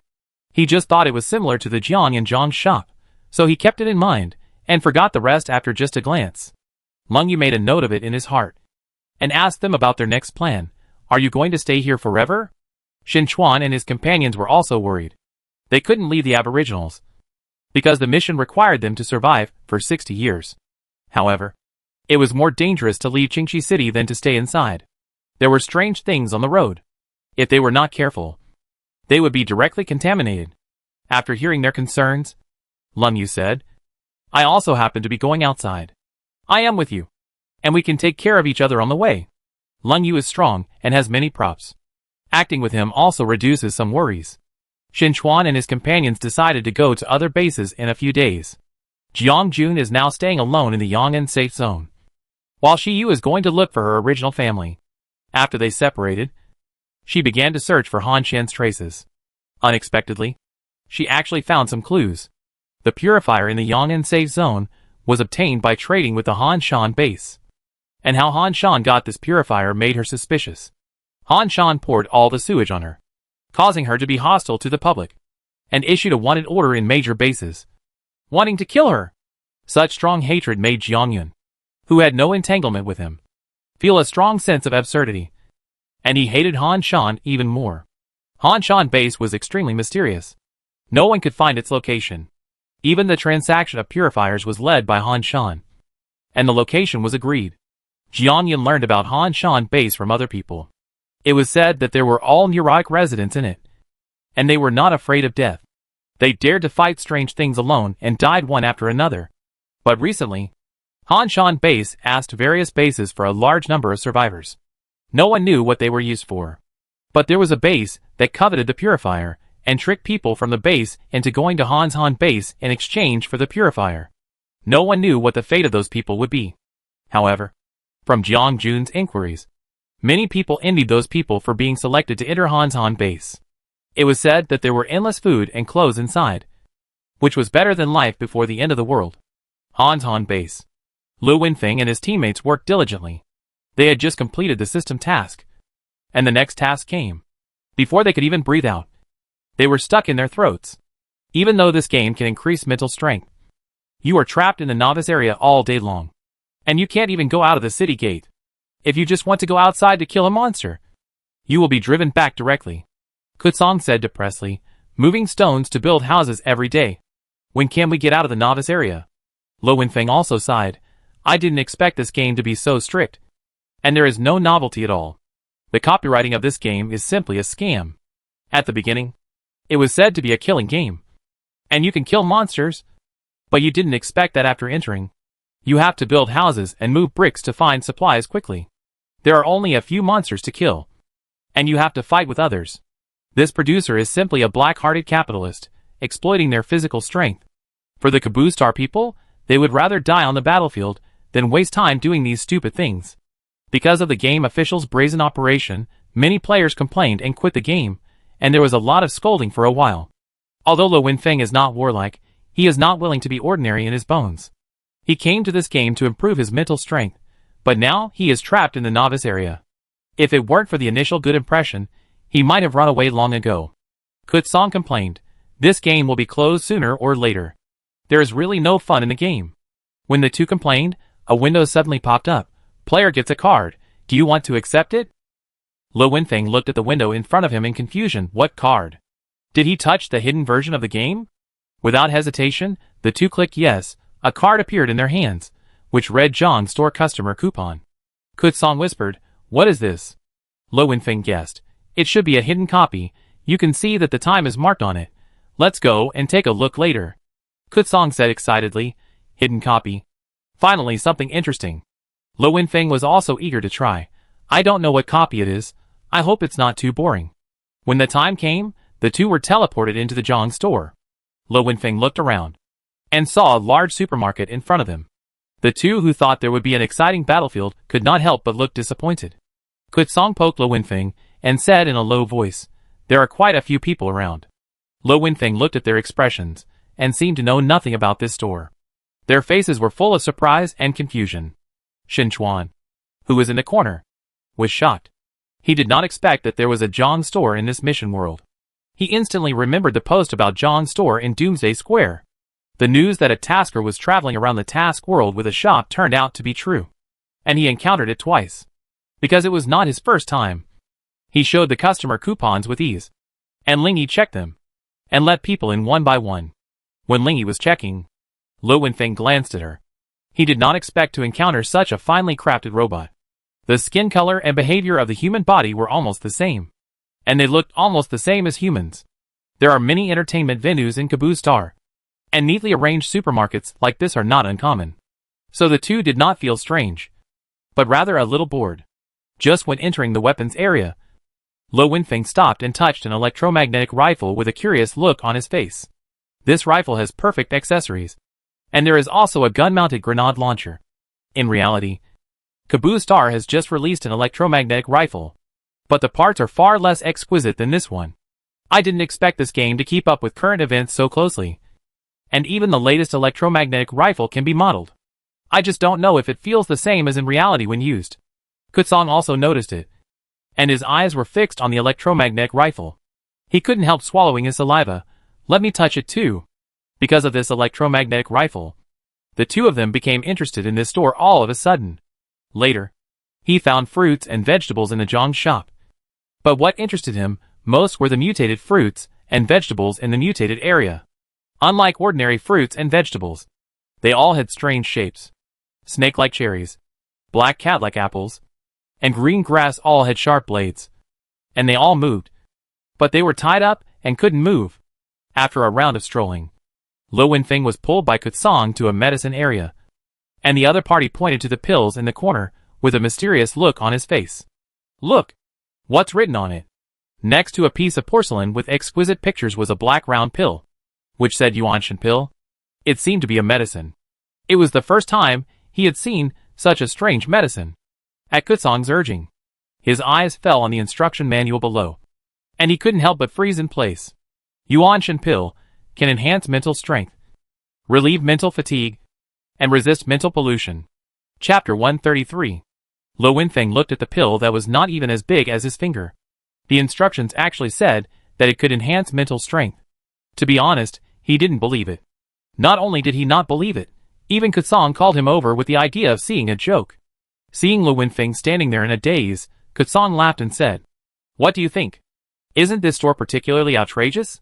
Not only does it have electromagnetic rifles, but it also has drugs that increase mental strength. It's like a fraud. After the game is offline, I will go and complain about the fraud in the game." Before he finished speaking, Lo Wenfeng actually took a bottle of medicine. Seeing this scene, Kutsong was surprised and said, "You really believe in this medicine? Aren't you afraid of being poisoned?" Lo Wenfeng shrugged and said, "It's okay to take some pills in the game. Why don't you try it too?" Kutsong thought so too. Taking medicine in the game won't kill you anyway. And he instantly became interested. But the two of them had a problem when paying the bill. They didn't have jade or gold nuggets in their hands. Lo Wenfeng tried to click on the screen to trade the game coins, but he didn't expect it to be successful. But he didn't have many game coins, so he could only buy one Shindan. Kutsong was the same as him. They spent all their points to buy a Shindan, and they didn't know if it was worth it. Anyway, Kutsong felt that the two of them were really cheated. They spent all the game coins they saved with great difficulty, and bought a fake pill. After returning to the Hanshan base from Zhang's store, they heard a lot of noise in the base. It seemed that more NPCs came in. This was the first batch. Why were they still sending people to the novice area? Kutsong muttered in a low voice, "Are these NPCs all fools? Why are they still sending people here?" He had seen the people inside, and they looked miserable and tortured beyond recognition. The NPCs lived in the inner area, while they lived in the outer area. Although the novice area restricted their movement area, the corpses carried out from the inner area every day made Kutsong realize that there must be a big boss hidden inside. But he didn't know when the copy inside could be unlocked. Lo Wenfeng guessed, there must be a hidden big copy inside. Otherwise, how could the NPC be refreshed frequently? A shrill whistle sounded, and a new task appeared on the game panel. A group of strange creatures surrounded the Hanshan base. Now the player needs to expel the strange creatures. Do the players accept the task? Reward: complete the task, and you will get plus 0.5 mental power. Kutsong complained, "The official of this game is too stingy. Plus 0.1. Plus 0.5 mental power every day. Which means that the increase of mental power is a gimmick. And it is also real and effective. Otherwise, other players would have run away long ago. But no matter how small a mosquito is, it is still meat." Lo Wenfeng and Kutsong have no room to complain. In order to enhance their mental strength, they have no choice but to accept the task. For players, it is not so easy to kill strange things. Facing strange things, people with lower mental strength cannot withstand a minute in front of strange things, and will be killed directly and returned to the city. They can solve strange things, relying on the game to return to the city. So it is time-consuming, laborious and mentally taxing. And the official is so stingy, which makes some players very dissatisfied. After getting rid of the strange things around the base, Lo Wenfeng and Kutsong's brains were like taut strings. They felt pain when they exerted a little force. This was a sign of exhaustion of mental strength. They needed to replenish medicine. When taking the official medicine of the game, the two of them took the pills purchased from the Zhang store by some strange coincidence. They melted in their mouths, and were gone before they could even taste the flavor. After taking the Yuanshan pill, the pain in their heads was significantly relieved, and they immediately went offline to rest. After Lo Wenfeng came out of the game cabin, he felt a surge of heat in his body, and his head was still very comfortable, and his whole body exuded a feeling of being full of energy. He had played games for a whole day. According to the usual situation, he would have been lying on the bed exhausted and sleeping. Lo Wenfeng did not take this matter to heart. He happily edited videos and posted them on the website. He also played a mecha game and won consecutive games. This made him excited. After 2 consecutive days of this state, Lo Wenfeng finally found something wrong. Before he went to the hospital for a physical examination, he felt sleepy and yawned involuntarily. He then lay on the bed and fell asleep. When he woke up, 2 days had passed outside, and he had slept for 2 days and 2 nights. His star brain was full of messages from friends, as well as pop-up windows from video platforms. With so many messages, Lo Wenfeng was a little confused. He browsed the star brain and found that his video had become popular because the experience of the Zhang store was too strange. He edited it and posted it online, and also recorded his condition after taking the medicine. He didn't expect that when he woke up, it would become popular. This was beyond his imagination. Lo Wenfeng opened the comment area, and it was very lively. Did the host go to sleep? When the host wakes up, remember to go to the hospital to test your mental strength. Wait for the host's mental strength test report. The host slept for a long time? There has not been a single reply so far. Kutsong's star brain called, and Lo Wenfeng just answered when an excited voice came from the other side. Kutsong said excitedly, "Wenfeng, do you know how much my mental strength has increased? More than 100 points. Kutsong has E-level mental strength. And generally speaking, mental strength can be divided into numerical values. 0 to 100 is F level. 100 to 500 is E level. 500 to 1500 is D level. 1500 to 3000 is C level. 3000 to 6000 is B level. 6000 to 10,000 is A level. And more than 10,000 is the rare S level. Kutsong's test data since childhood was 380, which has never changed. Now it has suddenly increased by more than 100 points, which is really surprising. Kutsong suppressed his excitement and said, "How many days have you slept? Did you check your mental value? How much has it increased?" Lo Wenfeng hurriedly said, "Wait, how do you know that my mental value has increased? And what's going on online? Is my video popular again?" Kutsong then realized that he had just woken up and knew nothing about the things on the internet, so he patiently explained it to him. In the past 2 days, a resident of the interstellar space fainted in front of his parents, which almost frightened his family. When they rushed him to the hospital, the doctor said that he was just asleep. After the person woke up, the parents were worried and gave the child a full-body examination. Unexpectedly, the examination found that the child's mental strength had increased, which was a pleasant surprise.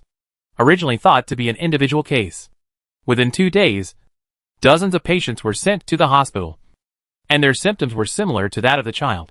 They first fell asleep and woke up, and after a lot of trouble, their mental strength increased.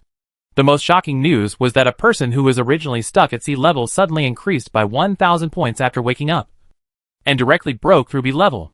This matter was exposed by the media, causing a heated discussion on the internet, and directly shocked the entire galaxy. After deep digging by netizens, it was finally discovered that it was related to a game called Pollution Invasion, and the common point between them was that they entered a supermarket called Zhang Store in the game, and the adventures in Zhang Store uploaded by Lo Wenfeng was also identified by relevant people. The symptoms described by Lo Wenfeng after taking the pills were similar to those circulated online, and both were characteristics of people with changes in mental power. Netizens followed the clues and tracked down his video. Lo Wenfeng did not respond, which made people speculate that he had also fallen into a coma, and they squatted under the video waiting for his response. Lo Wenfeng did not expect that after he slept, so many things happened outside. When Lo Wenfeng thought of the increase in mental power, he could not hide his excitement. "I haven't tested my mental power yet. Do you think I will break through directly?" Kutsong shouted, "Wait for me. I will accompany you to the hospital for testing. You slept for so long, and your mental power must have increased a lot." Jiang Jun did not know what happened in Kabu Star. The only thing that puzzled her was that after the store opened, most customers bought the Shindan. The Shindan is a one-time elixir. Although it can increase mental strength, Its main function is to relieve mental fatigue. This elixir was made by Jiang Jun himself. The medicinal materials were provided by Xiaobai. They were all planted by him in the Shiran. Many of them were mutant medicinal materials. Jiang Jun had also taken it before. The effect was not very magical. It was unclear why they bought the pills frequently. Through her observation, she found that the people who bought it were all from the Hantan base. Their payment method was also different from others. They paid with game coins. What surprised Jiang Jun the most was that Xiaobai could actually collect it. Xiaobai touched his head and explained, "The game coins feel familiar. Just like the Shirong we encountered before. I can feel the energy. So the host doesn't have to worry. These game coins will be converted into energy and enter the store." Xiaobai's ability to collect game coins is not mentioned for the time being. There is a more important thing that diverted Jiang Jun's attention. She suddenly found that these people from Hantan base always liked to bring the word game when they spoke, as if they defined this world as a game. And even the Zhang store became a copy in their words. She had traveled through so many worlds, completed so many tasks. But she never thought that she would feel how absurd it was until she landed in her own world one day. When she returned, Jiang Jun had been busy collecting information about the players. But she gained very little. The news she brought back was also very bad. The original owner's parents were originally in the Tsuching Safe Zone. The Tsuching Safe Zone had a deal with the Hantan base, and more than 1,000 people needed to be transferred. The Tsuching Safe Zone boasted and promised a lot of benefits, so that many people took the initiative to move to the Hantan base, including the original owner's parents. The original parents entrusted a neighbor to bring a letter to Shiyu. The words were full of joy. They also told Shiyu that if he had the opportunity to enter the Hantan base, he must seize the opportunity. They were waiting for him at the Hantan base. When Shiyu thought of this, he felt a headache. He did not expect that the original parents would fall into the tiger's mouth. He told Jiang Yun the news he got along the way.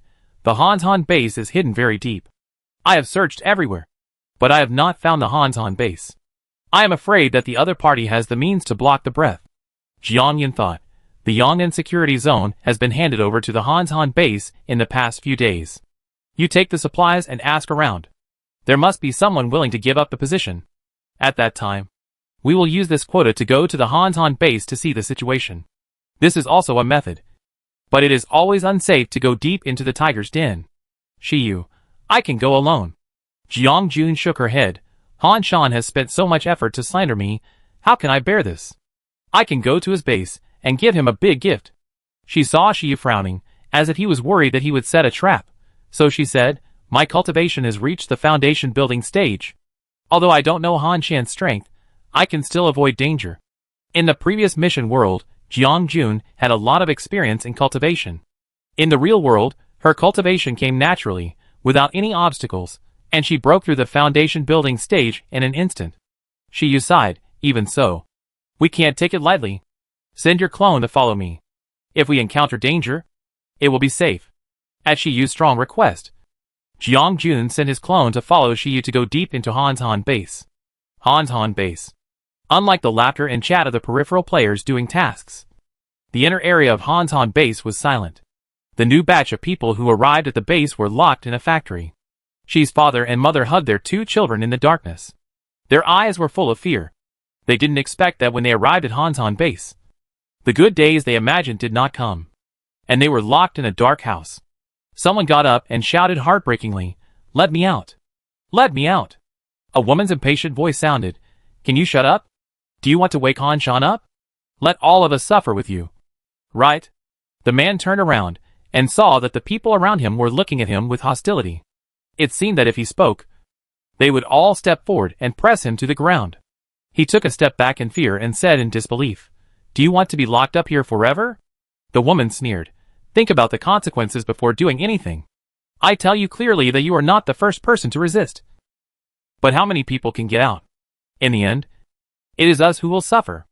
Others said angrily, "That's right. You woke Han Shan up. And it was us who were tormented. If you stay honestly, you may live a few more days."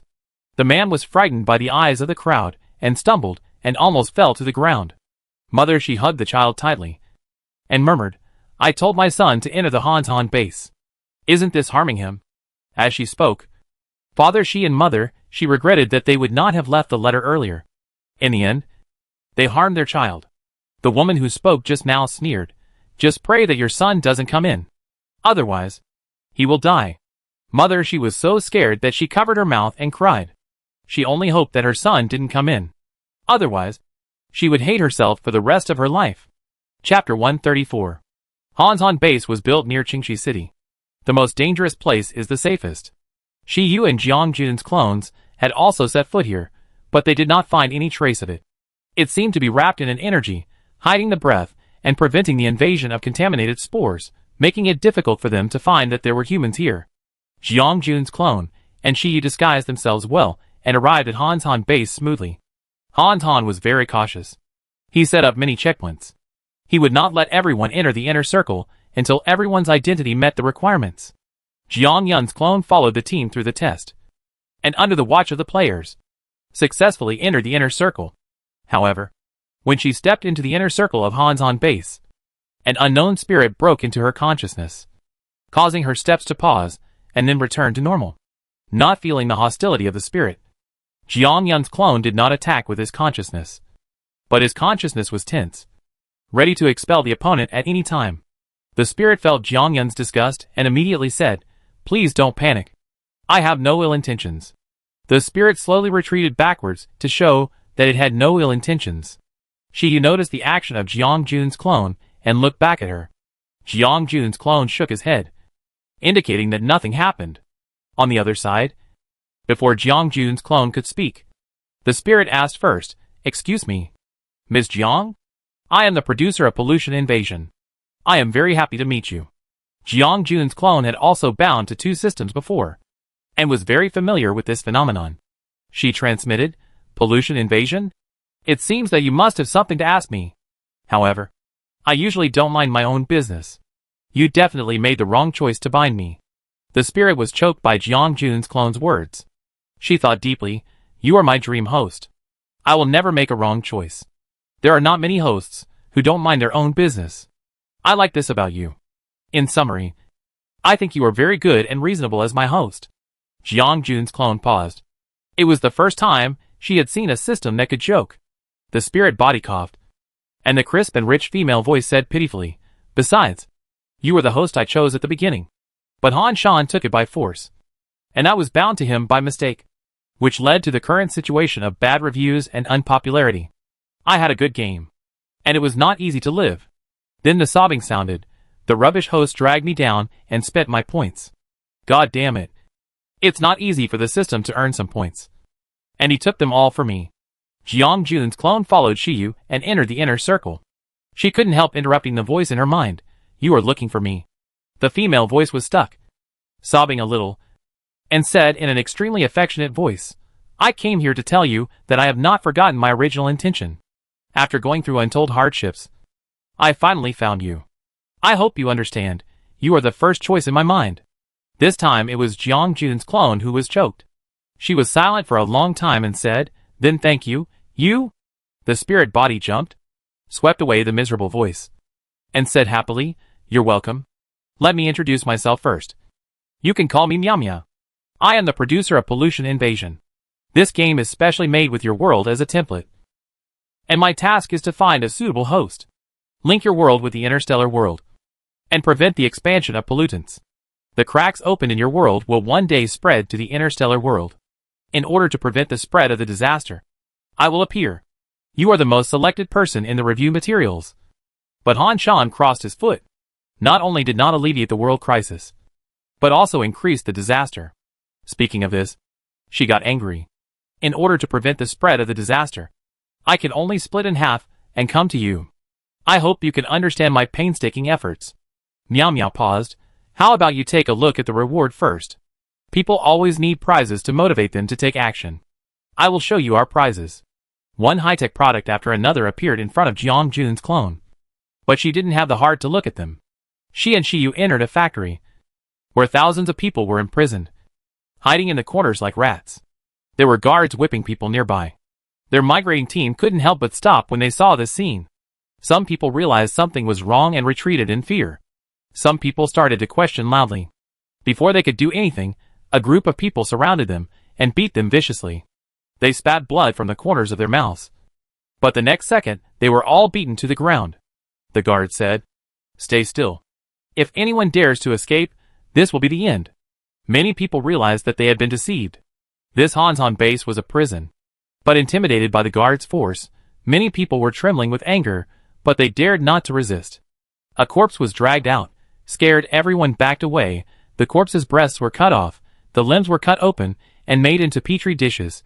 Contaminated spores parasitized, left a painful expression before death. The body slid on the ground naked, leaving a trail of blood. The people around numbly lifted the corpse, and threw it casually on a cart. There were 3 or 4 corpses inside. They all died in similar shapes, and suffered painful torture before death.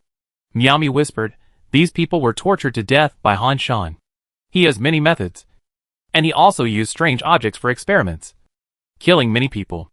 That's why I want to get away from him." Jiang Jun's clone suppressed the anger in his body and asked calmly, "Do you have the structural diagram of Han Shan's base?"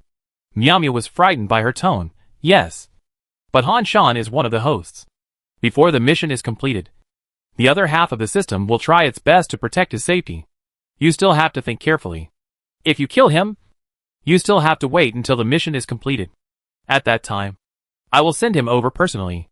She whispered, "I have also recorded Han Shan's strange words on weekdays, which can be used as clues for you. Now you can see my sincerity." Jiang Jun browsed the information passed by Miamia, and quickly sorted out the current situation of Han Shan's base. Han Shan is the leader of the inner circle of Han Shan base. Han Shan uses the outer players to control the survivors in the inner circle, to prevent them from escaping and resisting. He rewards players with mental power, and asks them to help capture the survivors who escape from the inner circle. Han Shan trapped the survivors in the base in the inner circle through this move, and tortured and experimented on them. Han Shan also enjoys the treatment of an emperor, and he will execute people if he is not satisfied. For some players, these NPCs are just reproducible data, and they are killed without mercy.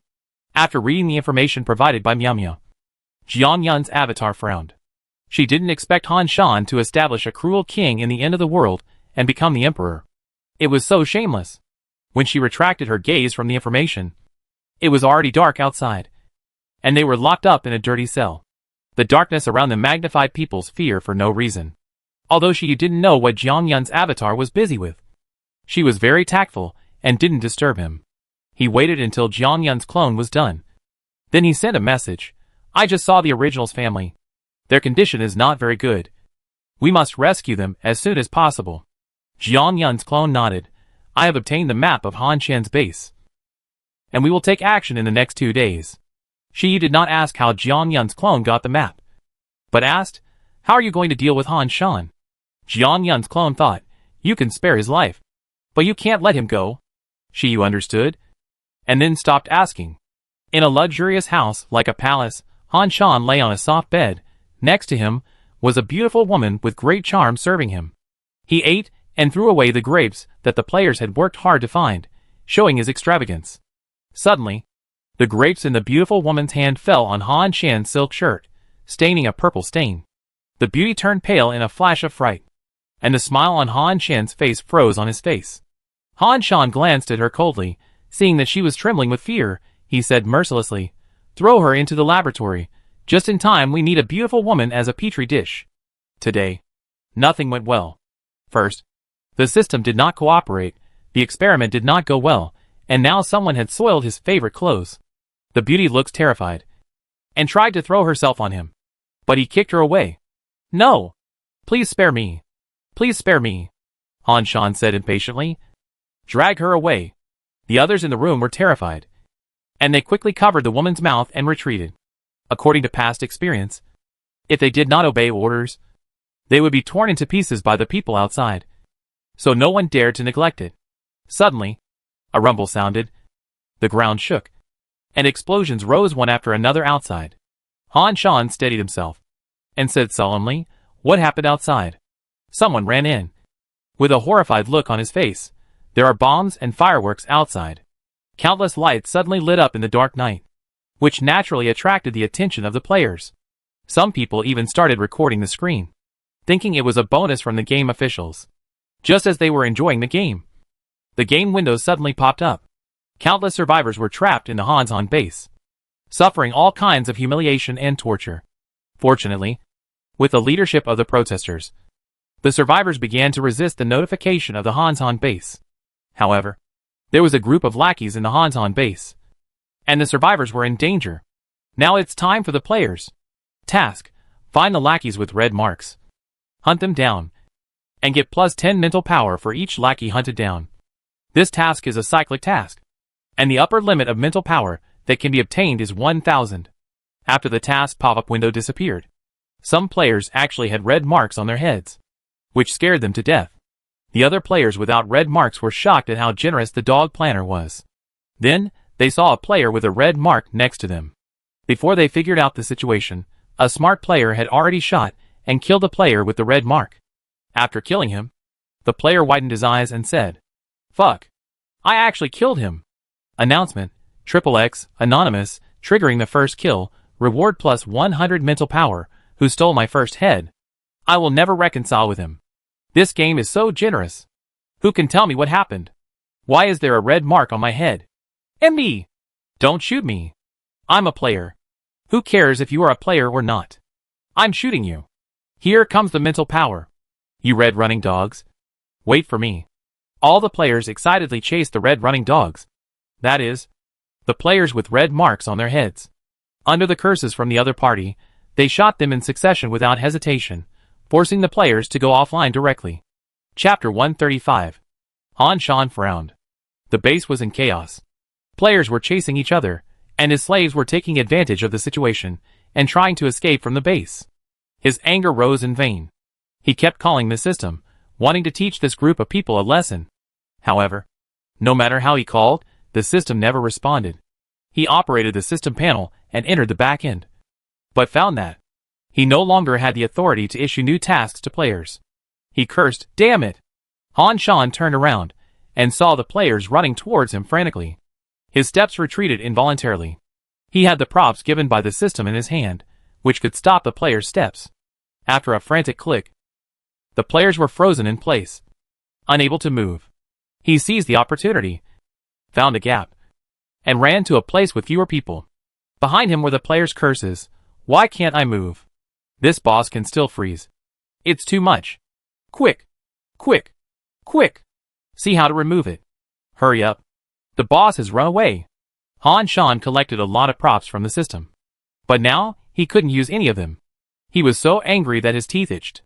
Fortunately, Han Shan was cautious and made 2 preparations in the base. When he asked the system to build the base, he left a secret passage. Han Shan followed the map mark and soon found the secret passage. As long as he walked out of the secret passage, he could escape from the base. However, just 5 minutes after entering the secret passage, a slight movement sounded behind him, and Han Shan stopped. A chill came from behind him, and Han Shan shouted, "Who?" He looked back vigilantly, and there was nothing, only walls and gravel.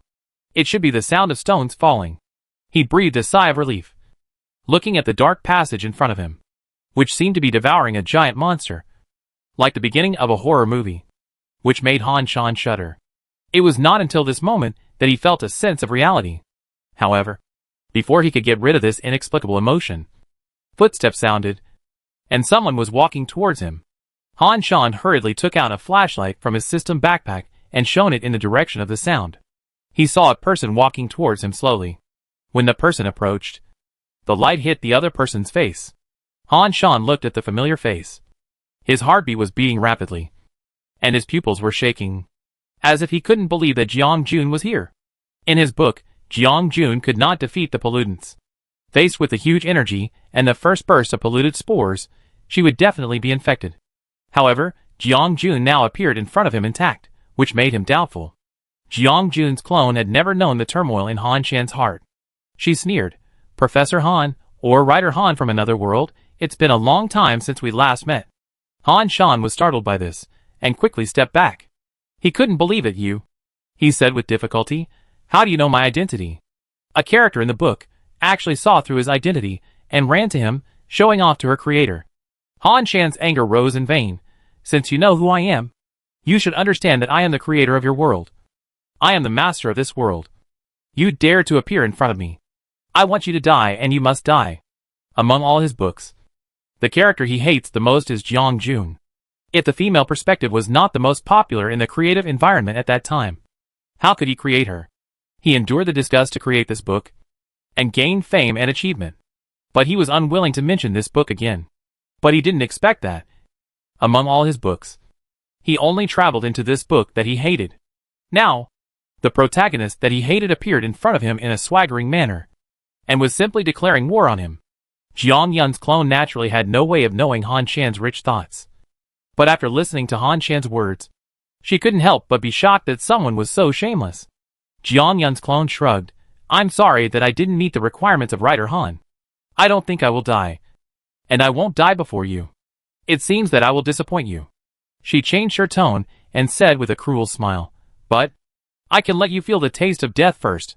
Han Shan was frightened by the expression on Jiang Yun's clone's face. He stepped back a few steps. He pressed against the cold and damp wall, and the bone-chilling cold made him shiver. After a moment, Han Shan came to his senses. He was actually frightened by her. He glared at Jiang Jun's clone fiercely, and said angrily, "You are just a character I created. You dare to speak so arrogantly. You want to kill me? It depends on whether you have the strength." He laughed and said, "I am the creator of your world. If you kill me, your world will also be ruined. If you don't believe me, just try it." He seemed to be sure that Jiang Jun didn't dare to do it, and his eyes were full of provocation. He was the creator of this world. Not only did he travel through time, but he also got the heroine's golden finger. Now, he is the protagonist, and the heroine is just his stepping stone. How could he kill him? Jiang Jun's clone looked at Han Shan's unscrupulous eyes, and her lips curled up. A gun suddenly appeared in her empty hands. She raised the gun to Han Shan's chest with lightning speed, and pulled the trigger under Han Shan's horrified gaze. The bullet flashed with sparks, stopped 1 meter away from Han Shan, and then fell to the ground. Han Shan was frightened and fell to the ground. The smell of gunpowder smoke entered his nostrils, making him realize that the other party was using real guns and bullets. The bullet was caught in his crotch and rolled on the ground. Han Shan saw the scene, picked up the bullet, and his face became more and more contemptuous. He said arrogantly, "Do you understand now? I am the master of this world. You want to kill me? I think you are dreaming. Show your abilities as soon as possible. Bluster is not suitable for you." Jiang Jun's clone saw Han Shan's smug expression and sighed. "Why are you always so confident? I was just trying a pistol. Can a person only kill someone with a pistol? Or can only kill people taste death? On the contrary, you are wrong. I will let you live forever." As soon as the voice fell, Jiang Jun's clone flashed in front of Han Shan and kicked him to the ground when he was not prepared. Han Shan fell to the ground, spitting out blood, and quickly clicked on the martial arts skills of the system to block Jiang Jun's next attack. However, the skills did not withstand the moves of Jiang Jun's clone, and he was already covered with wounds. Jiang Jun's clone held a blade in his palm, and during the fight, the blade slashed across his body, leaving wounds. Although the bones were not exposed, the pain of the wounds continued to come. His movements began to slow down, and the wounds increased. Han Shan endured the severe pain, dodged the attack, and quickly clicked on the treatment. The next second, a ray of light passed by, and his wounds gradually healed. Jiang Jun's clone raised his eyebrows slightly. "I didn't expect Han Shan to have so many tricks up his sleeve." Miao Miao whispered to him, "He took a lot of props from me. Be careful." Jiang Jun's clone paused. Looking at Han Shan's condition, it seemed that he couldn't be solved in a short time. Since he couldn't kill him, he tried another way. Han Shan realized that he was no match for Jiang Jun. He was about to take the opportunity to escape. However, before he could find a flaw, a vine locked his throat and tied his limbs. The thorns with thorns pierced deeply into his body, and Han Shan was tied directly to the branch of a blood-red flower. The thorny vines penetrated his skin, pierced his blood vessels, and stirred in his body. Han Shan made a sound in agony, and the screams echoed in the dark passage. Jiang Jun's clone looked at this scene expressionlessly. When the vines passed through his flesh and blood and came to his tendons, Han Shan's eyes widened, as if he had sensed Jiang Jun's purpose. He shouted angrily, "I just locked you up in the laboratory. Why did you do this to me? I am the author who created you. You can't do this to me." Jiang Jun's clone tilted his head and said innocently, "I didn't do it. Nor did I say I wanted you to die. But they just tied you up on their own initiative. Created me? Just because of you. Jiang Jun sneered. Suddenly, blood spurted out. Han Shan's leg tendons were all cut. He screamed miserably. Veins popped on his face. He raised his head and roared with gnashing teeth. Why? Why do you do this to me? I am the author of your creation. How dare you do this to me? The thorns pierced into his flesh. Han Shan had no strength left. He hung on the soul-devouring flower powerlessly. Han Shan hung his head. The sweat from his painful struggle soaked the ends of his hair. He closed his eyes and seemed to have fallen into a coma. Jiang Jun's clone sneered and still took a step forward. When she was one step away from Han Shan, she stopped. The next second, Han Shan opened his eyes, which were filled with madness. He ignored his wounds. His eyes bulged. His body was red and purple, and he began to swell like a bomb. Han Shan wanted to die with Jiang Jun. Then, just when Han Shan was confidently about to commit suicide and return to his world, the system behind him suddenly spoke. Danger detected for the host. Rescue immediately. Regulate body temperature. Control hormone growth in the body. Congratulations to the host for escaping danger. Han Shan listened to the system's report with a distorted face, as if he was going to eat the system alive in the next second. A traitorous system, he said. How could he lose to a person in a book? Han Shan spat out a mouthful of blood. Pooh, you all be careful. When I go back, I will definitely write you all to death. Jiang Jun's clone sighed. You should think about it carefully. Is this world really created by you? I am a real person. When you wantonly killed the survivors, you should have thought that this day would come. The situation will change. This is my gift to you. After she finished speaking, she looked at Han Shan with pity. Professor Han? Writer Han? Which side is the real you? You really? Are you clear about it? Did you create this world? Or did someone else's consciousness put it into your mind, making you think that you created this world? Her eyes suddenly turned cold, like a sharp blade stabbing at Han Shan. But no matter who you are, killing someone is a matter of course. Not to mention that you have killed me and messed up my world. Why do you think I should let you go? The next is my second gift for you. I believe you will like it. After Jiang Jun's clone finished speaking, he turned and left, and the words she left behind made Han Shan's heart tremble.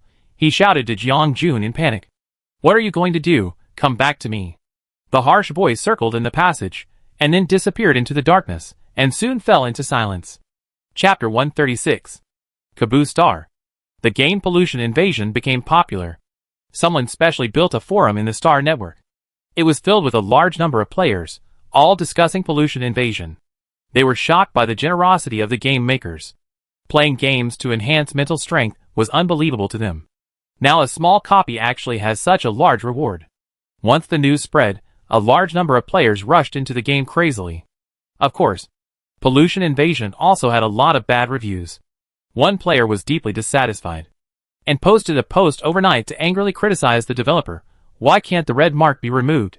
Is there a bug in your game? Why am I always being killed?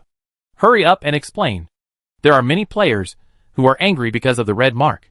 Not only can they not complete tasks to increase their mental strength, but as long as they enter the game, they will be attacked by other players, which makes the game fun. Some people are indignant. Some are watching the fun. And some ask when the poster will be online.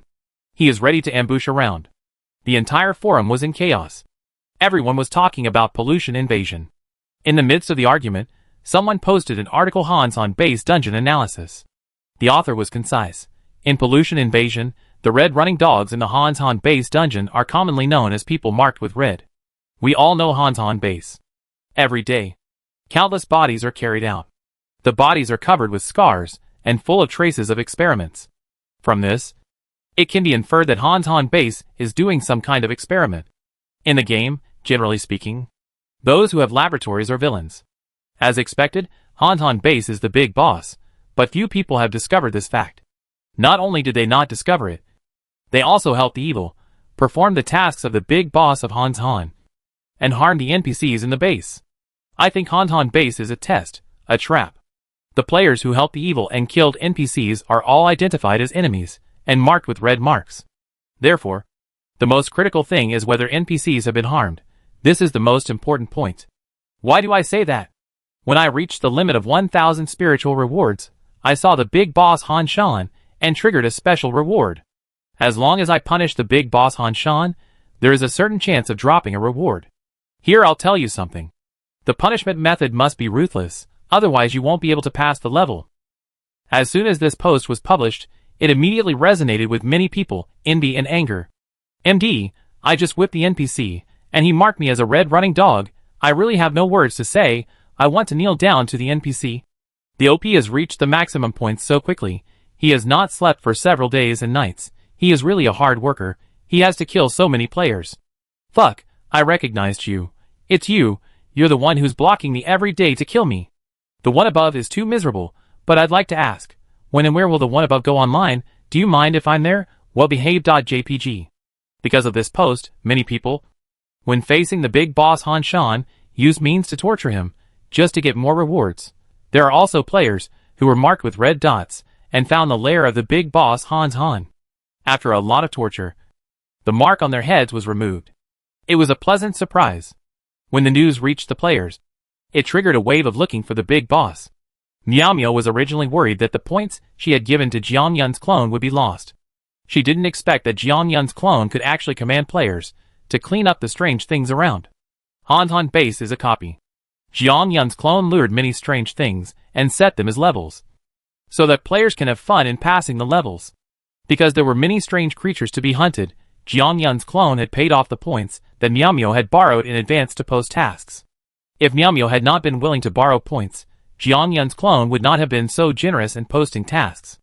The levels set by Jiang Yun's clone were extremely attractive to players. Many players entered Han base in a cycle to brush the dungeon. And the strange creatures she released, with the help of the players, were solved one by one, and turned into points into her account. The survivors of Han base were transferred to the newly built birthplace by Jiang Yun's clone.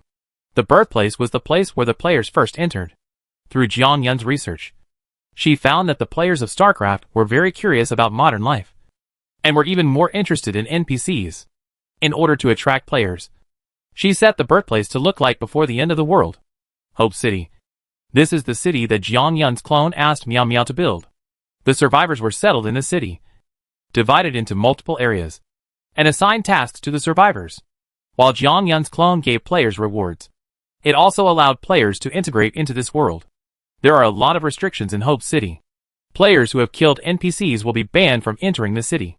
For the survivors, when the players are cleaning up strange objects, Jiang Yun's clone will not allow the survivors to hide behind the players and enjoy the results. Making them comrades in arms is the best way to deepen the situation. Therefore, Jiang Yun's clone will let the players and the survivors go together to clean up the strange objects. The contaminated spores outside are still spreading. They are selecting suitable parasites. As time goes by, the cracks are enlarged, and the contaminated spores are increasing. The size is also getting bigger. The growth of contaminated spores brings the danger of the fall of weak bases. The roll of protective clothing is getting smaller and smaller. Contaminated spores can pass through protective clothing and directly infect humans. They also have an infection period.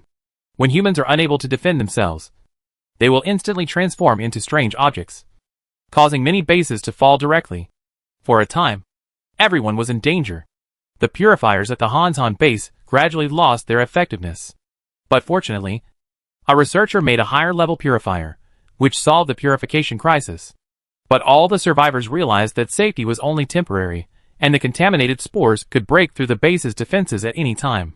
At this time, the emergence of Hope City gave them a glimmer of hope.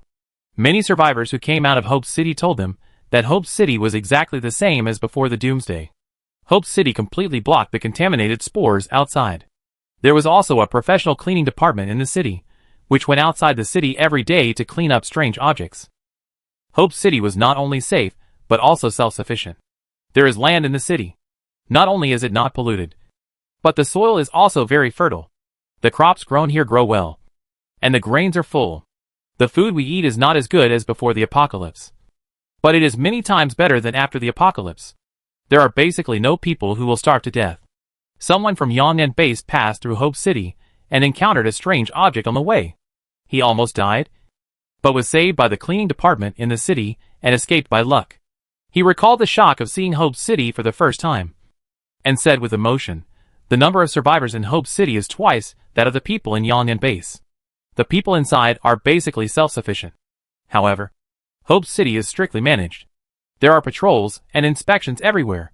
You must abide by their management laws when entering the city. Otherwise you will be expelled directly. Someone was surprised and said, "You were not driven out. You didn't stay in such a good place? Are you lying?" The man glared, "Whether I am lying or not, you will know if you go and see it. There are countless people outside who want to enter Hope City. Do you think it is so easy to enter? I was not driven out either. Don't talk nonsense, kid." The man raised his head and said proudly, "I have joined the cleanup department of Hope City and can bring my family into the city. Although the cleanup department is dangerous, the treatment is good. Now I only have one life left. I will fight for good treatment for my family no matter what." Others sighed that he was loyal and caring for his family. He was a man. Jiang Jun's original body sat aside and listened to the gossip. She also understood the current situation outside. It seems that Hope City has become famous. She handed Hope City to the clone for management. The rules and regulations in it were jointly formulated by her and she, which was also to prevent the city from being mixed with good and bad people. She is now staying in Yong'an Base, waiting for the time to go to Hope City. After solving the Han Shan incident, she was relieved. But she still felt uneasy. Her trial task could not be so simple. As far as she knew, the difficulty of the trial task was definitely not just that. Just as Jiang Jun was guessing the difficulty of the mission, an uninvited guest suddenly came to the Yong'an base. Leng Yu led the taskers to the Yong'an safety zone. Because there were taskers in the Yong'an safety zone, Leng Yu brought everyone here. And then under the guidance of the system, he successfully found the tasker. But looking at the other person's appearance, it seems that he has successfully integrated into the mission world. Jiang Jun met Leng Yu, who blocked his way on the way to the end of work. The two looked at each other, nodded to each other, and Jiang Jun led people to a quiet corner.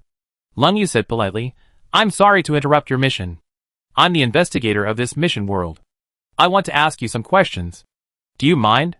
His words were polite on the surface, but revealed a tough attitude.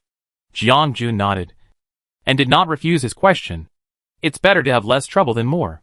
She just didn't know why there were investigators in this world. She had never met one in the previous mission world.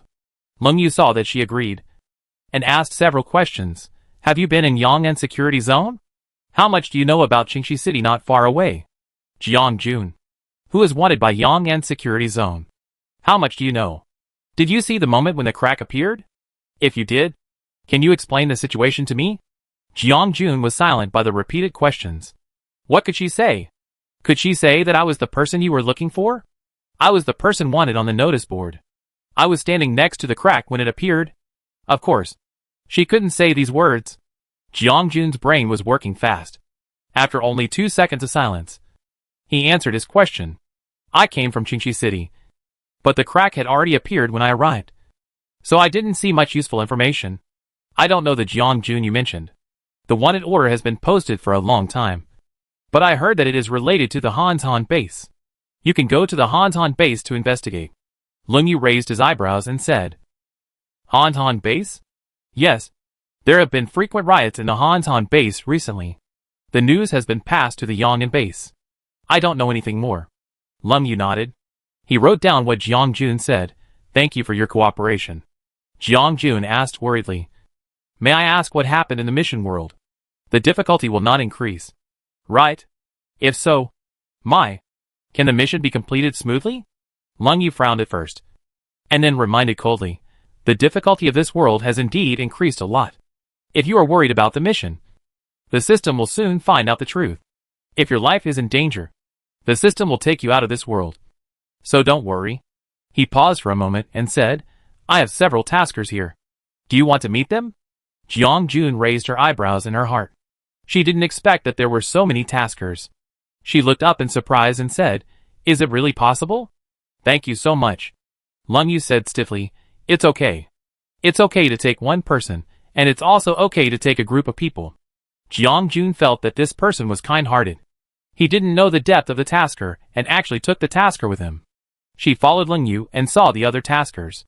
They lived in the same room. When they came in, everyone looked over. Leng Yu introduced, "This is the new tasker." He turned his head to ask Jiang Jun what his name was. Jiang Jun smiled and said, "My name is Shinan. I have been in Yangnan base." Leng Yu nodded and introduced the other people to Jiang Jun. When he mentioned Xinchuan's name, Jiang Jun looked up at him inadvertently. "I didn't expect to run into an acquaintance," Leng Yu coughed and said. Shinan provided important information. "As for Hantan base, do any of you know anything about it?" Xinchuan pondered. "Hantan base? Is it trading survivors? I seem to have heard from others that there is a base that buys and sells people. Trading with people, 1,000 people can be exchanged for a purifier. The purifier is a machine that filters out contaminated spores. It can reduce the population and exchange for machines. The major bases are naturally willing to trade. Therefore, many bases promote the benefits of Hantan base to residents. And the survivors are scrambling to get in." Leng Yu sneered. "It's obvious that there is something fishy here. It's already the end of the world. How can so many people be fed? It seems that they are taking in survivors under the banner, doing things unknown in secret." Xinchuan nodded. "Yes, I also think this matter is strange. When I went to other bases to exchange supplies, some people had been to Hantan base, but as soon as they entered Hantan base, they disappeared. Until now, I don't know what the situation is." Leng Yu touched his chin. "It seems that we have to go to Hantan base to take a look." Xinchuan puzzled. Could it be that the increase in the difficulty of the mission world is related to that base? Leng Yu shook his head. "It's not clear yet, but Shinan said that there was a riot at Hantan base. It seems that something happened. Does anyone know the location of Hantan base?" The others looked at each other. They have been staying in Qingxi City, and know very little about Hantan base. Jiang Jun stood aside, not rushing forward, but thinking about what Leng Yu said. Is the difficulty of the mission world increasing? It seems that Han Shan is not the biggest danger. Her life and death crisis has not passed yet. She must be careful next time. One of the taskers whispered, "But Boss Leng, have you heard anything about Hope City?" "Hope City?" Leng Yu raised his eyebrows, turned his head, and looked at Jiang Jun. "How much do you know about Hope City?" Chapter 137. Leng Yu's doubtful eyes fell on Jiang Yun. Jiang Yun told everyone the news he had heard without any expression. She said with some regret, "That's all I know. I don't know more." Leng Yu pondered. "It sounds like a popular base, which is rare in the Doomsday. But we don't know whether it is true or not. It seems that after we check the Hantan base, we have to go to Hope City to take a look." Xinchuan nodded. "There must be a strong man behind Hope City. Otherwise it can't be in charge of the whole city. The traces of Hope City look similar to Hantan base. Mysterious and attractive." Leng Yu, "Then let's see if the two bases are connected." He turned to the taskers next to him and said, "What are your plans next? Do you want to go to Hantan base with me? Or stay in Yangnan base?" The other taskers looked at each other. Some retreated. Some went forward bravely. And after everyone made a decision, there were only Jiang Jun, Leng Yu, Xinchuan, and another Lu Zhou. The four of them simply packed their luggage and prepared to leave. Before leaving, Jiang Jun informed Shi Yu of her whereabouts and asked him not to pick her up for the time being. As for the location of Hantan base, none of the four knew. But someone provided them with information, saying that they could find a way to enter Hantan base by going to the vicinity of Qingxi City. The so-called method was to find a group of strange people outside Hantan base, and just go up and ask them to take you into Hantan base. They would not refuse. After all, you are all fresh baits, and it is definitely worth the money. The person who provided the information looked at them with eyes full of pity, as if he had already determined that they would never return and would definitely die near the Hantan base. Leng Yu and others did not explain. They walked in the direction pointed by the other party, and soon saw a group of strange-looking people. They were wearing strange clothes, new and strange. Xinchuan looked at them strangely, and then looked at the dilapidated buildings around. He always felt that the person pointed in the wrong direction. How could this group of people know the location of the Hantan base? Just when Xinchuan was puzzled, Leng Yu walked straight towards one of them. The man was wearing heavy armor, and was walking back and forth clumsily. As soon as he turned around, he was blocked by Leng Yu. The man was Lo Wenfeng. He was startled by the sudden appearance of Leng Yu, but he did not forget to ask politely, "Excuse me, is there anything I can help you with?" Leng Yu looked at Lo Wenfeng in surprise. "We want to enter the Hantan base. Can you take us in?" Lo Wenfeng looked at the window task that popped up, and said happily, "Of course. Just you. And the ones next to you?" Leng Yu was surprised that the other party agreed so readily. and looked at Lo Wenfeng suspiciously for several times. Xin Chuan and the others did not expect that it would be so easy to enter the Hantan base. Lo Wenfeng saw that the four of them were fully equipped, and a sense of mystery instantly emanated from their bodies. As an old player, he immediately smelled a hidden mission. He slowed down his pace and led the people to the Hantan base. He pretended to be casual and said, "What are you going to do at the Hantan base? There are some things that need to be dealt with." After Leng Yu finished speaking, he turned around and asked, "Have you been staying outside the Hantan base? Are you specifically bringing people into the Hantan base?" Lo Wenfeng laughed and said, "Yes, you can make a lot of money by bringing people in." The main reason was that he had not yet collected enough mental power, and he had to continue to break through the levels. Otherwise, he would not have stayed outside the Hantan base. However, there are also rewards for bringing people into the Hantan base in the game. No matter how small a mosquito is, it is still meat. So Lo Wenfeng would occasionally pick up some people who were ready to die. Finally, out of humanitarianism, Lo Wenfeng would always remind the NPC, Hantan base is very dangerous. After you go in, you must be careful. Don't shout or run away. Otherwise, you will be stared at by strange things, and you will never be able to escape from Hantan base. Leng Yu thanked him for his kindness and asked casually, "Little brother seems to be very familiar with the surrounding area. Do you know what the crack in the sky is like?" Lo Wenfeng said, "You asked the right person." When the crack opened, I was next to it and turned on the instrument. The instrument was not big, but the crack it caused grew from small to large. I saw it with my own eyes. Leng Yu, Xin Chuan and others all looked at Lo Wenfeng. It seemed that they could not have imagined that they could find the key person so easily. Leng Yu then asked, "Instrument? You said someone artificially created an instrument that can open the crack? And you are the one who opened the instrument? I didn't expect that he was such an important key figure." Lo Wenfeng said guiltily, "I also pressed the button for some unknown reason. Now I regret it. Although it was a game, but because of his behavior, such a big disaster was caused. It seemed that he was the source of the disaster." Such thoughts also appeared in his mind from time to time. After living in harmony with the NPCs in Hope City for a while, this incident has been like a thorn in Lo Wenfeng's heart. Leng Yu's questions seemed to open up an outlet for him to vent. He gradually explained the scene at that time to them. After speaking, Lo Wenfeng exhaled and said, if she hadn't reacted quickly and asked the people in Qingqi City to evacuate in time, then when the crack spread, it would be too late. Leng Yu took out a photo and said, "The person you are talking about. Is it her? Is it her? Jiang Jun?" Lo Wenfeng glanced at the photo, and then read the wanted report on it. "There is a mistake here. It was not her who opened the crack. It was opened by a man. That is, Han Shan, the base commander of this Hantan base." Leng Yu raised an eyebrow. "Han Shan?" Lo Wenfeng described what happened in the Hantan base, and how Han Shan treated the survivors cruelly. However, Hantan has been punished now, and only a ruin is left of the Hantan base. During the conversation between the two, Lo Wenfeng brought Leng Yu and others into the Hantan base. The Hantan base was hidden, and only players could enter, so Leng Yu, Xin Chuan and others only walked for 10 minutes, and in the blink of an eye they entered the Hantan base. Leng Yu keenly noticed the change. He took out the detector, and found that the Hantan base was actually hidden in a space. No wonder they couldn't find the Hantan base. But how did Lo Wenfeng and the others get in? Before he could test Lo Wenfeng, a strange creature with a human head and a snake body suddenly appeared in front of him. The crisis came suddenly, and Leng Yu could only suppress his doubts. To deal with strange creatures, the most important thing is to be able to resist its pollution of mental power. Leng Yu resisted the mental attack of the snake-shaped strange creature, and then pulled out the rocket launcher behind him, loaded the bullets and pulled the trigger, and everything was done with ease.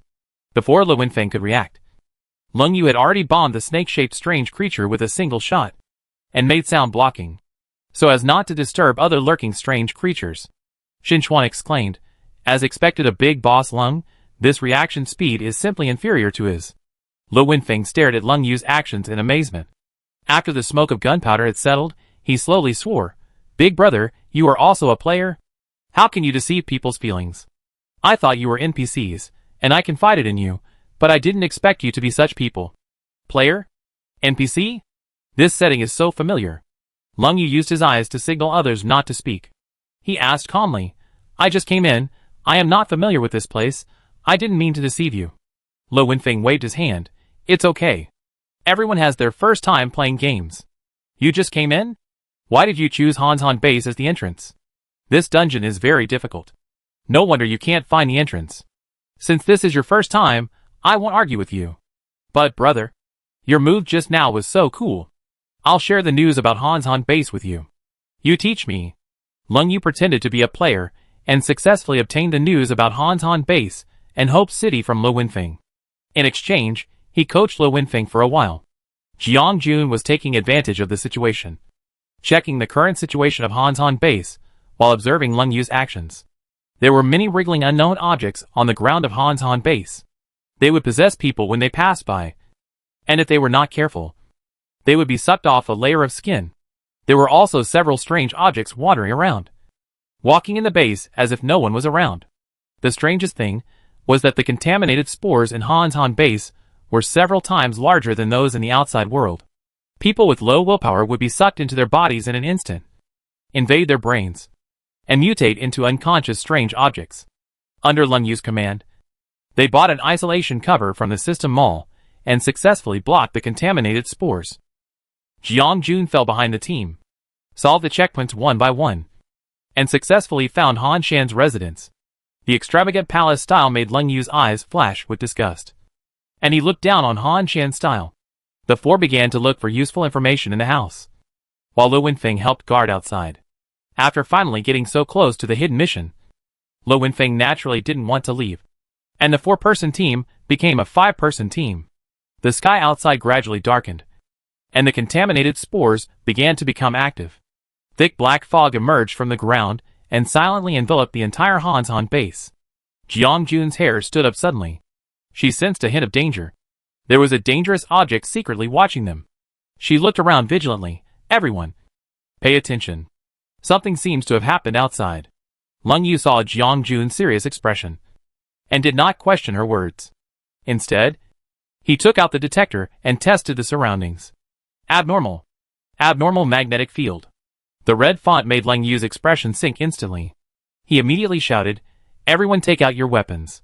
There is something more dangerous outside. Get ready." When Lung Yu shouted those words, the ground shook, and the house swayed, as if it would collapse directly in the next second. Jiang Jun and others reacted quickly and ran out of the house quickly. Chapter 138. Hanzhan Base was surrounded by a thick black fog. From far to near, the black fog gradually engulfed the entire city. Unknown danger was approaching everyone. Lung Yu was keenly aware of this. He had no time to think. He wanted to evacuate everyone from Hanzhan Base. As soon as they went out, they saw the black fog surging forward, blocking their escape. The black fog was highly corrosive, and more intense than the contaminated spores. Seeing that their protective shield was about to be damaged, Lung Yu quickly opened the energy shield, isolated the black fog, and temporarily escaped. Lo Wenfeng looked at the scene in front of him in surprise. He did not expect that a hidden task would actually appear. However, wherever the black fog went, the traces it left behind made him terrified. The contaminated spores covered by the black fog jumped with joy, as if they were extremely welcoming to the black fog. Such a strange scene made Lo Wenfeng's eyes stop on them. The next second, after the contaminated spores absorbed the black fog, their entire bodies suddenly swelled up, as if they were about to explode. They suddenly turned out several tentacles, swinging back and forth. The tentacles had suction cups, which secreted sticky water. The mutated contaminated spores flew towards the fleeing players. Seeing this, the players immediately ran away. They did not expect the contaminated spores to extend long tentacles and suck directly onto their bodies, making them unable to move. The frightened players immediately went offline. Even though their consciousness went offline, their bodies remained in place. Under Lo Wenfeng's horrified gaze, the contaminated spores drilled straight into the bodies left by the players. After a while of squirming, their bodies turned into strange objects. They turned their heads, staring at the five of them with a pair of lifeless eyes. Lo Wenfeng was frightened and took a step back. Shin Chuan also shrank his head.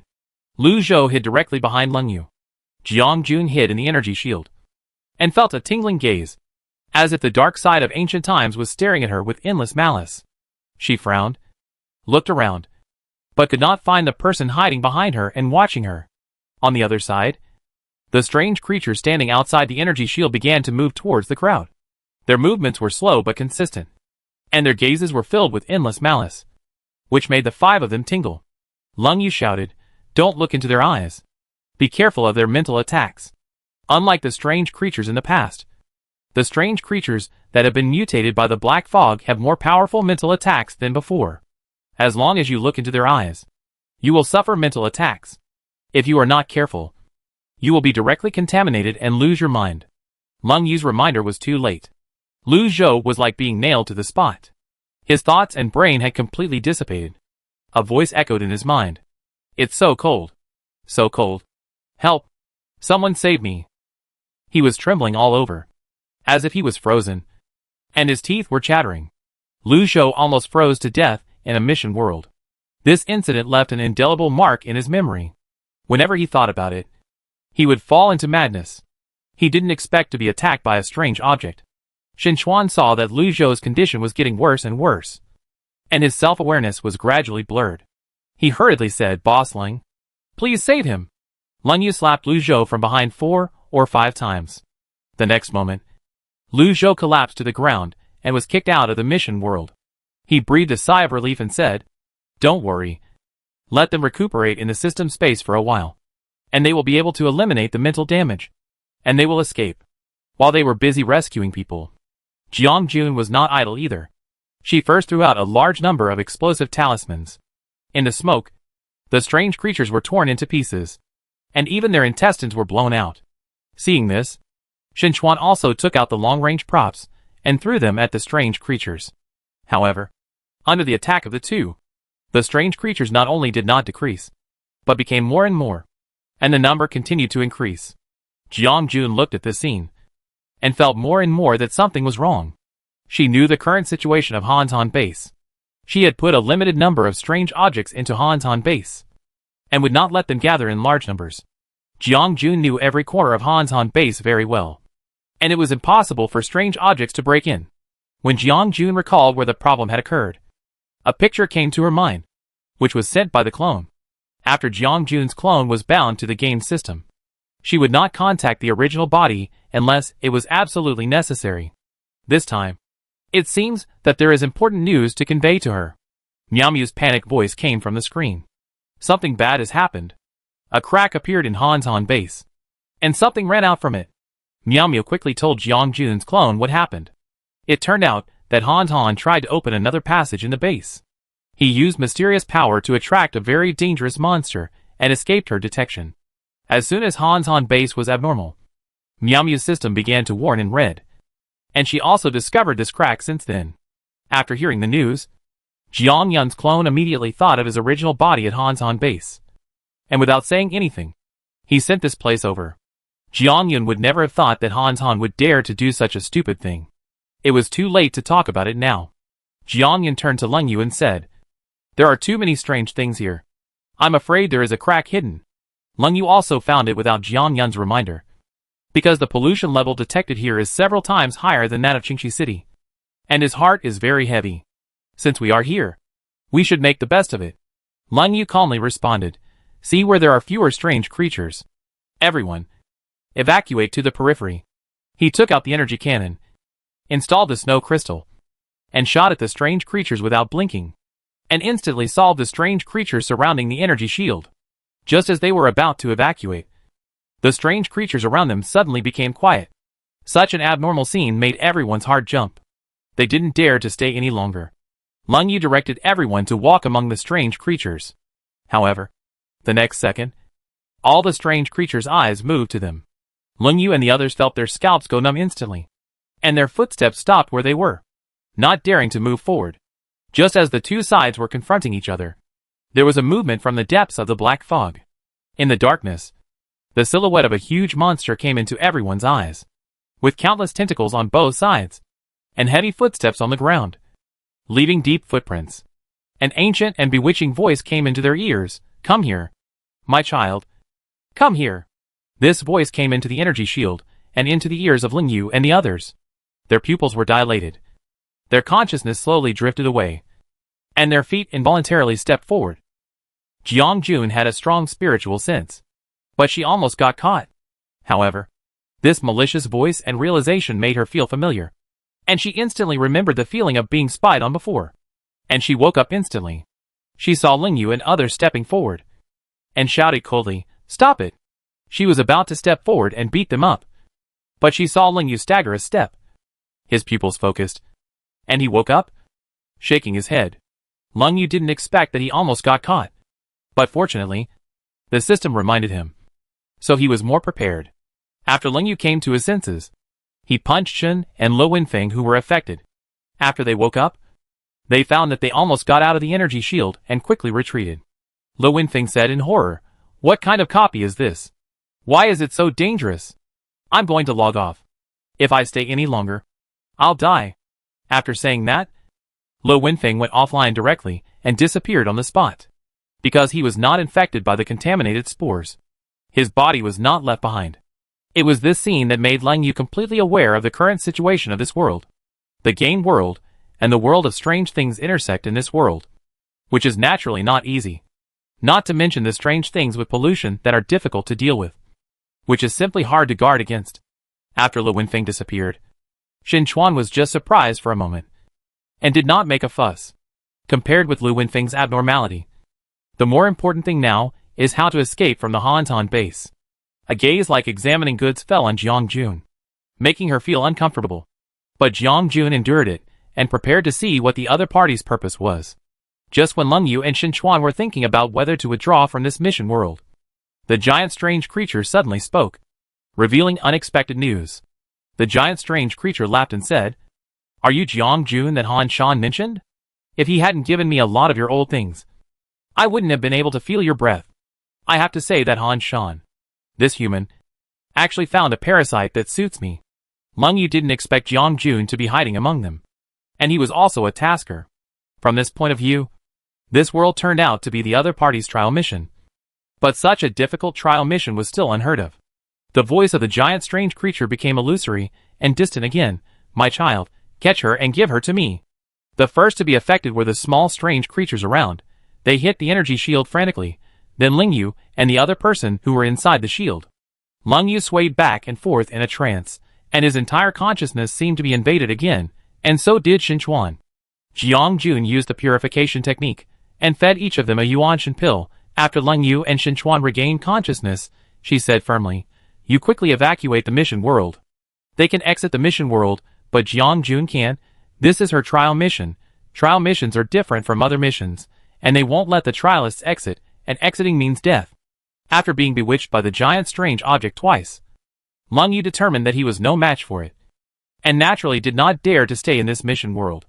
Xin Chuan was just a novice of high-level taskers, and he did not want to stay any longer. Ling Yu reminded, "Be careful. This giant strange object may exceed the dimension of the world, and is at a higher level. You may not be its opponent.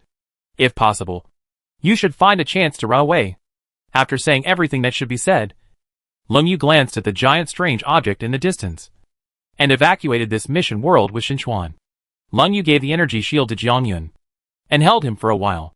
After they left, the shaky and almost broken energy shield finally fell down. Chapter 139. After the energy shield fell, Jiang Jun was surrounded by enemies, and the monsters attacked her with ferocious faces. The giant monster stood behind them, and the eyeballs on the top of the monster rolled around. It looked Jiang Jun up and down, like looking at goods, and greed almost overflowed from the bottom of its eyes.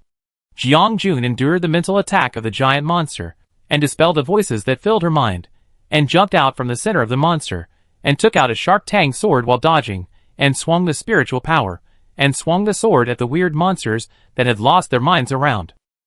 The blood sprayed in the air like flowers scattered by a fairy, and fell on the ground, forming brilliant fireworks, bloody and winding. Seeing this scene, the giant strange creature couldn't help but exclaim, "It's actually quite strong." The parasite was intact and strong, so he was naturally satisfied. However, it was always troublesome to deal with a strong prey. In order to obtain a perfect parasite, he had waited for countless years, and it was no more troublesome than this. The giant strange creature stared at Jiang Jun with a determined look, and the mental attack pierced directly into her sea of consciousness, like a sharp sword, which was swift and unexpected. There was a sharp pain in the sea of consciousness. Jiang Jun did not expect that the other party had such a strong mental power. She was not prepared for her invasion. She immediately cut off the polluted spiritual body while enduring the severe pain. A trace of blood flowed from the corner of Jiang Jun's mouth. She wiped it off without any care. After the crack, she began to practice. But the time was too rushed. Even with the bonus of the Tree of Life, she was only in the Jindan stage now. Her consciousness had reached the Yuaning stage. She did not expect that this giant strange creature could easily break through her sea of consciousness. Jiang Jun endured the severe pain and cut off a small part of the spirit body. The damage to the spiritual consciousness cannot be ignored.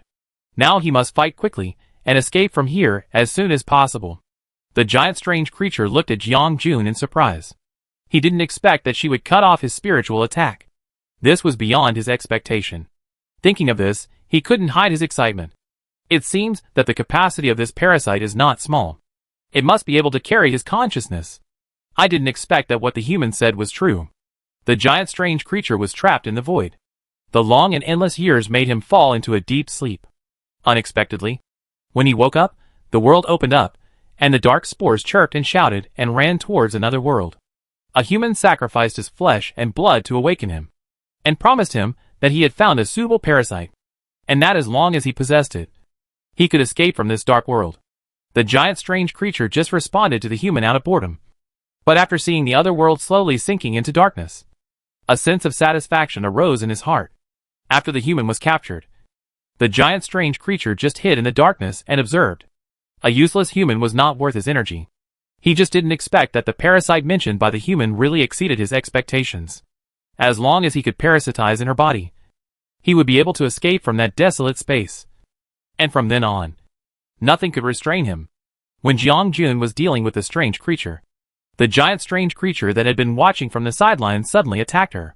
A green tentacle covered with dense bubbles swiped towards Jiang Jun.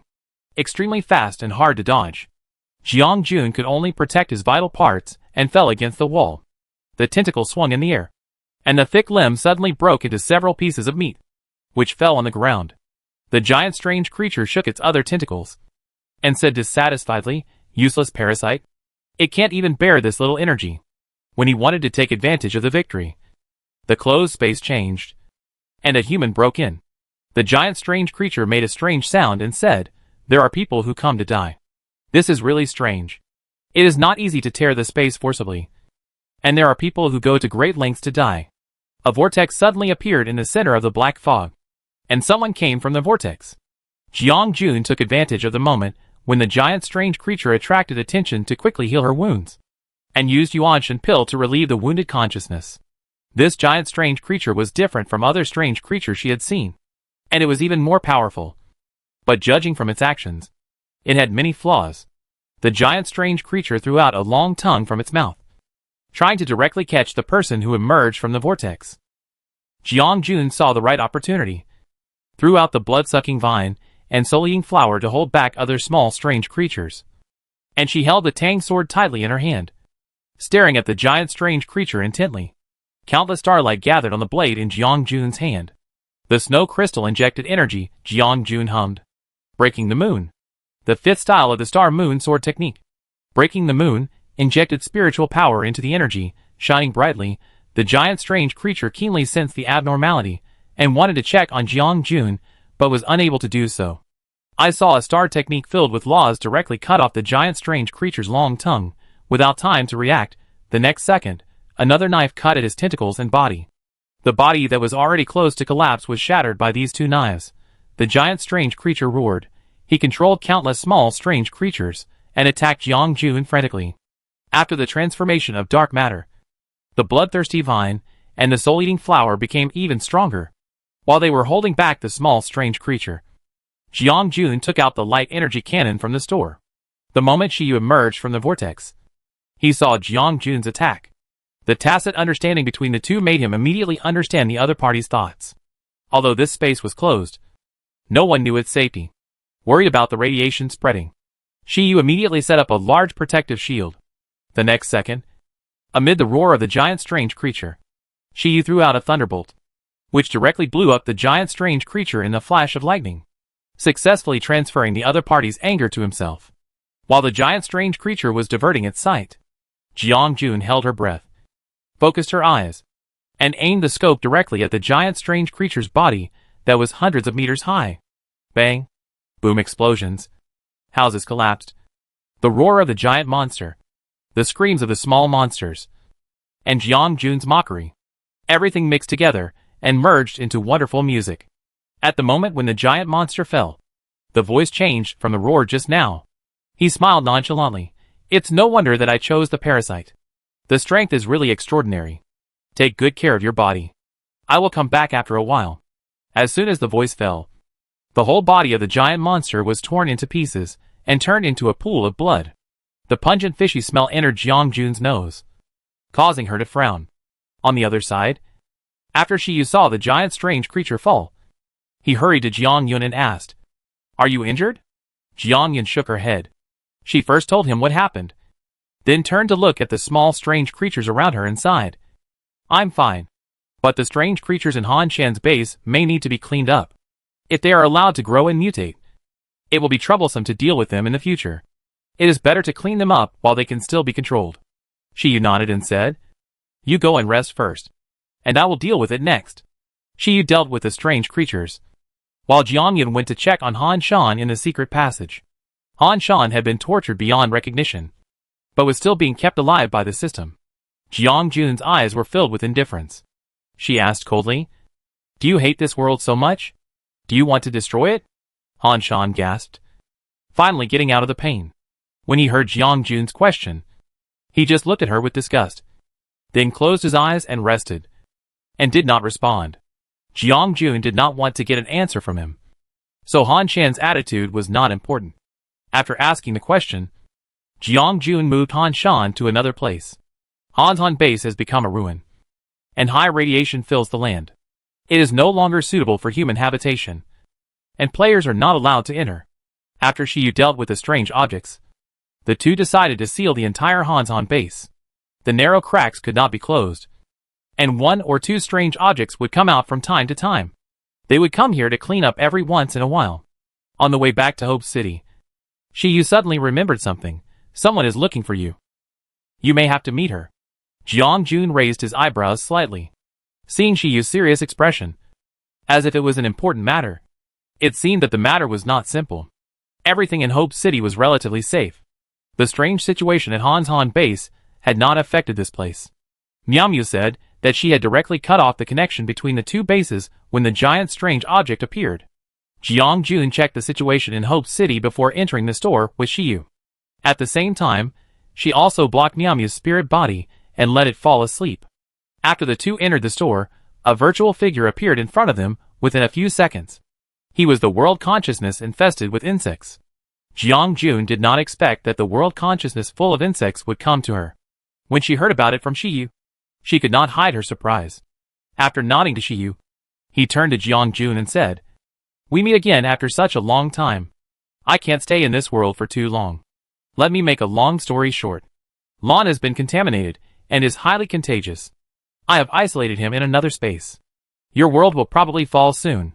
The only way for now is to delay time. Gue has woken up. I believe you should have met him and realized that something was wrong. He was originally the world consciousness that blocked the strange things, but he had lost his mind over the long years and became one of them. Lon is the world consciousness where Jiang Jun is, and Gue is the consciousness of the giant strange thing she encountered at the Han Shan base." Jiang Jun quickly identified the person from the words of the world consciousness full of insects. She also got the name of the world consciousness that was infested with insects. Man, when Jiang Jun faced the world consciousness, this word suddenly entered her mind. Man said calmly, "Guardian is about to break through the door of another time and space. I have no way to intervene in this matter. The rules inside will expel me. That's why I thought of you. I hope you can stop the spread of Guardian. Because Guardian is extremely contagious. If it is not intervened, it may pollute all small worlds, and the world that has already suffered various natural disasters will collapse directly." Jiang Jun did not immediately agree to Man's request. She thought carefully and said, "The opponent's strength is higher than mine. I can't guarantee that it won't spread, but you have helped me a lot. Besides, this is my world. I won't let it be occupied, so I will do my best to do this." He just sighed after listening. "As long as you are willing. This is the protection I give you. It can resist the opponent's mental attack at the critical moment. A soft spirit body quietly entered Jiang Jun's mind.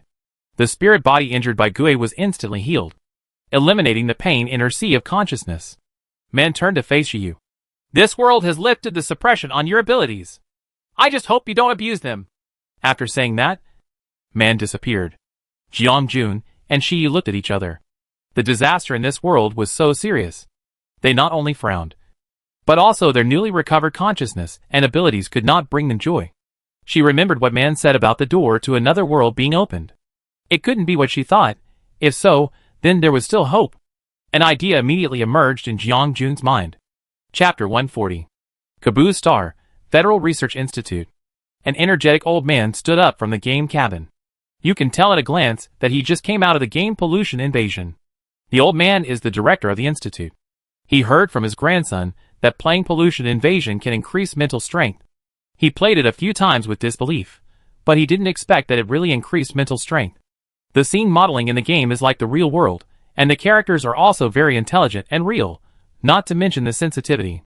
What is more worth mentioning is that he found traces of civilization in the game, while others were killing monsters and leveling up. Director Ling made friends with an NPC in the game. The NPC was a historian with rich academic knowledge. During the conversation with him, the game world seemed to have become a real world. All the history and suffering seemed to have really happened.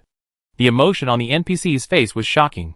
Since then, Director Ling felt that they had faith in their hearts. This idea reached its peak when the NPC saved him, a game player, with his own life when the base fell. Since then, Director Ling began to explore the game world. He began to travel to the libraries of countless bases, collect various books, understand the background and history of the game, and try to contact NPCs and communicate with them. Although some keywords were blocked when talking to NPCs, he still found evidence after piecing together. Wang Shi came to Director Ling and said excitedly, "Director, come and see.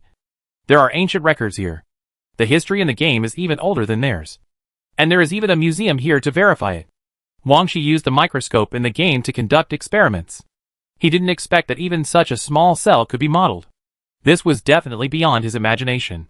He began to believe what Director Ling said. The world in the game exists in another time and space.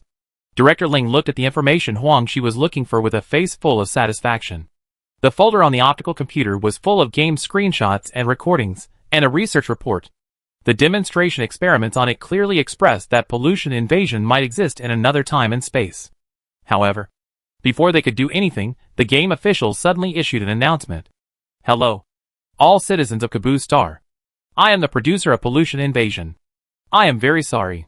I have to tell you a piece of unfortunate news. In the game world, the polluted area has begun to spread. I believe everyone knows that the pollutants have increased.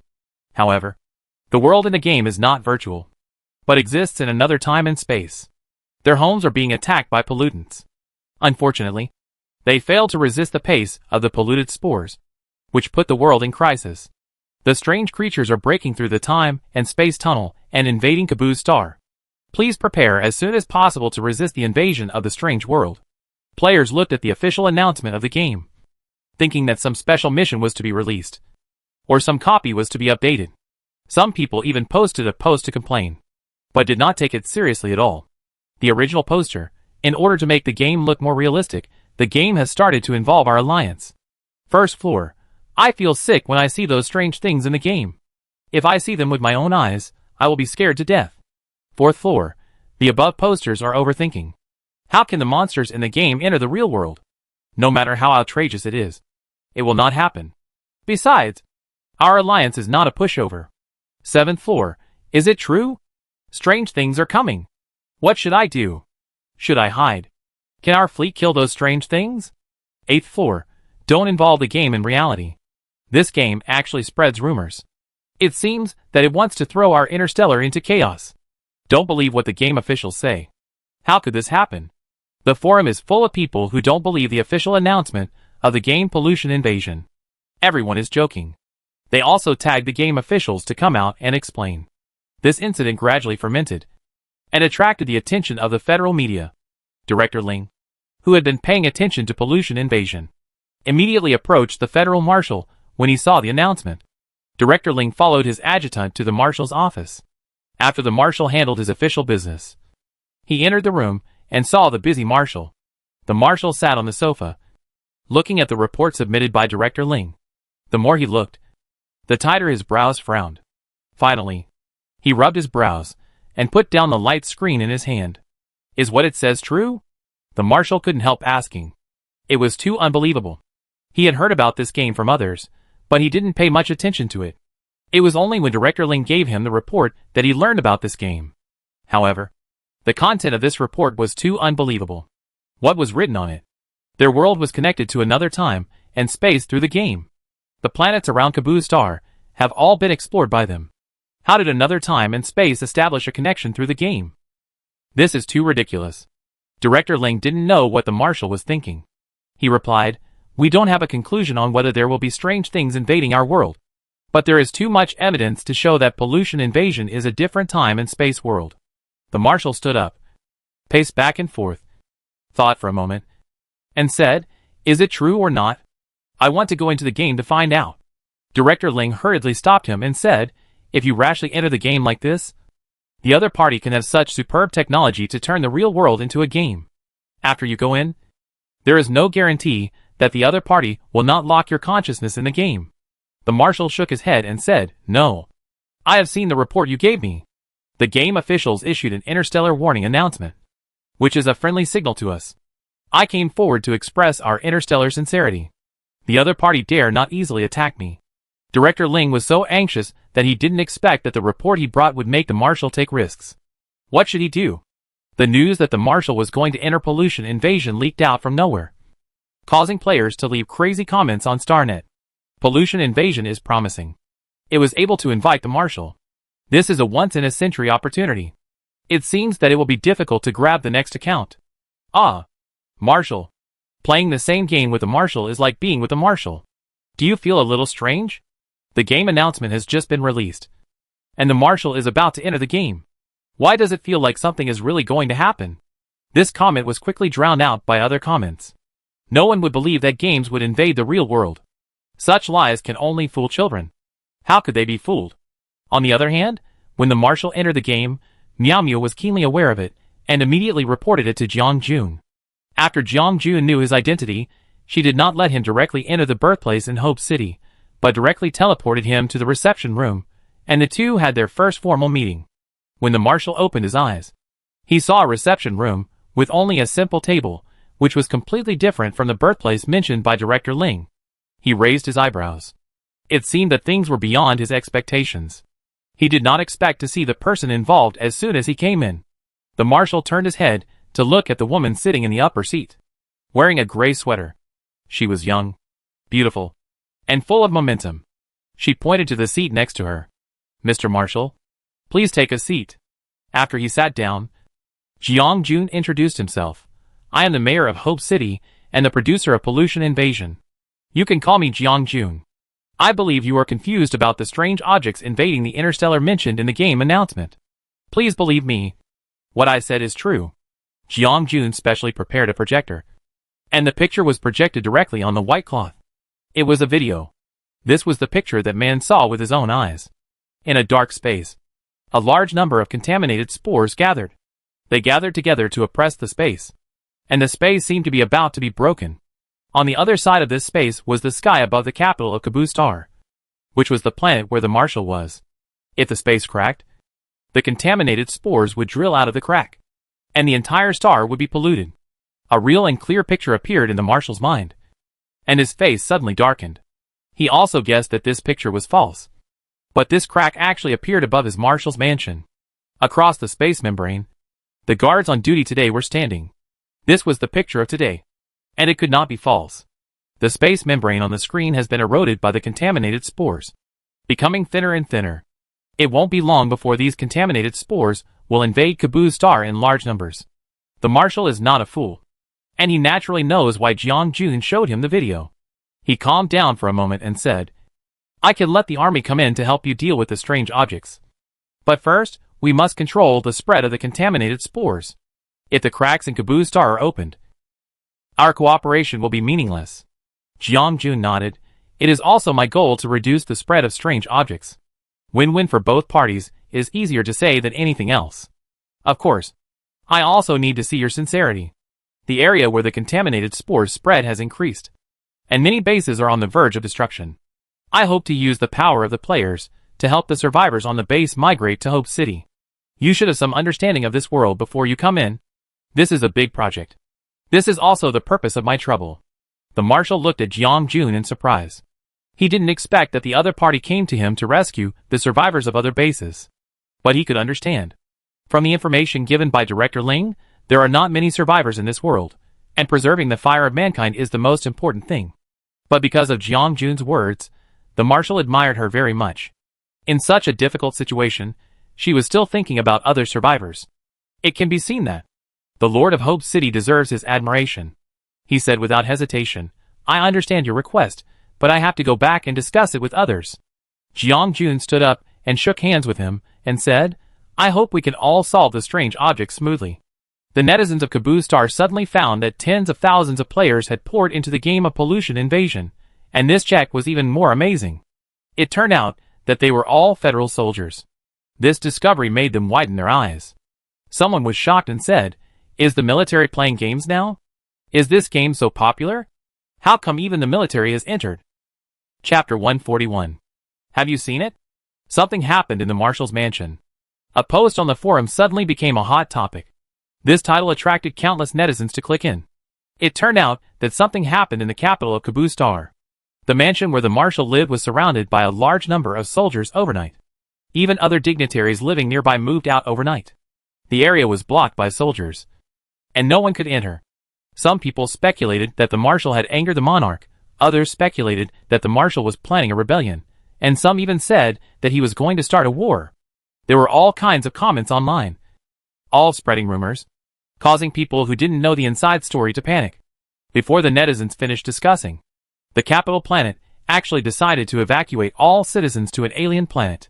Once this was announced, it caused serious dissatisfaction among the citizens of the capital planet. They would not evacuate from the capital until they figured out the situation. The game forum of Pollution Invasion caused heated discussions because of the incident on the capital planet. Countless posts began to discuss whether this incident was related to the game. The forum deleted posts very quickly, but it still couldn't stop the players from discussing. What the game announcement said can't be true. The capital planet is about to be evacuated, and so many soldiers are pouring into the capital planet. We are about to enter a state of war alert. Do you think the strange things in the game will really enter our planet? Too scary. I don't want to see strange things. Is there no one to explain? Why doesn't the Federation say a word?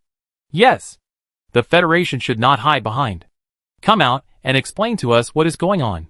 Is there no internet police to manage this game announcement? They have been spreading panic. Ridiculous. Can games invade reality? What the hell are you talking about?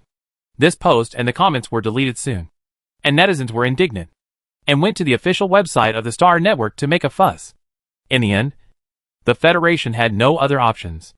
The citizens of the capital protested, the netizens protested, and the citizens of the entire Federation began to be dissatisfied. In order to calm the disputes, they decided to hold a press conference for the citizens. The press conference held by the Federation immediately triggered the players of Pollution Invasion. Seeing this, they all went online and frantically posted, This press conference must be something special. It must be related to Pollution Invasion. Everyone, just wait and see. The game is going to invade our world. Hurry up and smash the game warehouse at home. Don't let them run out. The press conference may just explain the relocation of the capital. It may not be related to Pollution Invasion. We should wait for the press conference. And don't spread rumors. Do we need to wait? Didn't you see so many military personnel entering the game?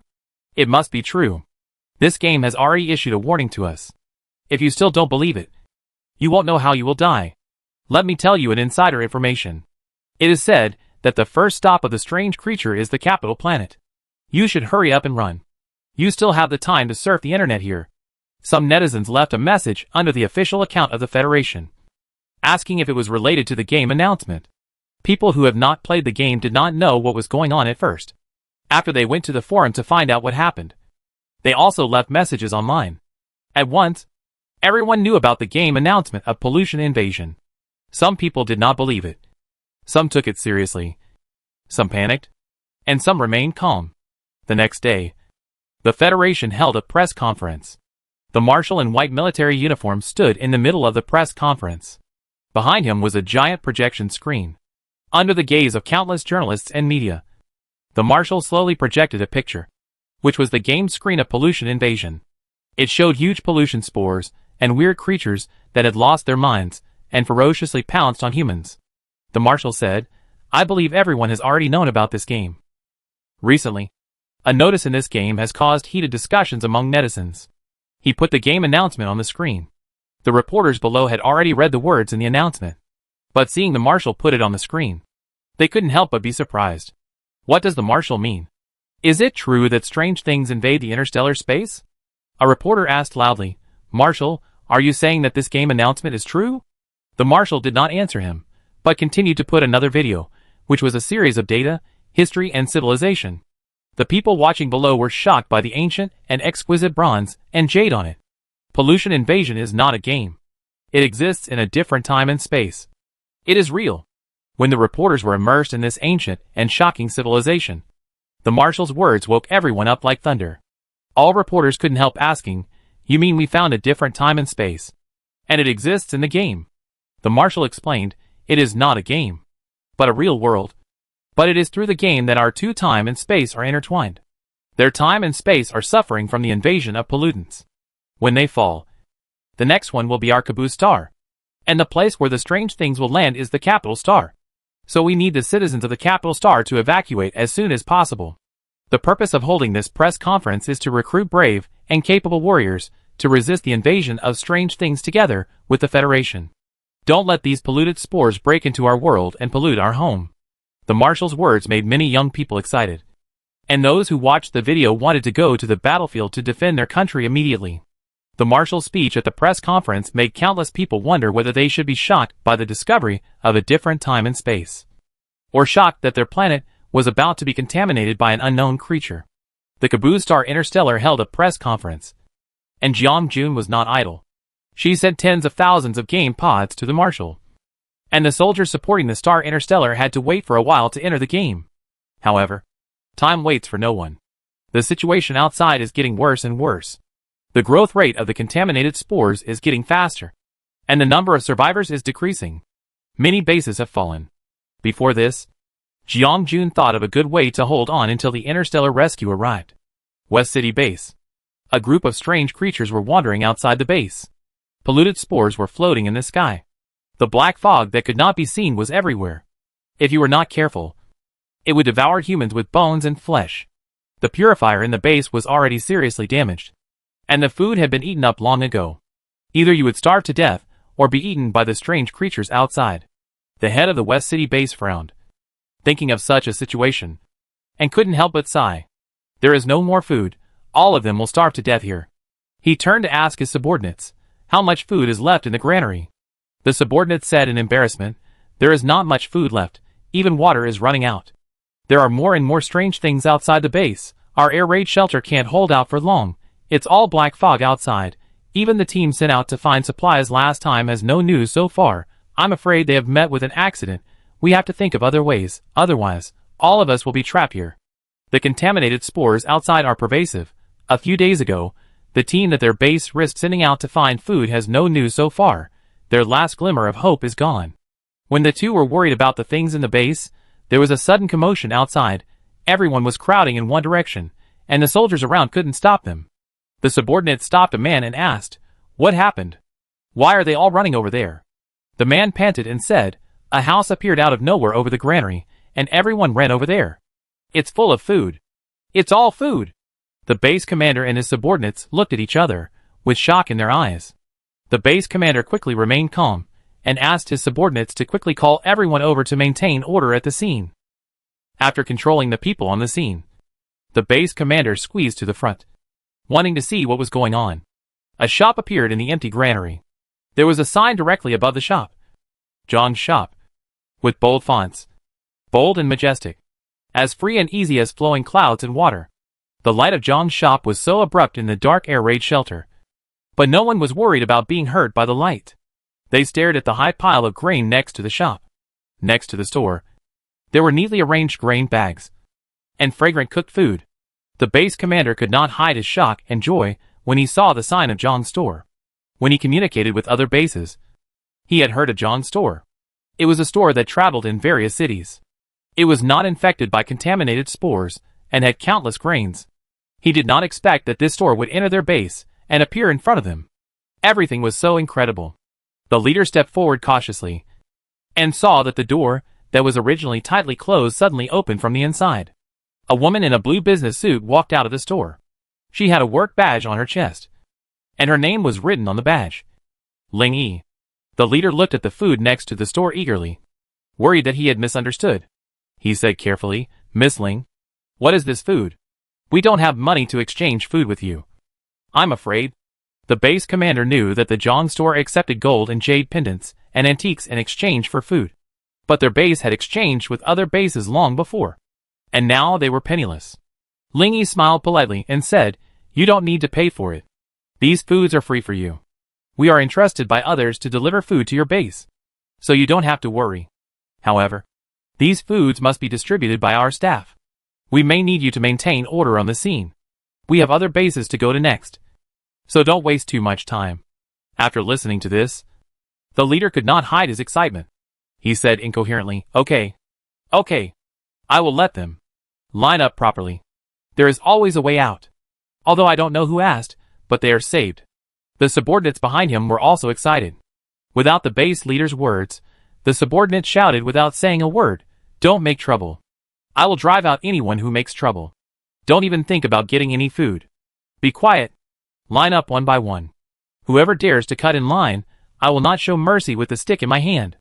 The staff in the base held military sticks in their hands. As long as they saw someone trying to cut in line, they would beat the person without saying a word, and then rush to the back of the line. Zhang's shop did not give food directly, but cooked mixed grain porridge, mixed with some pickles and vegetables.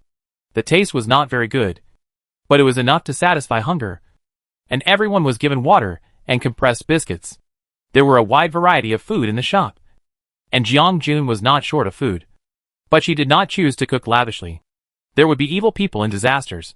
She could give alms to the kind, but there was no need to give good alms. No one knew how sinister the human heart was. If someone coveted other people's food, robbed others of their food, or killed people for food, everything Jiang Jun did would be in vain. The work of Zhang's shop was completed quickly. After Ling Yi and other robots distributed food to the survivors, they prepared to leave for the next base. Before leaving, Ling Yi came to the base commander and said, "We will come back to distribute food in 2 days. You should prepare in advance. We will continue until the rescue from Hope City arrives." The base commander was shocked and said, "Rescue? What rescue? Hope City? Is it the Hope City base he heard about? They are coming to rescue?" The West City base is located on the edge of the city by the sea. It is very difficult to come here for rescue. So the base commander was shocked. Ling Yi explained, "Hope City is trying every means to rescue the survivors. You just need to wait here for the rescue team to arrive, and then you will be able to escape from here. Having food to eat is the best thing for their base." They didn't expect that Hope City would send people to rescue them. The base commander, who was originally in despair, couldn't help but burst into tears. He didn't expect that there were still people who didn't give up on them, and there were still people willing to rescue them. He choked up and said, "Thank you so much. I really didn't expect that there were still people who remembered us." Although Ling Yi, as a robot, didn't understand the base commander's attitude, he also knew that he had to learn to comfort humans when they choked up. Ling Yi pretended to comfort him for a while, but seeing that this human still hadn't returned to normal, he felt that he was too emotional, so he turned around and ignored him. After Ling Yi came out of the West City base, he went to the next base. Many survivors in the base were starved to death and became skinny. The biggest problem was the lack of water. Because of the ubiquitous contaminated spores, it was difficult to improve their drinking water problem. Unfiltered water became the biggest hidden danger. Many bases had no filters, which led to the mutation of base members and the fall of the entire base. Zhang's store brought enough water to each base, solving their water crisis. Along the way, Zhang's store encountered a base that eats people. When the people in that base saw Zhang's store for the first time, their eyes showed a wolf-like desire. They wanted to eat Ling Yi and others alive. Fortunately, Zhang's store had protection, and the other party could not break in. Even so, the base's unscrupulous appearance made Jiang Jun full of disgust. What shocked her even more was that in order to continue to obtain human flesh, the women in this base were willing to get pregnant and give birth to babies. It is said that babies taste better. When they said this, their eyes were filled with desire for human flesh. The eyes of those women were already numb. They also ate human flesh. They also ate the flesh and blood that fell from their bodies. They became a body without a soul. This was Jiang Jun's first thought when he saw them. The survivors here were divided into different levels. As long as they did not eat humans, they were heretics. Then they were used as food for others to taste. They created humans and devoured humans. They had already become beasts. Jiang Jun stared at this cannibalistic base with indifference. The purifiers and filters that supported their base would be scrapped in no time. By then, these people would become real monsters. Jiang Jun did not remind them, nor did she stop them from cannibalizing themselves. When the base was invaded by strange creatures, she stood aside with cold eyes, waiting for them to be infected one by one. She looked at their terrified eyes, and could not help thinking that these people would be afraid and would run away. When they turned into strange creatures one by one, Jiang Jun immediately killed them one by one. This cannibalistic base was finally destroyed by her cannon. The only survivors were the babies, who had just been born. They did not know what they would face more than 10 hours ago. However, at this moment, they would all be sent to Hope City, and the future would be full of hope. Chapter 142. Jiang Jun did not wait for long.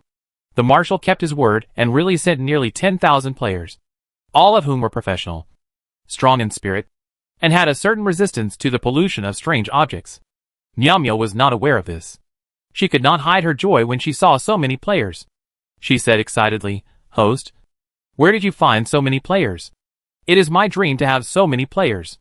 Miao was bound to Jiang Jun's clone, so she did not know that Jiang Jun's original body met with the marshal, not to mention that Jiang Jun's clone also specifically blocked Miao. She was not clear about Miao's origins, and she was usually very cautious. Miao didn't seem to know the situation in the interstellar space. What Jiang Jun's clone knew was just what he heard from the main body. From this point of view, the other party seemed to have many restrictions. Since that was the case, Jiang Jun's clone didn't explain too much. She simply said, "Having more players is a good thing. With so many players, our game progress can be accelerated. Wouldn't the points we get become more and more?"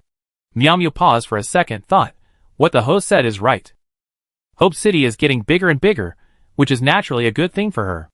The sudden increase in the number of players occupied most of the area, and the crowd gradually became crowded. Jiang Jun's clone proposed to expand the area of Hope City. Miao did not refuse. The area of Hope City increased by more than 3 times, and the number of people accommodated also increased. On the other side, in the meeting room of Zhang's store, Jiang Jun's real body formally met with the commander sent by the marshal. The two discussed the rescue of survivors. Jiang Jun handed the location map of the survivors' base that he had collected to the other party. Jiang Jun, follow the markings from near to far. Rescue the survivors first, and then put them in Hope City. In addition, don't worry about the space membrane on the other side of the interstellar space membrane cracking. I will deal with the strange objects and pollutants in the other world." The commander breathed a sigh of relief and said, "We will handle the tasks you assigned to us as soon as possible. You will have to worry about the space membrane. Our marshal said that as long as the problem of the space membrane is solved, the interstellar army will always be at your service." The two quickly reached a consensus.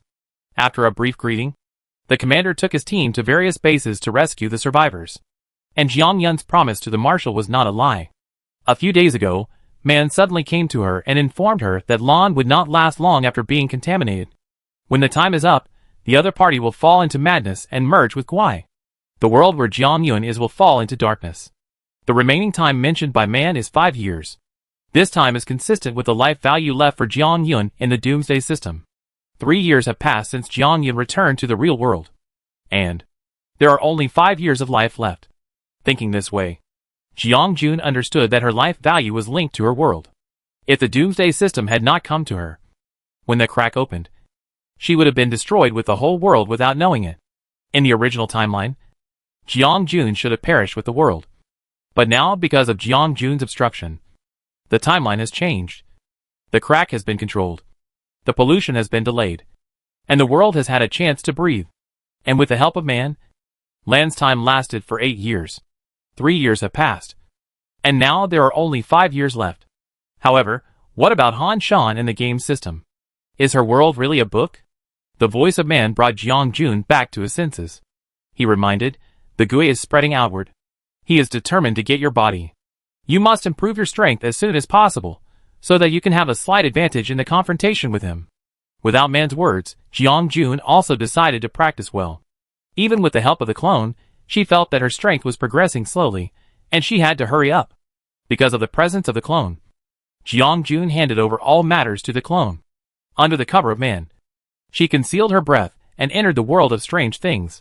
Since the other party was slaughtering in her own world, it must not mind her slaughtering in the other party's world. It was just a tit for tat. The rescue operation of Hope City began. A group of players set out from Hope City to solve the survivors in danger. Sherbang was a member of this rescue operation. He did not expect that he could run into the game to perform tasks in his lifetime. It was beyond his imagination. The marshal said that this game is a real different time and space. However, when they talk to NPCs, some keywords will be blocked. Although he is confused, he dare not question the action. Sherbang was sent to a factory to participate in the rescue operation. After leaving Hope City, the outside world was dark. The world seemed to be plunged into darkness. On the ground, on the streets, and on the vehicles scattered around, there was a thick layer of ash, and the contaminated spores were hidden around. Sherbang moved forward cautiously with the team. The old-fashioned rifle was far from the interstellar, and it was not convenient to use. It was built into the game system, and he had no way to change it. Fortunately, he had already used it skillfully before the action. The contaminated spores lurking around, when they sense the presence of humans, will float out of the darkness, calling the strange creatures to share the fruits of humans together.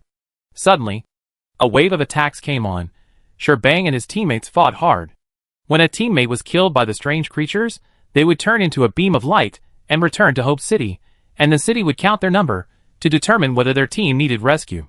Before Sherbang carried out the mission, although he knew something about the strange creatures, when he met them head-on, the visual impact was still great.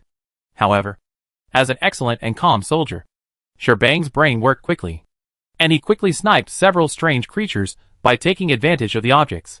Sherbang dodged the attack of a strange creature, quickly raised the muzzle of the gun and aimed it at the belly of the strange creature, and pulled the trigger with his fingertips. And the bullet accurately shot into the body of the strange creature. Fortunately, their usual training intensity was high, and they were very calm in the face of these strange creatures. However, although their mental strength was strong, when facing so many strange creatures, their mental consumption was too great, and their temples ached slightly. Therefore, they had to fight quickly. After getting rid of the strange creatures around them, they did not dare to delay any longer. They followed the map and soon found an abandoned factory. It was marked on the map that there were survivors. Sherbang and others saw such a dilapidated and abandoned factory. It was hard to imagine that someone would hide here. There was a pungent smell in the factory. It should be a chemical product with toxins. The strange creatures around did not seem to like this smell and walked around here. It seemed that the people in the factory were quite smart. Although it was poisonous, they could drive away the strange creatures. It could be said that they killed 1,000 enemies and lost 500 of their own. Captain Chen from the rescue team knocked gently on the door. The iron door opened a crack, and a pair of vigilant eyes looked them up and down. He asked vigilantly, "Are you from Hope City?" Captain Chen replied, "Yes. We are sent by Hope City to rescue." They were welcomed into the factory. When the survivors in the factory saw them, their eyes were full of fear. They dared not speak and huddled in the corner. The person who managed the factory was a retired soldier. He looked haggard, had thick dark circles under his eyes, and had messy and greasy hair. During the conversation with Captain Chen, his fingertips never left the trigger, and he was very vigilant. Captain Chen was handing over matters to the veteran, while Sherbang and others stood in the corner without looking around. Under the survivor's sneak peek, they stood straight, like a telephone pole. To be honest, Sherbang was a soldier of the Federation. But the Federation had been at peace for nearly 100 years without war, so he had never really seen anyone who had suffered from war. Now he actually saw it in the game. Sherbang saw the survivors wearing ragged and dirty clothes, with dirty faces. When he looked at them, he was also full of vigilance, and he did not dare to trust others easily. Although the other soldiers did not look away, they were somewhat curious about these survivors. Before they could finish looking, a shop suddenly appeared in the dilapidated factory, attracting everyone's attention. The survivors, who were originally full of vigilance, were instantly filled with surprise. Sherbang looked in that direction. Zhang's shop. He knew the sign. As early as when they entered this game, the commander distributed game information to them, and Zhang's shop was naturally included. The most famous one among them was Shinshin Dan, which was said to increase mental strength after eating. Many players wanted to enter Zhang's shop, just to get a Shinshin Dan. There were naturally many weapons inside, and the players were also yearning for it. Captain Chen saw it, and looked at the veteran next to him. The veteran explained, "It's time to eat. Zhang's shop will come out at this time to distribute food to us. Once every 2 days. Do you want to eat something too?" Captain Chen wanted to refuse. They were players. Even if they ate, it would not have any effect. It would just be a waste of food. However, the veterans tried their best to invite him, and Captain Chen could not refuse. So he was stuffed with a bowl of rice porridge and pickles. Ling Yi just glanced at them, and did not stop them from getting the food. Sherbang also lined up curiously, and got a portion. He looked at the porridge in the bowl, and couldn't help wondering what it tasted like. Could it be the same as the taste of the nutritional supplement? He drank a mouthful of curiosity. The people around him praised his courage. After taking a mouthful, Sherbang felt bitterness first. A strong bitterness spread to the root of his tongue, making him frown tightly. What a strange taste. But why does it feel a bit strange? He felt a warm heat coming from his abdomen. This is just a data body. How can he have such a feeling? Not only that, his headache caused by fighting with the strange creatures was relieved a lot. Sherbang frowned and raised his eyebrows. His face was changing, making people around him wonder if he was drunk. Finally, someone couldn't help asking, "How is it? Is it delicious?" Sherbang shook his head honestly. Not delicious. The people watching the fun below were disappointed. But Sherbang changed his tone. "However, this porridge seems to be able to cure my headache. I feel that my damaged mental strength has recovered a lot. Do you want to drink it too?" Others took a sip with doubt, but they didn't expect it to be effective. They faced the mental pollution of the strange creatures. But after drinking another bowl of porridge, they felt relieved. This was simply unbelievable. Even Captain Chen discovered this. No wonder the people here looked mentally ill. But they were not infected by pollutants. It turned out that there was medicine in the porridge, which could relieve their polluted mental power. Everyone looked at this bowl of plain porridge in shock. When the Interstellar Army rescued the survivors, Jiang Yun's clone did not slack off. The rescued survivors, under her feeding and training, gradually recovered and were no longer as skinny as before. She asked the players to train the survivors to enhance their mental power to resist polluted spores and strange objects. Those who can survive the Doomsday are not easy to deal with. So there is a lot of progress in the training. In order to survive, the survivors are also very cruel to themselves. Although Shi was full of smiles. After his ability was suppressed, he exuded a terrifying aura all over his body. In the words of Jiang Jun's clone, it was the aura of a monster. Shi Yu served as the instructor of the survivors, and trained the survivors to pain every day. So he was given the title of Devil Instructor. After Jiang Jun's clone took in a group of survivors, he settled them down and patrolled Hope City. He was almost exhausted. She lay on the sofa to rest. Miao Miao suddenly asked in confusion, "Host, what is Zhang's store? Do you know it? How come those survivors know Zhang's store?" Jiang Jun's clone never contacted Zhang's store in front of Miao Miao. Everything was done by Shiyu. Therefore, Miao Miao has not discovered the connection between Zhang's store and her until today. She said calmly, "Zhang's shop? Ah, Shiyu knows it. He asked Zhang's shop to help other bases in advance. However, isn't this a good thing? We hope that the more survivors there are in the city, the better it will be for you and me. Hope that the residents of the city are also related to the points. As long as the number of people increases, the points they have will increase. Therefore, Miao Miao also agrees to take in the survivors." She raised her eyebrows and said, "Why? You want to get to know each other? You also know that I am very busy and have little contact with each other. If you want to get to know each other, I will ask Shiyu for help." Miao Miao paused for a few seconds, then smiled and said, "No need. I'm just curious. I hope there are more survivors in the city, and I'm naturally happy." Jiang Jun raised his eyebrows. "Really? That's good." The two of them stopped talking, and the atmosphere became increasingly awkward. Jiang Jun's clone didn't care. She practiced slowly with her eyes closed. The spiritual energy surrounded her, eliminating her fatigue and making her feel refreshed. Jiang Jun's clone practiced here, while Jiang Jun's real body in the strange world was fighting against the contaminated spores. Chapter 143. Weird World. The dark sky, filled with dense contaminated spores, hostile strange objects, everything is full of danger and evil. Jiang Jun's body has been in the weird world for nearly 10 days. She has dealt with a large number of contaminated spores and strange objects, but she has not yet found the location of the space membrane. She must remove the pollutants at the space membrane and alleviate the gradual thinning of the space membrane, but all this is not so easy. However, since entering the weird world, it is full of filth and evil, which will weaken people's mental strength from time to time, causing people to gradually collapse. In the stage of fighting against it, her spiritual consciousness has been improved. Jiang Yun's method of resisting pollution is bold and dangerous. When facing strange objects and contaminated spores, she will let the evil consciousness enter her mind. Until her spirit is close to collapse, she will try her best to resist and control her consciousness and behavior so as not to fall into madness. Man will monitor her condition from the side. Although this method is risky, it is indeed the fastest way to improve spiritual consciousness. No one knows the pollution intensity of Guai. The pollution intensity of his parasite is already very high. If it is the original body, then Jiang Yun will definitely not be his opponent.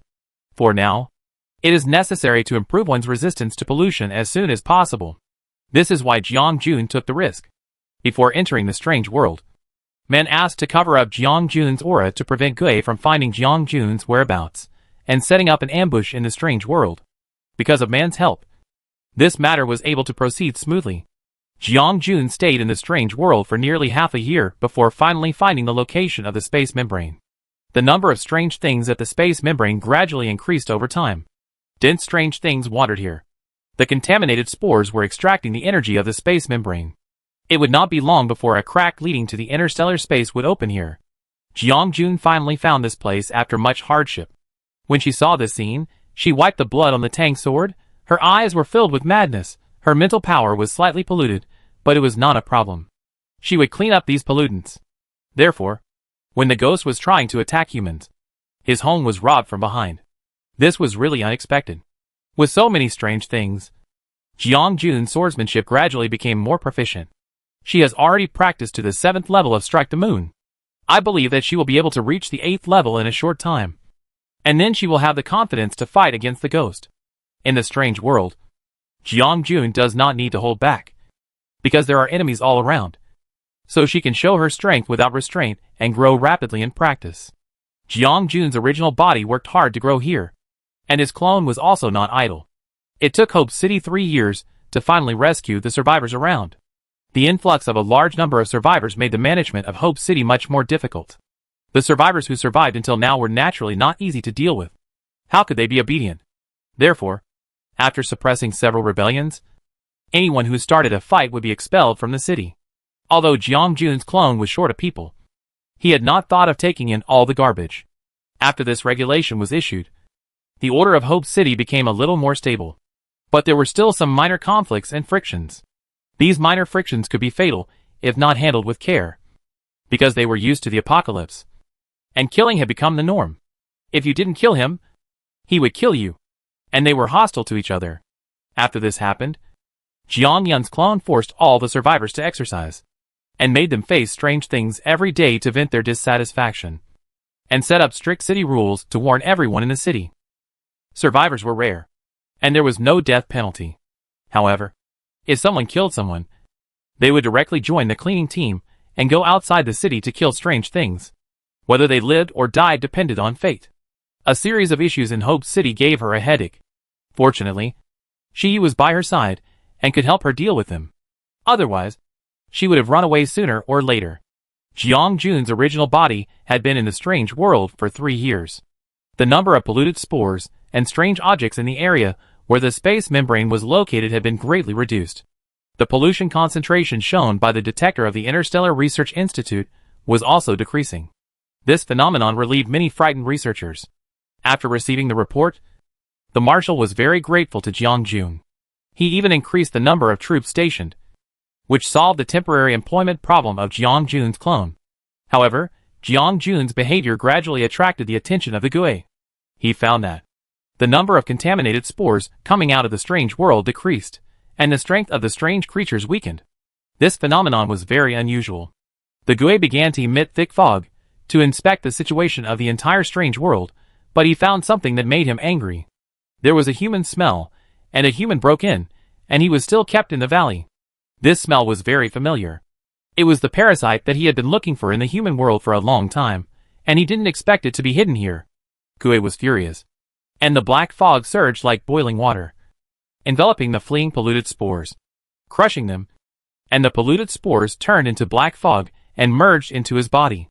In just a moment, Gui's body was as tall as a mountain, and a loud and angry voice resounded throughout the world, making the pollutants tremble. They could only lie on the ground whimpering, crawling, and man had already taken Jiang Jun away from the strange world. In the few years in the strange world, Jiang Jun's strength was increasing, and his ability to resist pollutants was also strengthening. But his consciousness was somewhat affected, and he was a little weird. He sent Jiang Yun back to Zhang's shop, sorted out her mental pollution, and after seeing that she had improved slightly, he handed her over to Shi Yu and left first. Before leaving, he warned, in the next few days, the Gui will launch an attack in the human world. You must be careful. Although Jiang Yun's strength has increased a lot, if you want to fight against the Gui, it is still like an egg hitting a stone. Remember not to face it head on. Shi Yu remembered his words. And Jiang Yun has been sleeping since she came back, and she slept for 10 days. When Jiang Jun woke up, Shi Yu found that she was staring at the ceiling with her eyes open, without blinking, and she didn't know what she was thinking. Seeing her dazed look, Shi Yu put his arm around her back, leaning against his chest, and simply fed her a yuanshan pill and some food.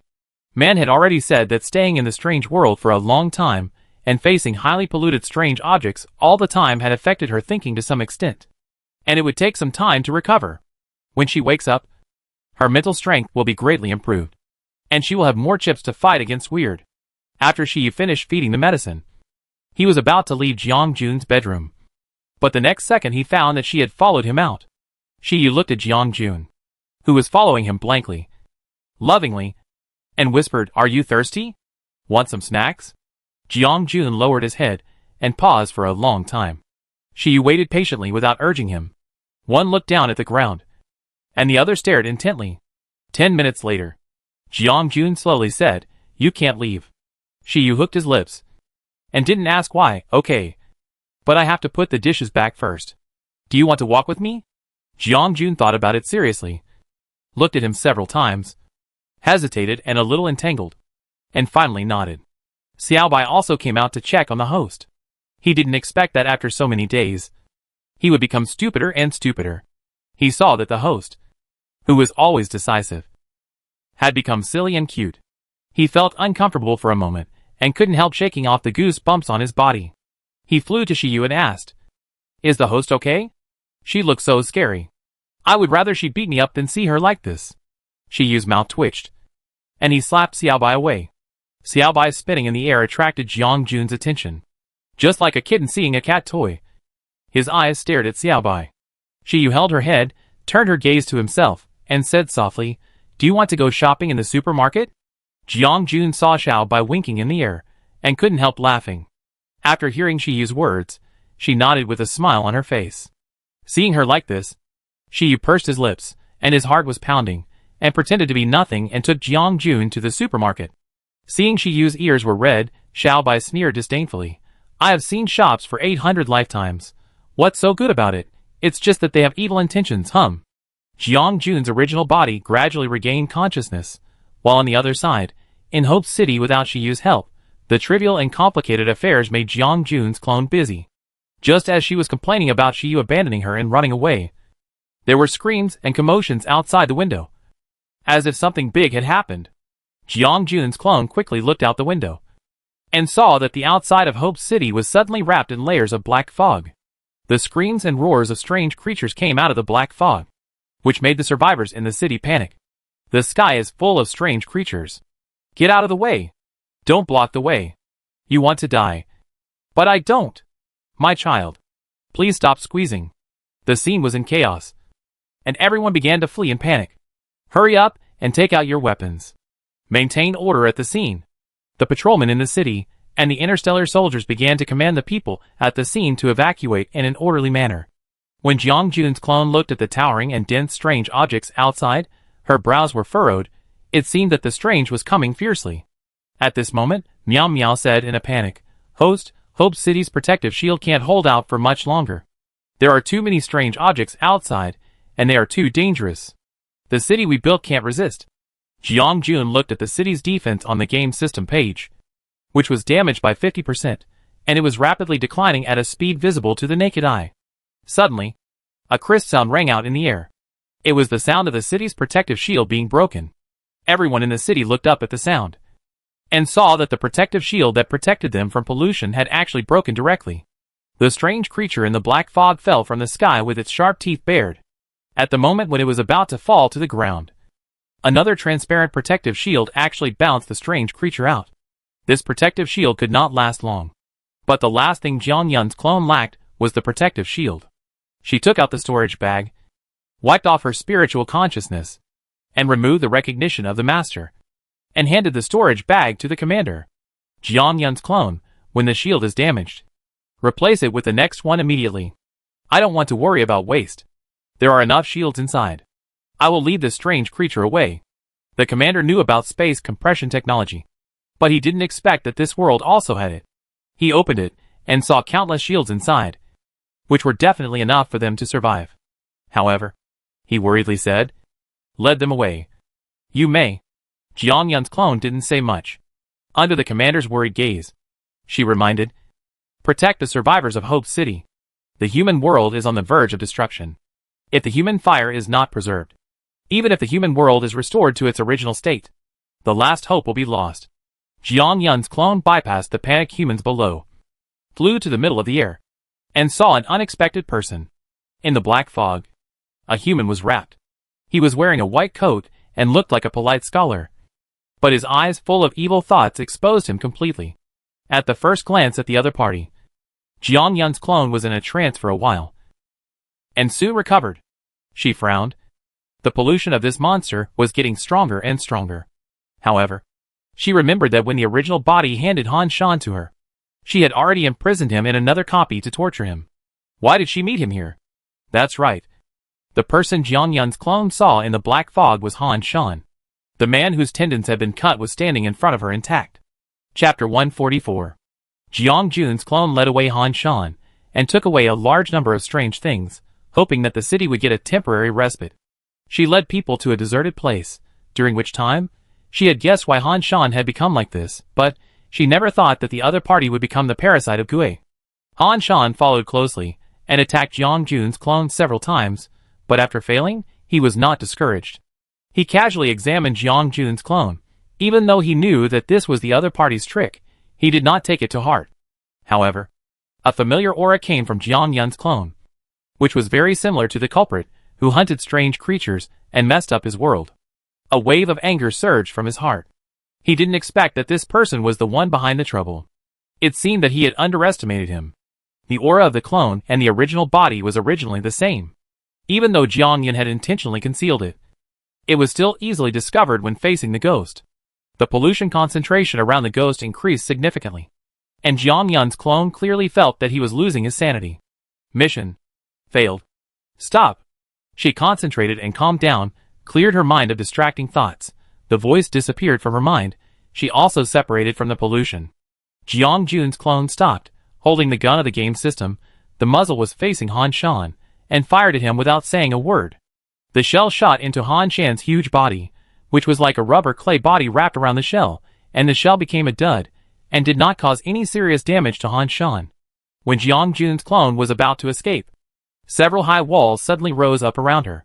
The corners were full of strange things, staring at her figure with a fierce look, as if they would swallow her up in the next second, leaving no bones behind. Jiang Jun's clone looked at Han Shan in the air, and couldn't help laughing at herself. She would fall into a trap one day. Han Shan said with a smile that didn't reach his eyes, "Escape? Where can you escape to?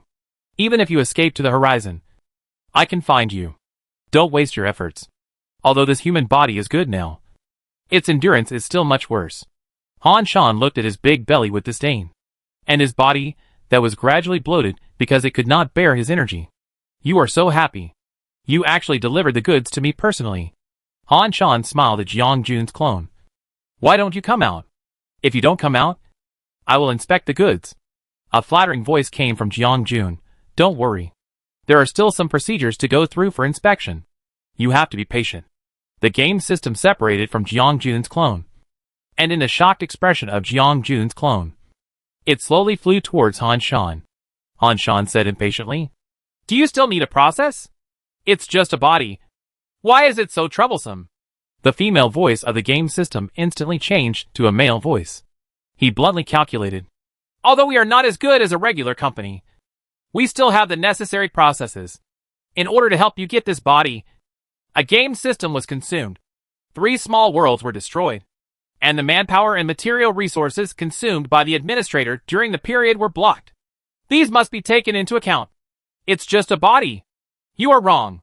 In order to get this body, I specially selected a large number of taskers and selected the best body for you in terms of morality, intelligence, physical fitness, aesthetics, and labor.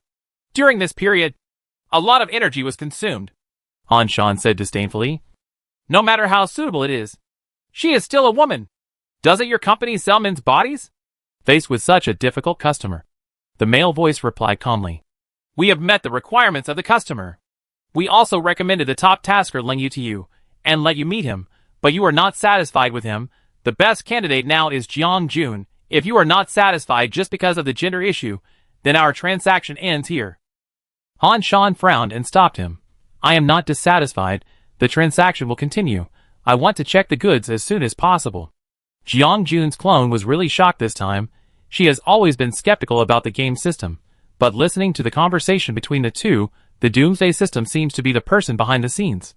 The game system has changed its previous female appearance, and has become a man in a suit and tie, with a smile on his face, a mercenary look on his lips, and a scrutiny of people in his eyes, as if he is measuring their value. Seeing the other person walking towards him, she couldn't help asking, What are you? The man adjusted the gold wire frame. Since you are the most expensive product I have ever sold, it's okay to tell you. Black market exchange. You can call me Boss Song. We sell all kinds of products in the exchange. Souls, bodies, small worlds, various sources of information. As long as you can pay for the goods, I will serve you. He said with some regret. It's a pity that your body will be sold as a commodity in a while. However, he suddenly thought, by the way, although you don't have your own body, we can customize one for you. As long as you can pay 100 million world coins, it will definitely be worth the money. Do you want to take a look? As he spoke, he looked at Jiang Jun's clone expectantly, as if he thought that Jiang Jun's clone could take out that world coin. Jiang Yun's clone pretended to think, What if I want to get my own body back? Boss Song said disappointedly, There is no way. Our exchange is based on first come first served. Your body has been reserved by the distinguished guest Gui. Do you want to take a look at other products? Han Shan didn't expect them to chat. He said impatiently, Your exchange keeps customers waiting like this? I want to enter her body now. At the moment when Han Shan got angry, Jiang Yun's clone memorized all the body products displayed by the black market exchange in his mind. Boss Song put away the product sheet and said with a faint smile, You can't eat hot tofu in a hurry. You are too impatient. He changed his tone and looked directly at Jiang Jun's clone and said, I heard that you have a priceless store. Why don't you let us take a look? How about it? Although Boss Song's voice was smiling, his eyes were very strong, full of orders and oppression. Han Shan was originally anxious, but when he heard this, he couldn't help but ask with interest, Store? What store? Jiang Jun's clone pretended to be stupid and said, What store? You don't think that Jiang from Jiang's store is mine? How is that possible? If it was me, I would have run away long ago, and I wouldn't have stayed here obediently. Boss Song frowned at Jiang Jun. He did not detect that she was bound to Jiang's store. Otherwise, he would not have waited until now to take action. But he never missed any news. Jiang's shop has many connections with Jiang Jun. All the mission worlds of Jiang Jun have traces of Jiang's shop. It is impossible that there is no connection between the two. The black market exchange gets limited information from the Doomsday system. Although Ba Song can take away the tasker with the help of the trial mission, the transaction depends on the strength of each person. The Doomsday system will not leak too much information about the tasker. The trial mission is unpredictable. Even if the tasker dies, it has nothing to do with the Doomsday system. Therefore, losing 1 or 2 taskers is nothing to him. However, leaking the personal information of the tasker violates the regulations of the Small World Administration Bureau. The Doomsday system will not do such a stupid thing. Once the incident occurs, the Doomsday system will be exiled at best, or destroyed directly at worst. Not to mention that the other party is still in contact with him. Once it is exposed, the Doomsday system will face destruction directly. Although the Doomsday system warned him not to touch Jiang Jun. Jiang Jun has a shop that can travel through the world, which is invaluable. It is hard not to tempt him. Therefore, when the Gui came to the door and took a fancy to Jiang Jun's body, he hid it from the Doomsday system and prepared to take the shop from Jiang Jun. However, in the past few years of being bound to Jiang Jun, he never found any connection between the other party and Jiang's store. If there was more, Shiyu, who had more contact with Jiang Jun, went in and out of Jiang's store more often. However, Ba Song did not believe what Jiang Jun said. He sneered, "Whether it is true or not, I will interrogate you after your soul is extracted." Han Shan did not care about any store. He only thought about his upcoming liberation. He excitedly waved his bloated body, and could not wait to enter Jiang Jun's body. Seeing the two men coming aggressively, Jiang Yun's clone changed her expression from helpless anxiety. She threw out the spirit seed at lightning speed. Under the cover of the soul-devouring flower, she took out a sharp long sword. Although it was not as good as the Tang sword transformed by the universal knife, it was not bad. She used the energy of the Star Moon sword technique, and a blade with laws hit Han Shan and the black market exchange. Han Shan had been on guard against this strange sword technique for a long time, and immediately moved his body to avoid it. However, Ba Song did not expect Jiang Yun's clone to have this trick. He laughed in surprise. "I didn't expect you to have the talent to cultivate immortality." "Not bad. Not bad. This deal is getting more and more interesting. I will reconsider your value." Upon hearing this, Han Shan was immediately dissatisfied with Ba Song. If he had to use the other party, he would have destroyed this black-hearted exchange long ago, and there would be no chance for the other party to raise the price. However, the current situation is not good, and he has not escaped yet. He must bear this breath. However, when he escapes, he will not accept the price issue so easily. Both parties had their own ulterior motives, and they both seemed to think that Jiang Jun's clone's body was within their grasp. Jiang Jun's clone didn't know that the two were measuring her value. After missing the first attack, she was about to attack again, but she didn't expect that a current would surge out of her body, directly disrupting her meridians, causing her blood to surge, and she couldn't help but spit out a mouthful of blood. Ba Song shrugged his shoulders. "I have to be careful when dealing with you. Otherwise I will suffer. You'd better surrender obediently, so that when the soul is stripped away, you can suffer less." Jiang Jun's clone wiped the blood from the corner of his mouth and laughed sinisterly. "Really? He actually set a trap in her body while she was not paying attention. It seems that I have to be more cautious when binding the system in the future, and I can't put myself in danger." Jiang Jun's clone looked at the two of them. Her mouth curved, and she laughed. "Want my body?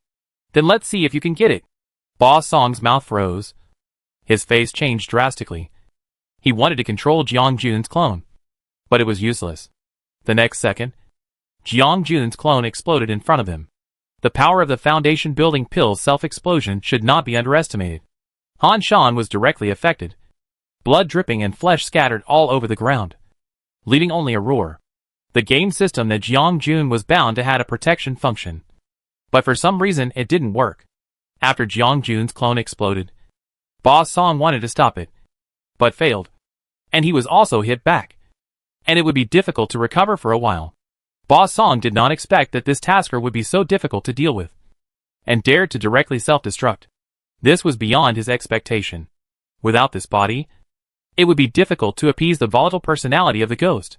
Ba Song sighed when he thought of this, and felt that this transaction would lose money. On the other side, Jiang Jun's original body, who had already regained consciousness, was embarrassed when he recalled the stupid things he had done before, and received the news from the clone. Jiang Jun's face suddenly changed and said, something happened to the clone. And Hope City was surrounded by strange things. Shiyu, who had been paying attention to Jiang Jun's movements, got up immediately without saying a word, and followed Jiang Jun to Hope City to check the situation. Then the message from the clone was intermittent, as if it was interfered with, and there was no way to pass it on smoothly. After the two arrived at Hope City, they found that the protective shield of Hope City had disappeared, and it was supported by the protective shield she made herself, and the clone in the city had long disappeared. After Shiyu asked the commander about the situation, she came back and told Jiang Jun. She led away the leader and most of the strange things. No one knows where she went. Can you still sense her location now? Jiang Jun frowned and shook her head. No. It seems to be blocked there, and there is no way to sense the location of the clone. The clone's emotions came again, and this complex emotion filled with anger hit her heart directly. The next second, a memory was suddenly transmitted to her mind. The clone saved her memory before self-destruction, and ruthlessly cut off the spiritual body bound to the game system. She used self-destruction to distract Boss Song's attention, and successfully protected her memory and returned to the main body. Shiyu looked at Jiang Jun's pale face, and knew that something was wrong. Her face sank as she speculated about the clone. As expected, Jiang Jun said with difficulty, the clone self-destructed. However, I also found the real culprit behind the incident. But before that, we have to meet with Man. She gritted her teeth and said, the clone had long suspected the game system, but she didn't expect it to be so deeply involved. Jiang Jun also thought that the clone could solve it by itself, but she didn't expect it to fall into someone else's trap. They underestimated each other and overestimated themselves. Chapter 145.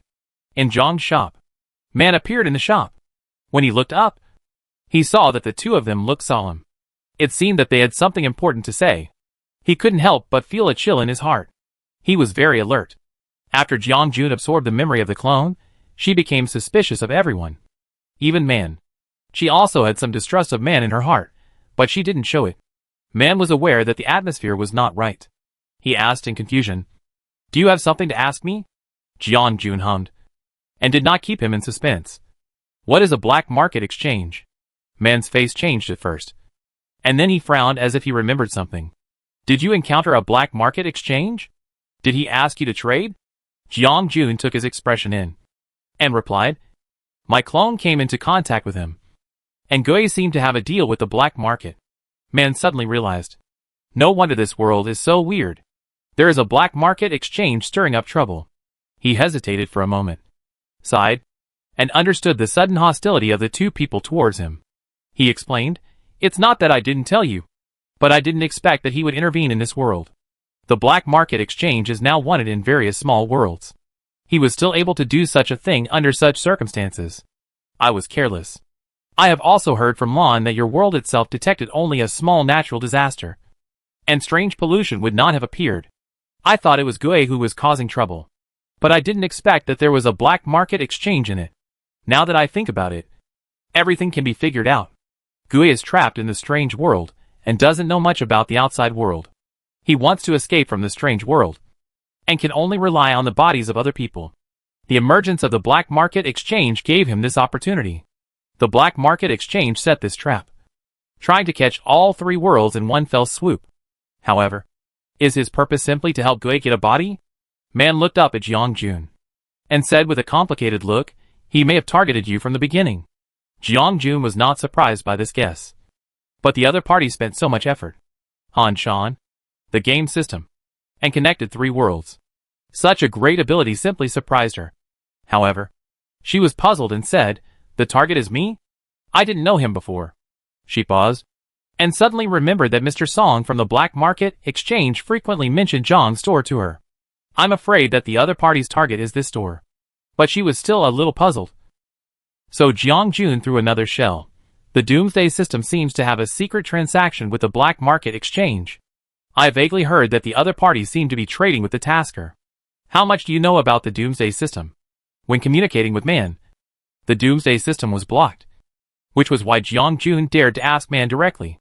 Man's face changed, and he took a deep breath and said, I know that you taskers travel through various worlds, but you said that the Doomsday system and the black market exchange are colluding. This is the first time I have heard of this. He paused for a long time. And just when Jiang Jun thought that he would not say anything more, he said, I shouldn't have told you this, but you are a victim. So it doesn't hurt to tell you. Do you know that there are higher beings above the Doomsday system? And you and I are just a tiny part of it. Jiang Jun and Shi looked at each other, and immediately realized that the next words were very important, and they dared not be distracted anymore. Under the gaze of the two, man started talking from the birth of the world. It turned out that the universe was vast and infinite, and evolved into countless small worlds, and the Small World Management Bureau managed them. The Doomsday system was just a small part of the Small World Management Bureau, which was mainly responsible for the small worlds that were about to face disasters. And man was one of them. Because of Jiang Yun's intervention, the world he was in was fortunately about to be moved out of the Doomsday system and become a real small world, so that it could develop healthily. The Doomsday system is to find suitable candidates from each small world, put them into each disaster world, interfere with the progress of the small world through human intervention, and thus prevent the small world from going to destruction. He sighed and said, This is what I want to tell you. As the world consciousness, Lan will not make mistakes in sensing disasters. I originally thought it was just an ordinary natural disaster. Unexpectedly, when the disaster came, it was actually intervened by humans. Strange things appeared, and contaminated spores, causing him to be contaminated, and the world will soon be lost. The black market exchange is a rat crossing the street that everyone shouts and beats in each small world. He stole the human land of the small world and carried out illegal soul exchange, touching the interests of most small worlds, and was absolutely forbidden to enter the small world. He has a management shield in his hand. Whenever the executive of the Management Bureau is about to catch up with him, he will escape. It is really annoying. Jiang Jun said that the black market exchange is colluding with the Doomsday system. Man didn't believe it. Why did the Doomsday system do such a thankless task? After thinking about it, he still couldn't figure it out. Jiang Jun said his guess. It's not that I guess randomly, but I saw it from the memory of my clone. The goods that Mr. Song from the black market exchange took out were all the taskers who failed the trial of the Doomsday system. Is this a coincidence? She was also very shocked when she saw it at first. If she hadn't often visited the forum of the Doomsday Square, looked up information about the trial task, and saw a post recording the taskers who died in the trial task, she wouldn't have dared to believe that there would be such a coincidence in the world. The death rate of the trial mission is already high. If 1 or 2 taskers die, no one will notice. The black market exchange and the Doomsday system use this loophole to start trading secretly. However, Jiang Jun is not sure why the Doomsday system does this. Jiang Jun told her guess to Man, and Man fell into silence, because he had no way to refute it. In fact, if you think carefully, you can find some clues. The taskers are replaced too frequently. In theory, experienced taskers will be more adept at handling disaster worlds. If they are always new, the failure rate of the mission will increase, which is not conducive to pushing the small world in a favorable direction. However, Man also discovered that the number of taskers was decreasing, and the number of new taskers began to increase. Many world consciousnesses complained to him, saying that the Doomsday system paid less and less attention to small worlds, and that it seemed that they were going to make things worse. Although Man had some guesses, he did not associate it with the black market exchange. Now that Jiang Jun said this, his heart was shaken. Jiang Jun asked again, Can you contact the administrator of the small world? Man withdrew his thoughts and shook his head. No. It is not easy to contact the administrator. The black market exchange seems to have blocked the small world. Otherwise, the administrator would have received the news long ago, and would not allow him to release the pollutants and endanger other small worlds. Jiang Jun frowned. What else can we do now? We can't just sit there and wait for death. Man hesitated and said, If we can cause a disaster that is huge and destructive, it may attract the attention of the administrator. After hearing this, Jiang Jun had a flash of thought in his mind. She asked doubtfully, Can the administrator really restore the status quo of this world? Man considered, the progress of the small world cannot be interrupted at will. The administrator can deal with the black market exchanges that intervene in it, but cannot prevent your world from being damaged by pollutants. This disaster has already come, and the operating rules are in it, and no one can interfere. Man looked at Jiang Jun with an apologetic look in his eyes. He understood the other party's thoughts. It is impossible to want this world to return to normal. Now he can only hope that the administrator can catch the black market exchanges. Jiang Jun was only disappointed for a moment after hearing this. But soon she cheered up. It's okay. Let's discuss how to attract the administrator first. But before that, you have to report the matter of the Doomsday system to the administration. And make double preparations. Which is safer? After Man agreed, Jiang Jun breathed a sigh of relief. And then, he would cause turmoil in this small world, so that the administrator would notice this place. However, how can he attract the attention of the administrator? Man suddenly remembered something. When Shiyu was just born, he had attracted the administrator. After hearing what the other party said, Shiyu's expression instantly sank, and he looked at Jiang Jun. As expected, the other party was thinking about the feasibility of the matter. Hope City. Hope City survived the crisis of the strange creatures, and the dome in the air gave them a sense of security. However, they also knew that danger was always around them, so almost every household in the city was exercising, thinking about how they would resist or escape when the strange creatures came. All the survivors in the city were on high alert, not daring to relax a bit. Jiang Jun was initially worried that Hope City was built by Boss Song, and might be controlled by Boss Song, and then the survivors inside would find it difficult to escape. But the clone seemed to have considered this, and she asked Xiaobai to secretly separate Hope City from the game system. It is not a separation, but to let the store cover Hope City, so that Hope City will no longer be controlled by the other party. Xiaobai did this very smoothly. First, he launched it, breaking the connection between Hope City and the game system. And then after some tinkering, Hope City became completely ownerless. Jiang Jun asked Xiaobai how he did it. Xiaobai scratched his head and said, "His game system level seems to be lower than mine. I saw his loopholes at a glance. These loopholes always give me a familiar feeling.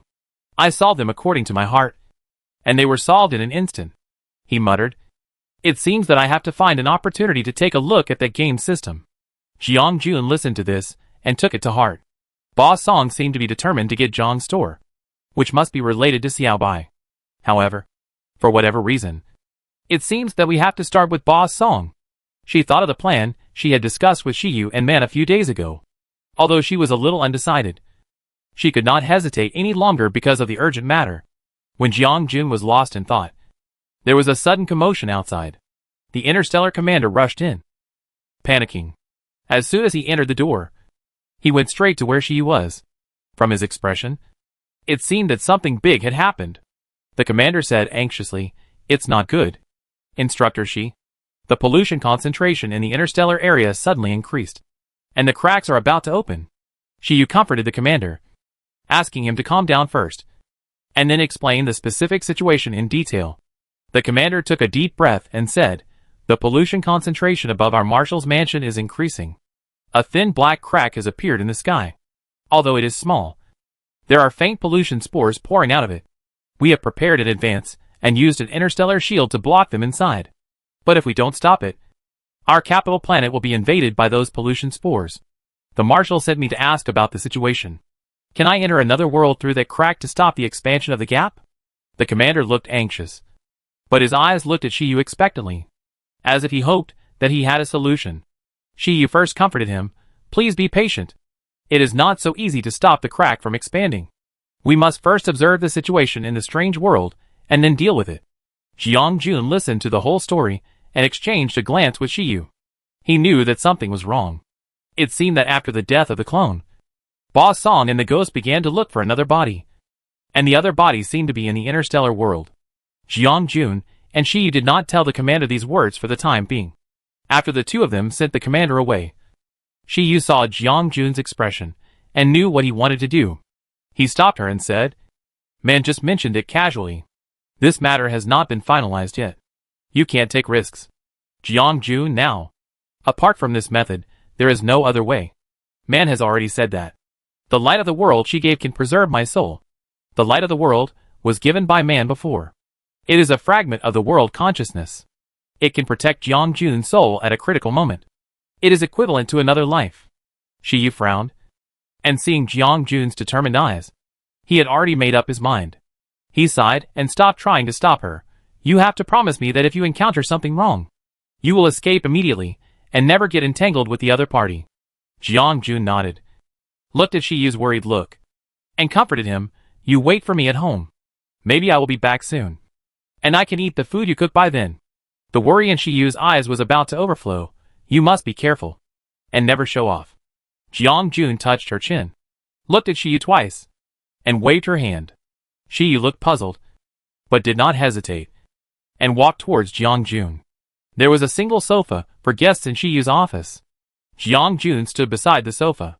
When Shiyu approached, Jiang Jun pushed Shiyu onto the sofa. Shiyu fell into the sofa with a confused look on his face. Jiang Jun stood beside him, looking down at him. She raised her chin and looked at Shiyu. Why didn't I notice that you were so fussy before? Shiyu almost laughed at this incident on the sofa. His shoulders shook back and forth, which made Jiang Jun very confused.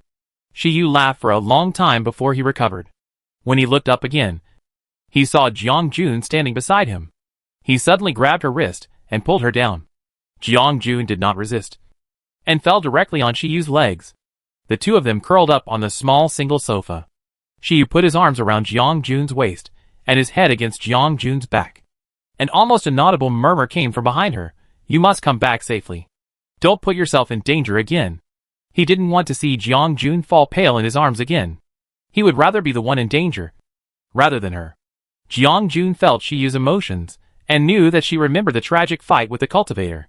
This time she had to fight against the strange creatures in the whole world, which was more dangerous. No wonder she was so worried.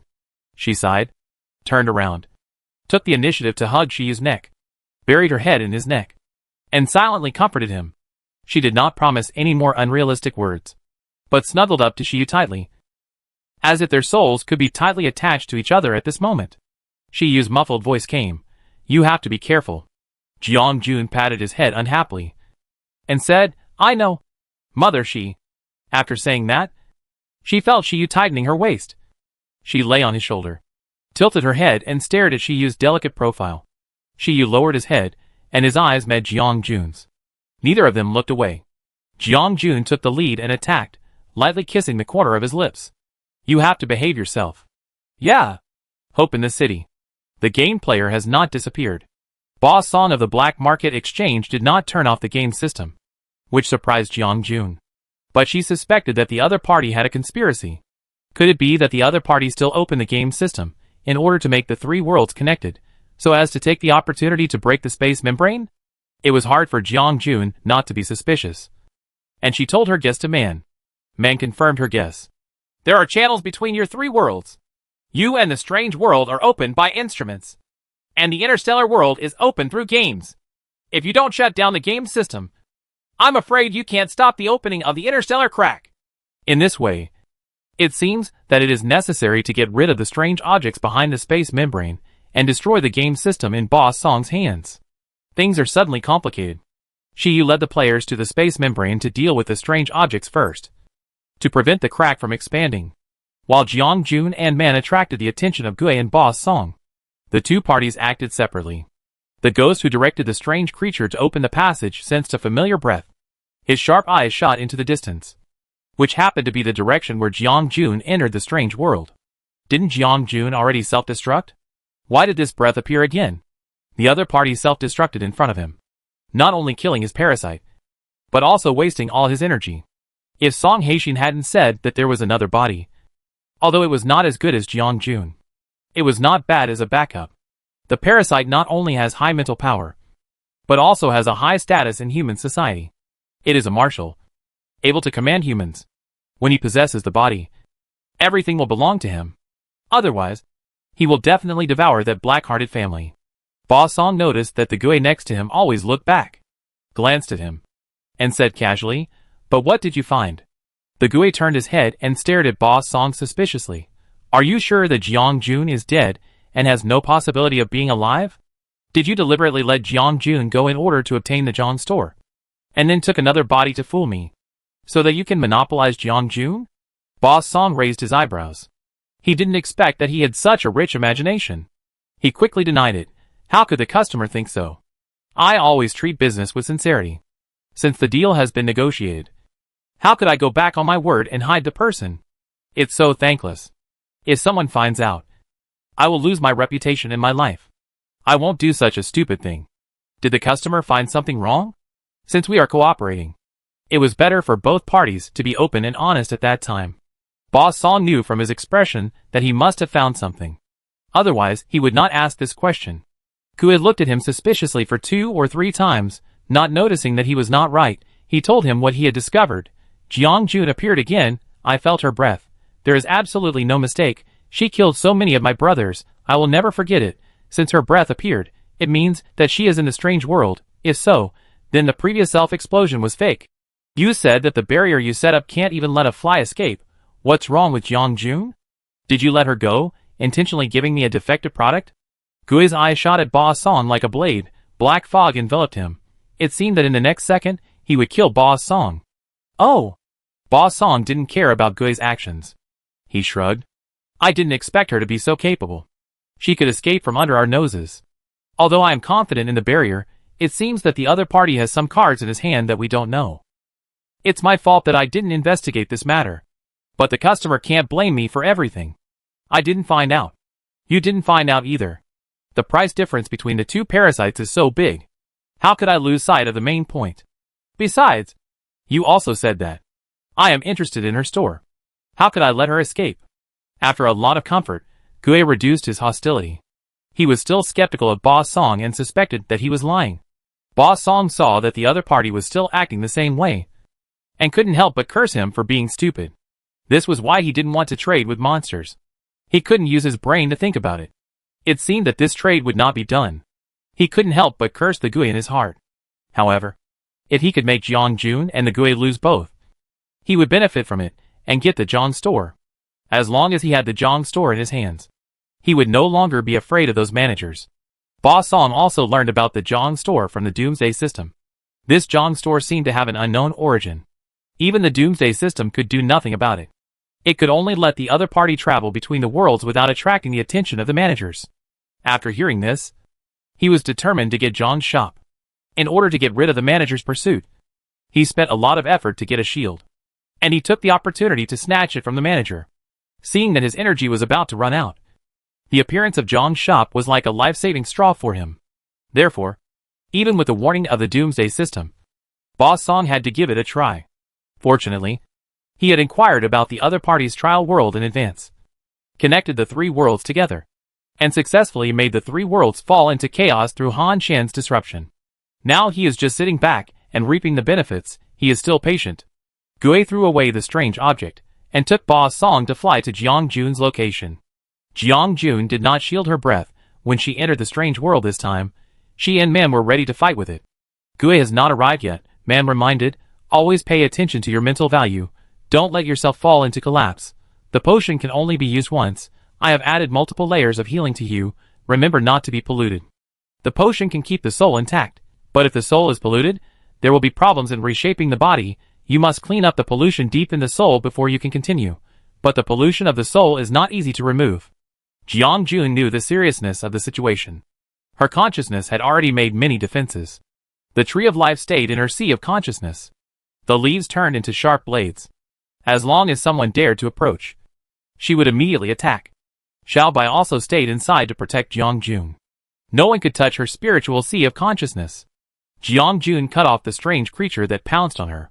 A thick black fog appeared above the dark sky, covering the sky and the sun, making the surroundings, which were already without a trace of light, even more gloomy and dark. Ashes filled the surroundings and fell on Jiang Jun's hair, like snowflakes dotted in the middle. Gui raised a gust of wind. Countless ashes were wrapped tightly in the tornado and rushed towards Jiang Jun. Jiang Jun did not dodge. He held the Tang sword tightly in his hand and focused on the tornado. Next to him, Man hid in the dark. No one noticed. He took 3 steps back, and his eyes were fixed on Ba Song hiding behind Gui.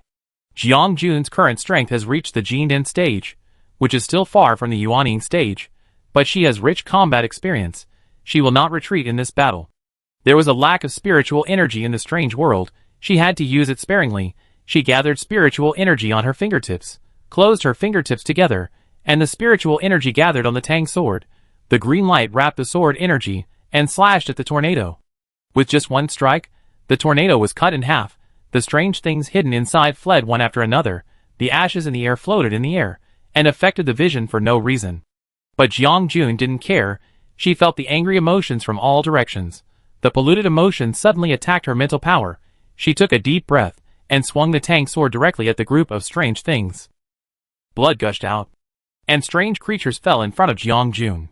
On the other side, Boss Song, who was watching the excitement, stood up and said in amazement, "It's only been a few days since we last met, and your strength has increased so much.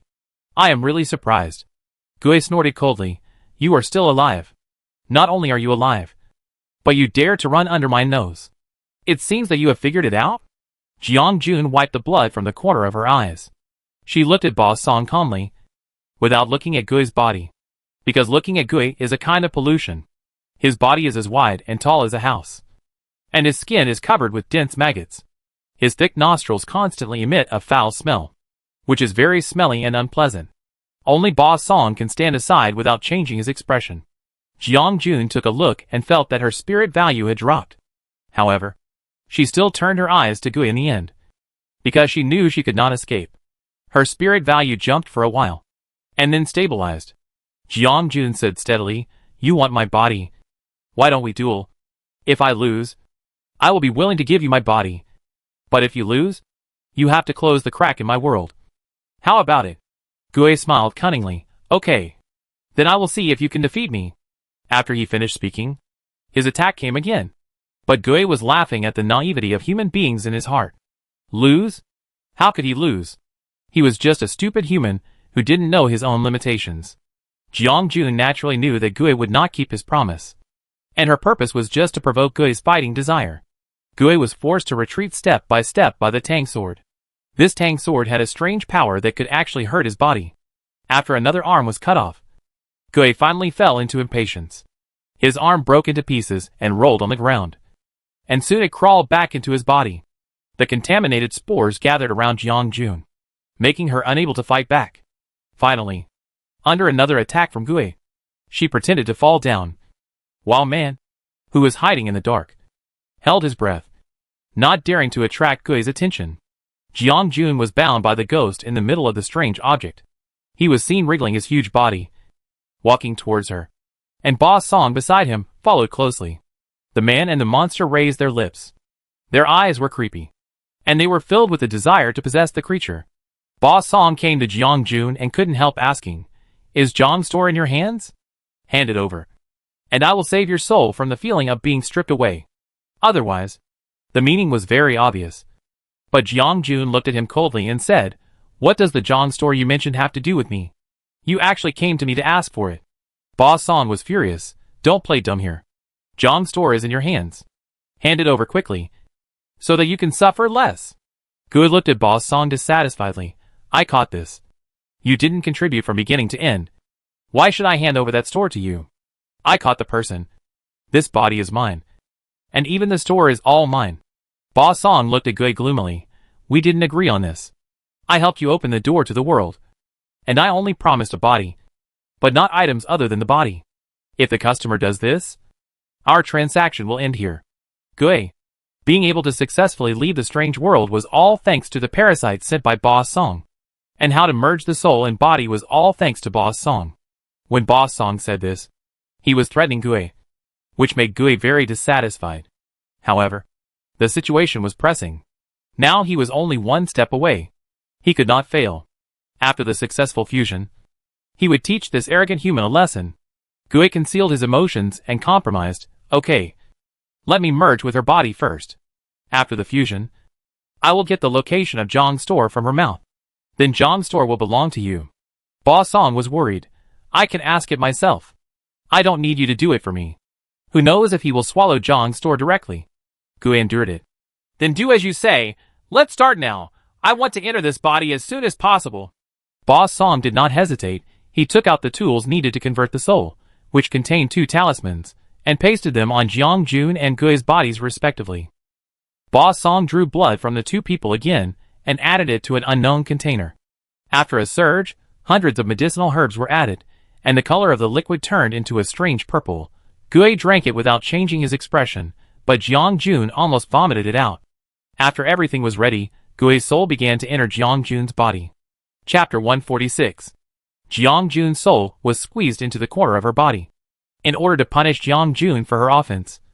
Boss Song decided to let her experience the pain of having her body occupied by other souls. Under the protection of man and the Tree of Life, Jiang Jun's mental value was still within the controllable range. After taking the strange medicine just now, Jiang Jun's mental value dropped a lot, and she was almost contaminated. Jiang Jun's soul curled up in the corner of her body. She watched indifferently as Guardian controlled her body to move back and forth. Gui didn't expect to meet such a body that fits him well and doesn't reject him, he said with satisfaction. No edema, no mutation, this body's endurance is so strong. Boss Song smiled and said, since the customer is so satisfied, let's start to settle the bill. Gui sneered. Bill? It just so happens that I have a bill to settle with you. As soon as the voice fell, the two of them turned against each other and actually fought. Boss Song seemed to have expected this. He stared at Gui coldly and said, what does the customer mean by this? You can't just throw it away after use. That's not how you trade. Gui smiled. I have the final say here. You don't have the right to speak. As an old hand in trading, Boss Song had expected this situation to happen. He actually controlled Gui to discard his original body. Boss Song injected a wisp of unconscious soul into the body of Gui, which only needed to fight. The first moment it got up, it attacked Gui. Gui saw this scene and said with a gloomy look, I didn't expect you to have so many tricks up your sleeve. While he was talking, Gui's body was already swinging its fist at him. Gui fought with his own body, but he didn't expect that the body was still a difficult one. Gui's mental attack had no effect on the body, and it was quickly bounced back. And if his hands and feet were cut off, they would recover quickly. This made him feel tricky for the first time. Boss Song had long been watching the fight from the mountain, watching the fight between the two with ease. The Gui was still not very adaptable to Jiang Jun's body, and soon there were several cuts on his body. Jiang Jun was quietly watching the scene in front of him in his own body, trying to find the Gui's breakout, not daring to miss a single one. The Gui wiped the blood off his body, stepped on his body that was no longer breathing, and walked towards Boss Song with a gloomy expression. Boss Song said calmly, do you want to continue fighting? Of course. Gui is not a person who will endure being bullied. He launched a mental attack on Boss Song, which completely angered Boss Song. The two began to fight back and forth. Even man who was hiding in the dark did not expect that things would change so quickly. It was a good thing that the two of them turned against each other, but Jiang Jun was still trapped in the body. If he came into close contact with Gui's spirit body, he would be easily contaminated. Just when man was trying to extract Jiang Jun's soul, something happened to Gui. He fell to the ground with a thud, and instantly lost consciousness. Boss Song on the side spat out blood. He said viciously, how dare you fight me? Jiang Jun was not surprised, because when she tasted the medicine for the first time, she knew that it was drugged. Now it was just the effect of the drug. The soul of Gui was no different from the body. Just one look at it would make people lose their spirit value. Jiang Jun hid in the corner of the body, and did not dare to disturb the furious Gui. Boss Song seemed to have thought of Jiang Jun's existence. He extracted Jiang Jun's soul and placed it on a doll. Jiang Jun looked at Boss Song through the doll's eyes. He kept saying, hand over Jiang's shop. Hand it over to me. When Boss Song was about to try to search Jiang Jun's soul, there was a sound of wind behind him. He quickly dodged it reflexively. He looked back with angry eyes, and saw the Gui crawling up from the ground. He threw a strange object with a blade, which almost brushed past his neck. Boss Song really regretted doing business with this untrustworthy and erratic creature. It was indeed a brainless creature. Even after changing its body, it still had no brain. Boss Song smiled stiffly and said, our deal is over. I will give you this body for free. I don't want the payment. What do you think? After hearing this, the Gui suddenly felt relieved and said, you are sensible. But, what are you doing with a puppet in your hand? Boss Song pulled the corner of his mouth and said, this matter has nothing to do with the customers. Our deal is over. I will leave first. Jiang Jun suddenly said, I can tell you where Jiang's store is. Boss Song looked down at Jiang Jun with a sinister look in his eyes, and the Gui was very interested in what Jiang Jun said. Gui glanced at Boss Song and said, I see you have a share. Boss Song, you won't have any objections, right? The smile on Boss Song's face disappeared immediately, and he said expressionlessly, customer, please don't go too far. This Jiang shop has nothing to do with you, and I won't let anyone interfere. I advise you to give up this idea, Gui said gloomily. What did you say? Boss Song sneered, not afraid of a falling out. Is the customer deaf? He has to be told twice. It's fine if you don't pay for the transaction. But you actually want to snatch things from me. I think you are the one who is ignorant. You really think I am a black market exchange that is easy to bully. As soon as the voice fell, the two of them started fighting. Jiang Jun, who had caused the conflict between the two, was held in Boss Song's hand and could not move. But she didn't care. She looked at man who was hiding in the dark, and then prepared to implement the plan. As early as entering this world, Jiangyan had given up this body. If you want it, I'll give it to you. She injected a variety of drugs and toxins into her body, and extracted the liquid of the strange object, trying to create a new monster. Although man did not agree, this was the only way to attract the administrator. Just in case, they started injecting into the body after entering the strange world. After Gui entered Jiangyan's body, man secretly drew a tube of blood from Gui's body, and when Gui was unconscious, he injected it into Jiangyan's body. If man hadn't maxed out his stealth talent, and the two of them were only concerned with fighting each other, they wouldn't have succeeded so smoothly.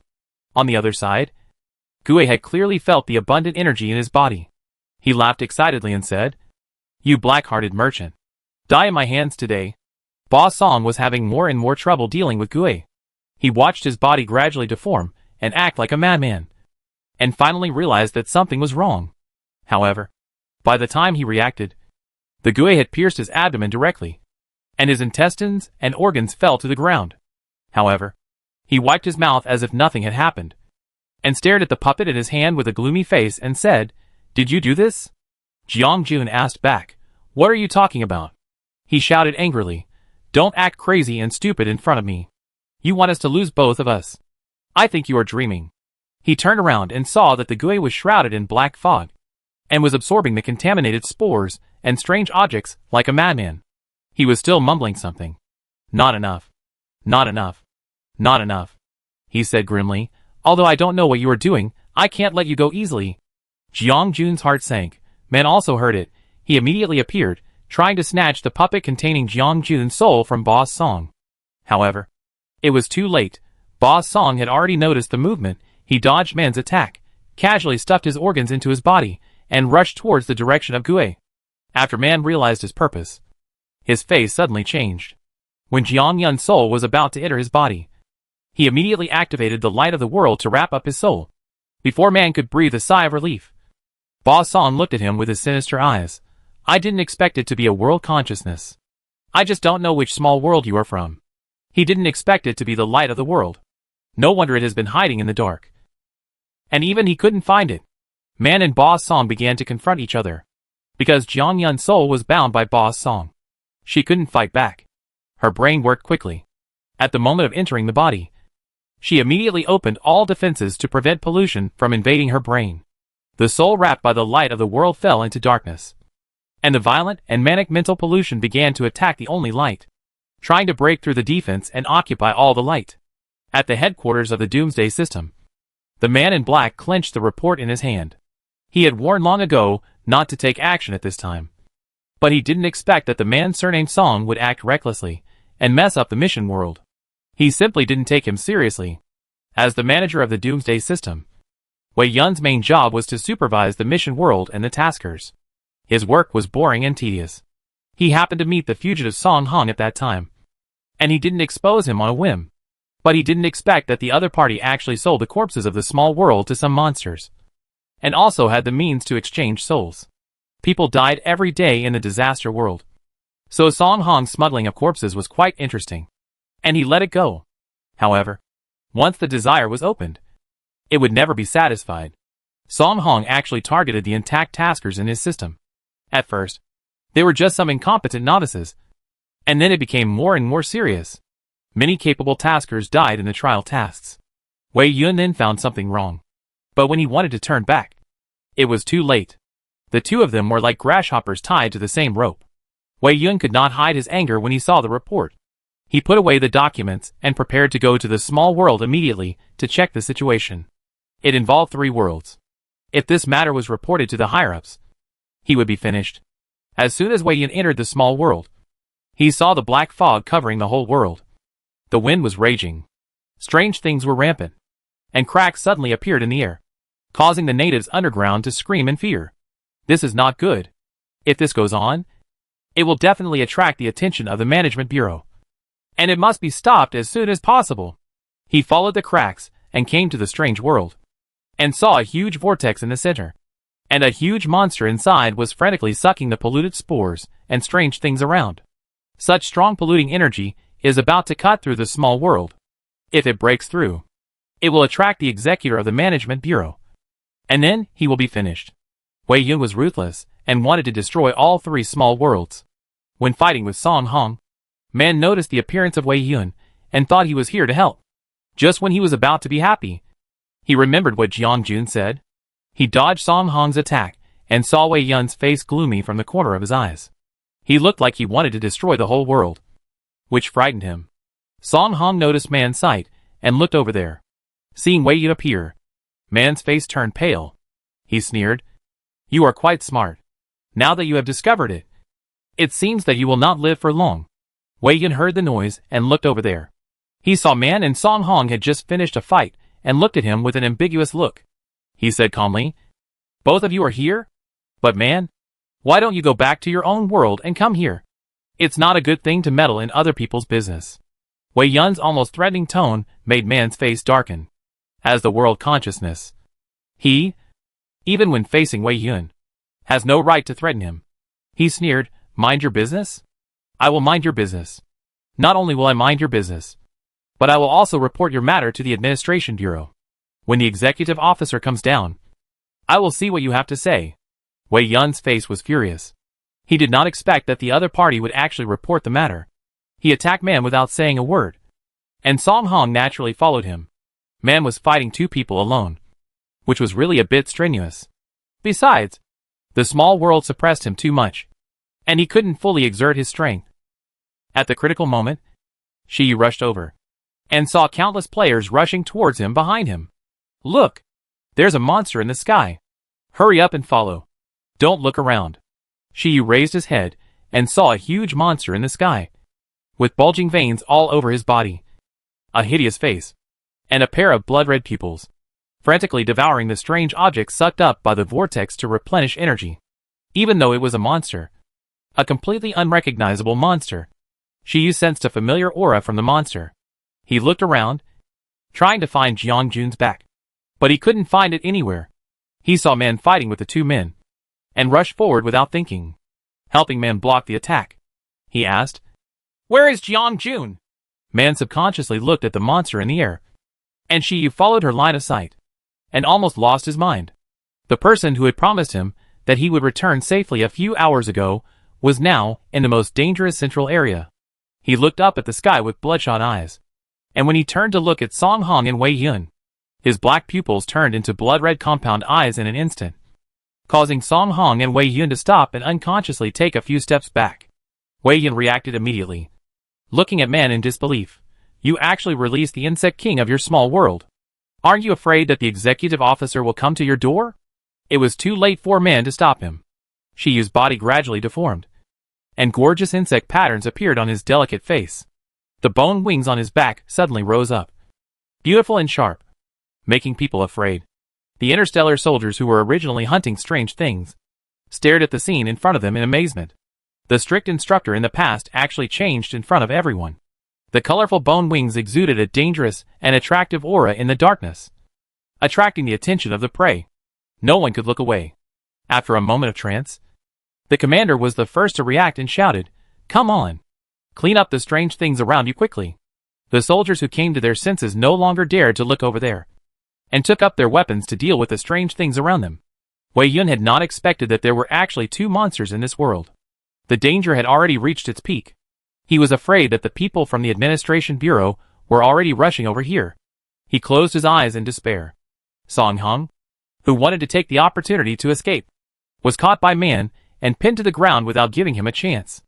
Man quickly said to Shi Yu, "Although Jiang Jun's soul is inside, I have protected it with the light of the world." He turned around and said to Song Hong viciously, "Quickly release Jiang Jun's soul." Song Hong's uncooperative attitude was beaten by Shi Yu. The insect king, who had recovered his strength, would not show mercy, and directly crushed his arms and legs. At this moment, the sky of the strange world was suddenly cut open, and a woman with a cold face walked out. She was wearing long sleeves and long pants, and she saw the giant in the center of the vortex at a glance. After Jiang Jun was wrapped by the light of the world, she fell into a coma. In a trance, she saw her childhood, wandering in the streets, skipping classes every day, and fighting with others. She looked at the little girl who was scratched alone in a corner, and cursed while enduring the pain. Next time I see them, I will beat them to death. She saw herself being excluded at school, being educated by the teacher, and being bullied by classmates. The teacher asked her to apologize, but she refused and stubbornly argued. No one defended her, so she defended herself. Finally, the teacher asked her to go home and reflect on herself. She didn't care. She could just take advantage of the break to pick up more bottles and sell them for money. The little girl dragged a plastic bag around the streets, picking up plastic bottles. Occasionally, someone would come to snatch them. The little girl had a worse temper than an adult. She didn't bear it when someone robbed her. She would pick up a brick and smash it on the person's head. With a dirty face, she held a brick expressionlessly. It was quite intimidating. The person was so scared that he immediately returned it. Jiang Yun had never enjoyed much happiness in her life, but she had suffered a lot. Since her parents died, she had been living in the homes of various relatives. It was not a good feeling to live under someone else's roof. Difficult to discipline was the word she heard most when she was a child. The scene in front of her began to change, and she returned to the day when her parents died when she was young. Little Jiang Yun took her parents' hands and went to the amusement park. She pestered her parents to ride the roller coaster. Her parents loved her and took her on the roller coaster. However, the roller coaster did not bring happiness to her childhood, but left her in pain. The roller coaster broke down, and the passengers on the car fell from midair, killing not only many tourists, but also countless people on the car. Little Jiang Yun survived by chance because of her parents' protection. However, as soon as she opened her eyes, she no longer had parents. Chapter 147 End. Jiang Jun was trapped in the spiritual world. The contaminated spores gathered into a mass, and trapped the soul wrapped by the light of the world in the middle, making it difficult for it to escape. Even with the obstruction of the light of the world, such a huge amount of contaminated energy still made Jiang Jun fall into his own bad experience in the first half of his life. Jiang Jun looked at the scene in front of him calmly, just like watching a movie. Although it could stir up a wave, it was just a small wave. On the other side, the executive officer of the administration rushed to this place after detecting the abnormality of this small world. She did not expect such a terrible scene. She looked at the vortex in the sky, which seemed to be roaring crazily as if it was a giant that swallowed everything. The earth was in turmoil. The space membrane connecting the small worlds began to fluctuate. It would open the channels of all worlds in a short time. By then, the pollution would spread to other small worlds. Such a serious thing. The administration had only discovered it now. The executive officer frowned, looking straight at the crowd below, and immediately locked onto the wanted criminal at the top of the list of the administration. No wonder there was such a tragic situation. This world was actually shielded. If the energy of the two monsters had not broken the shield, the administration would still be kept in the dark. After thinking through all the key points, the executive officer did not hesitate. A rope shining with golden light shot straight at Song Hong. Song Hong's face changed when he saw this, and he quickly fled in another direction. But it was too late. Man had been secretly watching his behavior, and saw that he wanted to escape, and took the lead in stopping him. Instantly, Song Hong was caught by the rope of law in the situation of being attacked from both sides. Once, he was entangled by the rope of law of the Management Bureau. He would be sent to the Management Bureau no matter where he escaped. Song Hong was tied up all over his body, and it was difficult for him to break free. A trace of unwillingness flashed across his face, and he stared at Wei Yun with malicious eyes.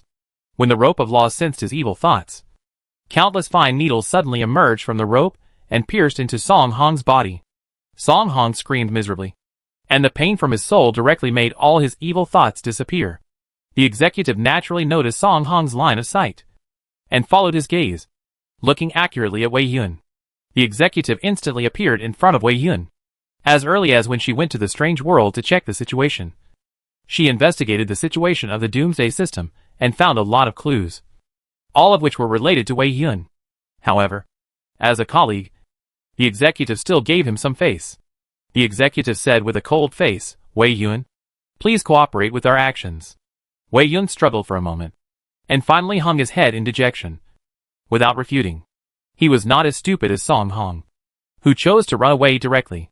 He had the mark of a manager on him, and even if he fled to the ends of the earth, he would be caught, and it would be a waste of effort in the end. After the executive officer dealt with the two people, he frowned and looked at Shiyu's mutated appearance. She said to Man in a cold voice, don't let him mutate again. Control the energy in his body.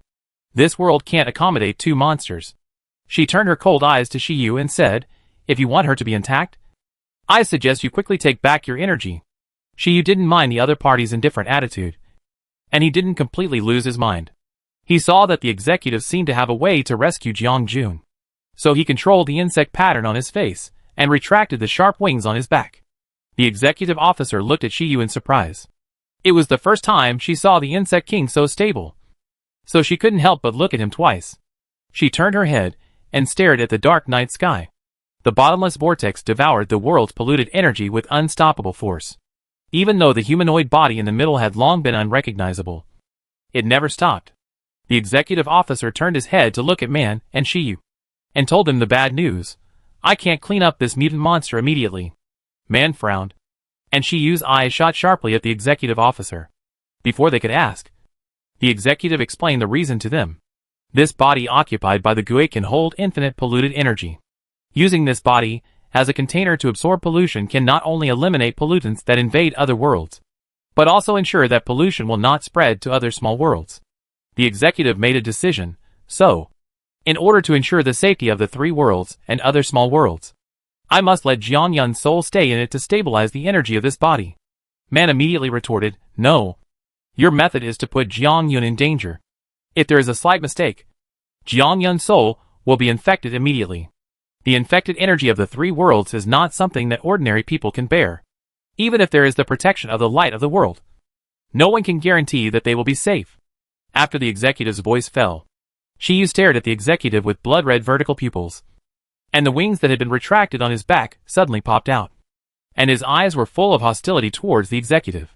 After Man discovered this, he quickly stopped Shiyu from attacking. The executive officer did not want to anger the insect king of the small world. The strange world could not withstand such a large amount of energy, so she took a few steps back.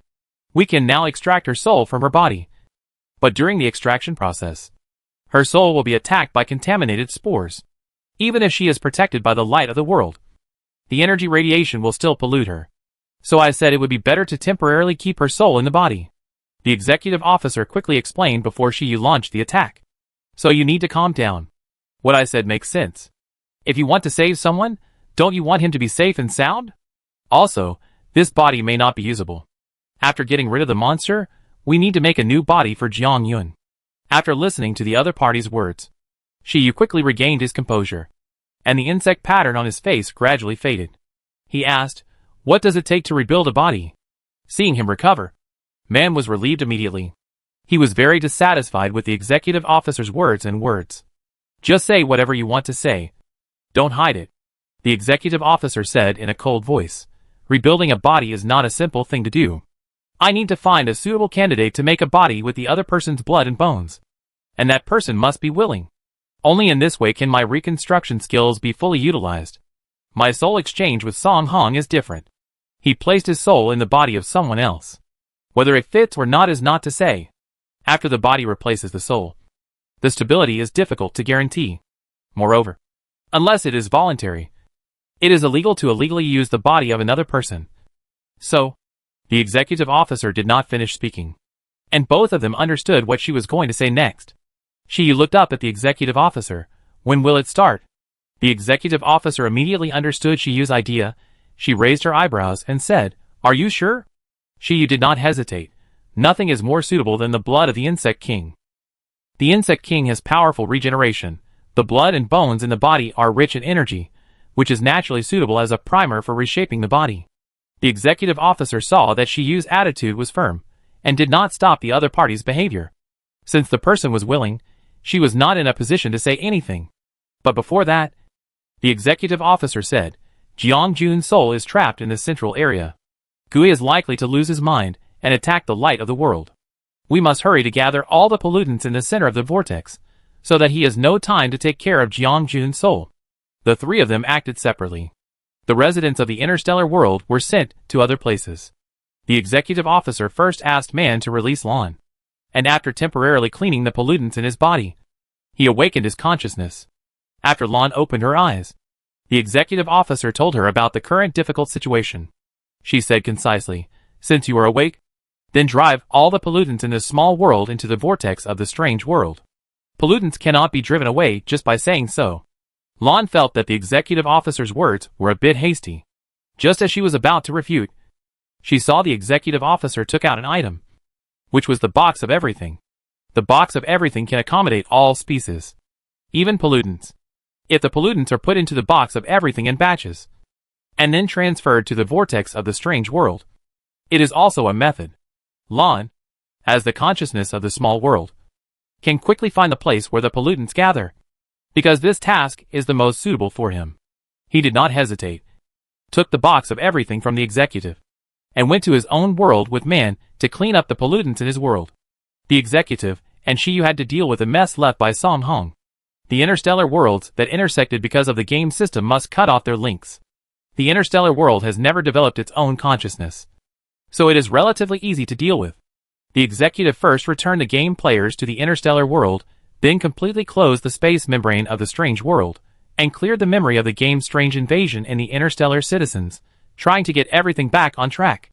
However, the marshal with strong mental power became a loophole. The executive met with him in person, and completely erased his memory in another way, and the matter was over. Shiyu is responsible for recycling some of the scattered pollutants into the box of all things. If these potential pollutants stay in the interstellar world for a long time, then it may cause irreversible consequences. After everything was handled, the vortex in the center of the strange world had reached its limit, and had to be handled as soon as possible. However, before that, Shiyu's body had to be created first.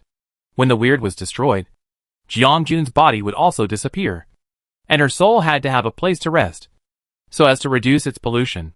In the area opened up by the executive officer, Shiyu was wrapped in a transparent bubble, which was filled with liquid, which was the medicine to maintain his vitality during the extraction of blood and bones. Although there was no danger to his life, the medicine could reduce the pain of extraction to the greatest extent. When everything was ready, the executive first extracted a proper amount of blood from Shiyu's body. When Shiyu turned pale, he briefly gave him some time to recover. After his blood production was finished, the executive successively extracted the upper limb bones, trunk bones, and other bones from his body. When the bones connected to the muscles were pulled out, the gushing blood instantly filled the entire bubble, shining like a ruby. Even if there was medicine to relieve the pain of cramps and bone pulling was definitely not something that ordinary people could endure. Therefore, when the executive saw Shiyu's face, he only frowned and his eyes were closed, as if he didn't care about such severe pain at all. Not only did she look at Shiyu in surprise, her attitude towards the insect king also changed slightly. The extracted blood and bones were gathered in another red bubble. The blood and bones spun and merged rapidly in the bubble, forming a huge vortex. And the bones were broken and then reassembled. After tens of thousands of integrations, the executive stared at the red bubble in the center without moving, and quickly activated the skill. The golden light wrapped around the bubble, gently poked off the bubble membrane, and the shattered bones and blood merged together, like rubber clay, allowing the executive to mold it. First, the bones, head, tendons, blood vessels, muscles, etc. slowly grew out, and the golden light was injected into the body, turning into skin to cover the flesh and blood. The most critical part, the face, was carefully carved by the executive officer. After a while, beads of sweat oozed out of the executive officer's cheeks. But she did not dare to be distracted. The most critical face must be perfect, otherwise the soul would reject the whole body. On the other side, when Shiyu's body bones had not yet grown, he punctured the bubble membrane from the inside, and looked at the human figure wrapped in golden light above with a pale face. When Jiangyun's body was successfully shaped, and her body slowly descended from the air, Shiyu hurried forward and gently hugged her, and then wrapped her body with a blanket. When she turned to face the executive officer, Shiyu slowly lowered her head, bowed and thanked her, as long as her soul returns to her body safely. If she needs to come to my place in the future, no matter what it is, I will never refuse. The executive officer wiped the sweat from his forehead and accepted Shiyu's promise. Okay. I will remember your words. The body carrying Jiang Yun's soul has been successfully built. And the next step is to solve the problem of the mutation of the Gui. The pollutants in the Lan world have been basically eliminated. And the current situation of his own pollution has also improved. The executive officer is ready to close the connection point between the three worlds. That is, to close the cracks. Hope City. In recent days, there are fewer and fewer strange objects and contaminated spores outside. And more people dare to go out of the city to hunt. The ecological environment outside the city is gradually improving. And the animals and plants swallowed by pollution are beginning to emerge. Which surprises all the survivors. They went to the outside of the city in a group to check the situation. And the strange objects outside were so few that they could hardly be seen. Just when everyone was surprised, another big thing happened, that is, the crack that had troubled mankind for a long time began to close. Look at the sky. The crack began to close.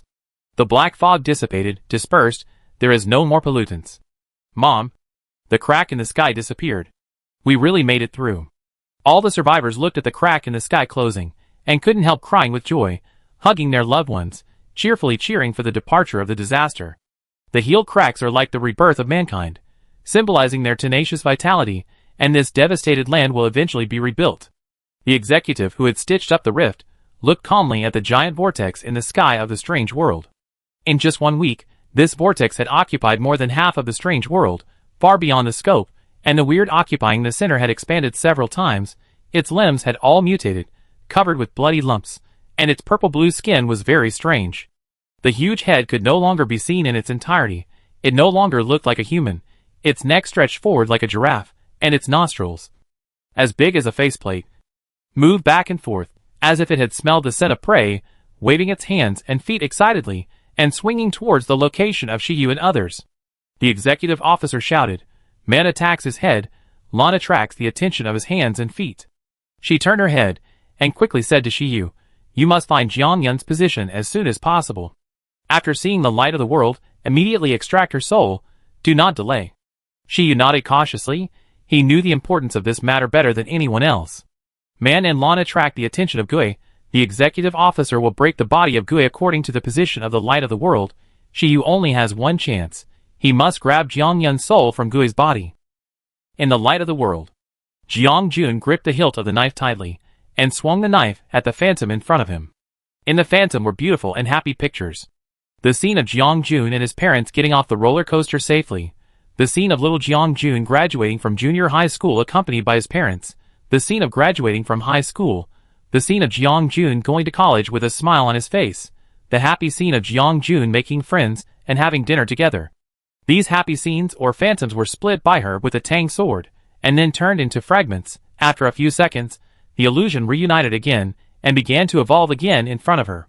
1078. Jiang Jun uttered a string of numbers. This was the 1078th time she had shattered the image.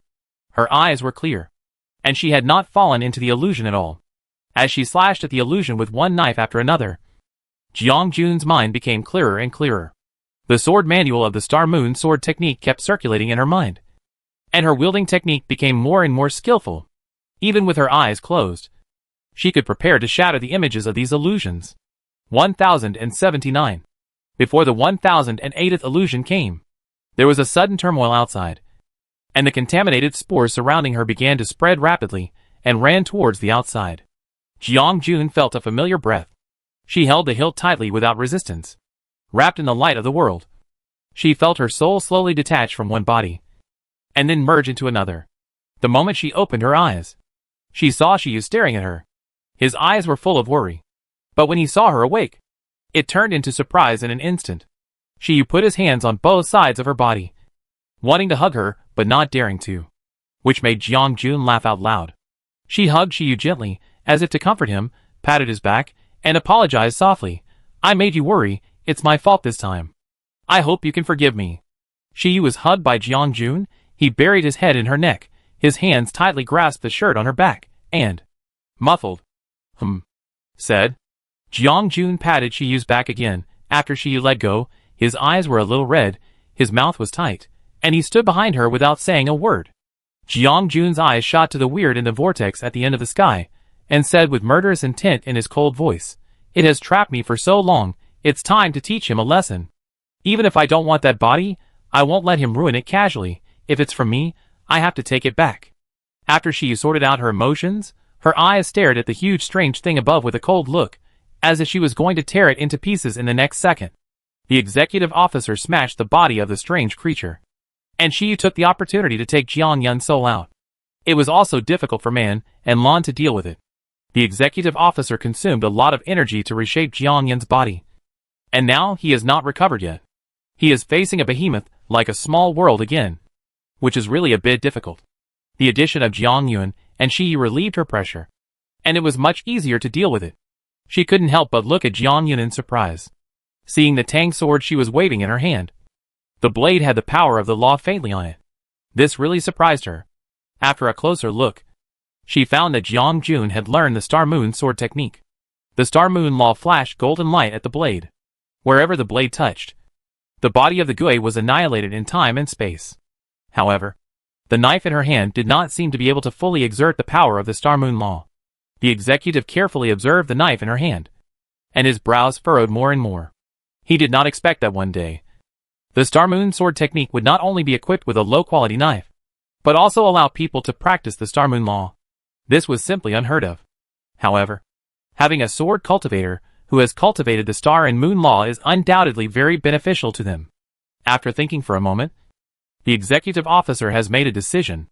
A simple bronze long sword suddenly appeared, and its sharp blade flashed with cold light, which immediately attracted Jiang Jun's attention. The handle of the long sword was ink black, and the front was carved with golden characters, which was an ancient script. At first glance, it carried a heavy sense of history. The executive officer threw the sword to Jiang Jun, and she reached out to take it. Looking at her in confusion, the executive officer said concisely, "Use the knife technique you just used on this knife. Remember that this knife is called Feng Yu Dao." Jiang Jun stroked the black handle of the knife. The knife seemed to have vitality. As soon as it touched her palm, she felt the knife's cheerful mood, as if it had finally found a soul that matched it. The Feng Yu Dao could not help but make a buzzing sound, which made Jiang Jun want to swing it involuntarily. When Yu and the executive officer and others delayed the behavior of the Gui, Jiang Jun and the Feng Yu Dao had a good time. She suddenly opened her eyes, and a sharp sight burst out, shooting straight at the location of the Gui's body. After the sharp moon blade made a sound in Jiang Jun's hand, the blade with the law of stars and moon emitted a dazzling blade light, and suddenly slashed towards the body of Gui. 1080. The blade light fell on the right arm of Gui, and easily cut off his arm. Because of the law, Gui could not grow an arm through self-healing. Gui's roar suddenly filled the entire small world. Man and Lan stepped back several steps, away from the sound radiation, to prevent contamination. Seeing that the sharp moon blade had such great power, Jiang Jun could hardly hide her joy. Her lips curled up, and when she looked at the direction of Gui again, her movements did not stop at all. Another arm, legs, lower limbs, abdomen, chest, separated his body inch by inch, and swung the knife mercilessly one after another in the painful howl of Gui. The executive officer controlled Gui's movements and let Jiang Jun act. She did not stop the other party's obvious revenge. But when only a head was left, she said softly, "Leave the head. I have to report to the higher-ups." After the limbs of Gui were touched by the Star and Moon Law, they could no longer heal. The flesh and blood turned into scattered starlight, scattered in the air, and then disappeared. Gui wanted to avoid Jiang Jun's blade, but Man and Lan, who had already noticed his movements, immediately intercepted him, and did not give him a chance to escape. After hearing what the executive said, Jiang Jun slowed down his movements. The remaining head was put into the box of all things by the executive, and the other pollutants had been cleaned up by the Star Moon Law. The head was the most important part, and there were a lot of pollutants hidden inside. Any leakage would bring danger to other small worlds, so she needed to be sent to a special area for purification. After everything was over, Jiang Jun looked at the sharp moon blade in her hand, and under the gaze of the executive officer, she returned it to her with a melancholy face. After the executive officer took it, he ignored Jiang Jun's eager eyes and said seriously, "I will use the blade. And you will do the work." This mission was completed very smoothly. However, when she noticed that Jiang Jun's eyes were always on the sharp moon blade in her hand, the executive officer suddenly remembered something. She first examined Jiang Jun, and then knocked on Jiang Jun behind her. The more she thought about it, the more feasible it seemed. She then waved the moon blade in front of Jiang Jun, and said in an ambiguous way, "This knife is quite suitable for you. It seems that you and this knife are quite predestined." Jiang Jun was indeed very interested in the moon blade, but seeing the executive's attitude, he suddenly became alert. After hesitating for a moment, he voluntarily took the bait. "How can I get this knife?"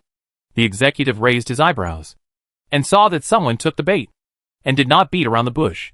"As long as you join our administration, this knife will be given to you. How about it?"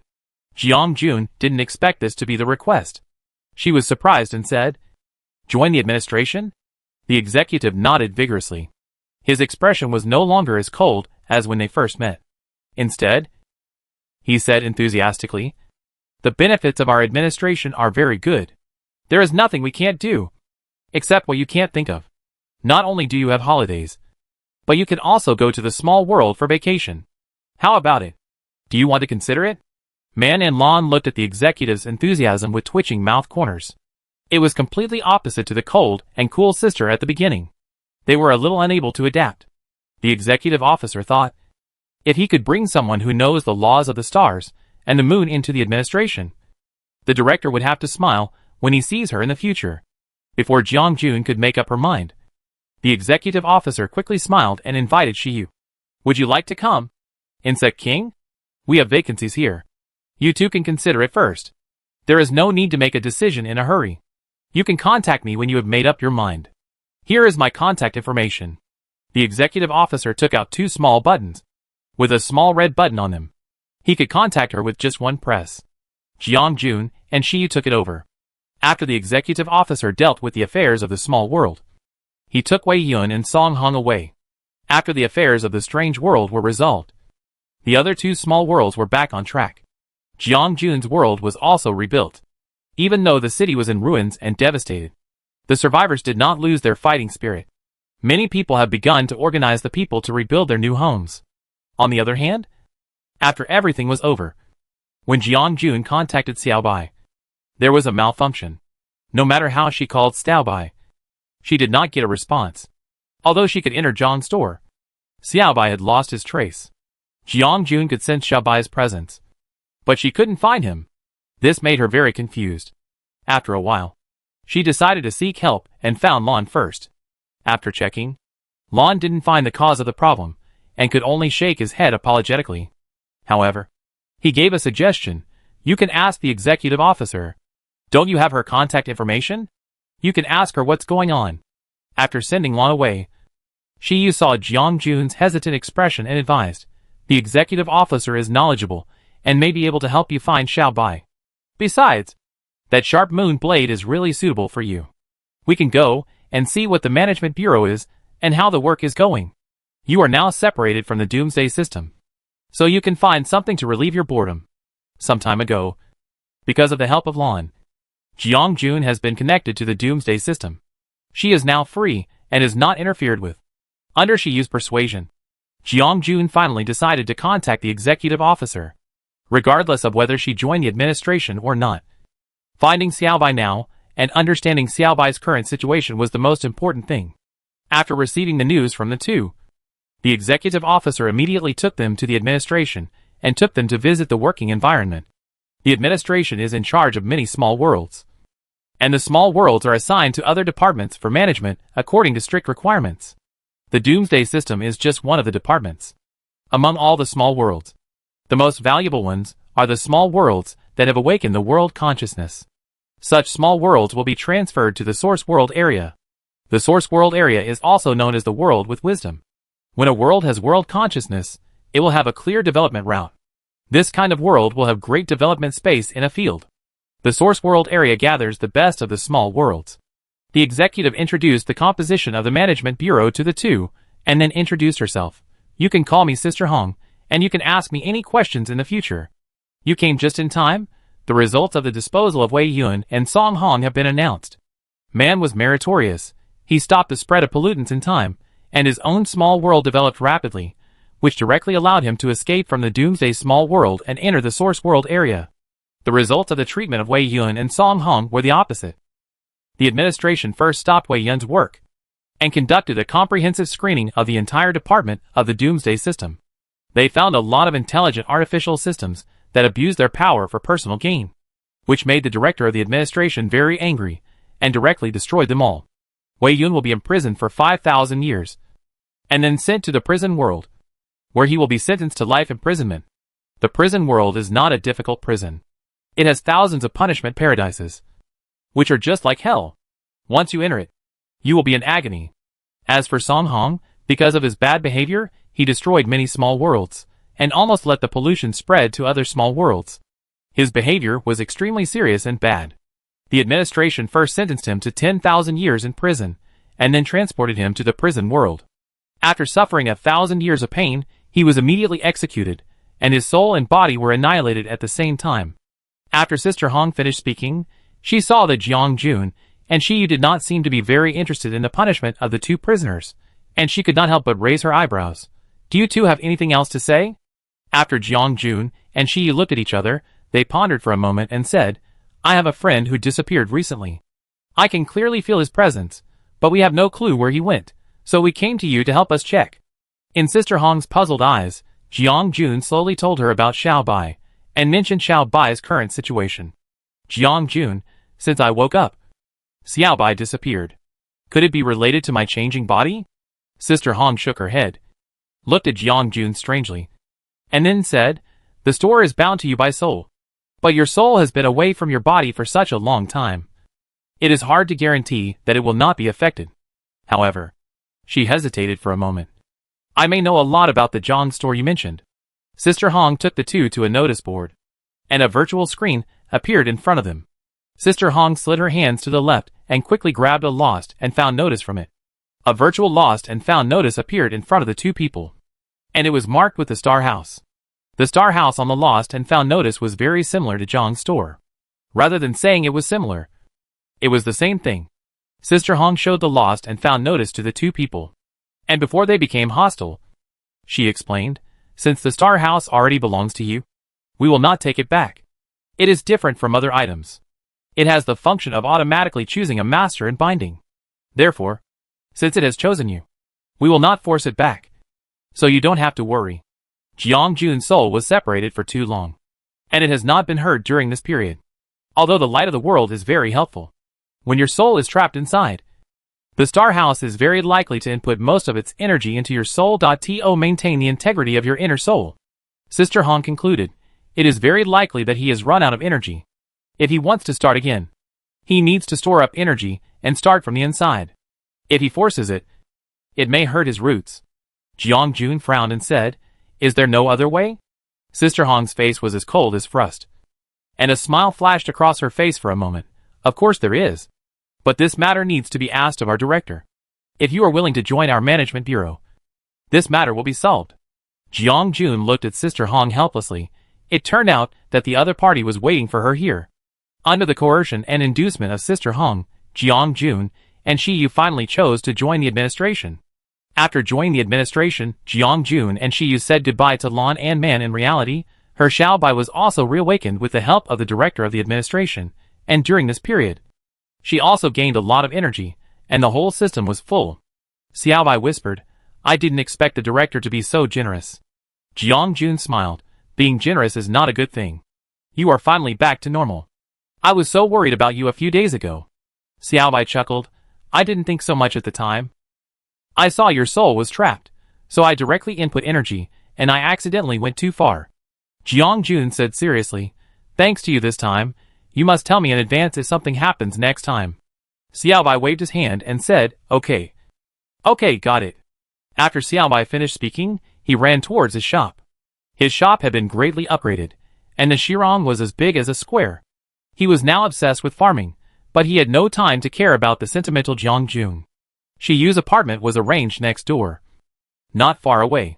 The two had not yet completed the relevant entry procedures, and they moved into the house first. The staff of the administration did not need to eat or drink, so there was no place to buy food around. And even some daily necessities were not available.